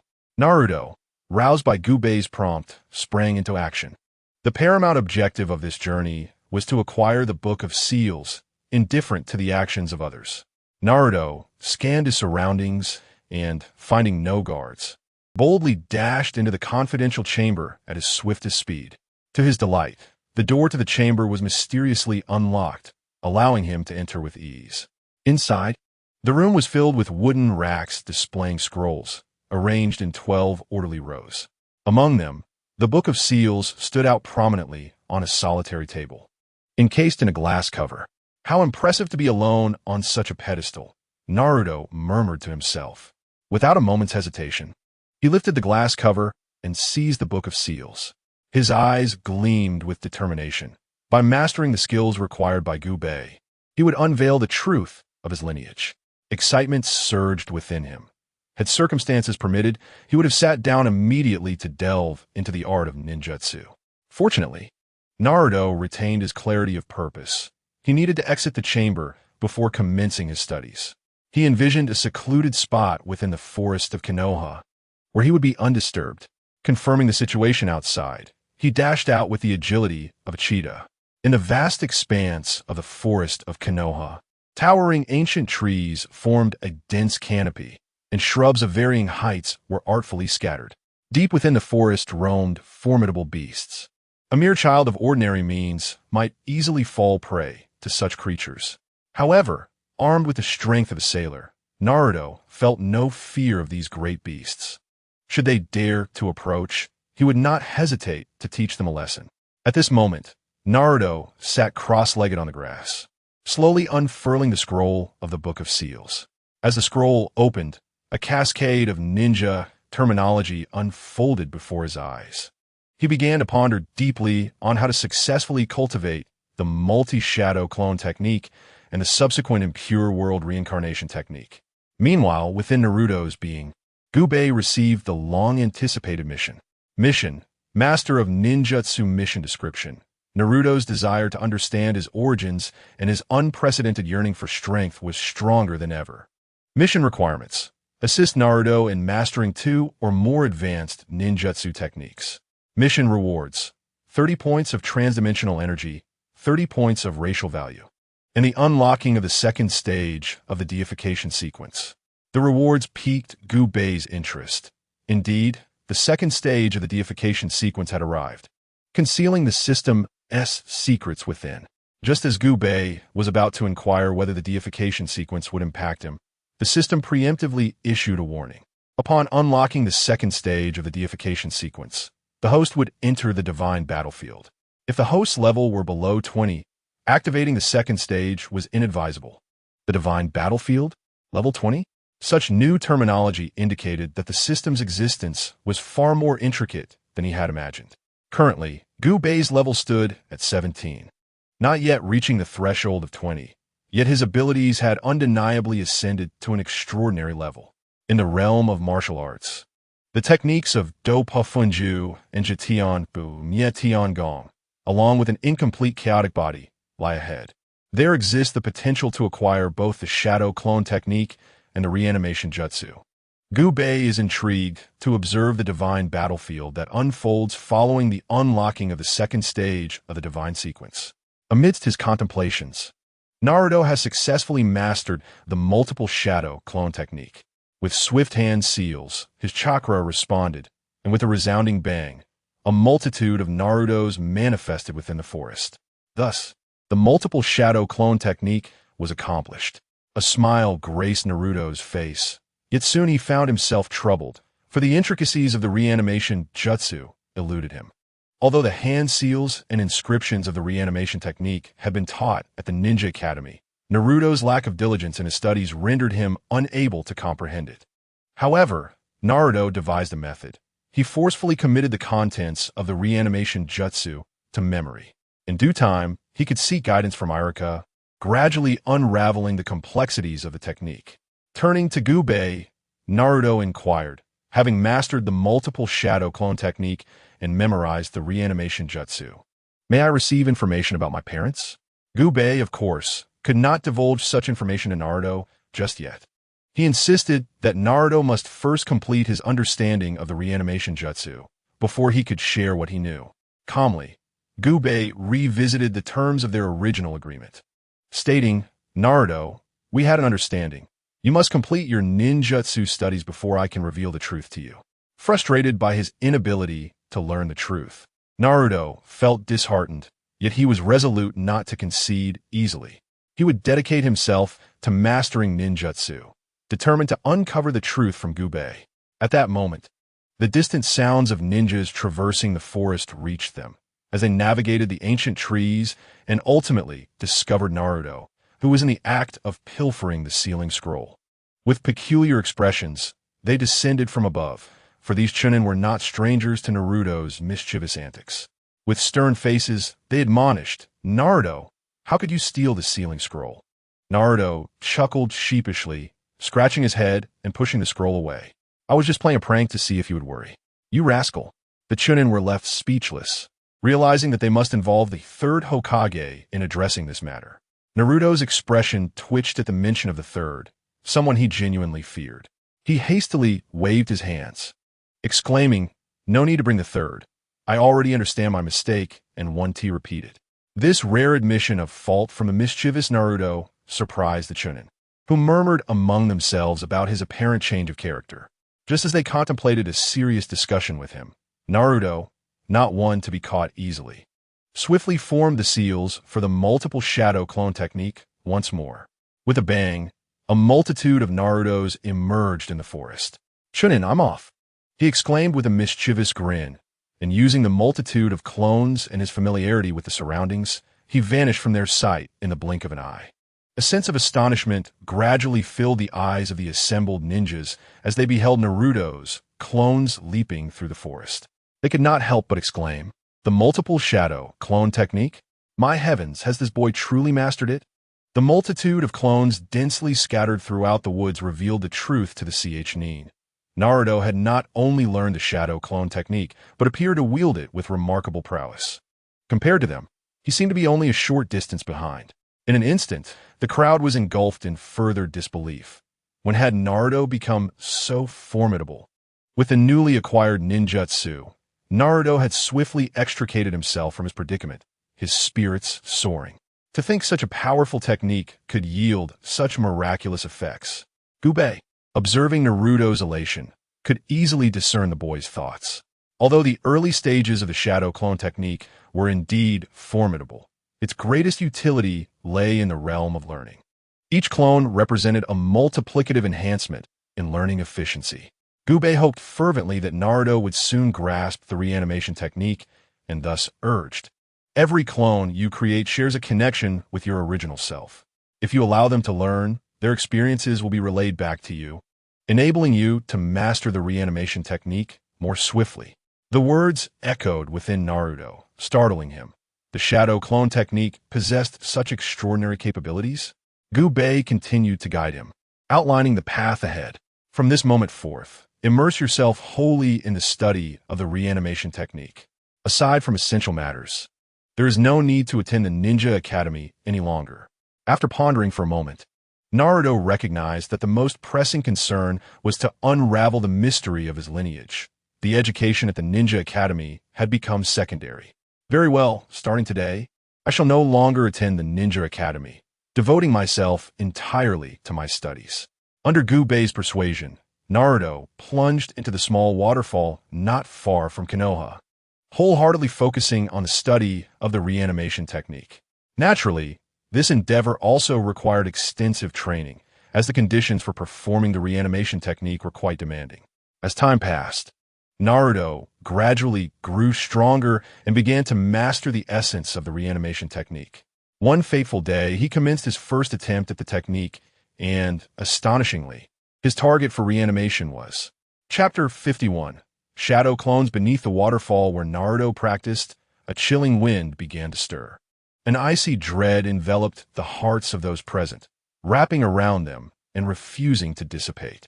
A group had arrived at the waterfall, meeting this eerie breeze with involuntary shivers. Irika, the leader of the group, walked steadily, his face etched with concern. Naruto had not formally attended the Ninja Academy for nearly a month, and Irika was anxious that something might have befallen him, prompting this search. Accompanying him were several students.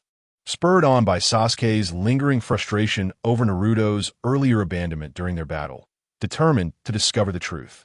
Wherever Sasuke went, the girls were sure to follow, a near certainty that they would be present wherever he was. They traversed a lengthy path, their feet aching, as the crowd began to stir restlessly. Why did he specifically seek out that laggard? Perhaps he was caught stealing and felt too ashamed to come to school. I must teach him a lesson when I see him. The crowd dismissed Naruto, speculating carelessly, which ignited an inexplicable anger within Sasuke, who irritably interjected, "Stop the noise. We can leave now." His furious tone startled everyone. The onlookers exchanged puzzled glances, unsure of the reason behind Sasuke's outburst, and one by one, they fell silent. Ceasing their complaints, Irika noticed the commotion behind him, but it quickly subsided, prompting him to pay it no further mind. He gradually halted his steps, and before him lay the waterfall where Naruto trained. A boy with yellow hair stood there, arms crossed, his expression devoid of emotion. The boy spoke in a chilling tone. "Irika-sensei, please wait. You cannot pass here." The coldness in his voice momentarily stunned Irika. This was still the Naruto he knew. He hesitantly inquired, "Naruto?" Before Irika could engage in conversation with Naruto, Sasuke emerged from the crowd, his countenance dark and his steps heavy. "Naruto, we can finally come to an understanding about our battle." Naruto glanced at Sasuke, frowning as he replied, "Battle?" It seems Naruto is entirely unfazed by the situation. This dismissive attitude further fueled Sasuke's anger. He clenched his fists and shouted, "Enough chatter. Today, we shall have a match." With a powerful push against the ground, Sasuke propelled himself towards Naruto. His speed was astonishing, quick enough to render his movements nearly invisible. The girls in the vicinity felt a gust of wind, and before they knew it, Sasuke was right in front of Naruto. They were too caught up in the excitement, their faces flushed as if they had been drinking, cheering. "Go, Sasuke! Teach that laggard a lesson." Sasuke's expression remained stoic. As the top student in the class, his martial skills were formidable. He crouched low, attempting to evade Naruto's line of sight with speed and positioning, then twisted his fist to strike at Naruto's face. The force behind this punch was substantial. Any ordinary person hit by it would likely be bedridden for half a month. The angle was particularly tricky, nearly at the limit of what could be taught in ninja school. Irika observed Sasuke's punch, his eyelids twitching. If this punch were to be directed at another student, he would undoubtedly intervene, as it was far too brutal for a student. The force of the punch was already at Naruto's collar. Sasuke's lips curled into a triumphant smile, a hint of disdain in his heart. It seemed that what Irika-sensei referred to as a genin was not so impressive after all. However, in the next moment, Naruto moved. His action was simple. He gently pushed forward, as if this were merely a child's game rather than a battle. This seemingly slow push, however, left Sasuke feeling extraordinarily uncomfortable. Sasuke sensed a strange profundity in Naruto's push and attempted to change his approach, only to find that no matter how he altered his strategy, it seemed utterly futile. It appears that all avenues of retreat have been sealed off by Naruto, leaving Sasuke astounded. This situation could only arise when there is a significant disparity in strength between the two. Why had such a circumstance emerged between him and Naruto? A startling realization flashed through Sasuke's mind, prompting him to exclaim, "What on earth?" Yet before he could finish, Naruto thrust his palm against Sasuke's chest. The relentless force, while not inflicting any harm, propelled Sasuke several meters away. He landed hard on the ground, sliding a distance and tearing his clothes before finally coming to a halt. With a pained expression, Sasuke struggled to rise, using one hand to support himself on the ground, gritting his teeth as he uttered, "How can you be so strong, Sasuke?" A group of girls gasped, encircling him with concern for his injuries. However, alongside their worry was a profound shock. The invincible Sasuke in their eyes had been repelled by Naruto, the underachiever, with a single blow. How could this be? In an instant, many onlookers discreetly turned their gazes towards Naruto, eager to discern any differences from his usual demeanor, yet they observed nothing out of the ordinary. Irika's expression was equally remarkable. He had faith in Naruto's ability to defeat Sasuke, but the ease with which he accomplished it had taken him by surprise. It seemed that Naruto's strength was advancing towards that of Chunin. This was astonishing, considering Naruto was merely around 12 years of age. If he possessed Chunin-level strength, his potential might indeed surpass that of Kakashi in his youth.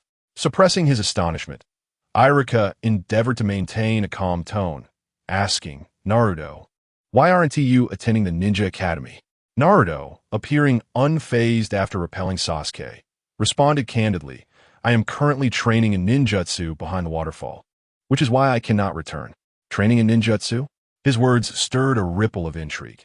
If Naruto's strength still required time for further ninjutsu training, what level of ninjutsu was he pursuing?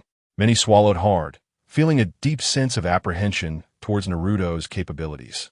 This young man's prowess likely surpassed that of his peers entirely. As a Chunin, Irika deciphered the underlying message in Naruto's words and inquired with curiosity, "Naruto, you mentioned training behind the waterfall. What does you refer to in this context?" Irika's keen insight was indeed commendable, as he pinpointed the critical question. Others, having caught on, echoed Irika's thoughts. Naruto said he was training behind the waterfall. Who is this he speaks of? Naruto, unreserved in his explanation, clarified, "This is one of my shadow clones. My true self is still behind the waterfall." At this revelation, the crowd was left utterly speechless, stammering in disbelief. A shadow clone? You defeated Sasuke relying solely on a shadow clone? Naruto nodded affirmatively. Naruto's classmates were taken aback, their mouths agape and eyes wide as saucers, rendered speechless by the unfolding events. The astonishment within them accumulated, leaving them with no outlet for their emotions.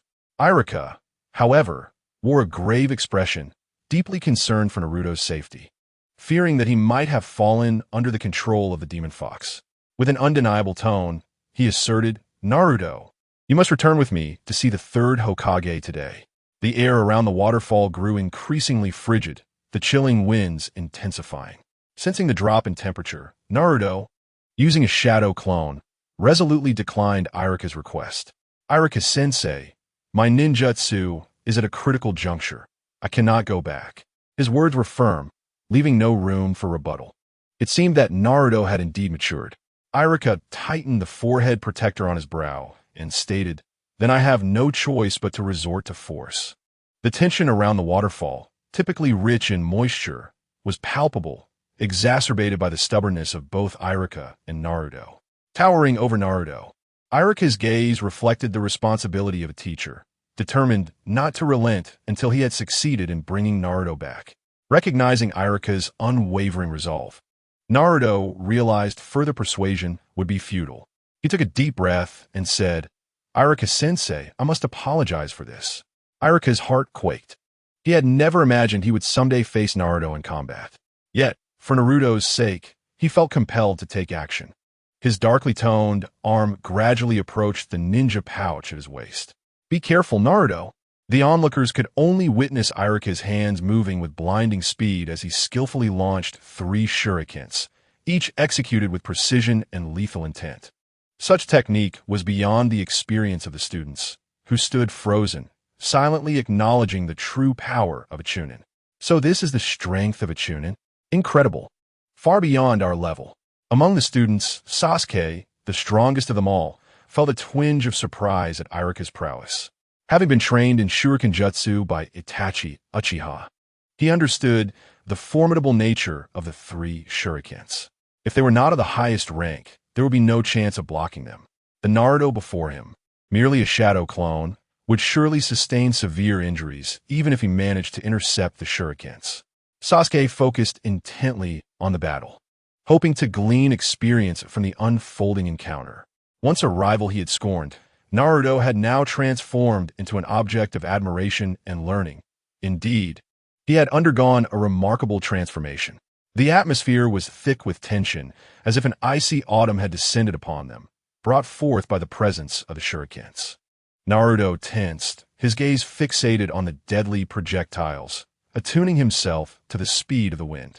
With a surge of power, he propelled himself, vanishing from sight in an instant.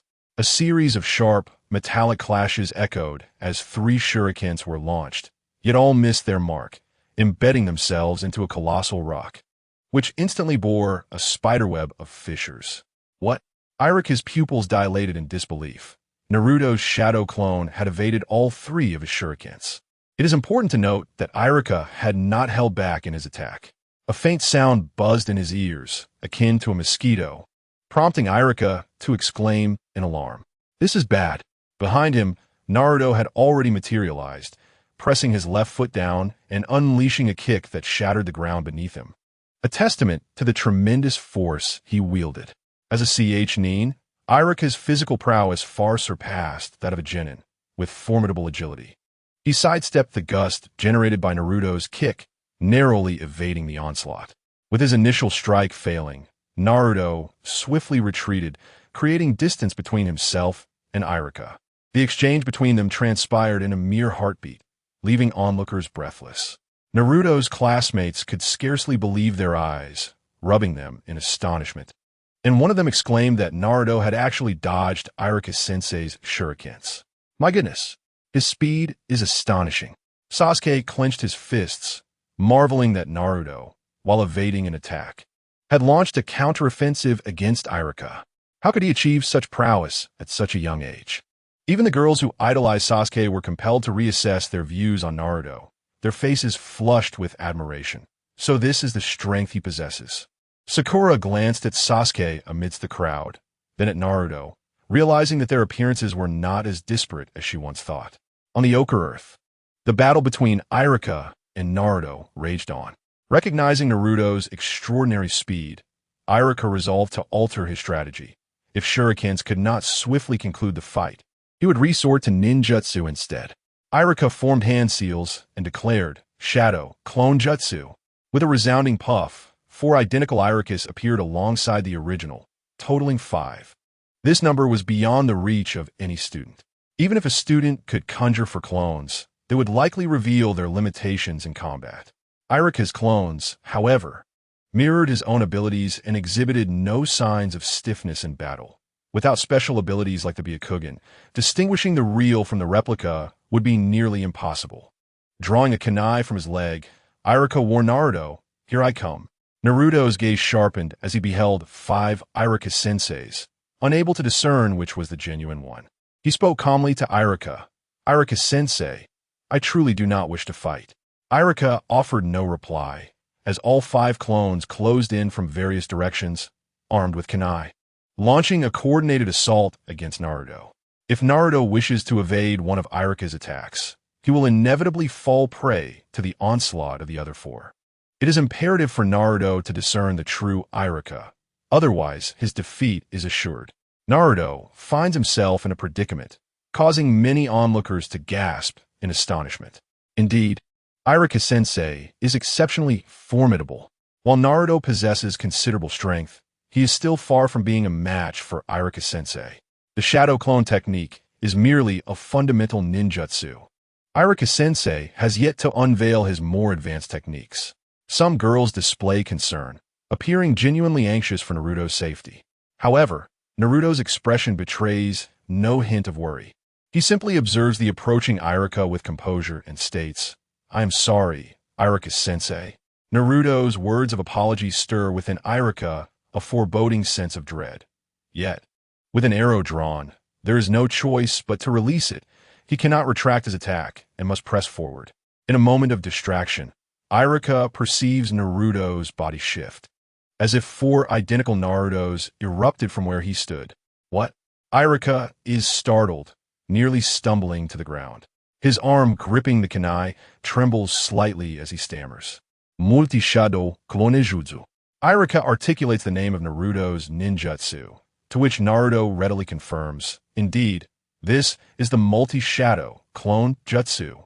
In an instant, 5 Narutos spring forth, resembling manifestations of divine power, each adopting a distinct stance to unleash a barrage of kicks, punches, and elbow strikes, utterly blocking all of Iruka's avenues of attack. Iruka has no time to react. As a chunin of average ability, he is unexpectedly struck squarely in the face by Naruto, sent reeling backward. Fortunately, Iruka's strength allows him to pivot midair, landing on his feet and then squatting down, one hand braced against the ground, effectively dissipating the force of impact without suffering significant embarrassment. The 5 Narutos align in a row, their presence imposing like an insurmountable mountain range. Naruto reiterates, "Iruka-sensei, my training in ninjutsu will soon conclude, only then may you proceed." Countless strategies to counter Naruto's multi-shadow clone jutsu flash through Iruka's mind. Yet he hesitates at the thought of Naruto's unparalleled speed. Gazing at the stubborn child before him, he experiences a fleeting illusion, as if he were beholding the 4th Hokage. Iruka exhales deeply, conceding, "Very well, I shall wait until your training is complete before I intervene." Chapter 53. Enter the Wave Wind-Water Gate. Iruka relinquishes the notion of forcibly entering the waterfall to retrieve Naruto. His strength, should he truly wish to take Naruto away, would render the 5 Naruto clones utterly ineffectual. After all, he is a bona fide chunin, proficient in various ninjutsu, with assured strength. Even if Naruto's abilities have rapidly escalated under Kobayai's guidance, he remains far from rivaling Iruka. However, if Gubei were willing to embody Naruto at this moment, dealing with Iruka would be a mere trifle. Iruka sat cross-legged, facing Naruto directly, their eyes locked in a silent exchange as he patiently awaited Naruto's invitation to enter his mind. The students exchanged bewildered glances, uncertain of how to proceed. Sasuke, mirroring Iruka, also settled into a cross-legged position, prompting the others to follow suit, each taking a seat on the ground. Their eyes filled with disbelief as they furtively observed the 5 Narutos. They whispered among themselves, questioning whether Iruka-sensei truly stood a chance against Naruto. It was uncertain, yet the atmosphere suggested otherwise. As discussions ensued, the reverence for Naruto's demeanor grew. They couldn't fathom how the once underperforming Naruto had suddenly transformed into such a formidable presence, capable of confronting Iruka-sensei head-on. The wait felt both interminable and fleeting. Beneath the mist-laden waterfall, Naruto had completed his Edo Tensei technique. Konoha's spy, Mizuki, was directly offered as a sacrificial vessel for the technique, handed over to the god of death, and in return, Naruto received the object of his desire for resurrection. A man with golden hair and eyes of black and crimson hues, bearing a striking resemblance to Naruto, materialized before him. Summoned by the Edo Tensei, he had yet to fully acclimate to this new world, slowly opening his eyes. A glimmer of light pierced his gaze, and upon seeing Naruto before him, a surge of blood connection flooded his heart. He involuntarily spoke, "You're Naruto." The man resurrected by Naruto was none other than the fourth Hokage, Minato Namikaze, who had perished while protecting the village. As Naruto beheld the moment of Minato's revival, tears of excitement welled in his eyes, his face radiating hope for his father. Yet, in the next instant, this overwhelming emotion was replaced by an expression of cold indifference. Minato, being one of the most powerful figures in the world of ninjas, sensed the dissonance immediately, his voice chilling. "Who are you?" Naruto smiled faintly, a hint of aloofness in his demeanor, arms crossed. "You may call me the Nine-Tails or Kurama." The icy tone unsettled Minato. Chakra surged within him as he sought to employ his Flying Thunder God technique to seize control of Naruto, only to discover that his body was entirely unresponsive, frozen in place. Minato lowered his gaze to his peculiar form and stated with clarity, "This is Edo Tensei." Gubei nodded, not the least surprised that Minato could deduce the technique so swiftly. In a steady voice, he reassured, "Indeed, it is Edo Tensei, so please remain quiet for a moment." Minato attempted to move several times, but alas, the current incarnation of Edo Tensei was not the modified version created by Orochimaru. Minato's strength was nowhere near its peak, rendering him incapable of breaking free from the control of the Edo Tensei technique. Gubei quietly observed every move of the fourth Hokage, Namikaze Minato, and smiled even more broadly upon realizing that the latter was utterly unable to escape the confines of the Edo Tensei technique. The current situation unfolded precisely as he had anticipated. The world of Naruto appeared to be rather intriguing. However, there were certain minor oversights he had not accounted for. Upon seizing control of Naruto's body, all of Naruto's shadow clones inexplicably vanished. The experiences gained from their battles returned to the original body, providing benefits but also complications, particularly concerning Iruka and Naruto's classmates. On the damp, muddy ground, clusters of footprints were left behind. After Naruto's shadow clones dissipated, Iruka rushed to the base of the waterfall where Naruto had been training. The waterfall cascaded down 3,000 feet, shrouding the air in mist, presenting a magnificent sight. Yet, it paled in comparison to the overwhelming shock brought forth by the resurrection of the fourth Hokage, when Iruka beheld the living embodiment of the fourth Hokage. His eyes nearly bulged out of their sockets. The revival of a deceased individual, especially one of such formidable strength, was an event that left little room for calmness. Fear surged within Iruka's heart, causing his voice to tremble as he stammered, "Fourth Hokage? Is it truly you?" The black-red eyes of Namikaze Minato shifted.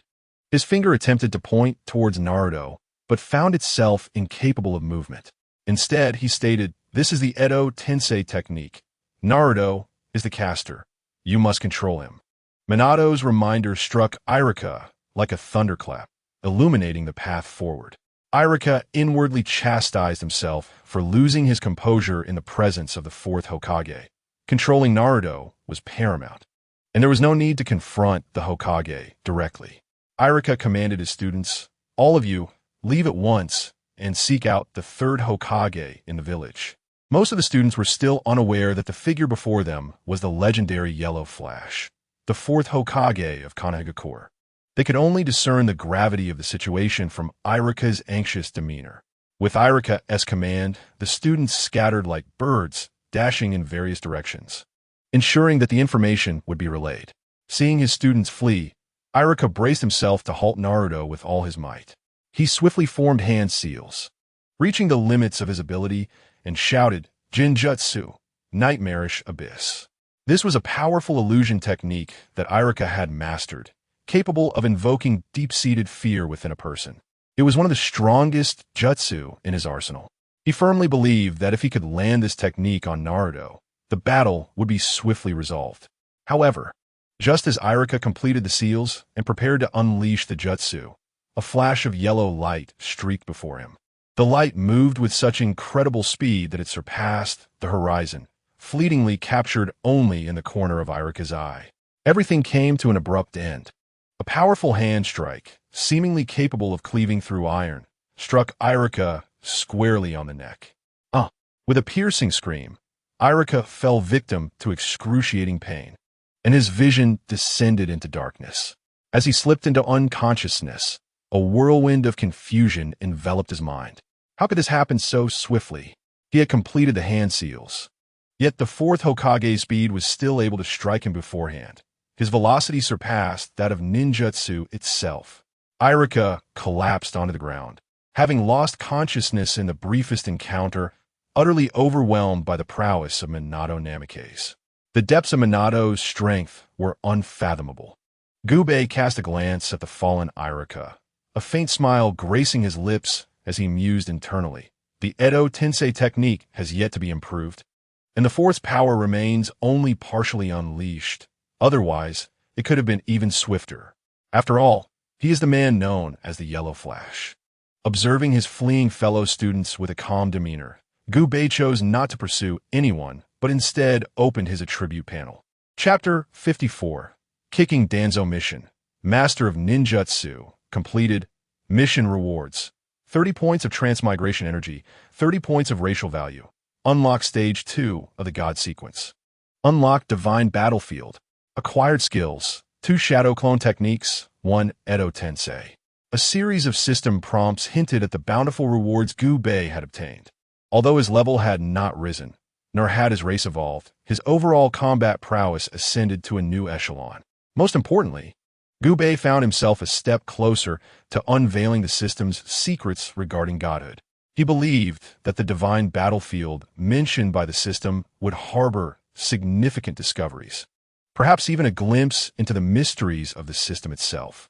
Lost in contemplation of his gains and losses, Gubei stood motionless beneath the waterfall, the tumultuous sound of rushing water failing to bring his thoughts back to focus. Beneath the waterfall stood only 2 figures, Minato Namikaze and Gubei, maintaining a distance of approximately 5 meters from one another, remaining there until the sun had descended a third of its height. The complete setting of the sun was not far off, casting elongated shadows of their forms. At that moment, an elderly man approached, moving with a slow gait and wearing a hat emblazoned with the character for fire. He cast a long shadow in the fading light and came to a halt beneath the waterfall. His weathered face bore age spots, revealing the passage of time. As he quietly observed Gubei and Minato, his stooped posture softened by a look of nostalgia and satisfaction. "Minato, I never expected we would meet again in such a manner." The elder, once a mentor to Minato, was deeply touched. He longed to discuss Naruto with the third Hokage, but was reminded of Naruto's current predicament under the control of the Nine Tails. Minato's expression turned grave as he understood the peril posed by the Nine Tails, addressing the third Hokage urgently. "Third, we must act swiftly to restrain Naruto. He is under the influence of the Nine Tails." A cold breeze rustled through the third Hokage's robes, finally drawing his attention to Gubei, momentarily lost in thought. This young man, whom he had watched grow, now appeared enigmatic to him. "Naruto, after causing such a significant disturbance, you wouldn't be attempting to frame the fox demon, would you?" Gubei muttered oddly, pondering whether the old man intended to downplay the situation and resolve it with ease. If he were to admit that he was Naruto rather than the Nine Tails, with the power and influence of the third Hokage, today's events could easily be concealed. Both Naruto and himself would likely remain uninvestigated. Undetected in this world of Naruto, Gubei envisioned it as a stable realm for undertaking missions, where he could not only acquire traversal energy, but also gain attributes. Realizing this, Gubei discerned the best course of action. It seemed the moment had come to send Naruto forth to appeal to the third Hokage's emotions. A son resurrecting his father is a natural affair, and with Naruto's formidable oratory skills, there might be a genuine chance to make today's incident vanish without a trace. Just as Gubei considered relinquishing control of his body to Naruto, a shadowy figure, reminiscent of a specter, left faint traces on the ground. A rough, large hand, imbued with wind chakra, lunged toward Gubei's wrist. A profound sense of danger enveloped him, triggering an instinctual urge to employ the burning technique and the immortal heavenly skill. However, he reconsidered and restrained himself, performing the substitution technique. With a resounding thud, a piece of wood took Gubei's place, shattered into splinters by a shadowy man. Gubei successfully escaped to a distance of 10 meters from the ominous figure, his gaze fixed intently on the man who had attacked him, bracing for the subsequent onslaught. An attack infused with chakra nature transformation was effortlessly evaded by Naruto, causing the assailant to momentarily falter, his expression darkening further. With hand seals prepared, he seemed poised to unleash a formidable ninjutsu. The third Hokage's gaze was as sharp as that of a hawk, as he barked at the intruder. Danzo, what are you doing? The individual who had just assaulted Gubei was none other than the infamous scapegoat of the Naruto universe. Danzo, his head and left arm wrapped in bandages, emanating a fierce aura. I merely intended to subdue the rampaging Nine Tails. Is there an issue with that, Sarutobi? Upon uttering the last word, Danzo's hand seals reached their final stage, on the verge of completion. Suddenly, a flash of yellow appeared before him with astonishing speed, leaving him barely able to react. Minato Namikaze delivered a powerful kick, striking Danzo squarely in the abdomen, sending him flying. A trickle of blood escaped Danzo's lips as he struggled to stabilize himself mid-air, ultimately crashing onto the ground. The pain from his internal organs shifting course through his nerves. Gritting his teeth to suppress the agony, Danzo muttered, "Minato, you truly are formidable." Even facing this former fourth Hokage, Danzo found himself challenged, despite not reaching his peak power after being reanimated. Minato's kick had sent Danzo sprawling, his expression reflecting both respect for his predecessor and a hint of coldness. For Danzo's recent actions were far from a mere attempt to capture Naruto. Danzo, what are your intentions? Half crouched on the ground, Danzo sneered coldly, expressing his belief that Naruto evidently lacked the capacity to control the Nine Tails. He mused that, were the beast within him, he could ensure greater safety. Danzo openly articulated his thoughts, harboring no intent to conceal them.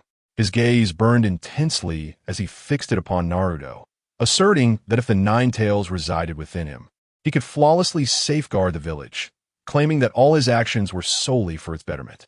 This dark justice was precisely what Danzo excelled at. Once more, Danzo commenced forming hand seals, this time for a summoning technique. Wiping the blood from the corner of his mouth with his thumb, he prepared to summon his own beast. Suddenly, a gust of wind descended behind him, and the formidable hand of the third Hokage pressed down on his shoulder with considerable force. Danzo, I cannot permit you to proceed, he declared. The weight of this hand left Danzo feeling somewhat suffocated, yet he cast a reluctant glance at Naruto, asserting that the Nine Tails had spiraled out of control and that continuing in this manner would be perilous. You understand this, don't you, Sarutobi?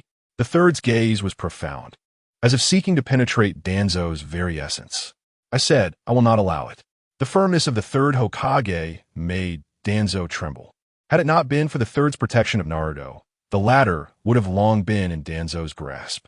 I will discuss today's events with Mito and Konohamaru. I will not allow the Nine Tails to remain in this uncontrollable state. Suppressing his frustration, Danzo recognized that today, Naruto's loss of control should have been his prime opportunity to seize him. However, with Minato and the third Hokage at Naruto's side, all of Danzo's schemes dissolved into mere illusions. Gubei, observing the situation, felt assured, knowing that Danzo posed no threat to him. Now, Gubei needed only to release Naruto, allowing him to unleash his verbal prowess, and subsequently cultivate a stable world. Chapter 55. Izanagi with his blonde hair and black eyes. Naruto's shoulders trembled slightly as the ferocity in his gaze transformed into clarity. Gubei relinquished his control over Naruto, allowing him to command his own body. In that instant when Naruto regained full control, Gubei pondered whether the causality weapon of the Naruto world, verbal prowess, could indeed counter Danzo. Having regained his autonomy, Naruto looked up at his father, feeling both lost and perplexed. His small hands gradually clenched, his resolve solidifying. Danzo, uncle. Almost kneeling on the ground, Danzo's eyes darted, and his somber visage reflected evident displeasure. What do you want, you brat? His condescending tone was uncomfortable to hear. Yet, Naruto, with eyes aflame, disregarded the disdain and declared, I am not controlled by the demon fox. Everything I do is merely to uncover the identities of my parents. They sacrificed for the village. Yet I know nothing about them, and I detest this ignorance. Thus, no matter what, I wish to learn everything. A chilling, mocking laugh emanated from Danzo, who still regarded Naruto with disdain. What do you think knowing will change? The only thing you can do is surrender the Nine Tails. No, it's not like that. Naruto shook his head and resolutely declared, after gaining understanding of everything, I have developed the same determination to protect the village, even at the cost of my life. Danzo's eyes narrowed. Although he held Naruto in utter disdain, he shared the same sentiment regarding the protection of the village. His tone softened slightly, yet he still scoffed. You think you can protect the village? You overestimate yourself. Clenching his fist, Naruto pointed a thumb at himself with a broad grin and proclaimed, My ninja way is to comprehend the mysteries of all ninjutsu. I will surely grow stronger. His confidence was infectious, as though his words were not mere bluster, but genuine ninjutsu.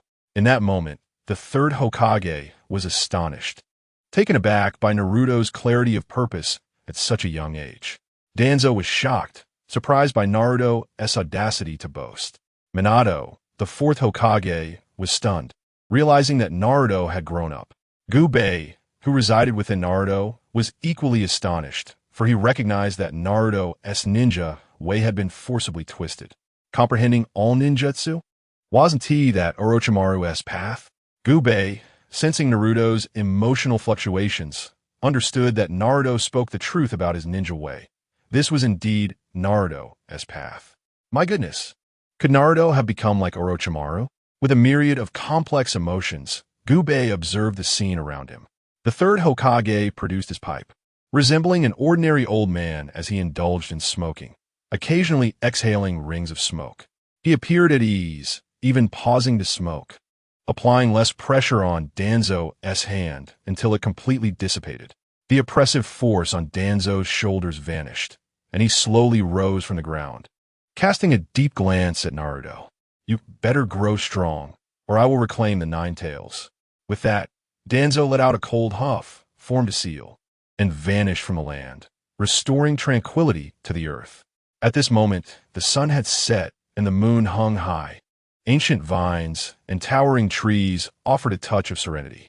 The sound of the waterfall resonated like a masterful performance, and the starry night sky dazzled, uplifting the spirit. The night breeze stirred, causing Minato's cloak, emblazoned with the insignia of the fourth Hokage, to billow like a flag. Stepping onto the soft, muddy ground, Minato turned, slightly bent forward and smiled. After a moment's hesitation, he gently placed a hand on Naruto's shoulder. Naruto, you did very well. In that moment, Naruto's emotions were overwhelmingly complex, filled with joy and sorrow, excitement and frustration. Despite such turmoil, Naruto did not shed tears as he had initially, but instead offered Minato a beaming smile. As for my affairs, I cannot yet reveal them to you. When you grow a bit more, the third will share everything with you. Wolf and Watergate conveyed such news to Naruto. Naruto appeared somewhat disheartened, yet he soon rallied, declaring, All right, I will. Following this, Wolf and Watergate's expression grew solemn as he addressed the third Hokage. Do you recall the incident a few years ago when the Nine Tails attacked the village? The elderly man, who was smoking, nodded in affirmation. Wolf and Watergate shared the intelligence he possessed, revealing that it was orchestrated by a man endowed with the Sharingan's kaleidoscope, though his identity remained unknown to him. However, his power was formidable, and he harbored animosity towards the village. After taking a long drag from his cigarette, the third Hokage pondered for a moment. I am aware of this matter. Let's go have ramen. It's on me. Perhaps the third wished for Naruto and his father to spend more time together, which prompted this suggestion. At Ichiraka Ramen, 3 guests arrived late at night. They ordered 3 large bowls of ramen and dined while engaging in conversation. Wolfen Watergate inquired about the trivialities of Naruto's life, to which Naruto responded in kind. The steaming ramen created a cozy atmosphere. Once Naruto finished his meal, it was time for Wolfen Watergate and the third Hokage to converse about Uchiha Bido. Their discussion involved numerous intricacies, and the information possessed by the two was insufficient to unravel the entire narrative. Naruto was eager to listen, but he found himself unable to comprehend. Gubei, on the other hand, was entirely disinterested, as he was already well-versed in the matter. Naruto casually glanced at Wolfen Watergate and the third Hokage, noting that their conversation was entirely focused on each other, prompting him to strike up a conversation with Gubei. "Fox Spirit, can you teach me how to become stronger?" Gubei chuckled inwardly, thinking that if Naruto were to eliminate the third Hokage, the legendary Sannin, and annihilate the entirety of Konoha, his experience points would surge to level 30, ensuring that he could slay gods and Buddhas alike. However, these thoughts remained unspoken. Clearing his throat, Gubei replied, "You can begin training your chakra and also practice ninjutsu." Naruto grimaced. "What ninjutsu is left to train? Should I go steal the sealing scroll again?" Naruto still had his sights set on the sealing scroll's techniques, which caused Gubei to inwardly scoff. Aside from the flying thunder god technique, he found the others utterly unimpressive. After some contemplation, Gubei said, "I can teach you a high-level ninjutsu called a Rasengan. But on one condition, you must agree to investigate a technique known as Izanagi." Chapter 56. The Divine Battlefield. The peculiarities of Izanagi need not be reiterated excessively. If Izanagi did not require the consumption of the Sharingan, it could truly be deemed the most potent ninjutsu in the Naruto universe. Of course, if the disparity in strength is too great, one might as well disregard the previous statement. Gubei has acquired the techniques of Shadow Clone and Impure World Reincarnation, with his singular ambition now focused on Izanagi. Should he master this ninjutsu, it would grant him an additional means of survival. Naruto scratched his head, utterly perplexed, as he had never heard of Izanagi before. Nevertheless, he assured Gubei that if he were to uncover any leads regarding Izanagi, he would undoubtedly endeavor to practice this technique. Gubei, pleased with Naruto's promise, felt a sense of satisfaction. The conversation between the third Hokage and Minato Namikaze extended for quite some time. Aside from discussing the masked man, they also deliberated on the future development and construction of Konoha Village, establishing the first 5-year plan. Naruto sat quietly beside them, his hands resting on the table, his gaze fixed on the engrossed discussions between Minato and the third Hokage, feeling a warmth in his heart. This 2-hour interval marked the happiest moment in Naruto's life since his birth. When their meeting concluded, the three exited Ichiraku Ramen and began their journey home. At a fork in the road, Naruto and Minato took one path, while the third Hokage diverged onto another. As the third Hokage's figure gradually vanished into the alleys, puffing on his pipe, he remarked thoughtfully, "This child, Naruto." Pausing to gaze at the brilliant stars above, he refrained from completing his thought. Naruto and Minato continued on their way home, and just as they were about to ascend the stairs, Naruto suddenly opened his arms to halt Minato. Forcing a smile as he suggested, "It's still too early to go home. Why not take another stroll?" Minato affectionately ruffled Naruto's hair, a hint of indulgence in his eyes, and gently replied, "Naruto, I must return now." Feeling disheartened, Naruto let his arms drop with a thud against his thighs and kicked a pebble at his feet. "Oh," he sighed, observing Naruto's despondency. Minato bent down slightly and touched his forehead to Naruto's, saying, "The fox spirit within you is a gift from your mother and me. If you learn to control it, a delightful surprise awaits you." Naruto's eyes sparkled with a flicker of anticipation. "What surprise?" Minato's lips curled into a smile. "That surprise is for you to uncover." As the evening breeze blew gently, Naruto gradually calmed himself. For a boy of his age, having to let his father depart from this world was an extraordinarily cruel burden. Yet, he felt capable of bearing it. He gazed quietly at his father, who, bearing the title of the fourth Hokage, had never wavered in his resolve and was smiling down at him. That smile, imbued with gentle affection and encouragement, finally allowed Naruto to find solace. He performed the hand seals and released the impure world reincarnation technique. At the moment the seals were completed, Minato's form began to disintegrate into powder, carried away by the wind. Even in that fleeting state, Minato maintained his smile, saying, "Goodbye, Naruto." With a bright smile, Naruto replied, "Goodbye, father." The streets of the night lay desolate and empty. A considerable time had passed since the event of impure world reincarnation. Naruto inevitably found himself engulfed in a melancholic reverie. However, rather than succumbing to despair, this sorrow fueled his relentless pursuit of mastery. He resolved to channel his anguish into rigorous training. Consequently, Gubei kindly imparted to Naruto the techniques for mastering the Rasengan, largely derived from Jiraiya's methods. For a considerable period, Naruto diligently cultivated his chakra while refining the Rasengan, witnessing a remarkable enhancement in his abilities. Nonetheless, due to his inadequate chakra training, he struggled to execute the jutsu proficiently. Gubei remained unperturbed. Naruto had already reached the level of a chunin, while Gubei, embodying an elite status himself, was well equipped for participation in the forthcoming battles. Perhaps he could even match the prowess of Kakashi Hatake. Yet, the approach of the chunin exams still lay far ahead, and with no immediate missions to undertake.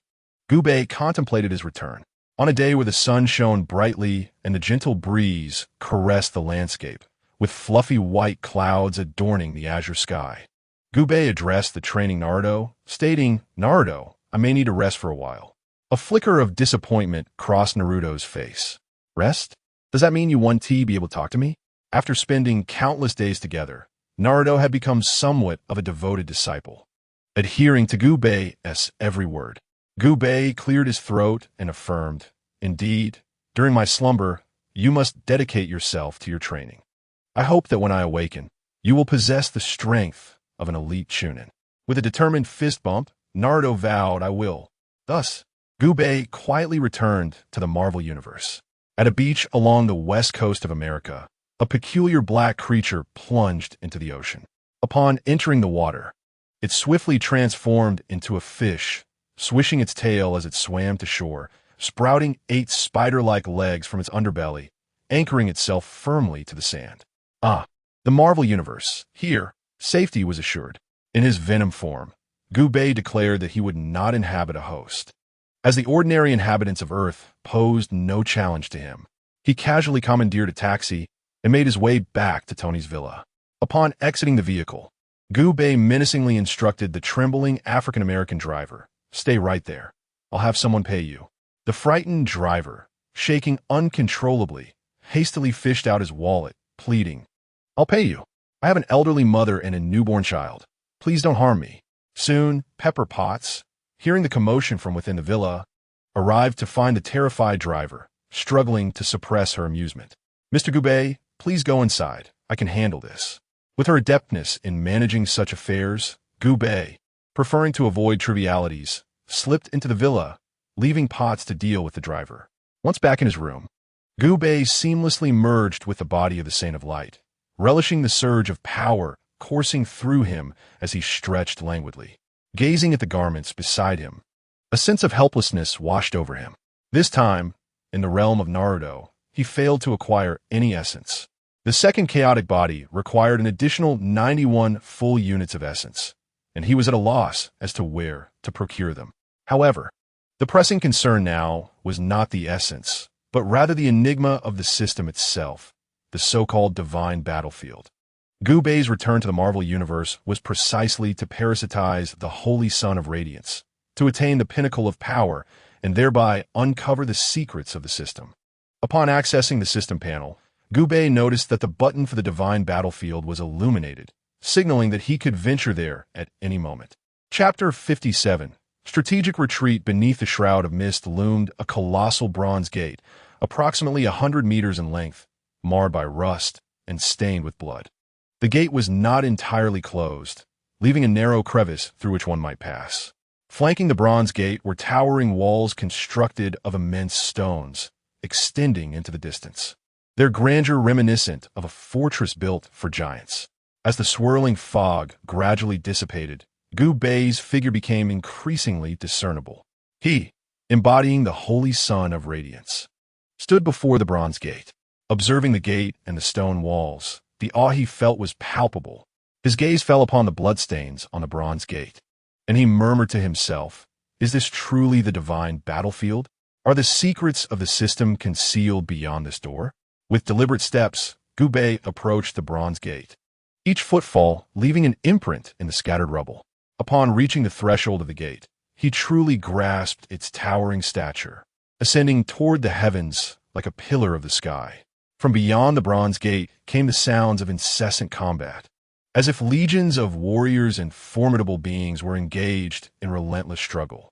A skeletal remains lay beside the bronze gate, appearing to claw its way forward, one hand resting upon the gate, seemingly reluctant to abandon its quest for the world beyond. Noticing the skeleton, Gu Bei squinted, pondering its identity. Was this a soldier of the divine battlefield, the previous inheritor of the system? Did it yearn to reach the realm beyond the gate? As he approached the remains, Gu Bei intended to investigate further when the system unexpectedly provided him with a prompt. For mere 5 points of traversal energy, he could receive pertinent information about the corpse. Yet again, traversal energy was required. Gu Bei furrowed his brow. This resource was invaluable to him, and he needed to conserve it.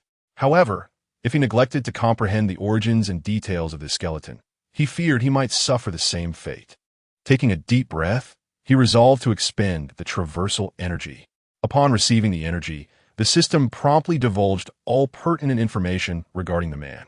Name, Long Mingyun. Description: the previous host of the system, characterized by a reclusive and eccentric disposition, inherently suspicious and patient. He had traversed numerous worlds, seizing countless opportunities, and possessed formidable strength. Level: 18 skills, 18 Blue Silver Emperor, 18 Haotian Hammer, 18 8 Spider Lances, 17 Profound Heavenly Skill, 17 Phantom Shadow, 17 Xian Jade Hand, 16 Purple Extreme Demon Eye, 16 Controlling Crane, Capturing Dragon, 16 Hidden Weapons Mastery. Worlds previously traversed: Dolua Continent, Jackie Chan Adventures, Super God Academy, and more. Cause of death: attempted to resurrect by Xiao from the immortal slaying world. Perished at level 16 on the divine battlefield. A series of system prompts left Gu Bei utterly bewildered. The previous host of the system had met such a tragic end? Astonished, Gu Bei couldn't help but curse under his breath, feeling a sense of disarray within. Perfectly inheriting all of Tang San's skills from Dolua, having traversed numerous worlds, only to die on the divine battlefield? The thought sent shivers down his spine, compelling him to take a step back. He silently compared himself to this individual. In terms of control techniques, Gu Bei was lacking, while the other possessed the Blue-Silver Emperor. For offensive capabilities, Gu Bei had the advanced yellow-tier technique, Burning Art, and the immortal Heavenly Skill, while the other wielded the Haotian Hammer, 8 Spider Lances, and Hidden Weapons, an ambiguous comparison that seemed to favor Gu Bei. In terms of observation techniques, Gu Bei was again at a disadvantage. Lacking the Purple Extreme Demon Eye, and in agility he was outmatched by the Phantom Shadow. As for physique, Gu Bei possessed a flawed chaotic body, while the other had the profound Heavenly Skill and the Xian Jade Hand, which theoretically should give Gu Bei the edge. However, in terms of levels, Gu Bei stood at 17, while his counterpart was at 18, clearly placing him at a disadvantage. After this extensive comparison, Gu Bei felt even more baffled. Was he truly at a disadvantage compared to this individual? No, he thought, while his original body may be weak, his ability to possess others could render him equal or superior. Though he sought to reassure himself, he still chose to watch the battle footage of the other. What unfolded before him was a recording of Long Mingyun at the pinnacle of his strength. The image depicted a solitary figure, disinclined to engage with others, clashing with an unknown formidable opponent. With the Blue-Silver Emperor controlling, the Haotian Hammer attacking, and the 8 Spider Lances providing support, Long Mingyun appeared as a veritable god of war. His adversary, although not significantly weaker, found himself entirely on the defensive. barely lasting 17 seconds before Long Mingyun decisively severed his head with the 8 spider lances. The attack was swift and unyielding. This individual possessed not merely Tang San skills, but was undoubtedly a formidable character in his own right. As Gu Bei observed the battle, he couldn't help but grimace, forming an assessment of the previous host. It was evident that the system's level was indeed the key to immense power. Long Mingyun's physique and energy likely stemmed from the system, serving as the standard for level 18. If I were to possess an ordinary person, I might only resemble a level 9 system. Yet if I were to inhabit a level 18 powerhouse, I could potentially surpass them, reaching around level 22. This enhancement method is dictated by one's race, making it difficult to ascertain which method is superior. I embody the radiant sun, with my power likely hovering between levels 16 and 17. Should I engage in combat with Long Mingyun, I fear I would be utterly defenseless. Perhaps my sole reliance lies in the incomplete chaos body. Yet, as the radiant sun, my cultivation remains too low to fully harness the profound mysteries of the chaos body, leaving me no more capable than the early stage Yi Fan, merely able to strike with my fists. Gu Bei gazed at the bronze giant door, initially eager to uncover the truths of the system and glimpse its secrets. However, that desire has since waned. Once, I believed that with my incomplete chaos body and an array of skills, even without reaching level 20, I could emerge unscathed from the divine battlefield. Yet, witnessing Long Mingyun's fate, Gu Bei understood that should he truly enter the divine battlefield, it would likely spell disaster for him. Best to wait until I reach level 20. Then, I shall enter the divine battlefield. Ultimately, Gu Bei resolved to take a step back. He bowed before Long Mingyun's lifeless form, acknowledging that, despite their unfamiliarity, this individual had indirectly saved his life. Thus, this bow serves as my gratitude. After completing his bow, Gu Bei's expression reflected a hint of reluctance as he accessed the system panel and opted to exit the divine battlefield. Entering and exiting the divine battlefield incurs no cost in traversal energy. Gu Bei couldn't help but mutter, "Indeed, nothing free is of good quality." As the surroundings shifted, Gu Bei found himself back at Tony's villa, yet his mind remained occupied with the question of what lay behind the bronze giant door.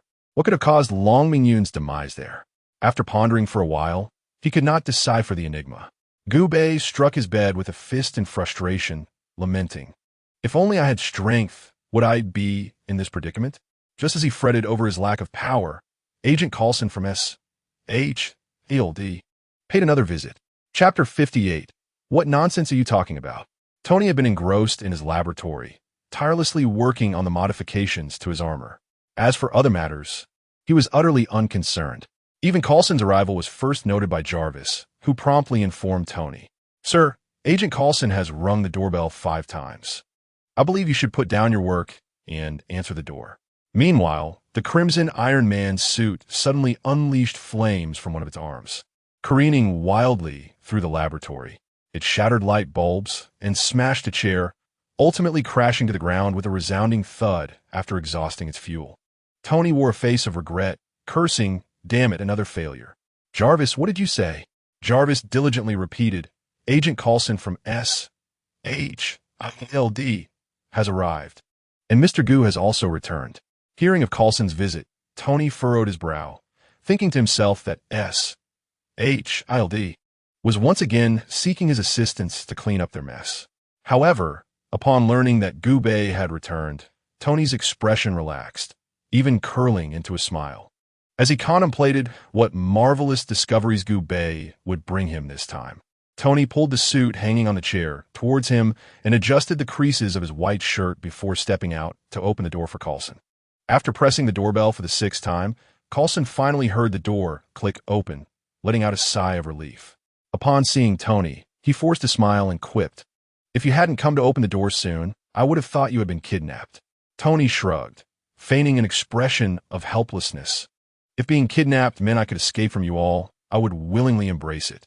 This was a jest that elicited a cough from Coulson, who found it rather amusing. As they entered the grand hall of the villa, Tony casually inquired, "What would you like to drink?"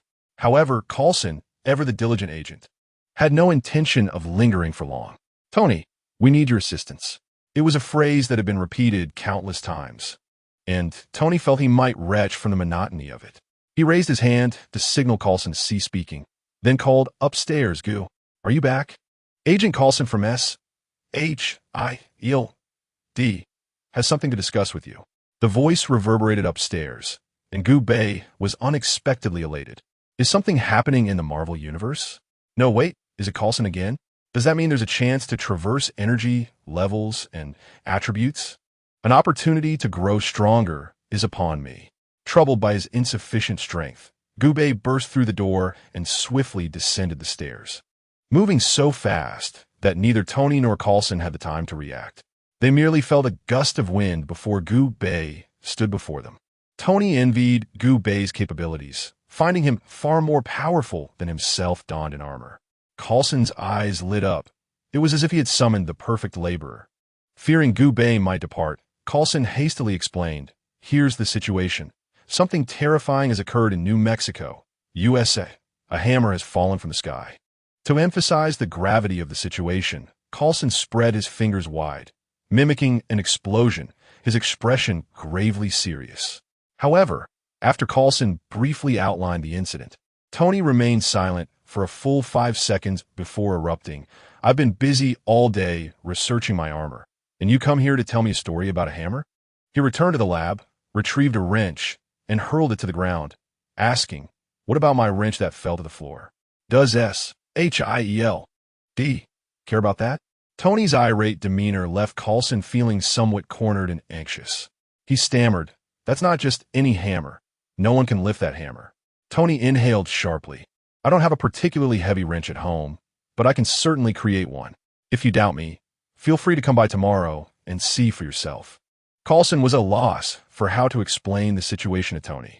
However, based on the information Coulson had, the hammer seemed to possess only 2 notable characteristics.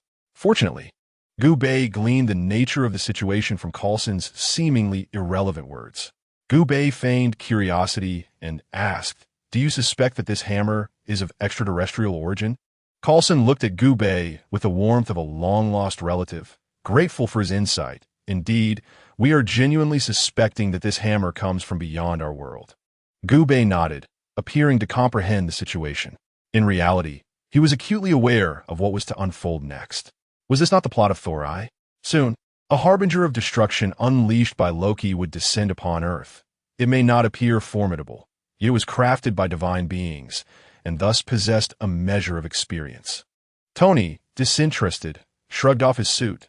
"Very well, Gu. I shall accompany you. I have further research on my armor to pursue." Coulson, not wishing to burden Tony, felt relieved to have Gu Bei, a capable ally, in tow. "Let us depart immediately. I sense that someone is coveting this hammer." Gu Bei silently mused, aware that many had their eyes on the hammer. Thor, Loki, and now himself. He glanced at the diminutive arms and legs of the Son of Light, flexing slightly. With the might of a dragon and elephant at his disposal, lifting the hammer was undoubtedly within reach. With the intention of assisting S.H.I.E.L.D. in guarding Mjolnir, it was only routine to extend a hand.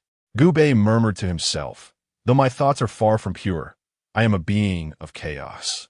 Despite merely being at the threshold of the other shore, possessing the strength of a dragon and elephant in every motion is trivial. Perhaps I might even lift the hammer. Coulson, catching a fragment of Gu Bei's muttering, inquired, "What did you say, Gu?" Gu Bei quickly replied, "Nothing. I simply wish to protect the hammer at once." "Shall we set forth?" Coulson regarded him with an odd expression. Encountering a superhero so eager for work was a rarity. And perhaps Gu Bei was truly one of a kind. Coulson made a call, arranging for the S.H.I.E.L.D. designated aircraft, which soon arrived at Tony's private villa. Gu Bei and Coulson boarded a helicopter that whisked them directly to New Mexico. As the helicopter's rotor blades whirred, Gu Bei cannot help but jest, "This flies slower than I do." The helicopter crew member glanced back at Gu Bei with a look of confusion, as if to say, "I may not be well read, but do not deceive me." Coulson, feeling awkward, interjected, "Don't mind him. He speaks the truth." The journey, though lengthy, proceeded without incident and they finally arrived at their destination. The hammer had been secured by S.H.I.L.D. behind a series of temporary walls, encasing Mjolnir in layers of protection. Gubei disembarked from the helicopter, rubbing his hands together in excitement, eager to finally lift Mjolnir. Chapter 59. Embrace the life of a homebody in a barren landscape. Coulson was leading Gubei to view Mjolnir. As the highest authority in the area, Coulson initially hesitated to personally guide Gubei in lifting the hammer, believing it would seem rather trivial to comply merely upon request. As the highest authority, burdened with a myriad of responsibilities, I find myself unable to spare time for frivolous antics with Gubei. However, upon Gubei's suggestion that he could teach Coulson a set of Tai Chi akin to that of Tony's, Coulson pondered for a moment before asserting that it might be prudent to pay a visit to Mjolnir. A smirk danced upon Gubei's lips, for no one could resist the allure of Chinese martial arts. If they could, he would simply add a set of Wing Chun to the mix. Navigating through the makeshift barriers, Coulson repeatedly displayed his S.H.I.L.D. credentials until he finally led Gubei to the very heart of the temporary structure, the place where Mjolnir resided. In the center lay a sunken patch of earth, with a rather unassuming hammer at its core. Coulson stepped aside, gesturing as if to say, "Behold, this is the hammer you wish to see." Gubei could hardly muster the interest to regard the appearance of Mjolnir. After all, it was not a work of art, but rather a formidable weapon, with its potency being paramount. He soared towards the hammer, extending his arm to grasp it. Coulson, donning an expression of resignation, seemed to have anticipated Gubei's intentions. "You won't be able to lift it. We even attempted to drag it with a truck, but to no avail," he remarked, with a firm grip on Mjolnir. Gubei inwardly scoffed, considering that his own chaotic form possessed the strength to effortlessly haul several trucks. With a slight descent of his body, he summoned his strength. The hammer emitted a faint whistling sound, while a trace of chaotic energy began to emanate from Gubei. His power surged, veins bulged on his hands, and he clenched his jaw, evidently exerting all his might, leaving deep imprints of his feet upon the ground. After approximately 3 seconds, Mjolnir remained unmoved. Releasing his grasp, a faint red line appeared upon his palm. It seemed my spirit was indeed not pure enough, and my strength fell short of Odin's. Gubei sighed softly. Had he been able to lift the hammer of the Thunder God, he would have surely returned to the battlefield of the divine to commence a grand battle. Noticing Gubei's failure to raise the hammer, Coulson promptly suggested, "Let's first convene in the meeting room to strategize on how to safeguard the hammer from potential theft." Coulson's proposal elicited a derisive snort from Gubei. To be precise, this hammer belonged to the Thunder God's family. It merely resided on Earth for the time being. Could it be considered theft if the Thunder God came to reclaim his possessions? Furthermore, would Odin truly leave the hammer for mere mortals, neglecting his own son? He wouldn't even grant it to Loki. Fully aware of the origins of the situation, Gubei's thoughts were consumed with how to vanquish the destroyer. For that was where true experience lay. He addressed Coulson. "To protect the hammer, we must first await the arrival of a blonde-haired gentleman." "A blonde gentleman?" Coulson instinctively touched his bald head, somewhat bewildered, and even questioned whether Gubei was mocking his baldness. Coulson found himself utterly unable to keep pace with Gubei, an inevitable reality, for not everyone has had the privilege of viewing Thor. Resolved, Gubei activated the divine rainbow, intending to summon Thor single-handedly. Before departing, he instructed Coulson, "Remain here and do not move. I shall return shortly after procuring an orange." A brilliant arc of light illuminated the area above the temporary base, and Gubei vanished from sight, leaving Coulson alone in a state of bewilderment. A golden-haired handsome man? Purchasing an orange? What on earth was he planning? While Coulson was lost in thought, Gubei had already soared several hundred meters away. He maximized the power of his indomitable celestial technique, scanning the nearby cities to identify who possessed the most formidable source of energy. Although Thor had been deprived of his divine powers by Odin, his innate strength should still be considerable. Gubei's assumption proved correct. After flying a distance, he spotted Thor on a bustling street, astonishingly conversing fluently in English with the Earthlings. Truly impressive. No wonder he belonged to the divine lineage of Asgard. His educational prowess was indeed beyond compare. Just as Gubei intended to descend and apprehend Thor, the system unexpectedly interjected with a mission. Mission, the final form of Thor mission description.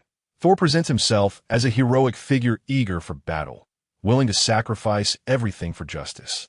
However, we know that this is not his true desire. What he genuinely craves is a life of leisure. Mission requirements. Induce Thor to embrace a life of leisure. Mission rewards. 1 day as a leisure seeker grants 10 points of traversal energy and 10 points of race value. 2 days yield 20 points each, and so forth. Gubei elongated his nasal tone, emitting a contemplative sound. Was this system truly heartless? From what Gubei understood, Thor had indeed descended into a life of leisure in Avengers Endgame, but that was due to the loss of his parents, brother, and kingdom. His descent was not a matter of choice. His spirit was not that of a leisure seeker. Gubei observed Thor below, yearning to reclaim his hammer and restore his powers, grappling with the moral dilemma of transforming someone who is not a leisure seeker into one. At that moment, Thor had found a truck willing to transport him. Taking a deep breath, Gubei realized it was time to approach Thor. Otherwise, the latter would be off in search of his hammer. With a flash of the divine rainbow, Gubei descended to the ground, accompanied by a gust of wind. Thor shielded himself from the swirling dust, and once the wind subsided, he engaged in light-hearted banter with his future girlfriend, Jane Foster, raising questions about his awareness of the situation's gravity. I say, Jane, would you drive me to retrieve my hammer? I'll help you reclaim your confiscated research. What do you think? Gubei scowled, thinking you, a lethargic sloth, should simply embrace your idleness without stirring trouble with others' affections. Do you realize how taxing it is to compel you into a life of leisure? With a deep breath, Gubei suppressed his inner turmoil and spoke firmly. Thorodinson, the god of thunder, Thor, was so engrossed in his own thoughts that he failed to hear Gubei calling out to him. A few strands of golden hair framed his handsome face, exuding an irresistible charm that captivated women. Gubei, with a dark expression, raised his voice, Thor. Finally, Thor responded, furrowing his brow. He was astonished that someone on Earth knew of his true identity. Turning to see Gubei, he appeared perplexed. Did you call me? Gubei nodded. Yes, it was I who called you. Thor's confusion deepened as he rifled through his memories, confirming he did not recognize the man before him.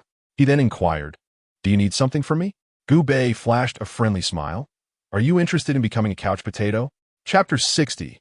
Coach, I want to be a couch potato.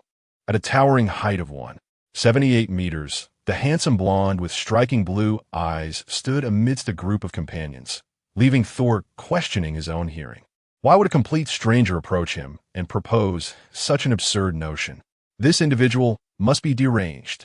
Thor, with his valiant appearance and aspirations of glory, certainly did not resemble a couch potato. Irritated, Thor retorted, my friend, you may not comprehend the significance of being the god of thunder, but allow me to enlighten you. I am Thor, son of Odin, the mightiest warrior of Asgard, wielder of the hammer, and future ruler of the 9 realms. I have triumphed over frost giants and vanquished numerous malevolent deities. Even if all of humanity were couch potatoes, I, Thor, would never stoop to such a level. Do you understand? After delivering this grand proclamation, Thor swiftly turned away, smiling as he resumed his discussion with Jane regarding retrieving his hammer. This fellow seemed to desperately need a girlfriend. The two engaged in light-hearted banter, while Gubei felt that Thor was utterly dismissive of him. He smirked inwardly, thinking, the god of hammers are trying to act formidable in front of me? It appears a demonstration is in order. With a thunderous roar, Gubei summoned the power of chaos and stomped his foot. The ground shook violently, as if an earthquake had struck, sending waves of panic through the city's inhabitants. Did the earth tremble? Why did it shake? Thor stared in disbelief at Gubei, astonished enough to swallow a cow. Aren't you from Earth? Gubei scoffed. You cannot lift the hammer of the god of thunder. To do so, you must undergo my training. Thor, indignant, retorted, how could I not lift the hammer? Remember, I am known as the god of hammers. Very well, follow me, Gubei replied, unceremoniously grasping Thor and soaring toward the temporary base on a divine rainbow. Stripped of his powers, Thor found himself utterly powerless against Gubei, resembling a mere novice in comparison. He gazed at the ground, receding beneath him. As long as he remained still, he was safe. Lacking divine power at the moment, a fall could spell his demise. Gubei's flight was swift, and within mere minutes, he had transported Thor to the temporary base. From air, Thor spotted his hammer, encircled by a throng, and exclaimed with excitement, "That is my hammer! Splendid! It appears just as it did before." Gubei cast a complicated glance at Thor, but refrained from voicing his thoughts. If the hammer were indeed unchanged, then Odin's incantation would have been in vain. At best, it resembled the original, yet the conditions for wielding it were entirely different. In essence, the message was clear. You cannot lift it. Having previously visited the temporary base with Coulson, Gubei had been granted considerable access privileges, allowing him to enter the base unimpeded. From his vantage point, Hawkeye merely tightened his bowstring, recognized Gubei, and then lowered his weapon. So, it was that lad Gubei. Coulson's claim of his prowess intrigued him, and he was eager for a contest. Under watchful eyes, Gubei led the god of thunder before the fabled Mjolnir and, with a casual gesture, declared, "Please, commence your performance." Thor, a hint of bashfulness crossing his features, smiled and raised his finger, saying, "You, my friend, are indeed a good soul. I initially doubted you, but once I lift the hammer, I shall invite you to Asgard as my guest." With a flourish, Thor turned, and the familiar hammer was embedded in the ground. After a brief warm-up, he grasped the handle with determination and lifted it with all his might. A tremendous resistance met him, yet the hammer remained immobile. Frowning, Thor placed a foot upon a stone, seized the hammer once more, and exerted himself again. Still, it would not budge. This time, panic seized Thor as he recalled his father's words upon being cast out from Asgard, a fleeting sense of regret washing over him. "Father, why treat me so? Am I not your true son?" Whether he was indeed a true son was uncertain, but it was clear that Loki was not. Gubei silently ridiculed this notion and then patted Thor on the shoulder. "Do you wish to lift Mjolnir again?" Thor, as if seeing a glimmer of hope, asked, "Can you help me?" Gubei's enigmatic demeanor led Thor to perceive him as a beacon of hope. With a slight smile, Gubei replied, "As long as you are willing to embrace a sedentary life, nothing is impossible." Though Thor lacked the cleverness of Tony Stark, he was certainly no fool, and he couldn't resist asking, "What does being a couch potato have to do with lifting the hammer?" Squinting, Gubei assessed Thor. This fellow was not easily deceived. Nevertheless, it mattered little, for he was well versed in the entirety of Thor's narrative, and guiding Thor the first film would pose no challenge. Throughout the stories of Thor 1 and 2, Thor's growth was insufficient.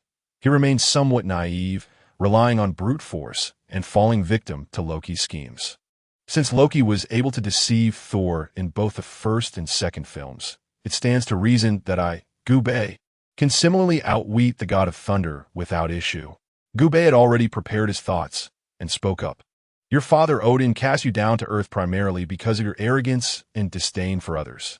He believes you have lost the compassion befitting a god, thereby forfeiting your worthiness to wield the hammer." Upon hearing Gubei's explanation, Thor immediately expressed his discontent. "I am not arrogant. I believe that evil must be eradicated. Even if they now submit, one cannot guarantee they will not rise again." Gubei's lips twitched in irritation. "Could you possibly refrain from interrupting me? Now, not only does Odin wish to strike you, but I do as well.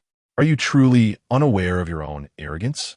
In order to gain Thor's cooperation, Gubei shifted his approach. "Regardless of your pride, if you wish to lift the hammer, you must experience the life of an ordinary person. Embracing a sedentary lifestyle, becoming part of the social underclass, will hasten your enlightenment." Gubei rambled on, but Thor remained utterly perplexed. Ultimately, it seemed the message was simply that he was to become a couch potato. "How could you suggest I, the god of thunder, live as a mere sloth? Even if my actions during the invasion of Jotunheim were somewhat reckless, to reduce me to such a state is excessive." Just as Thor was about to reject Gubei's notion, Gubei played his trump card. "If you continue to hesitate, I shall take the hammer for myself." "What?" Thor exclaimed in panic. "You can lift my hammer?" With an unwavering demeanor, Gubei replied, "As long as one possesses a pure and kind heart, anyone can lift the hammer, and I certainly can."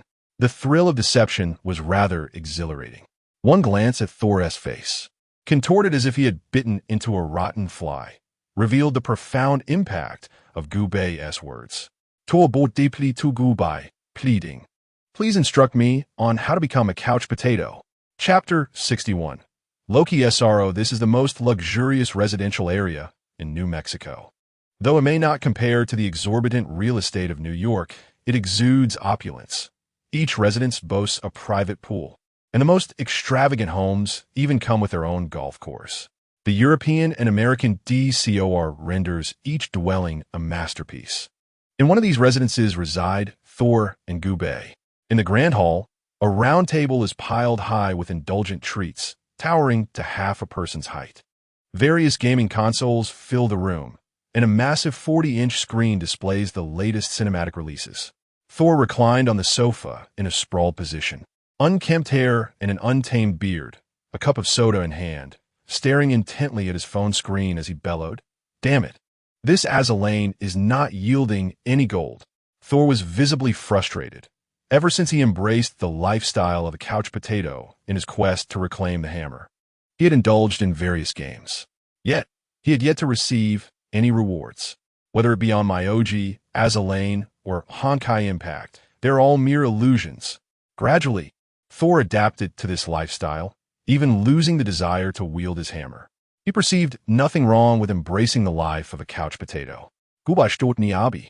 His expression one of incredulity. The phenomenon of Earth's sedentary training was indeed astonishing, leading the god of thunder into such depths of indulgence. Observing Thor, who was seething with frustration over the lack of shipments in Azalane, Gubei suspected that if Thor were to attempt to lift his hammer now, he would be met with a vehement refusal. "Let it be. Let Thor wallow in his complacency, for I have my task rewards to consider." Due to Thor's recent lethargy, Gubei's traversal energy and racial values had skyrocketed to 200 and 200. This was a considerable sum, potentially enough to procure experience orbs and elevate himself to level 20.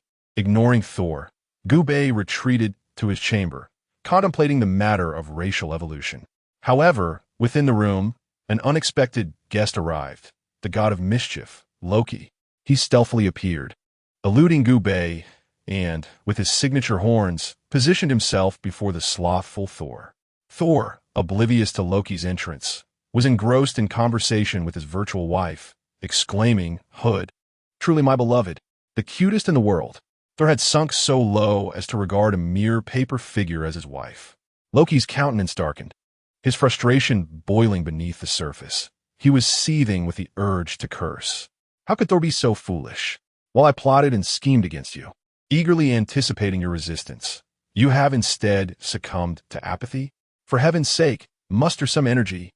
Otherwise, I shall languish in the palace of the immortals in utter boredom. Cool me. Lift your hammer and strike me, you fool. Thor! Loki shouted. The thunderous outburst startled Thor, who sprang from the sofa, momentarily stunned. Loki? What brings you here? It had been some time since he last saw Loki, and Thor felt a pang of nostalgia. Yet, he abruptly remembered the game was still in progress and hastily informed Loki, "Wait a moment. Let me finish this dungeon." As the god of thunder deftly maneuvered through the game, he mused, "My wife is truly formidable." Could Loki endure this? Certainly not. As the younger brother, arriving from distant Asgard, he had hoped to witness Thor's forlorn expression, wishing for a sense of despair. Yet all Thor could focus on was the game. Loki snatched the phone from Thor's grasp and flung it away. With a resounding crack, Thor's virtual wife vanished. Loki then seized Thor by the collar, exclaiming, "What on earth are you doing?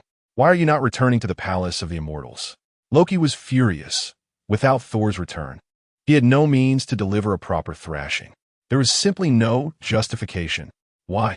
Why deny himself the chance to unleash his frustrations upon you, Thor? Though Thor's once sharp gaze had dulled over time, at this moment it radiated an undeniable intensity as he forcefully pushed Loki aside. Loki stumbled back a step, yet an involuntary expression of challenge emerged, reminiscent of their past mutual disdain. Was this fellow merely putting on a fade? Or was it only he who could ignite Thor's fighting spirit? A cold smile crept across Loki's face. This was fortuitous, for he had been yearning to toy with his foolish brother. The god of thunder regarded Loki with a steely glare, filled with a sense of foreboding. "Loki, I caution you," he warned, his words sharp enough to cut through the air like a knife. Yet, to Loki's ears, they sounded like a sweet melody, unexpectedly delightful. How absurd it was that he found himself reminiscing about their past. Perhaps his heart was not as callous as he had presumed. With a defiant lift of his chin, Loki questioned, "What is it?" Thor's eyes narrowed as he retorted, "If you damage my belongings again, I shall hold you accountable." With that, he retrieved a mobile device from the pocket of his loose-fitting trousers. The gravity of his earlier demeanor dissipated, replaced by a mischievous grin as he resumed his game with exuberance. After all, wielding a hammer could wait. The game as a lane was far more enjoyable. This scene compelled Loki to take a few steps back. With each backward retreat, his astonishment gradually morphed into seething anger. Clenching his fists, he pronounced each word with deliberate weight. "Earth, Gubei, very well. You have altered Thor, and you shall pay dearly for it." Loki, a deity born with powers far exceeding those of ordinary Asgardians, held a profound disdain for the inferior human race. He vowed that Gubei would suffer a devastating retribution. Thor was his to vanquish. All others should stand aside. With a swift motion, Loki summoned a long blade, swinging it with force that conjured a gale, cleaving the very house in twain. The wooden beams, concrete walls, and steel reinforcements crumbled as if they were mere tofu. "Gubei, show yourself," Loki commanded, exuding a domineering presence, a manifestation of a deity's authority over mortals. The house swayed precariously, prompting Thor, still clutching his phone, to bellow, "Loki, what are you doing?" "Veha Upsilon provoke Gubei." Loki was brazen, undeniably so.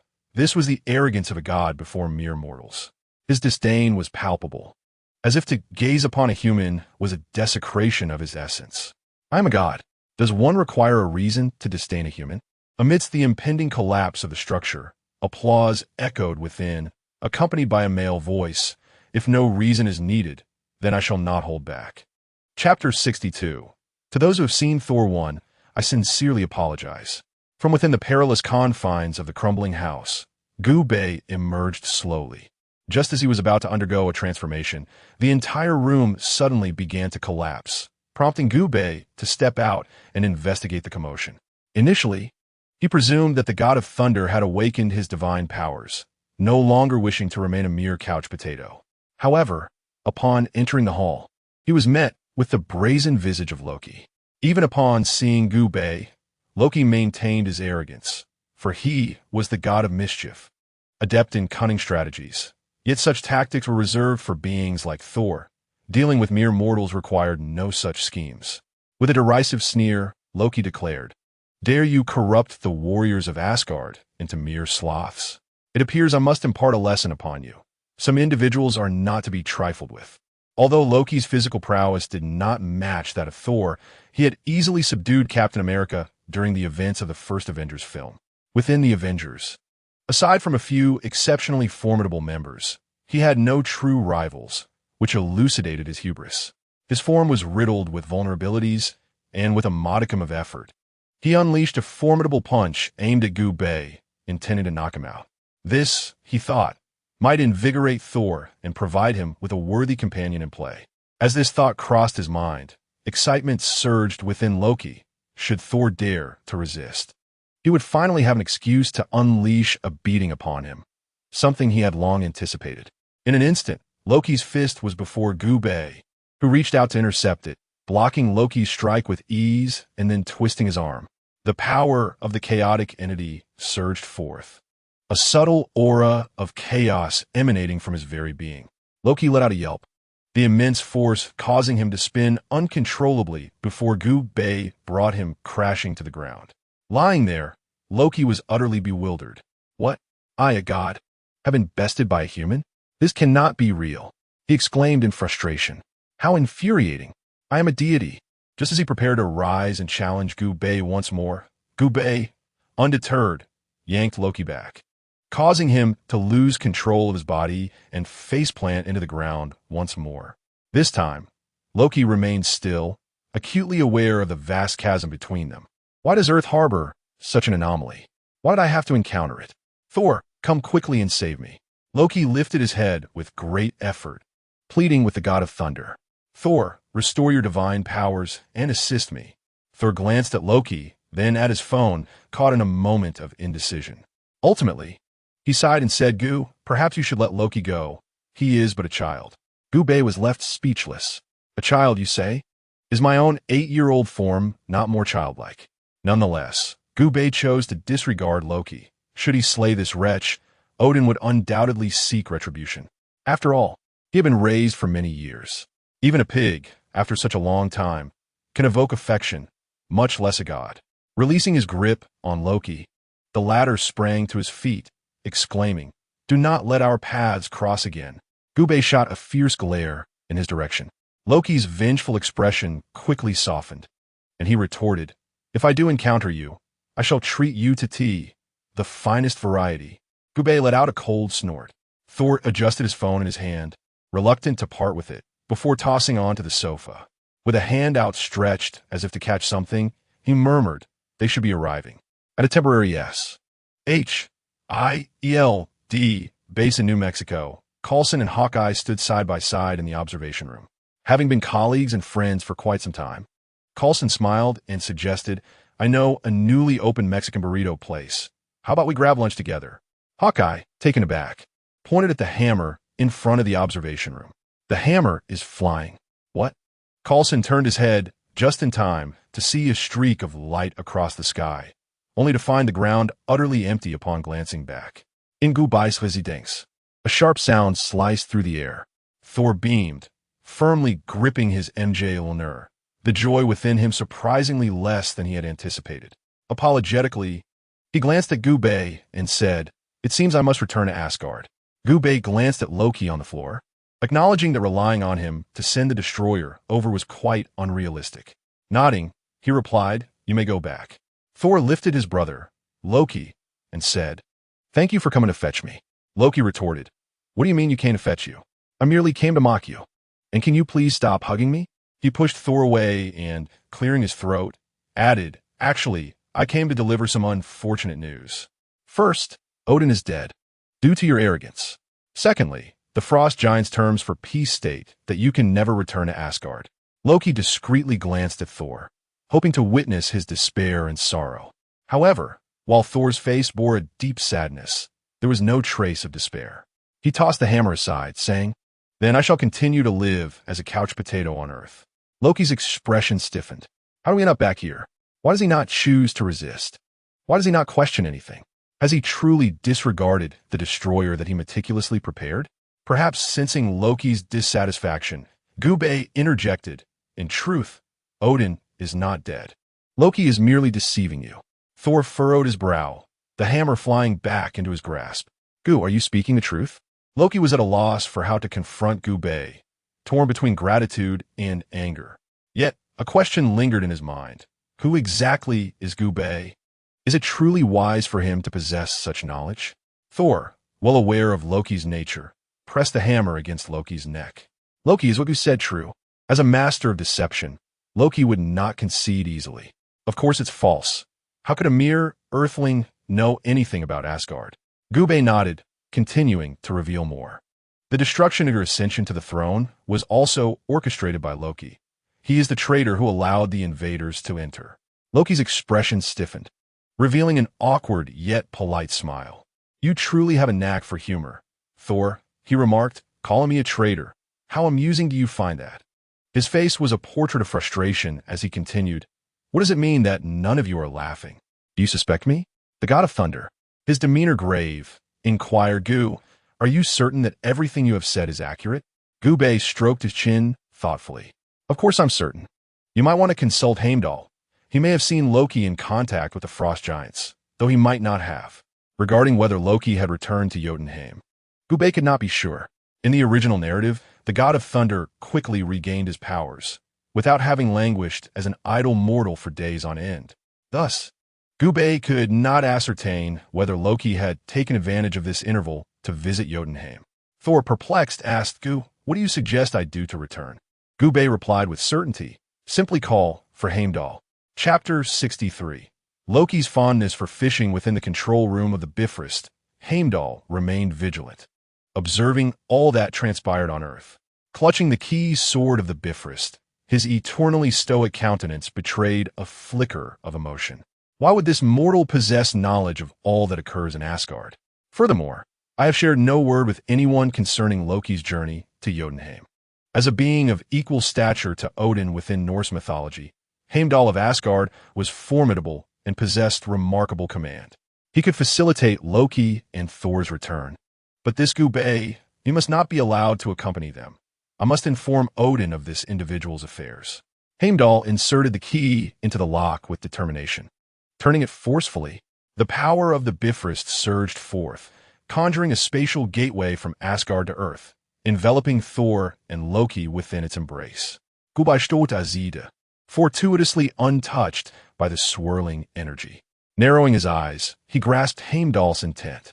This sentinel did not intend for him to accompany them to Asgard. Was he hostile towards me? As Thor and Loki were on the verge of vanishing, Gubei hastily called out, "Thunder God, remember to bring me some eternal flame upon our next encounter." Thor readily agreed. "Fear not, Gu. I promise to bring it for you." As the power of the Bifrost intensified, Gubei could only watch in longing. If only I possessed the technique of Flying Thunder God, I would simply cast a spell upon Thor and soar directly to Asgard, without the need for the Bifrost at all. Yet, such was merely a fleeting thought. Utilizing Flying Thunder God to reach Asgard would likely deplete Gubei entirely. "Heimdall," Gubei murmured, contemplating the rare opportunity to embody his essence and witness the eyes of the universe. However, such a skill was exceedingly rare. Even the legendary Roger from the pirate world, who could hear all things, did not possess abilities that grand. Originally, he had anticipated accompanying the Thunder God to Asgard. But now, that aspiration had been thwarted, leaving Gubei somewhat disheartened. However, Loki, alongside the Frost Giant, must be feeling even more despondent, for their battle plan has been laid bare, and it is highly probable that they will be subdued and ground into the earth. Gubei has chosen to focus his thoughts on levels and evolution. This time, he genuinely harbors hopes of witnessing the divine battlefield. In Asgard, within the grand ballroom of the palace, Odin and his two sons are engaged in jovial conversation. "Thor, I am delighted that you can appreciate the benefits of peace." Thor, clad in warrior armor with a flamboyant crimson cape billowing behind him, has calmed considerably from his once wild demeanor. He speaks candidly, attributing his transformation to Gu, who has become his life mentor, a truly remarkable man. Loki stands aside, seething in silence, his teeth clenched in rage. The orchestra plays, and the elegant ladies twirl gracefully with their beloved partners on the dance floor, creating an atmosphere of harmony. However, a thunderous shout shatters this serene scene. "Where is Odin? Where is Loki? Damn it, we have been deceived." The sounds of chaos erupt from within the palace. Panic ensues within the ballroom as Odin raises his hand, grasping the eternal spear, while Thor miraculously produces MJ Lnur from seemingly nowhere. Clearly, these two are not merely attending a ball, but have prepared for a trap. Furthermore, despite having set numerous snares, they remain armed, ready for any eventuality. Before long, the sounds of battle gradually fade. Asgardian soldiers march forward, restraining a frost giant, none other than Phyra. Rafi, veins bulging and teeth bared, glares at Loki. "You scoundrel, how could you deceive us? Truly a god of trickery, despicable and shameless." Loki shrugs and replies, "In truth, I wish to inform you that I am also a victim, though you seem unlikely to believe me." "I believe you." "My ass." Rafi curses vehemently. "The moment my warriors emerged, they were surrounded by thrice the number of foes. Each of them faced at least 3 adversaries. I myself was beset by 4. And you still claim you are not the enforcer of this treachery. How can your conscience be so dark?" Loki, filled with sorrow and helplessness, reflects that the Loki present at the ball is merely an illusion. In reality, he has already been confined in Asgard's prison. reportedly to remain there until Thor ascends to the throne. During this time, his mother visits him daily, while Thor has come 3 times and Odin once. He is on the verge of depression, yet Rafi, this fool, continues to harbor doubts about him. Loki can no longer endure it and turns to Thor, saying, "Thor, I suggest you smash his head with your hammer." Rafi, hearing this, becomes furious. "Indeed, it is you who is treacherous, shameless, and vile." Loki reiterates, "I am not. I did not. Do not speak nonsense." The guests at the ball, oblivious to the circumstances, are left in confusion. Only Odin and Thor are aware of the situation, laughing heartily as this farce comes to a close. After a while, Goku returns to Tony's villa. Having successfully elevated my rank to level 21, I have temporarily seized the essence of the Radiant Sun, boasting a combat prowess approximating level 20. Utilizing the technique of Shadow Clone, I relentlessly hone my skills, tirelessly advancing numerous foundational abilities to level 21, including the 21st Flame Art, the Indestructible Heavenly Skill, the Book of Shadow Clones, and the Impure Earth Transformation Technique. Most crucially, I have once again attained a racial evolution, my new designation being the Savage Intermediate Symbiote Tyrant Path. This evolution not only enhances all my previous capabilities, but also grants me the power to forcibly modify the host's body, thereby augmenting their level at the cost of their lifespan. Indeed, the path of the Tyrant is one of evolution, though the ultimate potential remains uncertain. I shall endeavor to elevate the Radiant Sun's level, while I lack understanding of the abyss of suffering or the wheel of fate. The method of leveling bestowed by the system is something I can apply to the Radiant Sun. Originally possessing strength around level 17, the Radiant Sun gradually ascends to higher levels under my transformation. However, during this process, I have discerned a troubling issue. The primordial power of the Radiant Sun's chaotic form diminishes, albeit slightly, yet I can perceive the change. I surmise this reduction correlates with a decrease in lifespan. Nevertheless, the primordial chaos is formidable enough to disregard such trivial loss. That said, I intend for the Radiant Sun to devour some primordial essence to prevent any risk of degradation. A miscalculation on my part would be disastrous. At long last, on a certain day, the Radiant Sun's form quivered, signaling the completion of the transformation. A smile unfurled upon my lips. At level 20, I am but 1 rank shy of my own, which I deem my limit. I ceased the bodily modifications and began coalescing with the Radiant Sun. The moment my dual eyes sprang open, I exhaled a breath of stale air. Upon merging, my level nearly reached 23. A glimmer of determination flashed in my eyes. The divine battlefield. I am coming. Chapter 64. The giants of the divine battlefield. Once more, I found myself in a pitch-black realm, akin to an infinite expanse within the vast cosmos, shrouded in enigma and boundlessness. Towering walls coalesced into a singular fortress, and a colossal bronze gate stood resolute, having endured the passage of eons. A haze enveloped the air as I approached the bronze gate, the skeletal remains on the ground still resisting the embrace of decay. As my hand brushed against the cold surface of the gate, the world beyond resonated with a fervent longing. An icy aura permeated my surroundings, an intensity that even the chaotic form could not dissipate. Exhaling a breath of frigid air, I steadied my gaze upon the ancient bronze gate, its existence unfathomably prolonged. The last time I stood before this gate, I was paralyzed by the sight of a skeleton, too frightened to take a step further. Yet today, I shall venture into the depths of the bronze gate, seeking the secrets of the system. The crevice of the bronze giant door, seemingly insignificant in the grand scheme of the door itself, was just ample enough for a human to pass through. Goku stepped into the narrow opening, gradually delving into the shadows behind the imposing bronze door. A cacophony of thunderous sounds resonated in his ears, accompanied by an array of terrifying energies that permeated the air, akin to an apocalyptic force, devastating and relentless. Goku's chaotic essence began to tremble faintly, overwhelmed by an unparalleled might, reminiscent of his initial encounter with the formidable guardian of the path. His pupils dilated slightly, caught in a moment of indecision. Could there be a great sage beyond this door? No. If it were indeed a great sage, the system would not have suggested he arrive at level 20. Then what did this overwhelming presence signify? Suppressing the turmoil within his being, Gubei steeled himself into a state of absolute calm, proceeding cautiously forward until a glimmer of light emerged in the distance. Had he reached the exit? A sense of elation was difficult to articulate, yet anxiety felt equally distant. What prevailed was an unwavering tranquility, for only such serenity could prevent mistakes in the impending moments.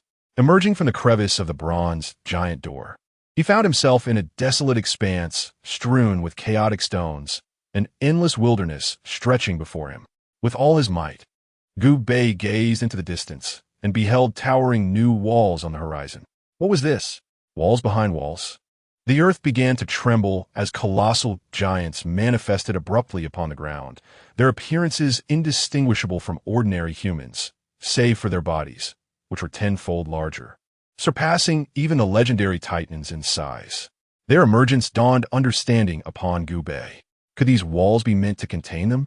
System Task, Divine Battlefield Task Description. The Divine Battlefield conceals the ultimate secret of the system, guarded by numerous giants and even deities. Task Requirement: slay the giants and hone oneself to earn substantial experience and rewards. Task Rewards: killing a giant grants one chance at a roulette draw and one chance at a reward shop draw. Roulette and reward shop draws? Gubei felt a surge of astonishment.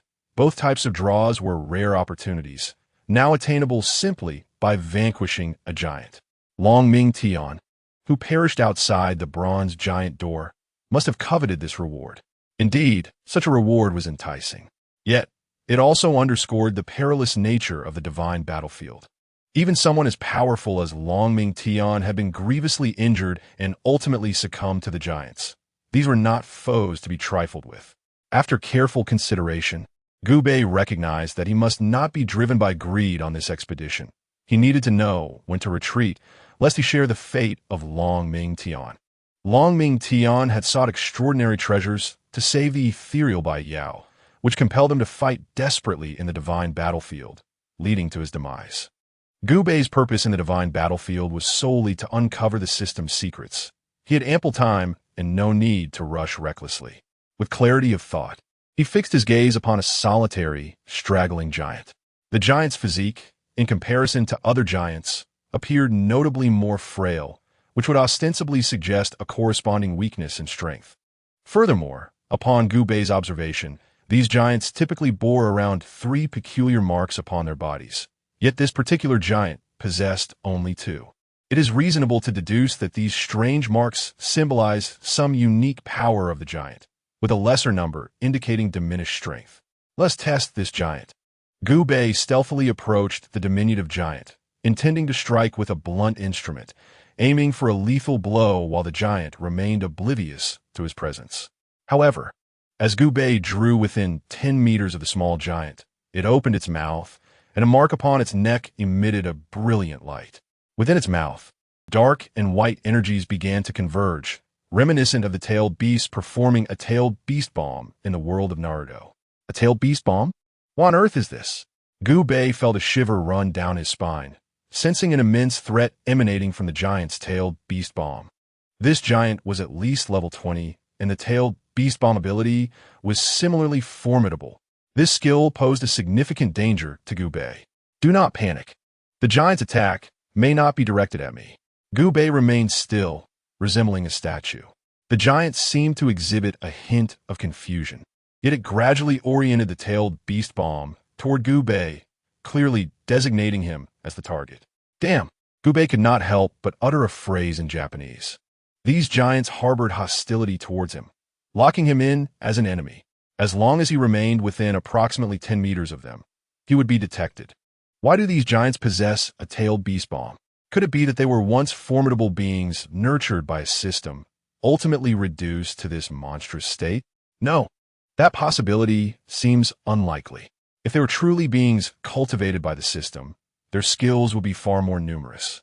From the current situation, it appeared that the marks on the giant's neck indicated the number of skills it possessed. Typically, each giant had around 3 skills. In contrast, normal multiverse powerhouses, like Gu Bei and Longming Tian, would start with configurations of a dozen or more skills. Longming Tian, in particular, was even a standard for Tang San. With a comprehensive arsenal ranging from mental prowess to physical strength, control, and various offensive and investigative techniques, all of which could be deemed perfect. Although Gu Bei's skills may not be as extensive as Longming Tian's, his indestructible heavenly skill cultivated a chaotic body, and the burning technique could grow infinitely, both of which were future weapons of mass destruction, supplemented by several other usable skills, totaling over a dozen. The giants, with only 3 or 4 skills, certainly did not resemble multiverse powerhouses. Returning to the present reality, Gu Bei needed to devise a strategy to counter the tailed beast bomb. If only he had the Flying Thunder God technique, he could evade a direct confrontation with the tailed beast bomb, but alas, he did not. Employing agility to dodge? He lacked such agility. Engaging the chaotic body in a head-on confrontation?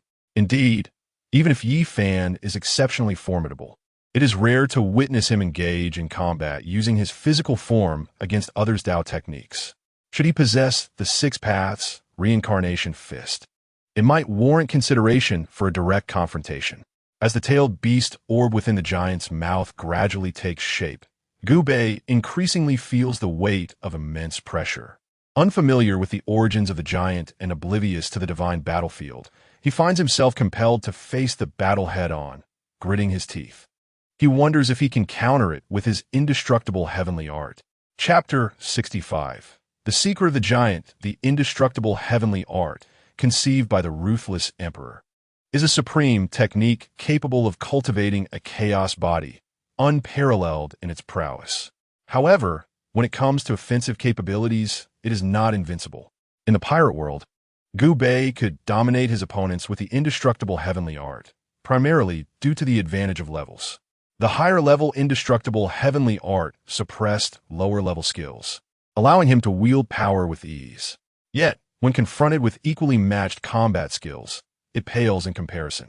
With a sigh, Gu Bei reflects that the indestructible heavenly art is the path of the Ruthless Emperor, not merely a technique. It is a cultivation of Dao.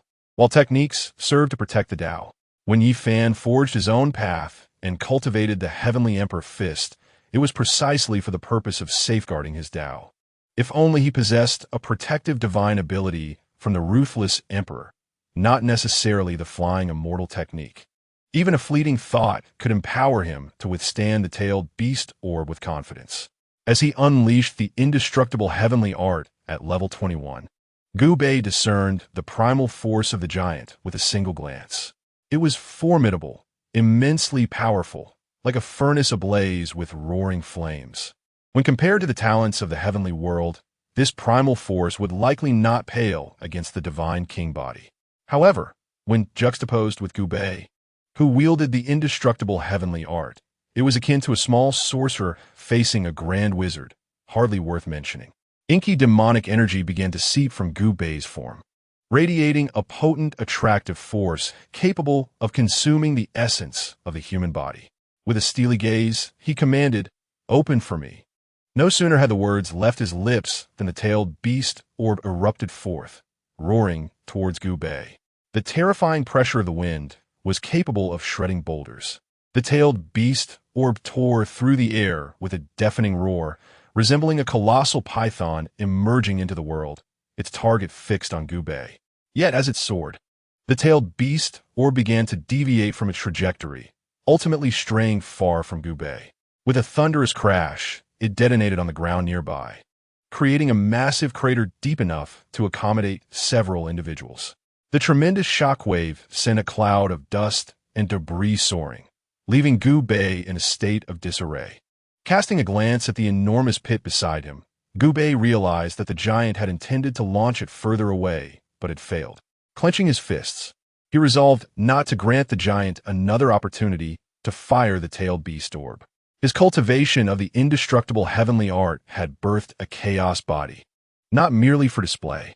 His greatest advantage lay in the chaos body cultivated through the indestructible heavenly art. Although he lacked the 6 Paths Reincarnation Fist or other techniques to complement it, His invincible physique ensured that in close combat, the giant would undoubtedly be no match for him. Gu Bei's combat strategy was unequivocal. Given the presence of a chaotic entity, engaging in long-range combat was futile. The only viable option was close-quarters combat. He resolved to eliminate a giant first. With determination, Gu Bei conjured a divine rainbow and charged towards the giant, seeking to engage in a physical confrontation. The giant's crimson eyes glimmered with an eerie light, and its gaping maw emitted a guttural roar. It seemed to sense the threat Gu Bei posed. Even in this realm, the physique of a chaotic entity could overpower all. The second mark on the giant's neck began to glow, despite being towering over Gu Bei by several magnitudes. The giant was reluctant to allow Gu Bei to close the distance, for that could spell its doom. The chaotic aura emanating from Gu Bei instilled profound trepidation in the giant. As the second mark illuminated, the giant unleashed a deafening roar, seemingly conveying that it was an honor for Gu Bei to compel it to resort to such power. A surge of life force emanated from the giant's neck mark, and in an instant, verdant grass sprouted across the stony wasteland. Perched upon the giant's hand was a striking blue grass, seemingly carved from jade, floating effortlessly. Upon sighting this peculiar grass, Gu Bei felt as though he had encountered a specter. Blue-silver grass? Could it be the same as Tang San's blue-silver grass from the Doluo realm? The vitality in the wilderness surged with increasing vigor, seemingly affirming Gu Bei's hypothesis. The giant's second ability was likely the blue-silver grass of Tang San. In that moment, Gu Bei's mind erupted with clarity, akin to a thunderclap. Could it be that the skills of these giants originated from the interdimensional champions nurtured by the system? No, that was not entirely accurate. It would be more precise to assert that they derived from the champions who perished on the battlefield of deities. Longming Tian served as the quintessential example. The giant's blue-silver grass might have been acquired from him. The amalgamation of skills across dimensions on the divine battlefield was truly astounding. In the blink of an eye, Gu Bei reached a conclusion. Regardless of how many skills the giant possessed, he had to eliminate it, for it was a matter of survival. Either the giant would perish, or he would. With less than 5 meters remaining between him and the giant, Gu Bei only needed to cover the final stretch to engage in hand-to-hand combat and seize victory. However, the barren earth beneath him suddenly sprouted countless vines. These tendrils, as if imbued with sentience, ensnared Gu Bei's limbs and neck, rendering him immobile. Furthermore, these vines were remarkably resilient, no matter how much the chaotic entity struggled. They could not be torn asunder, akin to elastic bands. For the first time, Gu Bei found himself bound, reminiscent of his own affinity for restraint. The cycle of fate is inexorable. Who can escape the celestial wheel? Observing Gu Bei ensnared by its blue-silver grass, the giant opened its maw once more, evidently intent on concluding the battle in one fell swoop. The dual energies of black and white began to coalesce within its mouth once again. Though the giant is an adversary, Gu Bei could not help but exclaim, with one control skill and one offensive skill, coupled with a robust physique, the combination is far superior to my own, despite its scarcity. The giant, brimming with confidence, intensified the concentration of the tailed beast orb. Gu Bei bent his body and raised his rear, adopting a pose reminiscent of a sprinter poised to take off. Burning technique. A tremendous surge of fire attribute energy erupted from within him, akin to a volcanic eruption, instantly engulfing the numerous blue-silver grasses entwined around Gu Bei's limbs. Although the burning technique was merely of the high yellow tier, the elemental advantage afforded Gu Bei a significant edge. The vines born of the wood attribute blue-silver grass were utterly powerless against the might of the flames, igniting and cascading to the ground around Gu Bei. His eyes sparkled with excitement. The opportunity had arrived. Harnessing the divine rainbow, Gu Bei propelled himself forward, unimpeded by the blue-silver grass, transforming into a streak of light. In the blink of an eye, he found himself at the giant's feet. Within his fist, the boundless power of the chaotic body coalesced, emanating a faint aura of chaos. Gu Bei maximized his strength, intending for this punch to incapacitate the giant. As he drove his fist downward, a colossal brilliance surged from above. Gubei looked up, his eyes widening in astonishment. The tailed beast orb? Is this giant intent on perishing alongside me? He attempted to evade, but lacking any agility skills, escape was futile. Ultimately, the tailed beast orb descended. Chapter 66. Targeted without agility skills. Relying solely on his corporeal speed to dodge the rapidly descending tailed beast orb was akin to chasing a mirage. Gubei recognized the futility of evasion. Even the divine rainbow's speed could not surpass that of the tailed beast orb. To contemplate fleeing would only disperse his strength and result in greater injury. There was no alternative. He would have to withstand the impact with his chaotic body. Gubei positioned his hands defensively in front of him. Above him, the magic aura of the indestructible heavenly arts surged forth, attempting to divert the trajectory of the tailed beast orb, thus minimizing direct collision. Additionally, the searing fiery energy of the burning technique coalesced into a protective armor, enveloping Gubei's form. In an instant, the tailed beast orb collided violently with Gubei. The overwhelming energy and explosive shockwave created a brief vacuum, as if even the air had been annihilated. The burning technique's energy surrounding Gubei dissipated in an instant, and the energy armor shattered with a resounding crack. Every inch of Gubei's skin began to endure the relentless onslaught of the tailed beast orb's energy. Waves of energy crashed upon him with a ferocity that dwarfed that of any bathhouse scrubber, causing his hands to tremble involuntarily. Had he been an ordinary person, such an energy baptism would have surely led him to meet the king of hell. Yet, the chaotic body proved its resilience, withstanding even this terrifying deluge of energy. Even the latent powers of his corporeal form were ignited, as wisps of chaotic energy emanated forth, each as weighty as a mountain, safeguarding Gubei's physique. Once again, a thunderous explosion reverberated across the desolate earth, leaving in its wake an unfathomably vast chasm. This was the aftermath of the tailed beast jewel, which had pierced the ground and shattered the rock with unparalleled force. The air was thick with dust, yet amidst the haze stood a figure, Gubei, who remained unbowed beneath the tailed beast jewel, still very much alive. His arms quivered as he stood resolutely upon the earth, displaying an expression of fierce determination. He had underestimated the situation. Fortunately, the chaotic body was on his side. The back of his hand, which had borne the brunt of the tailed beast jewel, was nearly reduced to a pulp, and his body bore numerous wounds of varying severity. This was the first time Gubei had sustained such grave injuries. However, the giant that had attacked him fared even worse. He expelled the tailed beast jewel at his feet, opting for a strategy that would lead to mutual destruction. In the wake of the explosion from the tailed beast jewel, his entire left leg was reduced to ash, erupting into a torrential downpour of blood that stained the earth. Here, one could clearly witness the vast disparity between the giant and Gubei's physical constitution. In the explosion of the tailed beast jewel, Gubei merely sustained injuries, while the giant had lost an entire leg. Gubei lifted his gaze, cautiously observing the giant who stood on one leg. How peculiar that this giant would choose a strategy that involved mutual annihilation. Surely, he must be deranged. The giant, upon being cursed by Gubei, bled profusely from the severed limb, as if a river abundant with rainwater, and if this flow of blood continued, it would not be long before the giant succumbed to blood loss upon the ground. Despite the loss of his leg, the giant's expression betrayed little pain. His countenance stoic, as though he were unaffected by the destruction of his own limb. The enormous form stirred, leaping towards the other giants.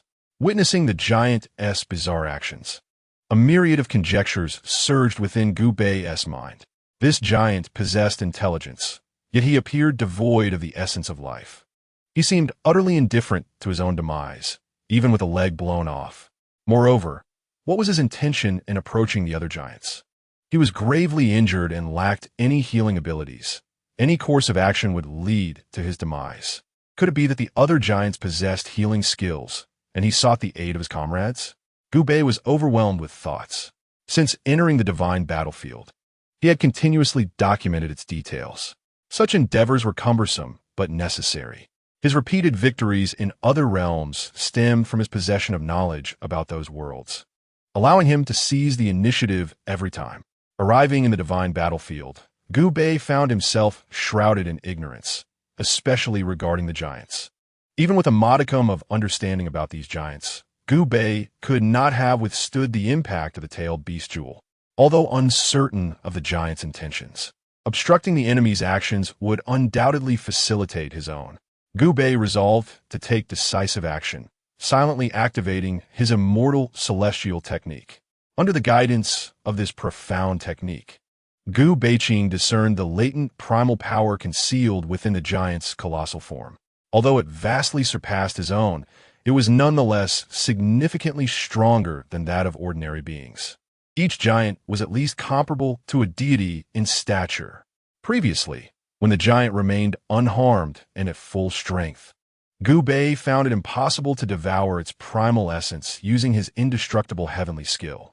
However, with the giant having lost a leg, blood gushing from the wound, its primal power had fully leaked out, presenting an opportune moment for Gu Bei to absorb it. In an instant, Gu Bei surged forward, propelled by the divine rainbow. Despite the giant's legs being incomparably longer than his own, it lacked any speed-enhancing abilities, allowing Gu Bei to easily catch up. With his gaze fixed and arms taut, Gu Bei summoned the hidden power within his chaotic form to its fullest potential. A wisp of chaotic energy coalesced around his fist. A grin spread across Gu Bei's face as he declared, "Now, giant, taste my offensive prowess." He unleashed a tremendous punch towards the giant's ankle, a blow imbued with formidable strength and enveloped in chaotic energy. The impact shattered the giant's ankle, causing it to lose its balance.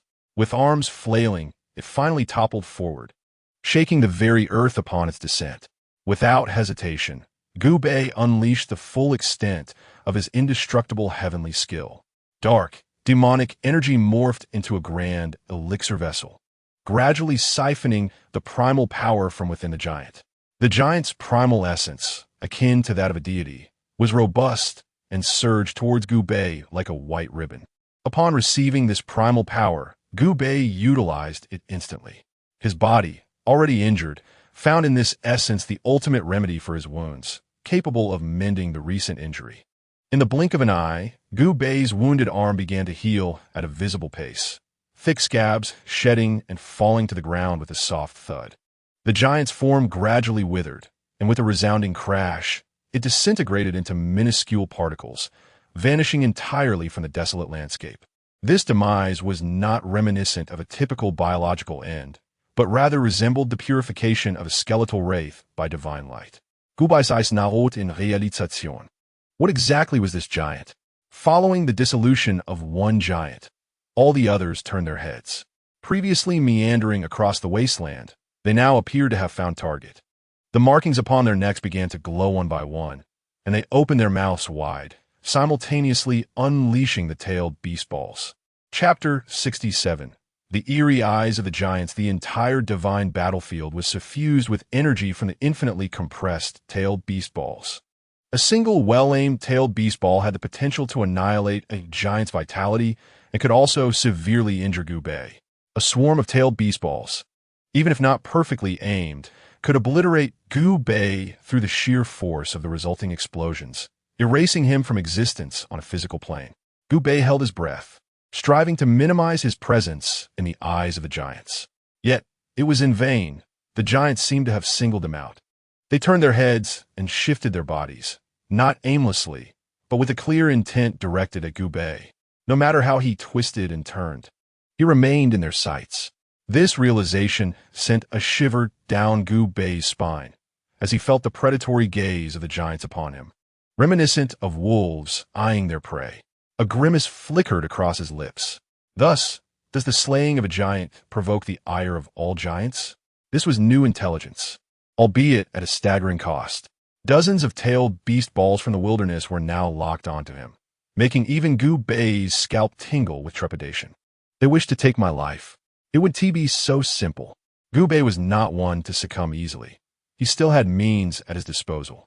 With a swift incantation, he executed the shadow clone technique, and in an instant he transformed from one into over 20 figures, each dashing in different directions, creating significant distance between them. The giants momentarily froze, their mouths agape as they struggled to determine which Gubei to target. After a brief pause, they began to hone in on their intended targets. However, the giants displayed a lack of communication. Often, several would focus on a single clone, drastically diminishing their attacking efficiency. Given such inefficiency, discerning which among the 20 was the true Gubei would likely take considerable time. Meanwhile, Gubei's true form surged toward the bronze giant gate, unobserved by the giants, which granted him a sigh of relief. He needed to escape the battlefield of the divine.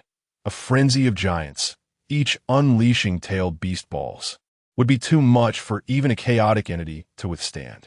As he approached within a few meters of the bronze gate, the markings on the necks of 3 giants suddenly illuminated. Their pupils underwent a remarkable transformation. Within their eyes appeared 3 Tomo, revealing the energy emanating from him, even slowing down the scene, possessing the power to turn decay into the miraculous. These eyes were the famed Sharingan of the Naruto world, capable of discerning opponents' movements, mimicking jutsu, and evolving continuously. The pinnacle of evolution is the Rinnegan, which significantly amplifies one's abilities. However, the giants possessed merely the 3 Tomo Sharingan, indicating their hatred had not yet reached its zenith. Foolish giants. Yet, even without evolving to the Rinnegan, they could still pierce through Gubei's shadow clone technique.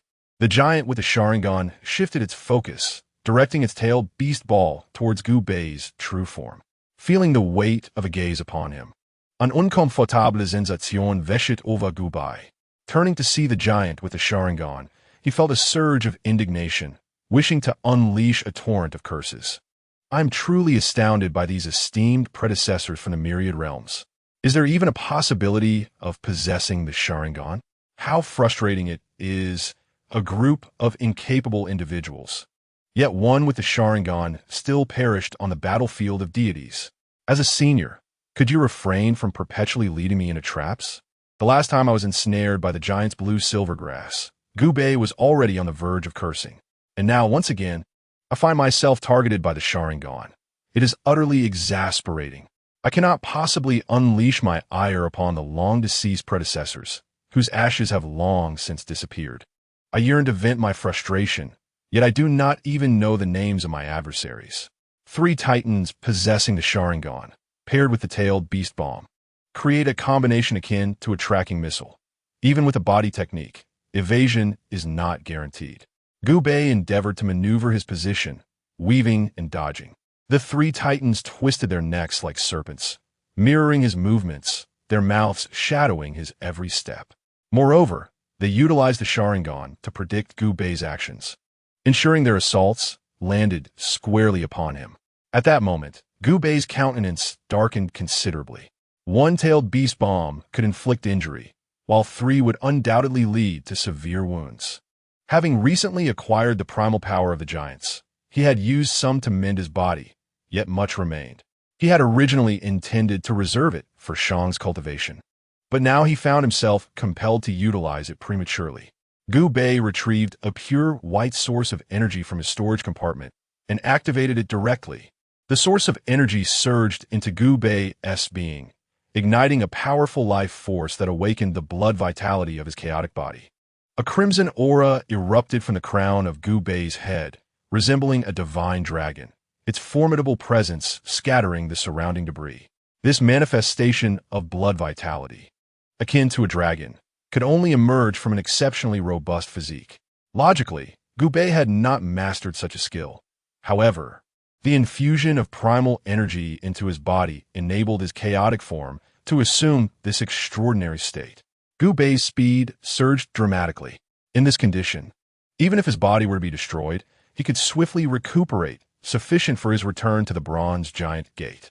As 3-tailed beast bombs approached, Gubei remained unfazed. He had resolved to endure the onslaught, and so he would. The 3 bombs struck his back directly.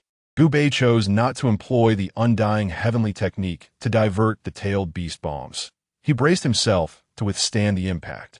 His back endured visible destruction, revealing flesh and bone, yet it quickly rejuvenated. The undying heavenly technique had played a crucial role in extracting primal energy. but also showcased the terrifying nature of his chaotic body. Not only was his physique exceptionally resilient, but his recovery speed surpassed the ordinary. If he possessed a recovery skill to complement this, Gubei could engage with these titans for an entire day. Harnessing the force from the explosions of the tailed beast bombs behind him, Gubei finally dashed into the crevice of the bronze giant gate. Upon entering the gap, the giants immediately became like headless flies, seemingly unable to sense Gubei's presence any longer. The bronze giant gate possesses the ability to shield the perception of the giants, a most fortunate discovery, indeed. Gubei reclined against the bronze gate, appearing somewhat disheveled. Although he bore no injuries, his garments were utterly tattered, more akin to strips of cloth than actual clothing. After catching his breath for a moment, Gubei shifted his focus back to the wilderness. On the periphery of the desolate expanse, he beheld a vague outline of a city wall, accompanied by a resplendent silver gate. To unravel the mystery, I must traverse this barren land. However, these giants are truly a nuisance. Each of them possesses remarkable strength, replete with the innate skill of beastly summoning, not to mention an array of other bewildering abilities. Confronting even one requires my utmost concentration. Facing a multitude is but a fanciful dream. As Gubei regained his stamina, contemplating a lottery draw, a thunderous roar resonated from beyond the wilderness. Behind that very city wall, a dragon's bellow. A golden dragon emerged from the silver gate, soaring into the sky. Chapter 68. The Dragon King's treasure vault. The giants scattered throughout the wilderness were struck with terror upon hearing the resounding dragon's cry that pierced the heavens. They no longer dared to gaze upward, instead prostrating themselves upon the ground, bowing their heads in reverence. The once impassive expressions of these titans were transformed into one of devout awe. Witnessing this scene, Gubei's brows knitted together in confusion. He gazed at the golden dragon soaring beyond the horizon, utterly bewildered by the myriad mysteries concealed behind the divine battleground. Merely a single dragon's roar had compelled the giants to submit. What manner of creature possesses such power? Are there even more formidable beings that dwell beyond it? As the dragon glided toward the center of the wilderness, where the giants congregated in greatest numbers, Gubei finally discerned the true form of the golden dragon. It was a western dragon, resembling a lizard yet exuding far greater ferocity and majesty, embodying the essence of a sovereign. Its entire being shimmered in golden hues, as if forged from pure gold. With an expansive pair of wings, each spanning several meters in width, they eclipsed even the length of the dragon itself. Regrettably, I lacked the ability to assess its level. Otherwise, I could ascertain the dragon's rank. Concealed within the crevice of the bronze gate, Gubei found himself unable to scrutinize the myriad powers of the golden dragon, feeling somewhat deprived. He could only gaze intently at the magnificent creature, eager to witness its actions. The golden dragon hovered above the wilderness, refraining from flying elsewhere. Its flight appeared to derive from an amalgamation of forces, possibly magical or perhaps ethereal, shrouded in mystery. The golden dragon occupied a lofty altitude, its neck adorned with markings akin to those of the giants. Yet, the number of its inscriptions far surpassed theirs, boasting an astounding array of over a dozen types. Each intricate engraving seemed to signify a terrifying degree of skill potency. Beneath the neck, the fourth mark suddenly radiated with brilliance, its luminescence far surpassing that of the giant's tailed beast jade or any other ability. The golden dragon unfurled its wings, and a tempest swept through the air. With a mighty roar, the golden dragon unleashed a thunderous bellow. In the next instant, a gentle breeze stirred across the wilderness, and around the golden dragon, countless golden flashes manifested, each illuminating a weapon, be it a sword, an axe, or a staff, before they were hurled forth. This was a baptism of weapons descending from the heavens. The earth of the wilderness lay pockmarked and ravaged, marred by the golden dragon's armaments. Weapons plunged deep into the soil, exuding an overwhelming aura of slaughter, saturating the entire expanse with a chilling atmosphere of death. Witnessing this spectacle, Gubei was struck by the golden dragon's prowess, reminiscent of the effect of a city adorned in golden armor. And he suddenly recalled the name of this skill, Treasury of Kings. Was this the skill of Gilgamesh? This ability, represented solely at the fourth mark of the Golden Dragon, implied that he possessed even more formidable powers from the preceding three marks. Gu Bei felt an overwhelming desire to wrench the heads of past world champions from their shoulders. His speculation was not unfounded. Indeed, the Golden Dragon's fourth skill was a manifestation of Gilgamesh's abilities. As a popular supporting character, Gilgamesh wielded the power known as the Treasury of Kings, capable of summoning an astonishing array of formidable weapons from his vault, overwhelming his foes with sheer quantity and quality. Yet, the Golden Dragon chose not to utilize this power to vanquish any giants. Instead, he scattered his treasures across the wilderness as if delivering them from the skies. Gu Bei's expression turned curious. Could the divine battlefield be akin to a battle royale? Soon enough, the giants confirmed his suspicion. Rising from their kneeling positions, they attempted to retrieve the weapons embedded in the ground, their veins bulging and muscles straining. Yet few succeeded in extracting the armaments. The Golden Dragon appeared nonchalant, completing his task without a glance back at the giants, soaring towards the Silver Gate, seemingly indifferent to their plight. The giants, too, did not attempt to detain the Golden Dragon, each laboring to pull the weapons from the earth, but with little success. Only a select few giants, marked with numerous engravings upon their necks, managed to extract a weapon, only to see new markings sprout forth, abandoning the weapons on the ground as they ambled aimlessly across the wilderness. Gu Bei tapped the wall, striving to analyze the situation. The weapons bestowed by the Golden Dragon were likely intended to bolster the giant's strength, as evidenced by the giant who withdrew a great sword, witnessing an immediate increase in the markings on his neck, indicative of the weapon granting him a new skill. Did this imply a misjudgment in prior assumptions? Could the giants not acquire skills from the champions of myriad realms? It is premature to draw definitive conclusions. The demise of formidable beings across the realms will undoubtedly benefit the giants, for their reaction towards me would not be so intense otherwise. Presently, the giants have acquired the weapon of the Golden Dragon, and it will not be long before they undergo another surge in strength.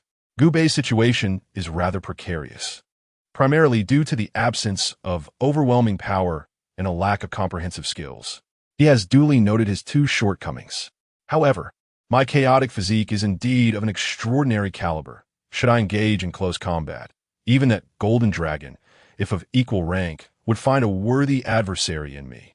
Yet, Gu Bei's assertions are somewhat fanciful. Why should others compare their weaknesses with one's strengths? A typical giant would readily unleash the tailed beast jade upon Gu Bei, let alone the more skilled Golden Dragon. The mere treasure trove of kings, coupled with its flight capabilities, would easily distance itself from Gu Bei, rendering his defeat inevitable. Alas, I shall first partake in the lottery. Perhaps fortune will smile upon me. The lottery will has languished within Gu Bei's system panel for an indeterminate duration. Initially, it had bestowed upon him a ring of the formidable Emperor of Ruthlessness, an extraordinary artifact. It was through that ring that Gu Bei attained his current chaotic physique. A fortunate turn indeed. The prospect of obtaining another such reward fills him with excitement. The lottery wheel comprises 16 segments, most of which hold little value for Gu Bei. Only 4 segments are of significance: the Supreme Treasure, the Flawed Supreme Treasure, the Physical Form, and the Flawed Physical Form. The concept of the Supreme Treasure intrigues Gu Bei, as it likely encompasses the pinnacle of treasures across various realms. Yet, the Physical Form and its flawed counterpart warrant contemplation. They could potentially belong to renowned figures, perhaps a sage from the primordial era, the Emperor of the Veil, or the Dolua Emperor. Aren't they all corporeal forms? Gu Bei murmurs quietly to himself as he silently spins the lottery wheel, fervently wishing for a supreme treasure or a physical form. Chapter 69.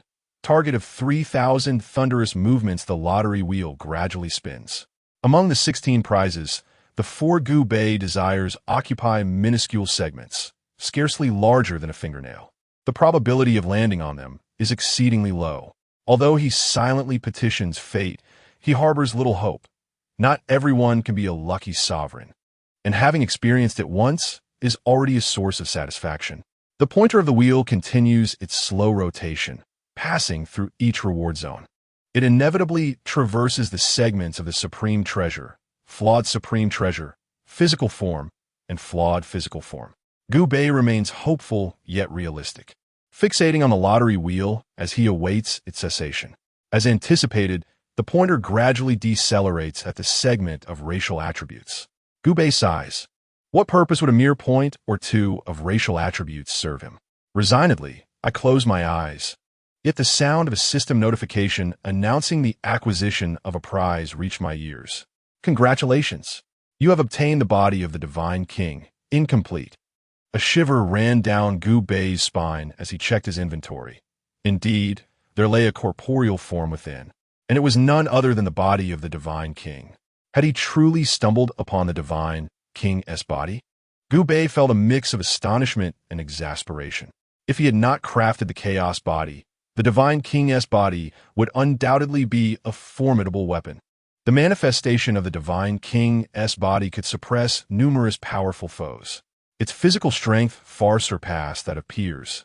An example was the fallen multiverse powerhouse, Long Ming Tian, who perished outside the Bronze Giant Gate. Though his skills were comprehensive and he possessed no apparent weaknesses, his physical strength had not reached the realm of the Divine King's body. Wait, this seemed to be the complete Divine King's body. Gubei appeared to have grasped the crux of the matter. This was not a Divine King's body still in development, but rather a fully realized complete Divine King's body. Such a perfected form could safeguard the G family for a millennium. This was the evaluation of the complete Divine King's body in the world of Zhitian. This assessment nearly affirmed that the complete Divine King's body could essentially attain the level of a great sage. Should Gubei inhabit this body, he could indeed slay gods and demons alike. In the storage compartment, Gubei examined the various attributes of the complete Divine King's body. Complete Divine King's body, level 70. Unable to utilize magical power, many divine abilities dissipated along with the soul. Yet merely through physical strength, it could rend the very fabric of reality. Number of incarnations, 1. By heavens, this entity is extraordinary. Gubei scratched his head, but soon felt a pang of regret. What became of the promised primordial sage? Or the emperor battling the emperor? For a fleeting moment, Gubei entertained the thought of relying on this physique to charge back into the divine battlefield behind him, believing no giant could rival the complete Divine King's body, enabling him to directly approach the Silver Giant Gate. However, this foolish notion lasted but a second before Gubei extinguished it. Daydreaming was one thing. Wasting a complete Divine King's body on the divine battlefield would render him a fool. The giants in the divine battlefield were primarily around level 20. Gubei had the means to navigate through using his own strength. Next, he turned his attention to the shop's lottery. Upon opening the shop, Gubei beheld today as special offers. Endless Blade, the mightiest equipment of the Summoner's Canyon. Don't miss out as you pass by. Critical hits with every slash. Only 998 Transcendence Energy. Fallen Heart Flame, the 14th ranked of the Dope world, possessing the ability to refine fighting spirit and summon heart fire to incinerate opponents. Also perfect for outdoor barbecues. Just 4888 Transcendence Energy. Forgiveness Hat. As long as you can place this hat upon an opponent, regardless of their might or the depth of their grudge against you, they will forgive you. The 3 special items, while not as high in tier as the last offerings, still constituted rather extraordinary equipment. Especially that Forgiveness Hat. Gubei looked on in astonishment. In the myriad realms, such a wondrous item existed. Were it not for my status as a liquid entity, I might have been tempted to purchase a hat to gift to someone else.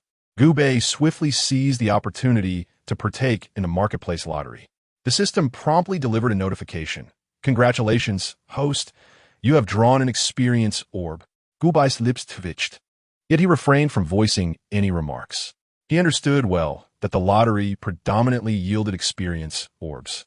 Now, at level 21, the experience orbs he sought required nearly 100 traversal energies to acquire. Obtaining one was indeed commendable, representing a considerable savings in traversal energy. Without hesitation, Gu Bei utilized the experience orb, feeling a warm surge of courage envelop him as his level ascended to 22. An elevation in level signified a corresponding increase in Gu Bei's prowess. However, progressing through levels in such a manner did not yield significant results.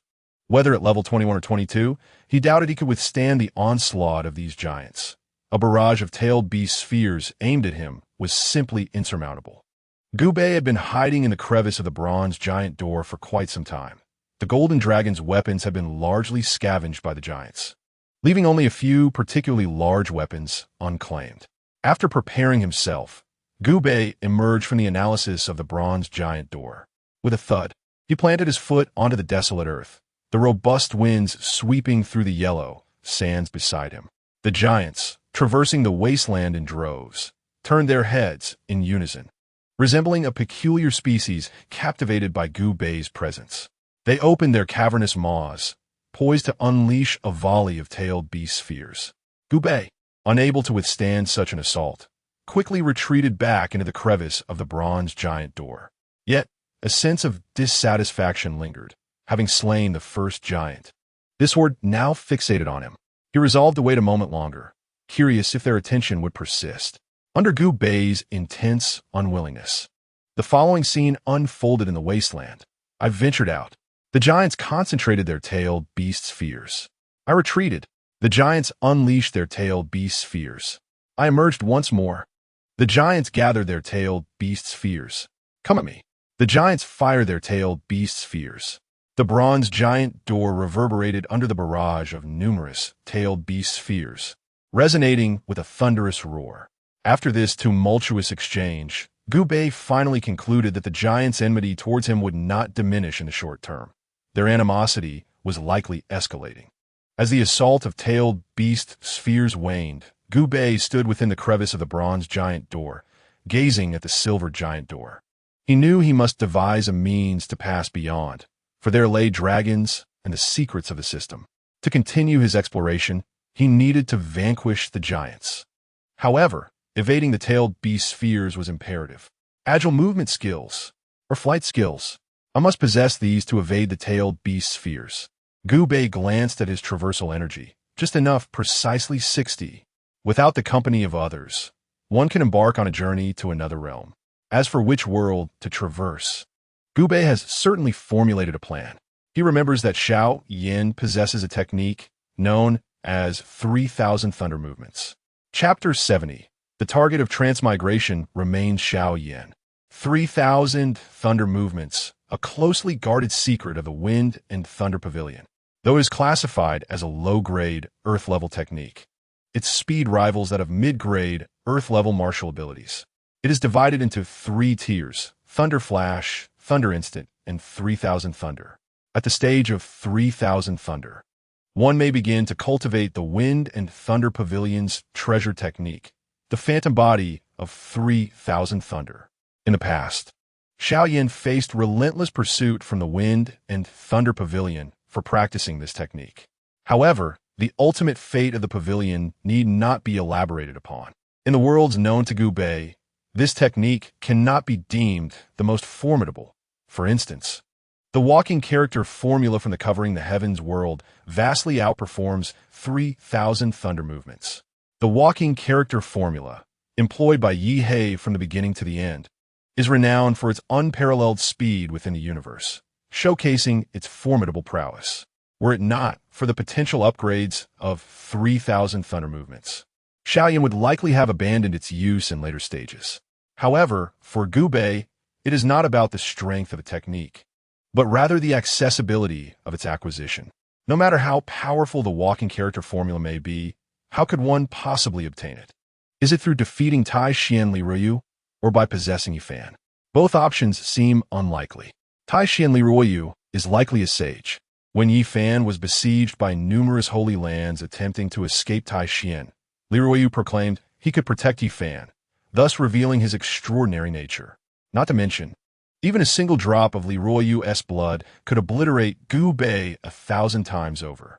As for Yifan, there is no need for further discussion. Even if Gu Bei successfully possessed him, Yi Fan is not a mere protagonist of the underdog variety. He is essentially invincible, advancing with ease, requiring no external power and likely to reject Gu Bei's influence.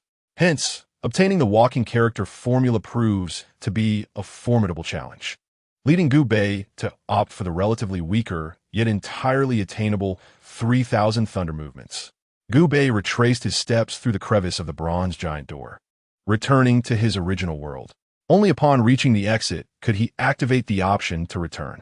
The rules of the divine battlefield are numerous, particularly within the confines of the bronze giant door, where it appears all spatial powers are prohibited, disallowing teleportation or other means, compelling Gu Bei to traverse a lengthy path.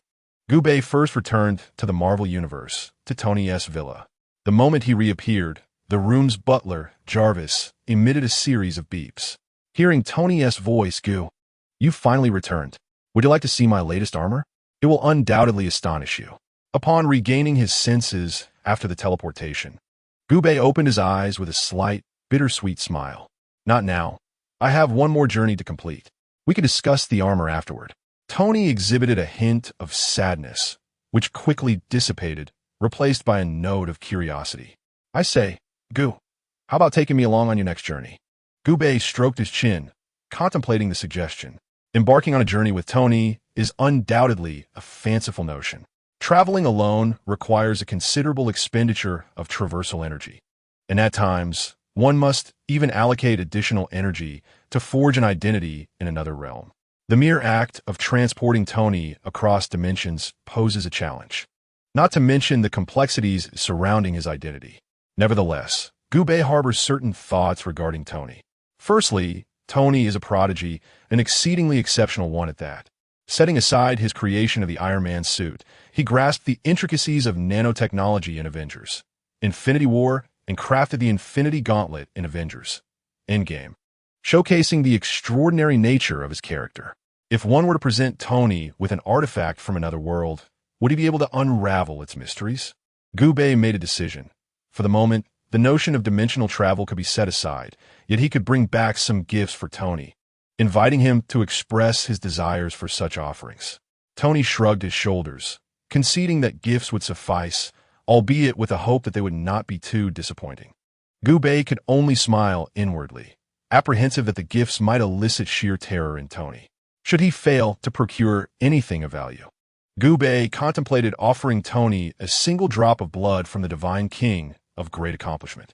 A drop from a saint could vanquish a Path King, and the first blood of the great sage should be even more formidable. It remained uncertain what insights Tony might glean from it. After dismissing Tony, Gu Bei commenced his research into the myriad aspects of dimensional travel, seeking to unlock traversable realms. The Dopa dimension required 30 units of traversal energy.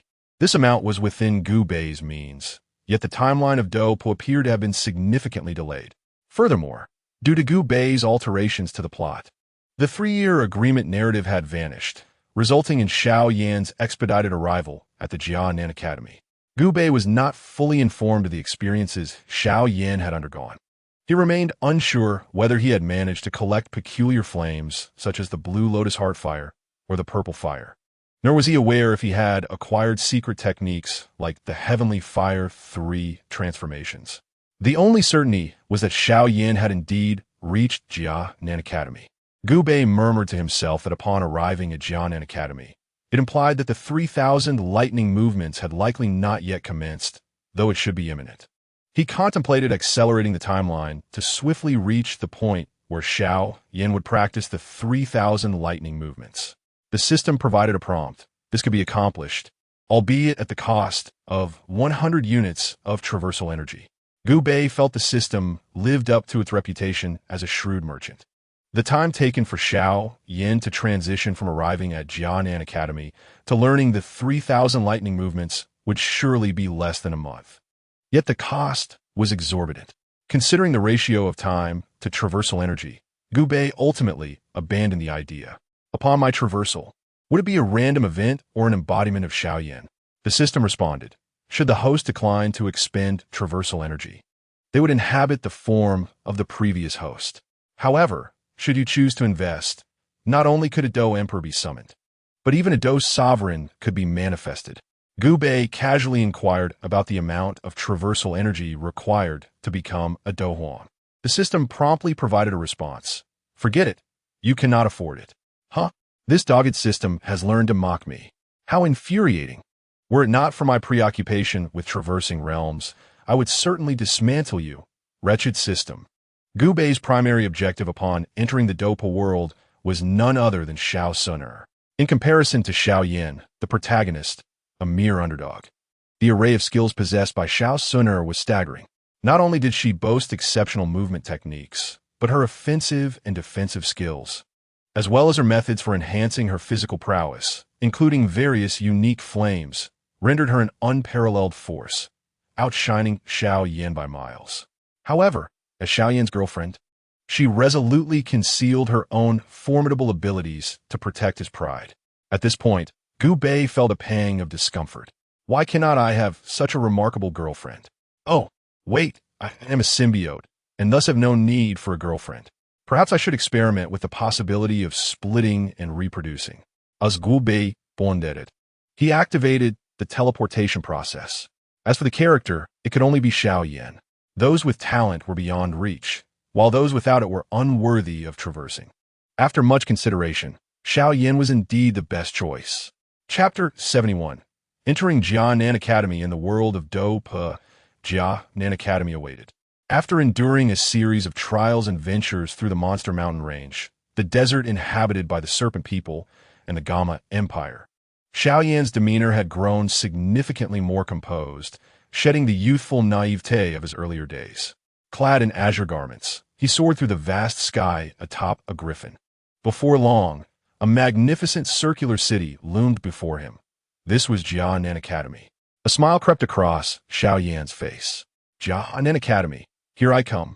I have arrived too, Jianan Academy. The sudden voice startled Xiao Yan, causing him to nearly tumble from the griffin. Though he initially wore a peculiar expression, he soon regained his composure. Having faced numerous challenges and even encountered Do Huang-level experts during his journey, his mindset had evolved. He was no longer easily flustered. With a hint of exasperation and curiosity, he remarked, I thought you had perished during your absence. Gu Bei, unfazed, replied, What? Were you hoping for my demise? Not at all. As Xiao Yan was about to elaborate to Gu Bei, the Griffin's master, his senior who had brought him to Jianan Academy, interrupted. Junior, we will soon pass the aerial stopover of Jianan Academy. From there, you will need to proceed on your own. Xiao Yan nodded appreciatively, a smile gracing his lips. Thank you, seniors. As the Griffin approached the aerial stop, Xiao Yan expressed his gratitude once more. Gathering his strength, he leaped from the Griffin with considerable force, landing on the ground and kicking up a cloud of dust. The Griffin appeared unaffected by the force, gliding effortlessly through the air, releasing a long, resonant cry as it soared, its wings leaving behind two trails of refreshing breeze. Standing upon a clearing, Xiao Yan quickly discerned the path to the Canaan Academy, proceeding with a calm and unhurried demeanor. The streets of Canaan City, paved with blue stone, were notably wide and should have provided a comfortable passage. However, in reality, the throngs of people were overwhelming, creating a scene of intense congestion. While the atmosphere was vibrant, the crowd was equally formidable. As Xiao Yan navigated through the masses, a sense of helplessness washed over him, prompting a rueful smile. He turned to Gu Bei and inquired, Have you been in slumber all this time, or what? Gu Bei, residing within Xiao Yan, was acutely aware of the myriad aspects of Canaan City. The bustling crowd evoked memories of the chaotic markets back home. In response to Xiao Yan's question, he fabricated a whimsical tale, saying, In my race, slumber enhances our strength, so I have been resting. Xiao Yan raised an eyebrow, nodding appreciatively at this fascinating lineage. Gu Bei, with a hint of disdain, remarked, You humans must toil diligently to elevate your prowess, utterly ineffectual. As their conversation unfolded, Xiao Yan rounded a corner. Not far ahead, the sounds of shouting and cursing erupted, causing a slight turmoil in the street as the crowd quickly formed a circle, pointing and gossiping about the skirmish within. Xiao Yan caught a glimpse from the corner of his eye, preferring to avoid meddling in others' affairs. Yet, Gu Bei boldly declared. Now that I am awake, should we take a detour? Let us proceed straight ahead. Gu Bei, with his audacious demeanor and profound knowledge of the Dopa storyline, was aware that the commotion ahead had certain ties to Xiao Yan. Before Xiao Yan could grasp the situation, Gu Bei had already spoken out. Xiao Yan chuckled wryly. Under normal circumstances, he would have certainly ignored such trivialities. However, being grateful to Gu Bei, he was reluctant to cause any displeasure over minor matters. Gently touching the heavy measuring rod at his back, Xiao Yan silently pushed through the crowd, making his way to the forefront. Suddenly, he heard the shouts, "Ma Yan, stop wasting your breath. With your strength, do you really think you can catch my cousin's attention? Boy, you're asking for trouble. Bring it on. No need for his life. But there must be blood." Following the chilling laughter, another voice, tinged with indignation, emerged, leading to a series of muffled impacts within the throng. These two voices darkened Xiao Yan's expression. One of them was unmistakably that of Xiao Ning, a member of the Xiao family and his cousin, with whom he had shared past grievances, albeit long ago. Had he been humiliated at Canaan Academy? Pushing through the crowd, Xiao Yan reached the front. There, he beheld a young boy of approximately 15 years, clad in blue, his eyes ablaze with fury, exchanging blows with several other young men. Judging by the aura of fighting spirit radiating from him, it was evident they were all at the Dome Master level. The four men who besieged the young lad were evidently not weaker than the boy clad in blue. United, they flawlessly suppressed him, striking ruthlessly. When the boy revealed a moment of vulnerability, one of the assailants delivered a sweeping kick that sent him crashing to the ground. Pain etched across his face as he shielded his head with his hands. The four of them let out sinister laughs. Lifting one leg to deliver vicious kicks toward the boy's vulnerable abdomen and head. Xiao Yan, positioned at the forefront of the crowd, had recognized the boy in blue as Xiao Ning. There was no way he would allow the four to succeed. His figure surged, transforming into a shadow. With a series of thunderous sounds, the kicks aimed at Xiao Ning's legs resonated like the cracking of bones, eliciting simultaneous cries of agony from the four as they collapsed to the ground, clutching their feet and writhing in pain. "Scram!" Xiao Yan commanded, his voice resonant and authoritative. The four, too pained to even scream, scrambled and rolled away from the crowd, fleeing as if their lives depended on it, while turning back to shout defiantly that they would return. Gu Bei turned to Xiao Yan, remarking that had he intervened earlier, he would have surely broken their bones in two. Xiao Yan could only manage a wry smile, suggesting that such measures were unnecessary. They hadn't reached that level of severity yet. Gu Bei did not press the matter further, instead suggesting that Xiao Yan should check on his unfortunate cousin. Only then did Xiao Yan remember that he had just rescued Xiao Ning. He turned around to find Xiao Ning struggling to rise from the ground, still unable to discern Xiao Yan's features. Lowering his head and clasping his hands, his breath was uneven, clearly injured. With a respectful tone, he expressed his gratitude, saying, "Thank you for saving my life." Xiao Yan was taken aback, not expecting such a scene. He quickly smiled faintly, teasingly remarking, "Xiao Ning, after 2 years, you seem to have lost much of your former vigor." Upon hearing the familiar voice, Xiao Ning lifted his head, astonished, his speech slightly faltering due to surprise. "Xiao Yan, is it you?" Xiao Yan chuckled softly, recalling the times when Xiao Ning had opposed him, their encounters in the arena akin to fire and water. Yet, in this foreign land, he found those childhood grievances rather childish and laughable now. He smiled lightly and inquired, "What is the matter? Don't you recognize me?" "How could I forget, cousin Xiao Yan?" Xiao Ning replied with a bitter smile, glancing at Xiao Yan. His emotions were complex. Having spent nearly 2 years at the Canaan Academy, he had encountered various people and learned the intricacies of human nature. Gradually, he came to understand that the time spent within his family was the most precious period of his life. The jealousy he once harbored towards Xiao Yan had long dissipated, leaving only a natural sense of closeness between kin. "Cousin," Xiao Yan grinned, his heart free of past grievances as he brushed the dust off Xiao Ning's shoulders. Suddenly, recalling something, he asked, "Who were those people just now?" As this was mentioned, a bitter smile once again emerged on Xiao Ning's face, tinged with a hint of resentment.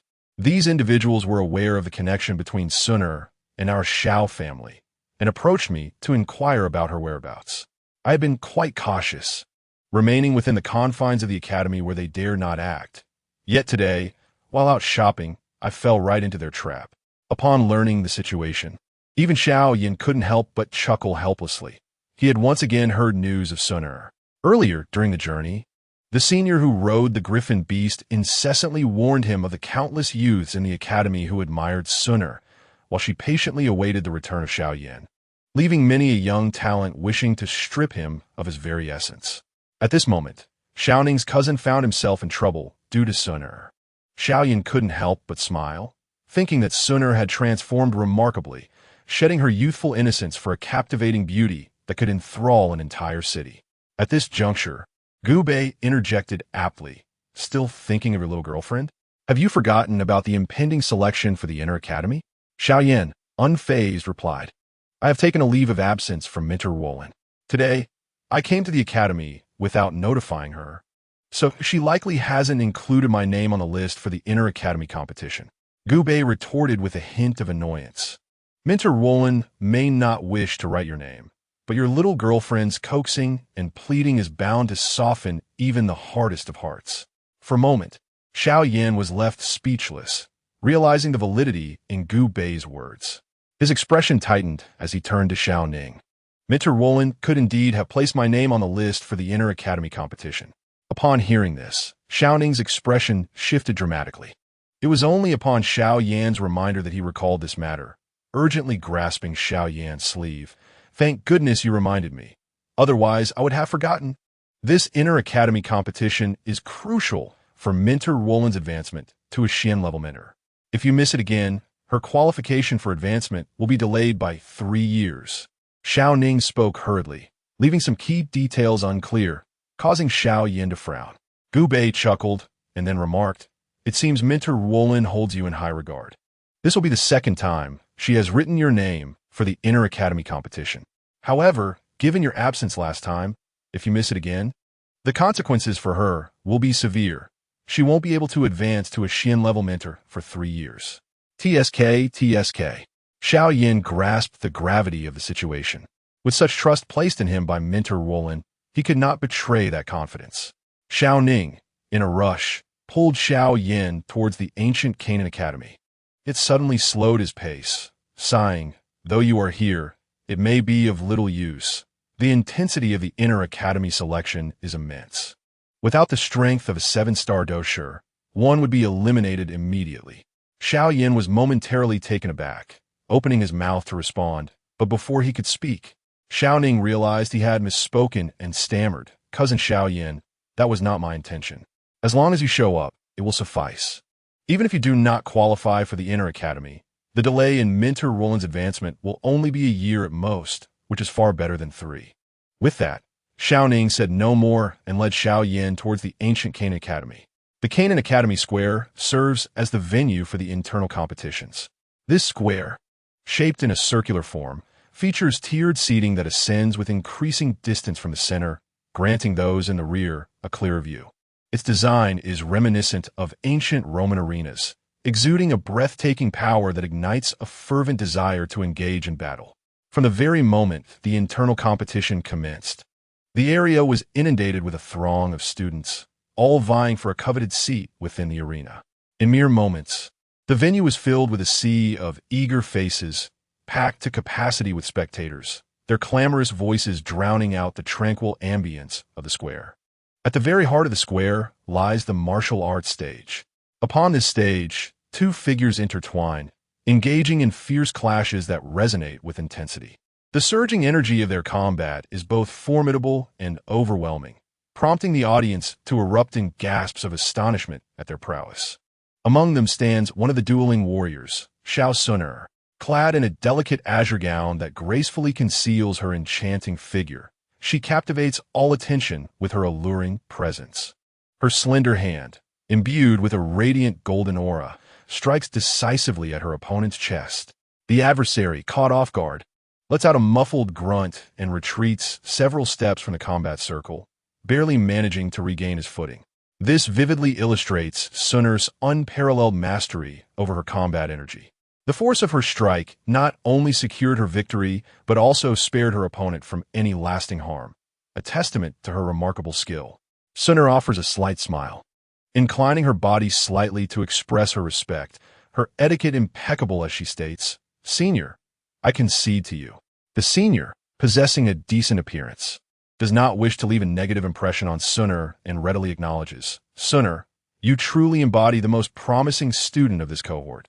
Your strength is indeed formidable." After speaking, he casts an admiring glance at the ethereal figure of Suner in her azure attire, only to find that her gaze is solely filled with respect for him, devoid of any other sentiment. With a sigh, he descends from the stage. The referee promptly declares, "In this match, Suner is victorious." With her triumph, the audience's fervor escalates, their eyes ablaze with admiration as they witness Suner effortlessly vanquishing her opponent, her demeanor exuding grace and prowess.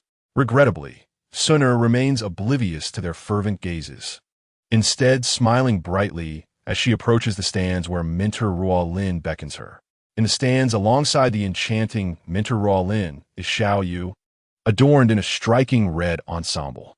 Her pair of long legs, as always, leaves a lasting impression, even though they are encased within her trousers, their elegance undeniable, drawing the attention of many. Xiao addresses Suner, saying, "Suner, you are truly becoming more formidable, defeating Mo1, a rare powerhouse from the outer. With such ease suggests you will undoubtedly gain entry into the inner." Suner responds with a gentle smile, "I hope so." It appears that Suner is not overly saddened by the prospect of advancing into the inner courtyard.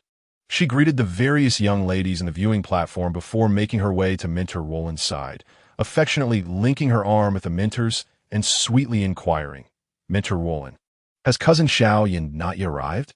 Chapter 73. What harm is there in borrowing your body?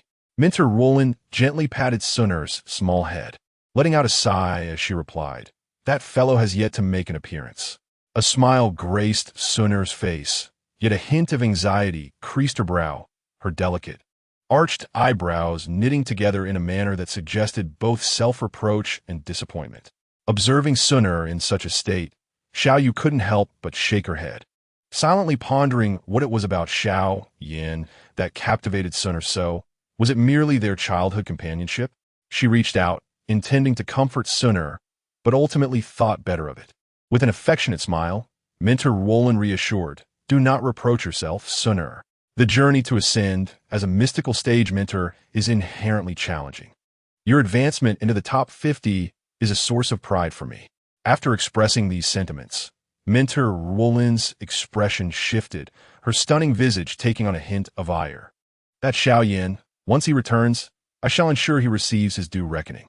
Just as Mentor Roland concluded her stern declaration, the judge within the square bellowed, "Contestant Xiao, please make your entrance." The volume of his voice eclipsed the clamor of the students in the square, yet no one ascended the stage. The judge had to amplify his voice further, calling out, "Contestant Xiao, please enter." This time, the sound reverberated throughout every corner of the square, yet still, no one appeared. An uproar ensued among the crowd, filled with derisive jeers and disdainful expressions. Having missed the previous event, and now this one as well, was it a deliberate act to use his absence as an excuse, knowing he was no match for his opponents? Some voiced their opinions directly, stating that such a person was unworthy of Suner, akin to a coward. If they were in his position, they would not dare to show their face before her again. From a specially designed viewing platform, a girl clad in a resplendent red dress, Huojia, rose from her seat, mockingly declaring, "Indeed, these loathsome men are utterly unworthy of Suner.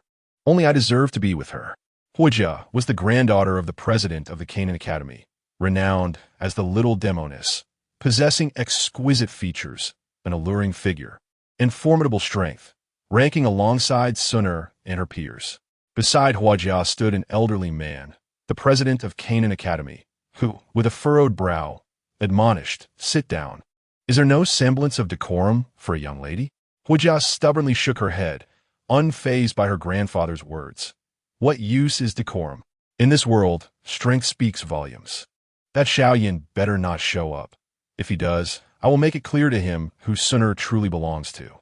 The president of Canaan Academy sighed in resignation, reflecting that while his granddaughter had many admirable qualities, her fixation was regrettably not one of them. It was simply unfortunate that Suner possessed such an irresistible charm.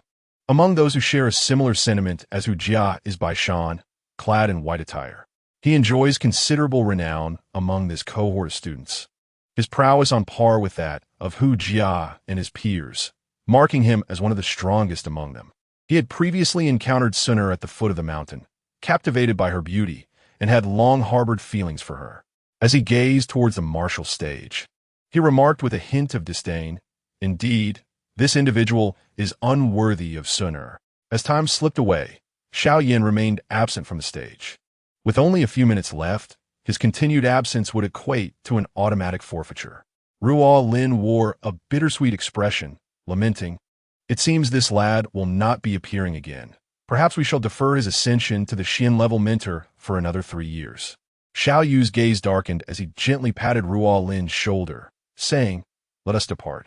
Ruo Lin rose, her eyes glistening with unshed tears, clearly still invested in the prospect of becoming a Xian-level mentor. The collective disappointment among their classmates was palpable. They sighed in unison and began to follow Ruo Lin away. Yet, Suner remained with her eyes closed, sensing an exhilarating presence amidst the vast square. She murmured, "He has arrived." Who? Who has come?" The departing Xiao Yu and his companions failed to catch her words and turned to inquire. However, the answer no longer required Suner to voice it.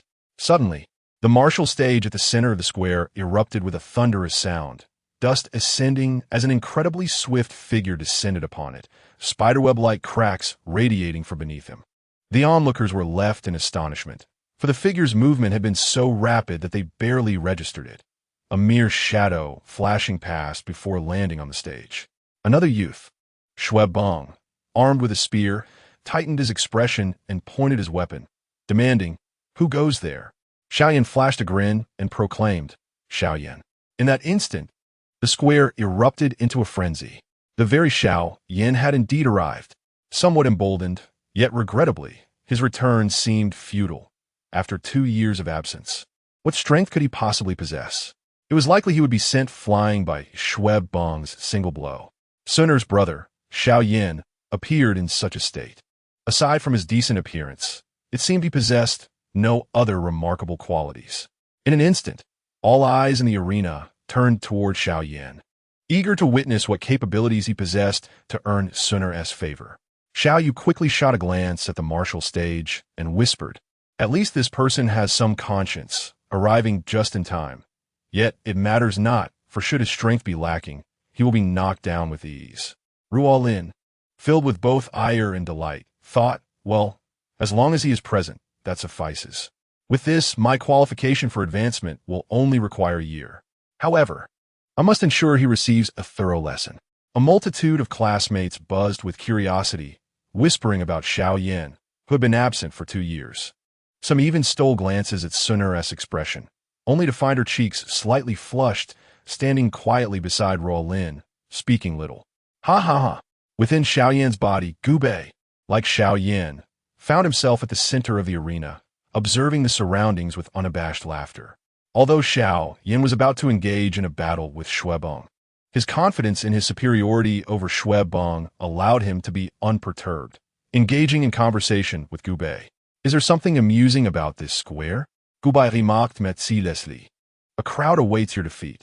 Does that not strike you as humorous?" Xiao Yin smirked. "You ought to be aware of my strength. Shui Bong is no match for me." Ignoring Xiao Yin, Gu Bei uttered 2 words. "One punch." The sudden declaration left Xiao Yin raising an eyebrow. "What do you mean?" "Let me inhabit your body. With a single punch, I can defeat this fellow and make it known that you are not to be trifled with." Xiao Yin fell silent, realizing that he indeed craved a vigorous battle to affirm his prowess. Such a victory would not only safeguard Sun Er, but also deter the petty from daring to offend him, thus averting unnecessary troubles. However, Xiao Yan's current strength, lacking the narrative of the 3-year agreement, while still among the Academy's elite, rendered the notion of defeating Shui Bong with one punch utterly impossible. After much contemplation, Xiao Yin inquired, Can you promise me not to take Bung's life? Gu Bei assured him, rest assured, I will not kill him. Xiao Yin smiled faintly. In that case, what harm is there in borrowing your body? Chapter 74. A punch thrown at that moment, Xiao Yin relinquished control. Observing this, Gu Bei's venomous form coursed through Xiao Yan's entire being, merging flesh and blood, and surging forth with renewed power. Xiao Yan's original strength had reached the level of a great Dome Master at the third star, unrivaled among his peers. Yet at this moment, his Dou Qi boiled like steaming water, audibly bubbling as it ascended towards its zenith once more. Break for me! Gu Bei roared internally, his aura suddenly surging. Great Dome Master at the fourth star. Achieved. But Gu Bei narrowed his eyes, still feeling it insufficient. Forming a fist with one hand, he declared, break again. The gentle Dou Qi rushed through his meridians, incessantly stimulating the latent potential within his body. Great Dome Master at the fifth star. Achieved. A level of Great Dome Master of the fifth star surpassed even the top geniuses like Bai Shan and Hu Jia within the academy. However, Gu Bei remained unsatisfied, a glimmer of determination flashing in his eyes as he meticulously controlled the flow of Dou Qi within, mastering every part of his physique perfectly. At this moment, Gu Bei had truly completed his possession of Xiao Yan's body, and his power finally reached its pinnacle. Great Dome Master at the seventh star. An astonishing leap of 4-star levels from the third star. For Xiao Yan, such an advancement might require months of arduous training, but for Gu Bei, it was merely a single possession that resolved everything. Xiao Yan was profoundly shaken by this spectacle. He had anticipated that Gu Bei's possession would elevate his Dou Qi level, but to this extent was simply astounding. This fellow is nothing short of a monster. Fortunately, there exists a semblance of camaraderie between us. We are friends, not foes. Xiao Yan is acutely aware of Gu Bei's formidable strength. Yet this does not imply that the rest of the academy recognizes the might of Gu Bei. They have long harbored resentment toward Xiao Yan for winning the affection of Sun Er. Now, witnessing Gu Bei, the so-called turtle, finally daring to emerge and compete in the inner courtyard, the entire plaza erupts with jeers directed at Xiao Yan, eager for Gu Bei to descend into the arena.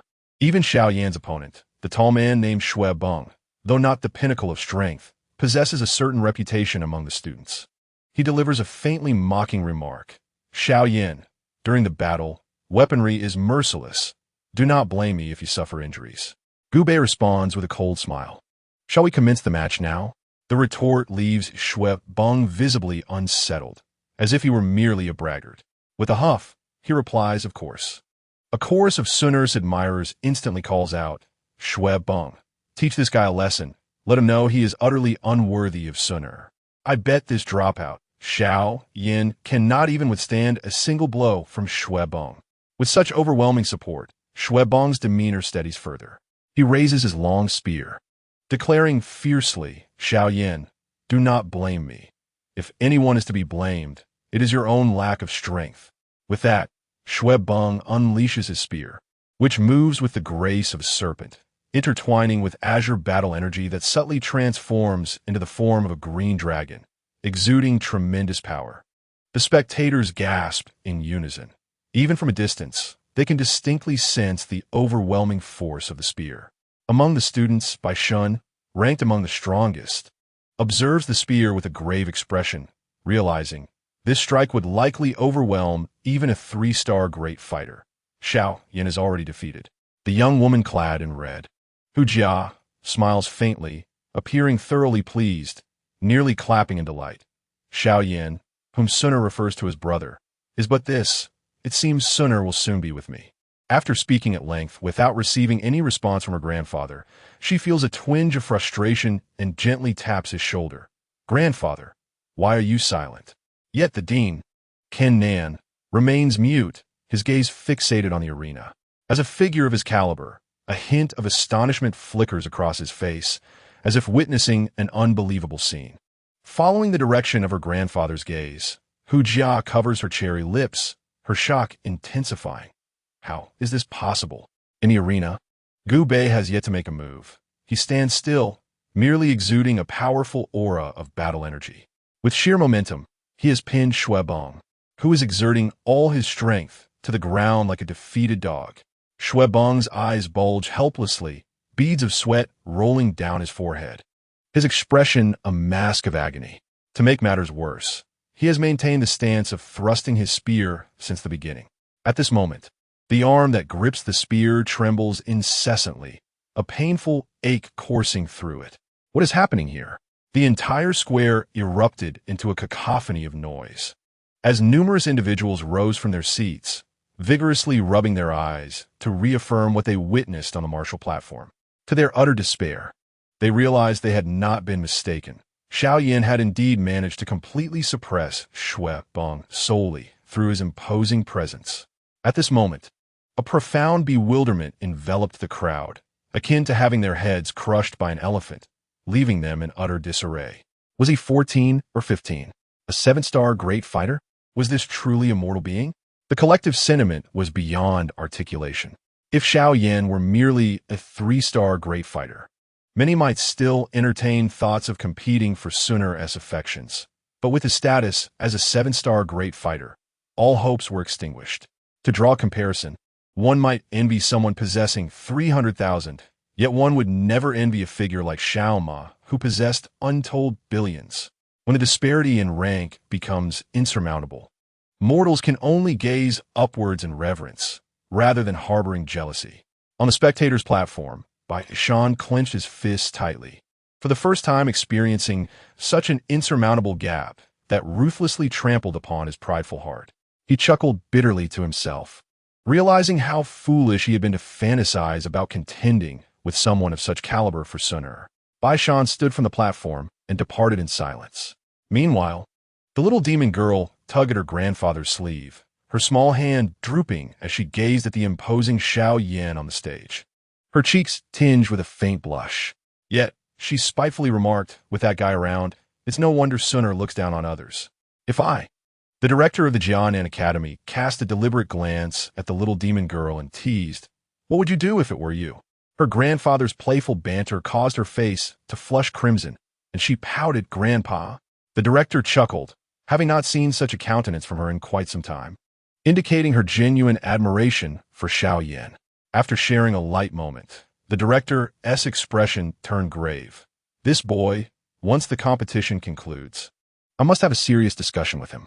The importance the director placed on Xiao surpassed all else, for the talent he exhibited was sufficient to position him at the pinnacle of the continent. Gu Bei's expression was noted by many, filled with awe and trepidation. Yet, Gu Bei remained unfazed, his fingers clenched into a fist, his eyes shimmering with determination as he unleashed a powerful punch. In Chapter 75, Inheriting Xiao Skills, Gu Bei concentrated all his fighting spirit, which resonated through his meridians like a raging river teeming with dragons and serpents. The fighting energy transformed into layers of dark force, culminating in 9 distinct streams, all converging into Gu Bei's robust fist. The brilliance in his eyes became almost palpable, and with a voice resonating with authority, he declared, 8 extremes burst.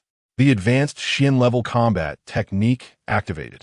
With a powerful push from one leg against the ground, the already cracked earth trembled violently, scattering debris into the air. In the next instant, Gu Bei vanished from his original position, propelled by the tremendous rebound force from the ground, hurtling towards Xuebong. The fist of the 8 extremes burst collided directly with the extraordinary shaft of the long spear. Boom! A resounding explosion echoed across the training ground, a powerful shockwave engulfing the arena in a cloud of dust and debris. Within this cacophony, 9 faint, inaudible sounds emerged, signifying the 9-fold dark force of the 8 extremities collapse. No, it was more than just 9 folds. It might have transcended that limit, reaching a level of unparalleled mastery. From the swirling dust, a figure swiftly emerged, blood spilling from his lips, clenching a green spear that had been brutally shattered by sheer force. With a thud, Xuebong collided against the stone wall of the plaza, finally halting the relentless impact. He collapsed to the ground, consciousness intact, though his body was racked with excruciating pain. It was a single punch, just one punch, Gubei had defeated Xuebong. No, it was not merely a defeat. He had obliterated Xuebong's spear with that singular blow. Possessing formidable cultivation, he had also honed a powerful combat technique to an invincible level. A collective gasp filled the venue. All present were struck by awe as they beheld Xiao Yin amidst the dust, resembling a war deity in their eyes. Gubei, at the very center of the training platform, surveyed the commotion he had incited, indifferent to the astonished gazes of the mortals around him. He smirked disdainfully, turning his attention instead to the myriad of skills he had acquired from Xiao. The Earth-level low-tier combat technique, Flame Division and Wave Devouring, was a formidable offensive technique imparted to Xiao by Yao Lao. When combined with the heavy Xian and fighting spirit, it could unleash tremendous power, becoming one of Xiao ultimate trump cards. The Xian-level high-tier technique, Eight Extremities Collapse, allowed one to harness the eightfold dark force within any part of their fist or body and unleash it in a sudden burst, delivering an attack power exponentially greater than before. This technique was precisely what Gubei needed. When combined with the chaotic body of the Saint Son of Radiance, it could easily shatter the physical form of any opponent of equal rank. The flying combat technique, Eagle's Wing, was a rare skill discovered by Xiao and Xiao Yixian after their fall from a cliff. Upon seeing this aerial technique, Gubei felt a twinge of regret. He had arrived in the Dopo world too late and had not encountered Xiao Yixian. She possessed the rare and formidable poison body, which, if devoured by the indomitable heavenly art, would yield immense benefits. Next was the Heavenly Fire 3 Mysterious Transformations, a secret technique of the Burning Flame Valley, which Xiao fortuitously learned. Each type of could undergo a transformation. For instance, Xiao had transformed the Blue Lotus Earth Heart Fire into its first form, significantly enhancing his strength, but subsequently leading to severe fatigue. This technique was of little use to Gubei, as he lacked any. He had no intention of seizing them from Xiao. His power system was derived from the system itself, rendering the cultivation of fighting spirit unnecessary. Acquiring would not provide substantial benefits. Similarly, the Fire Buddha's Wrathful Lotus was a skill Gubei possessed but could not execute. The might of the within Xiao was undeniably the strongest, yet there was no need for Gubei to tread the same path as Xiao. He possessed skills from myriad worlds and could undoubtedly craft his own ultimate configuration. Gubei had long resolved the path he intended to take, showing no inclination to covet the journey chosen by Xiao. Moreover, Gubei was pleasantly surprised by the advancement of his burning technique, which, after assimilating with Xiao, had finally ascended to the intermediate level of the mysterious tier. This limitless method of growth was destined to reach even loftier realms. Gubei brimmed with anticipation, believing that this technique would become his second formidable weapon after the chaotic body. However, what Gubei did not foresee was that Xiao had still not cultivated the 3,000 thunder movements. The primary objective of Gubei's visit was to obtain the 3,000 thunder movements from Xiao, enabling him to vanquish all giants within the divine battlefield. It seemed imperative to find an opportunity for Xiao to hone this skill. Having clarified these thoughts, the referee beside the martial arts platform finally emerged from his astonishment. He swallowed hard, gazed deeply at Gubei, and proclaimed loudly, "In this battle, Xiao is the victor." With the verdict pronounced, the entire square returned to its senses from the earlier shock, the noise gradually resurfacing as the crowd began to whisper. Their discussions centered around Gubei at the heart of the platform. Just then, a charming girl clad in azure garments sprinted onto the martial arts stage, and like a returning swallow, she leaped into Gubei's embrace, burying her little head against him as she softly uttered, "Brother Xiao." This girl was Sun Er, who had never exhibited affection for males in the past, her upbringing instilling in her a sense of decorum and restraint. However, after 2 years without seeing Xiao, her longing had reached its zenith, resulting in an overwhelming outburst of emotion as she flung herself into Gubei's arms in front of an audience. This scene incited a wave of envy among the onlooking males, their teeth nearly grinding with jealousy, even though they understood they could not compare to Xiao. Witnessing Sun Air's deep attachment to him reignited their envy, prompting them to wish to confront Xiao Yan directly. Yet, in reality, the figure before them was not Xiao Yan, but Gu Bei. Embracing the soft young girl, he, as a symbiotic entity, had long since lost any fondness for human females. Nevertheless, driven by a mischievous impulse, Gu Bei decided to manipulate Xiao Yan's body to discreetly pinch Sun Air's petite backside. This action caused Sun Air to flush a vibrant crimson, her body seemingly weakening. Her face ablaze as she playfully chided Brother Xiao Yan. Gu Bei, unperturbed, promptly allowed Xiao Yan to reclaim control of his body. Eager to observe how Xiao Yan would explain the recent incident of impropriety. Surely, it would be quite a spectacle. Indeed, once Xiao Yan regained control, he was momentarily taken aback, sensing Sun Air's mixture of shyness and indignation, eliciting a bitter smile within him as he wondered whom he had offended. However, Xiao Yan was not foolish. Embracing the philosophy of a dead pig is not afraid of boiling water, he playfully squeezed Sun Air's curvy form again, reasoning that this would not constitute a baseless accusation. Only when he met Sun Air's reproachful gaze did he withdraw his hand, a wry smile appearing at the corner of his mouth. It seemed that the good times had come to an end, and he would soon find himself kneeling on a washboard. Their public display of affection further incited discontent among their fellow students. In the stands, the young girl in red, Hu Jia, was engulfed in a whirlwind of emotions, oblivious to the fact that her grandfather had already risen and was making his way toward the martial arts platform. As Chapter 76 unfolds, at the edge of the elevated seats in the square, there were steps designed for walking.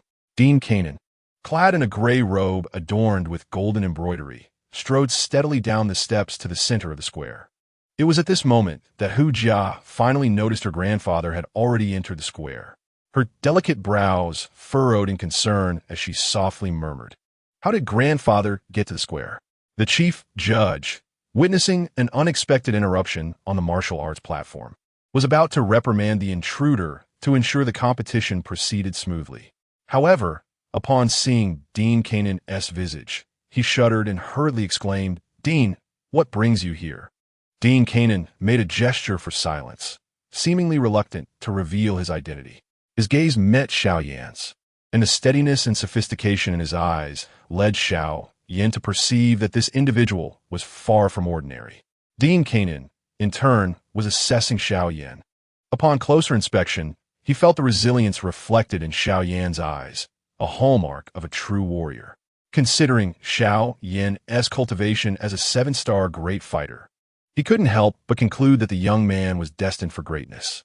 After a moment of contemplation, Dean Kanan slowly spoke. "Xiao Yan, I have something to discuss with you."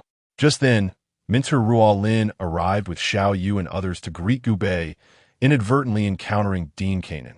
A look of astonishment crossed her smiling face as she asked, "Dean, what brings you here?" Dean Kanan smiled faintly, replying, "Minter Ruolin, you have truly raised an exceptional student." Minter Ruolin was momentarily speechless. Xiao Yan had taken a 2-year hiatus from his studies, and he was not her doing. The atmosphere grew somewhat tense. Xiao Yan spoke with composure, suggesting, "Perhaps we should return to the stands to converse." This seemed more prudent. The group made their way back to the stands, and Sun Air slipped from Xiao Yan's embrace. Her cheeks flushed as she shyly hid behind Minter Ruolin, appearing adorably bashful. Upon reaching the stands, Dean Kanan finally revealed his intentions. He addressed Xiao Yan, saying, "Your strength is evident to all. Hence I have decided to allow you to join the inner sect directly, bypassing the customary competition. Furthermore, I will grant you the opportunity to select a combat technique from the library, and your mentor, Ruolin, will also be able to advance to the rank of Xian level mentor." As soon as this promise was made, Mentor Ruolin's breath quickened, her chest rising and falling visibly, betraying her excitement. She had longed to become a Xian level mentor, and now the opportunity lay before her. How could she not be thrilled? The other young women looked on with envy at Xiao Yan. Entering the inner sect typically required undergoing a rigorous competition, a stringent rule of the academy. Yet, the dean himself had personally waived the regulations, allowing Xiao Yan to enter without contest and rewarding him with privileges typically reserved for the top contender. While such a competition would have been a mere formality for Xiao, the dean's attitude underscored his profound regard for him. Even the enchanting Xiao, upon hearing the content, could not help but lean in and whisper softly into Xiaoyan's ear, "You truly are the epitome of good fortune."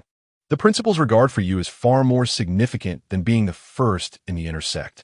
Xiaoyan intended to respond, but was momentarily distracted by Xiao Yu's long legs, inwardly marveling at her allure. It was this hesitation that prompted Gu Bei, residing within Xiaoyan, to advise, "Do not acquiesce just yet."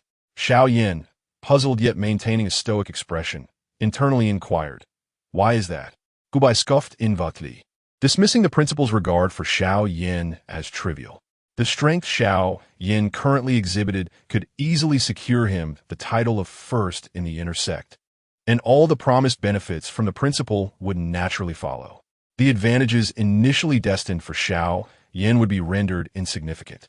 As for the notion of being valued, Gu Bei felt even more disdain, believing that if the principal genuinely valued Xiaoyan, he would have recognized his potential long ago, rather than only now. In summation, Gu Bei was fairly certain that the principal feared Xiaoyan's exceptional abilities might disrupt the upcoming competitions, thus intending to expel him from the trials.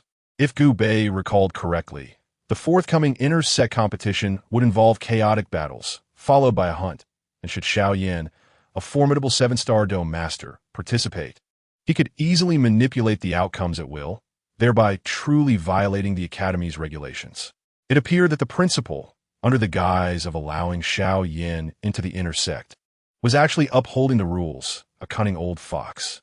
Gu Bei, initially troubled by the lack of opportunities for Xiaoyan to cultivate the 3,000 Thunder movement, now found an opportunity conveniently presented by the principal, allowing him to devise a strategy.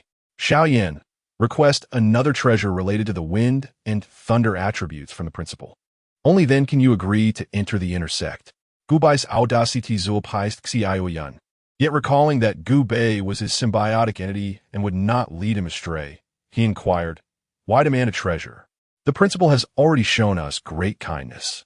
Gu Bei replied directly, "Do you not realize that your current strength can effortlessly secure the top position in the inter-sect competition, allowing you to manipulate the subsequent inter-sect activities at will?"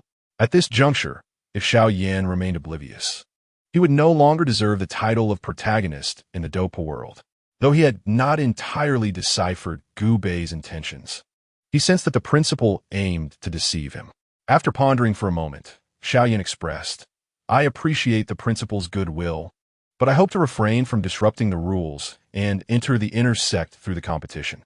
This tactful refusal gradually diminished the smile on the principal's face, as he scrutinized Xiaoyan's steady gaze, which seemed to pierce through all pretense. A sudden realization struck him. Could it be that this young man had discerned his intentions?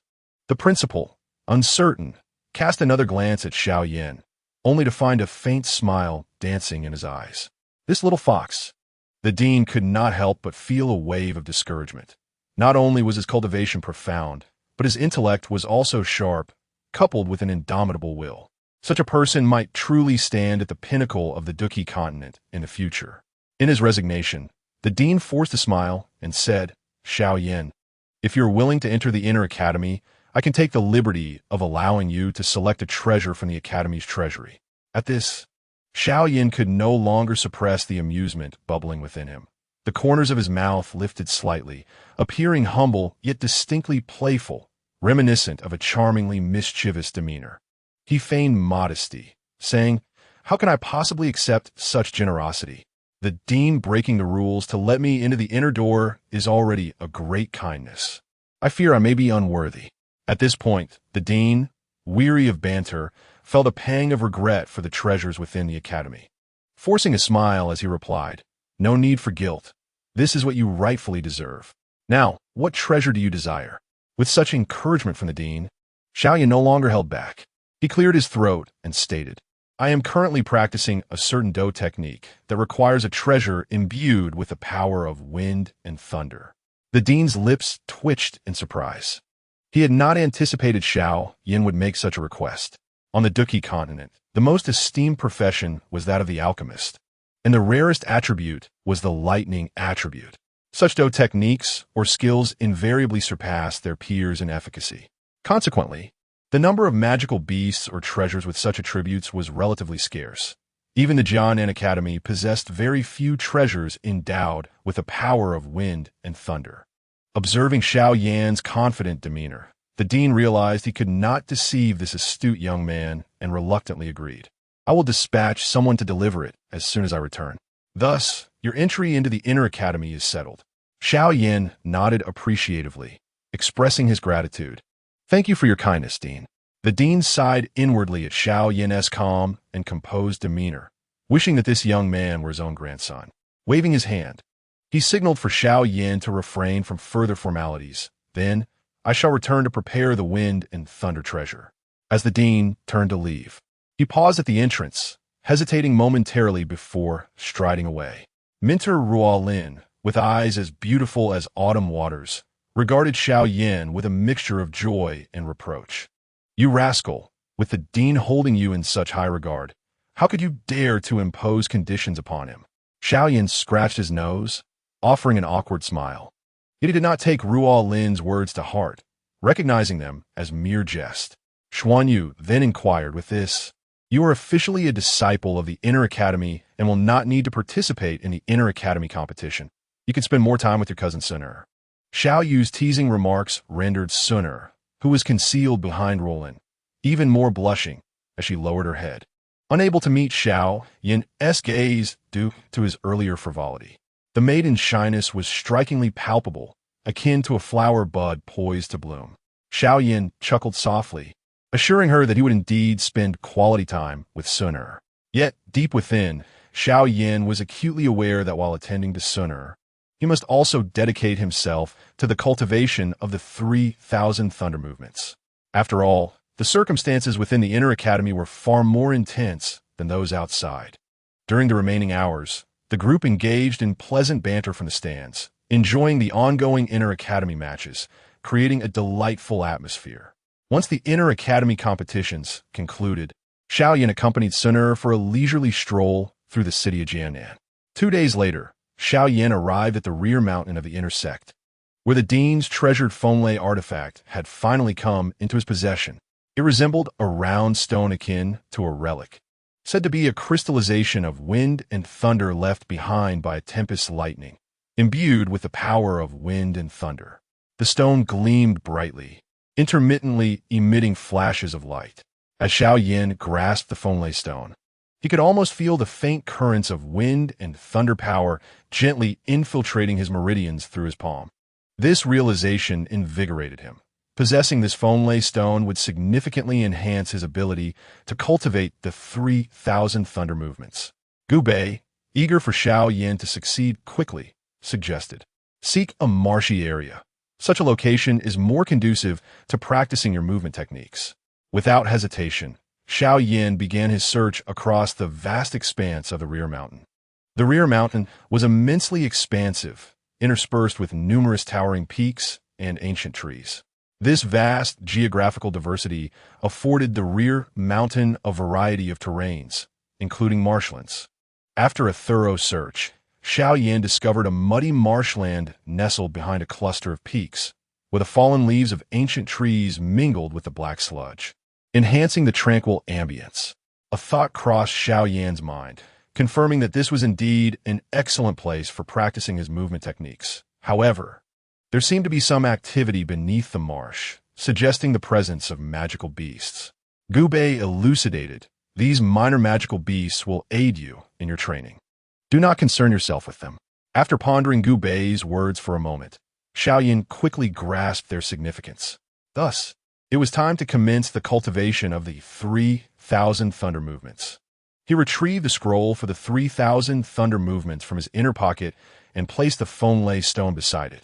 Before long, a swirling, luminous greenish-yellow wind and thunder power began to emanate, darting about like a lively thunder serpent, exhibiting remarkable agility.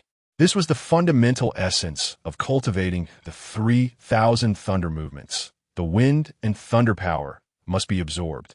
Only by harnessing this formidable energy could one integrate it into their fighting spirit, enabling swift movements akin to wind and thunder. However, the peril of absorbing this unruly energy was considerable.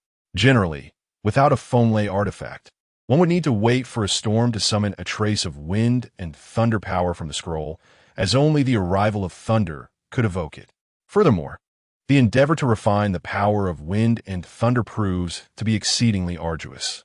Many disciples of the Wind and Thunder Pavilion, in their practice of the 3,000 thunder movements, have tragically perished in their attempts to harness this formidable energy, reduced to mere charred remnants. Xiao gazed at the flickering tendrils of wind and thunder power, his eyes unusually serene as he gradually released his soul force, endeavoring to draw this energy into his body. As an alchemist, Xiao soul force was markedly superior to that of his peers at the same cultivation level, augmented by the possession of a treasure of wind and thunder, rendering the tumultuous energy remarkably subdued to an extent that was nearly negligible. Though it moved with the grace of a spirit snake, it lacked the aggressiveness typically associated with serpents, persistently attempting to evade Xiao soul force without retaliating. In that moment, a profound sense of calm enveloped Xiao. It was fortunate that the symbiotic entity had granted him the wind and thunder treasure, for without it, the path to mastering the 3,000 thunder movements would be a formidable challenge. As Xiao persevered, the power of wind and thunder gradually inched closer to him, exerting a significant influence over his being. However, Xiao was no ordinary individual. The subtle currents of wind and thunder power stimulated his physical form, each surge accompanied by excruciating pain. Yet, he gritted his teeth, stubbornly enduring the torment. This scene deeply moved Gu Bei, who thought to himself, Xiao, dedicate yourself to mastering the 3,000 thunder movements, and I shall ensure this technique flourishes in the future. The ancient silver scroll, having lost a fragment of the wind and thunder energy, finally revealed its true form. From within the scroll emerged numerous energy figures, reminiscent of the Shaolin 18 bronze men, demonstrating an array of peculiar postures before Xiao. He endeavored to extend his soul force, yet could not fully grasp the profound meanings contained within. As the energy within the scroll was gradually released, the figures beneath their feet began to emanate wind and thunder power. They stepped upon the 7 stars, their movements solidifying, causing the very space around them to tremble. In an instant, the energy figures vanished from the scroll, shooting skyward with astonishing velocity, swift as lightning, leaving no room for reaction. In a deafening rush, they escaped the range of Xiao soul perception, seemingly on the verge of fleeing. Gu Bei squinted his eyes and urged Xiao, hurry, allow me to take control of the body. Chapter 78. The Secret Techniques of the Wind and Thunder Pavilion. Upon witnessing the fleeing energy figures, Xiao surmised that these entities were a protective measure employed by the Wind and Thunder Pavilion to safeguard their combat technique scrolls. Should these figures elude capture, he would inevitably confront the pavilion's pursuit before achieving mastery of the 3,000 thunder movements, an utterly disastrous predicament. Even with Xiao resolute temperament, a ripple of concern coursed through him. However, in an instant, he managed to calm his mind and acquiesced to Gu Bei's request, relinquishing control of his body. Seeing Xiao compliance, Gu Bei grinned broadly and seamlessly occupied his form. This marked Gu Bei's 3rd instance of possessing Xiao, and he navigated the latter's body with ease. In the blink of an eye, he fully commandeered Xiao's physique, enhancing his strength to the level of a great fighter at the 7 stars rank. With a fleeting glance, Gu Bei focused intently on the energy figures that harnessed the power of wind and thunder. These entities, imbued with strands of this elemental force, exhibited astonishing speed. Were it not for the activation of the mystical scrolls through secret methods, they would emerge from the scroll one by one, transmitting information from this location. This was a safeguard established by the Wind Thunder Pavilion for their arcane techniques. At that moment, the energy figures had burst through layers of ancient tree branches, their immense energy aura causing a flurry of newly sprouted and verdant leaves to whirl about, as if the entire forest were trembling. Sensing the turbulence wrought by these energy figures, Gu Bei speculated that even a Do Wang might struggle to withstand the energy within them. The wind and thunder power beneath their feet rendered them undetectable by even a Do Huang. While these energy figures were not supreme beings, they were certainly beyond the capacity of an average Great Dome Master to handle. This revelation rekindled a sense of urgency in Xiao, who had released control over his body. He could not allow the news of the 3,000 thunderclaps to escape. Otherwise, not only would the Wind Thunder Pavilion come seeking him for the technique, but the blood sect of the Black Triangle would also pursue him. Given that this power had been acquired after Gu Bei had slain the son of the blood sect's leader, the forest was in chaos, and amidst this turmoil, Yao Lao had awakened early, having been vigilant nearby, fearing unforeseen complications. Indeed, complications had arisen. His soul power was immensely potent, fully commanding the actions of the energy figures. And he understood well that these entities were not within the control of an average Great Dome Master. He stroked his beard thoughtfully, recognizing that this matter would require his intervention. However, he decided to wait for the symbiotic entity to make its move first, planning to make a grand entrance and remind the symbiotic being who truly held the position of Xiao Yan's foremost elder. Yao Lao was filled with confidence, anticipating that Gu Bei would soon find himself unable to manage the situation, allowing him to step in and turn the tide. Yet, after observing the characteristics of the energy figures, Gu Bei, though initially serious, soon wore a subtle smile, as if everything had settled and he was brimming with assurance. Xiao Yan, sharing a body with Gu Bei, immediately sensed this confidence, stirring a flicker of curiosity within him. Could it be that this symbiotic entity truly possessed a method to deal with the energy figures? It seemed unlikely. After all, even possessing my body, he was still merely a Great Dome Master of the 7 stars. Could a Great Dome Master truly confront the measures of the Wind Thunder Pavilion? Xiaoyan harbored doubts about Gu Bei's capabilities, feeling quite perplexed. Meanwhile, Yao Lao stroked his white beard, equally puzzled by the source of Gu Bei's confidence. This young man, does he really have a way to contend with the energy figures? It seemed impossible. Even as a Great Dome Master, I would hesitate to confront them, let alone him. Gu Bei remained motionless, his gaze locked onto the energy figures in the air, and then he activated his trump card, the indestructible heavenly art. The fierce wind surged, blowing in from all directions towards Gu Bei, causing the ancient trees to sway incessantly in his direction, while the 10 blocks on the ground rolled uncontrollably towards him. Gu Bei's body trembled as strands of demonic energy coalesced into a treasure vial, hovering protectively above him. If the power belonged to a formidable warrior, it would be confined within its vessel, impervious to absorption.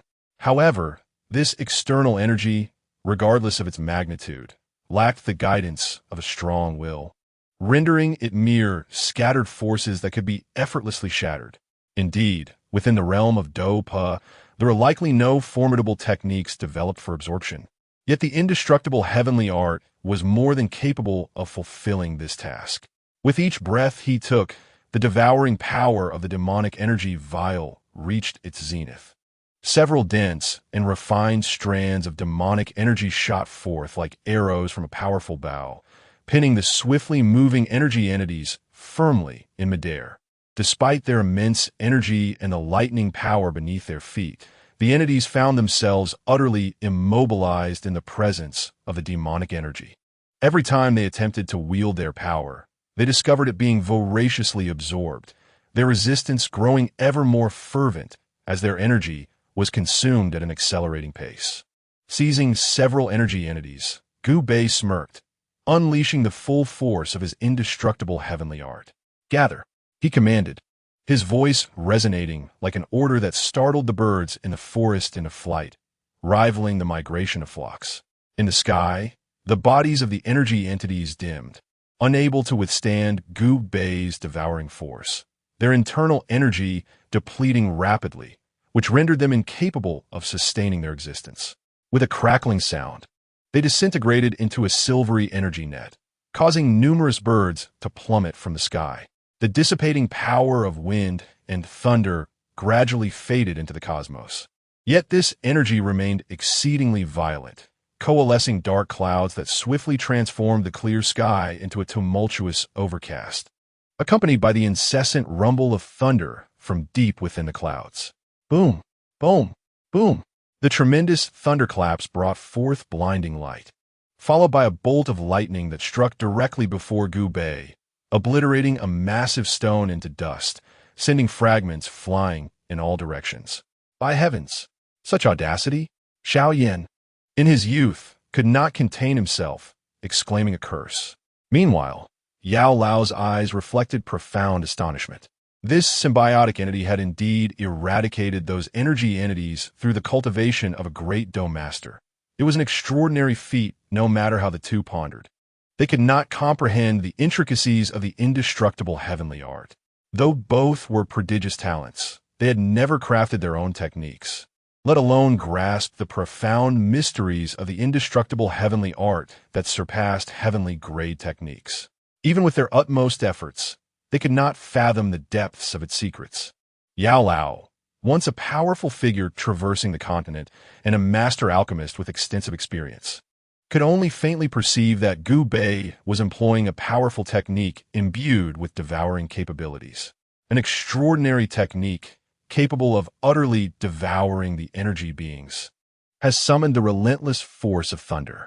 The ominous clouds above paint a vivid picture of the ferocity of this wind thunder power, should it strike a grand fighter.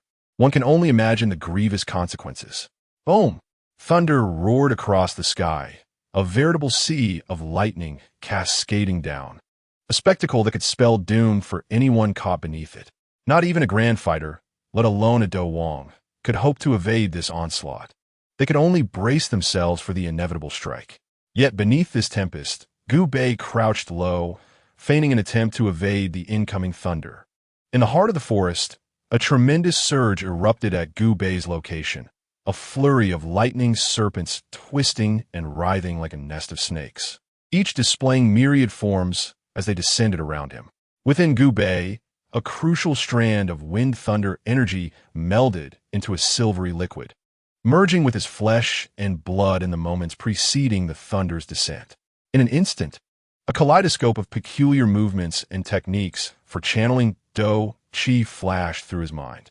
After showcasing these techniques, Gu Bei's body crackled with energy, and a silvery bolt of lightning emanated from his forehead, coursing through his form and engraving a remarkable realization into his body as a grand fighter.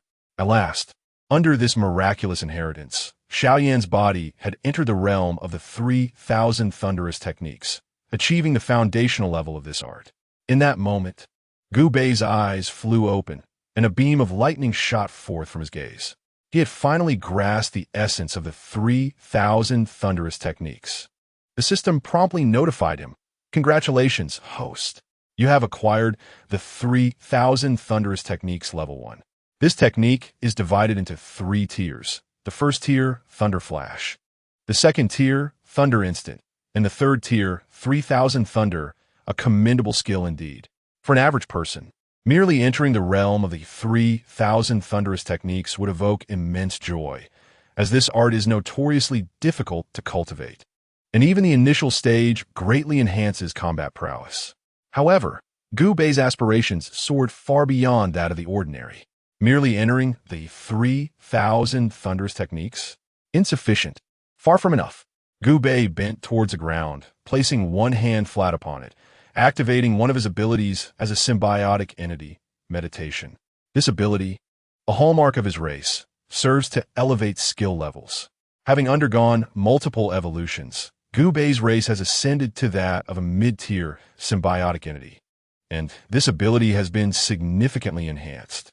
At this moment, as he invoked it, the secret energies of the universe flowed into Gu Bei's body like threads, visibly entering him at an astonishing pace, a slightly chilling aura coursing through his limbs and bones. Simultaneously, Gu Bei's mastery of the 3,000 thunderous techniques began to ascend. 2, 3, 4. In the blink of an eye, this skill had already reached level 8. At this level, it would take Xiao Yan at least 3 months of arduous training to achieve the mastery of the 3,000 thunder movements.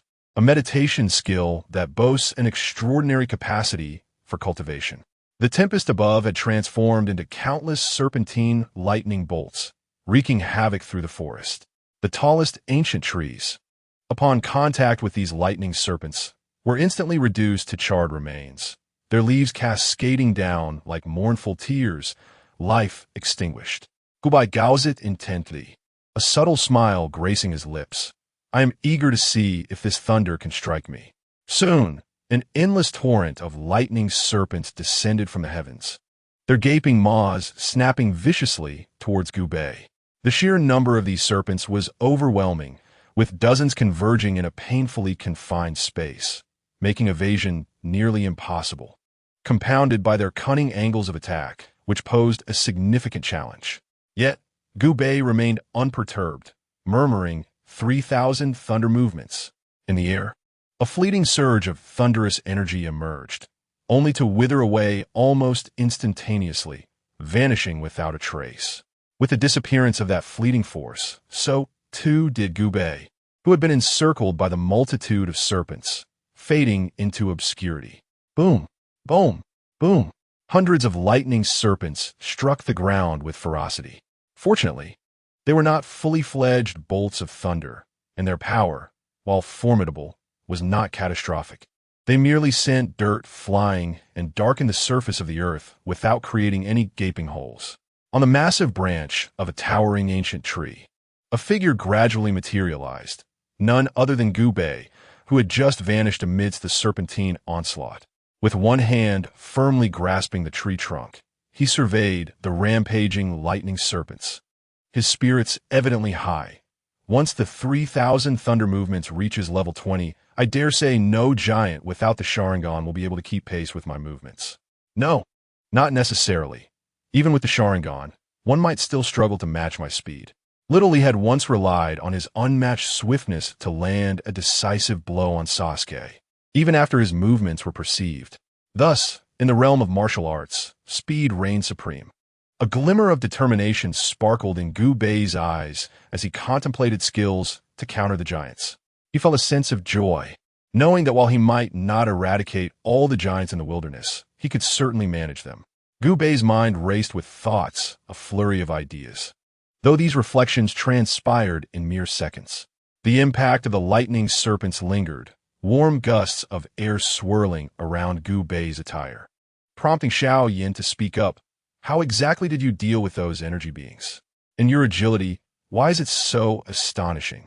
Xiao Yin, despite being in a state of disregard for his body, could not help but feel every movement distinctly. The ease with which Gubei dispatched the energy beings and evaded the lightning serpents left him feeling quite disheartened.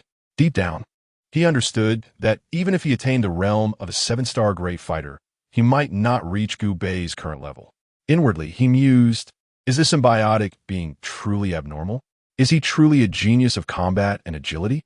Gubei had been contemplating the idea of positioning Xiao Yin as the principal figure in the world of Dopa. Thus, he did not treat the matter lightly. With a mix of sincerity and jest, he replied, indeed, my race possesses a unique ability to absorb energy, which enables us to manage energy entities. A voice filled with astonishment echoed, a race capable of absorbing energy? The venerable Yao Lao, appearing in his spiritual form with hair as white as snow, stroked his beard and regarded Gubei with curiosity.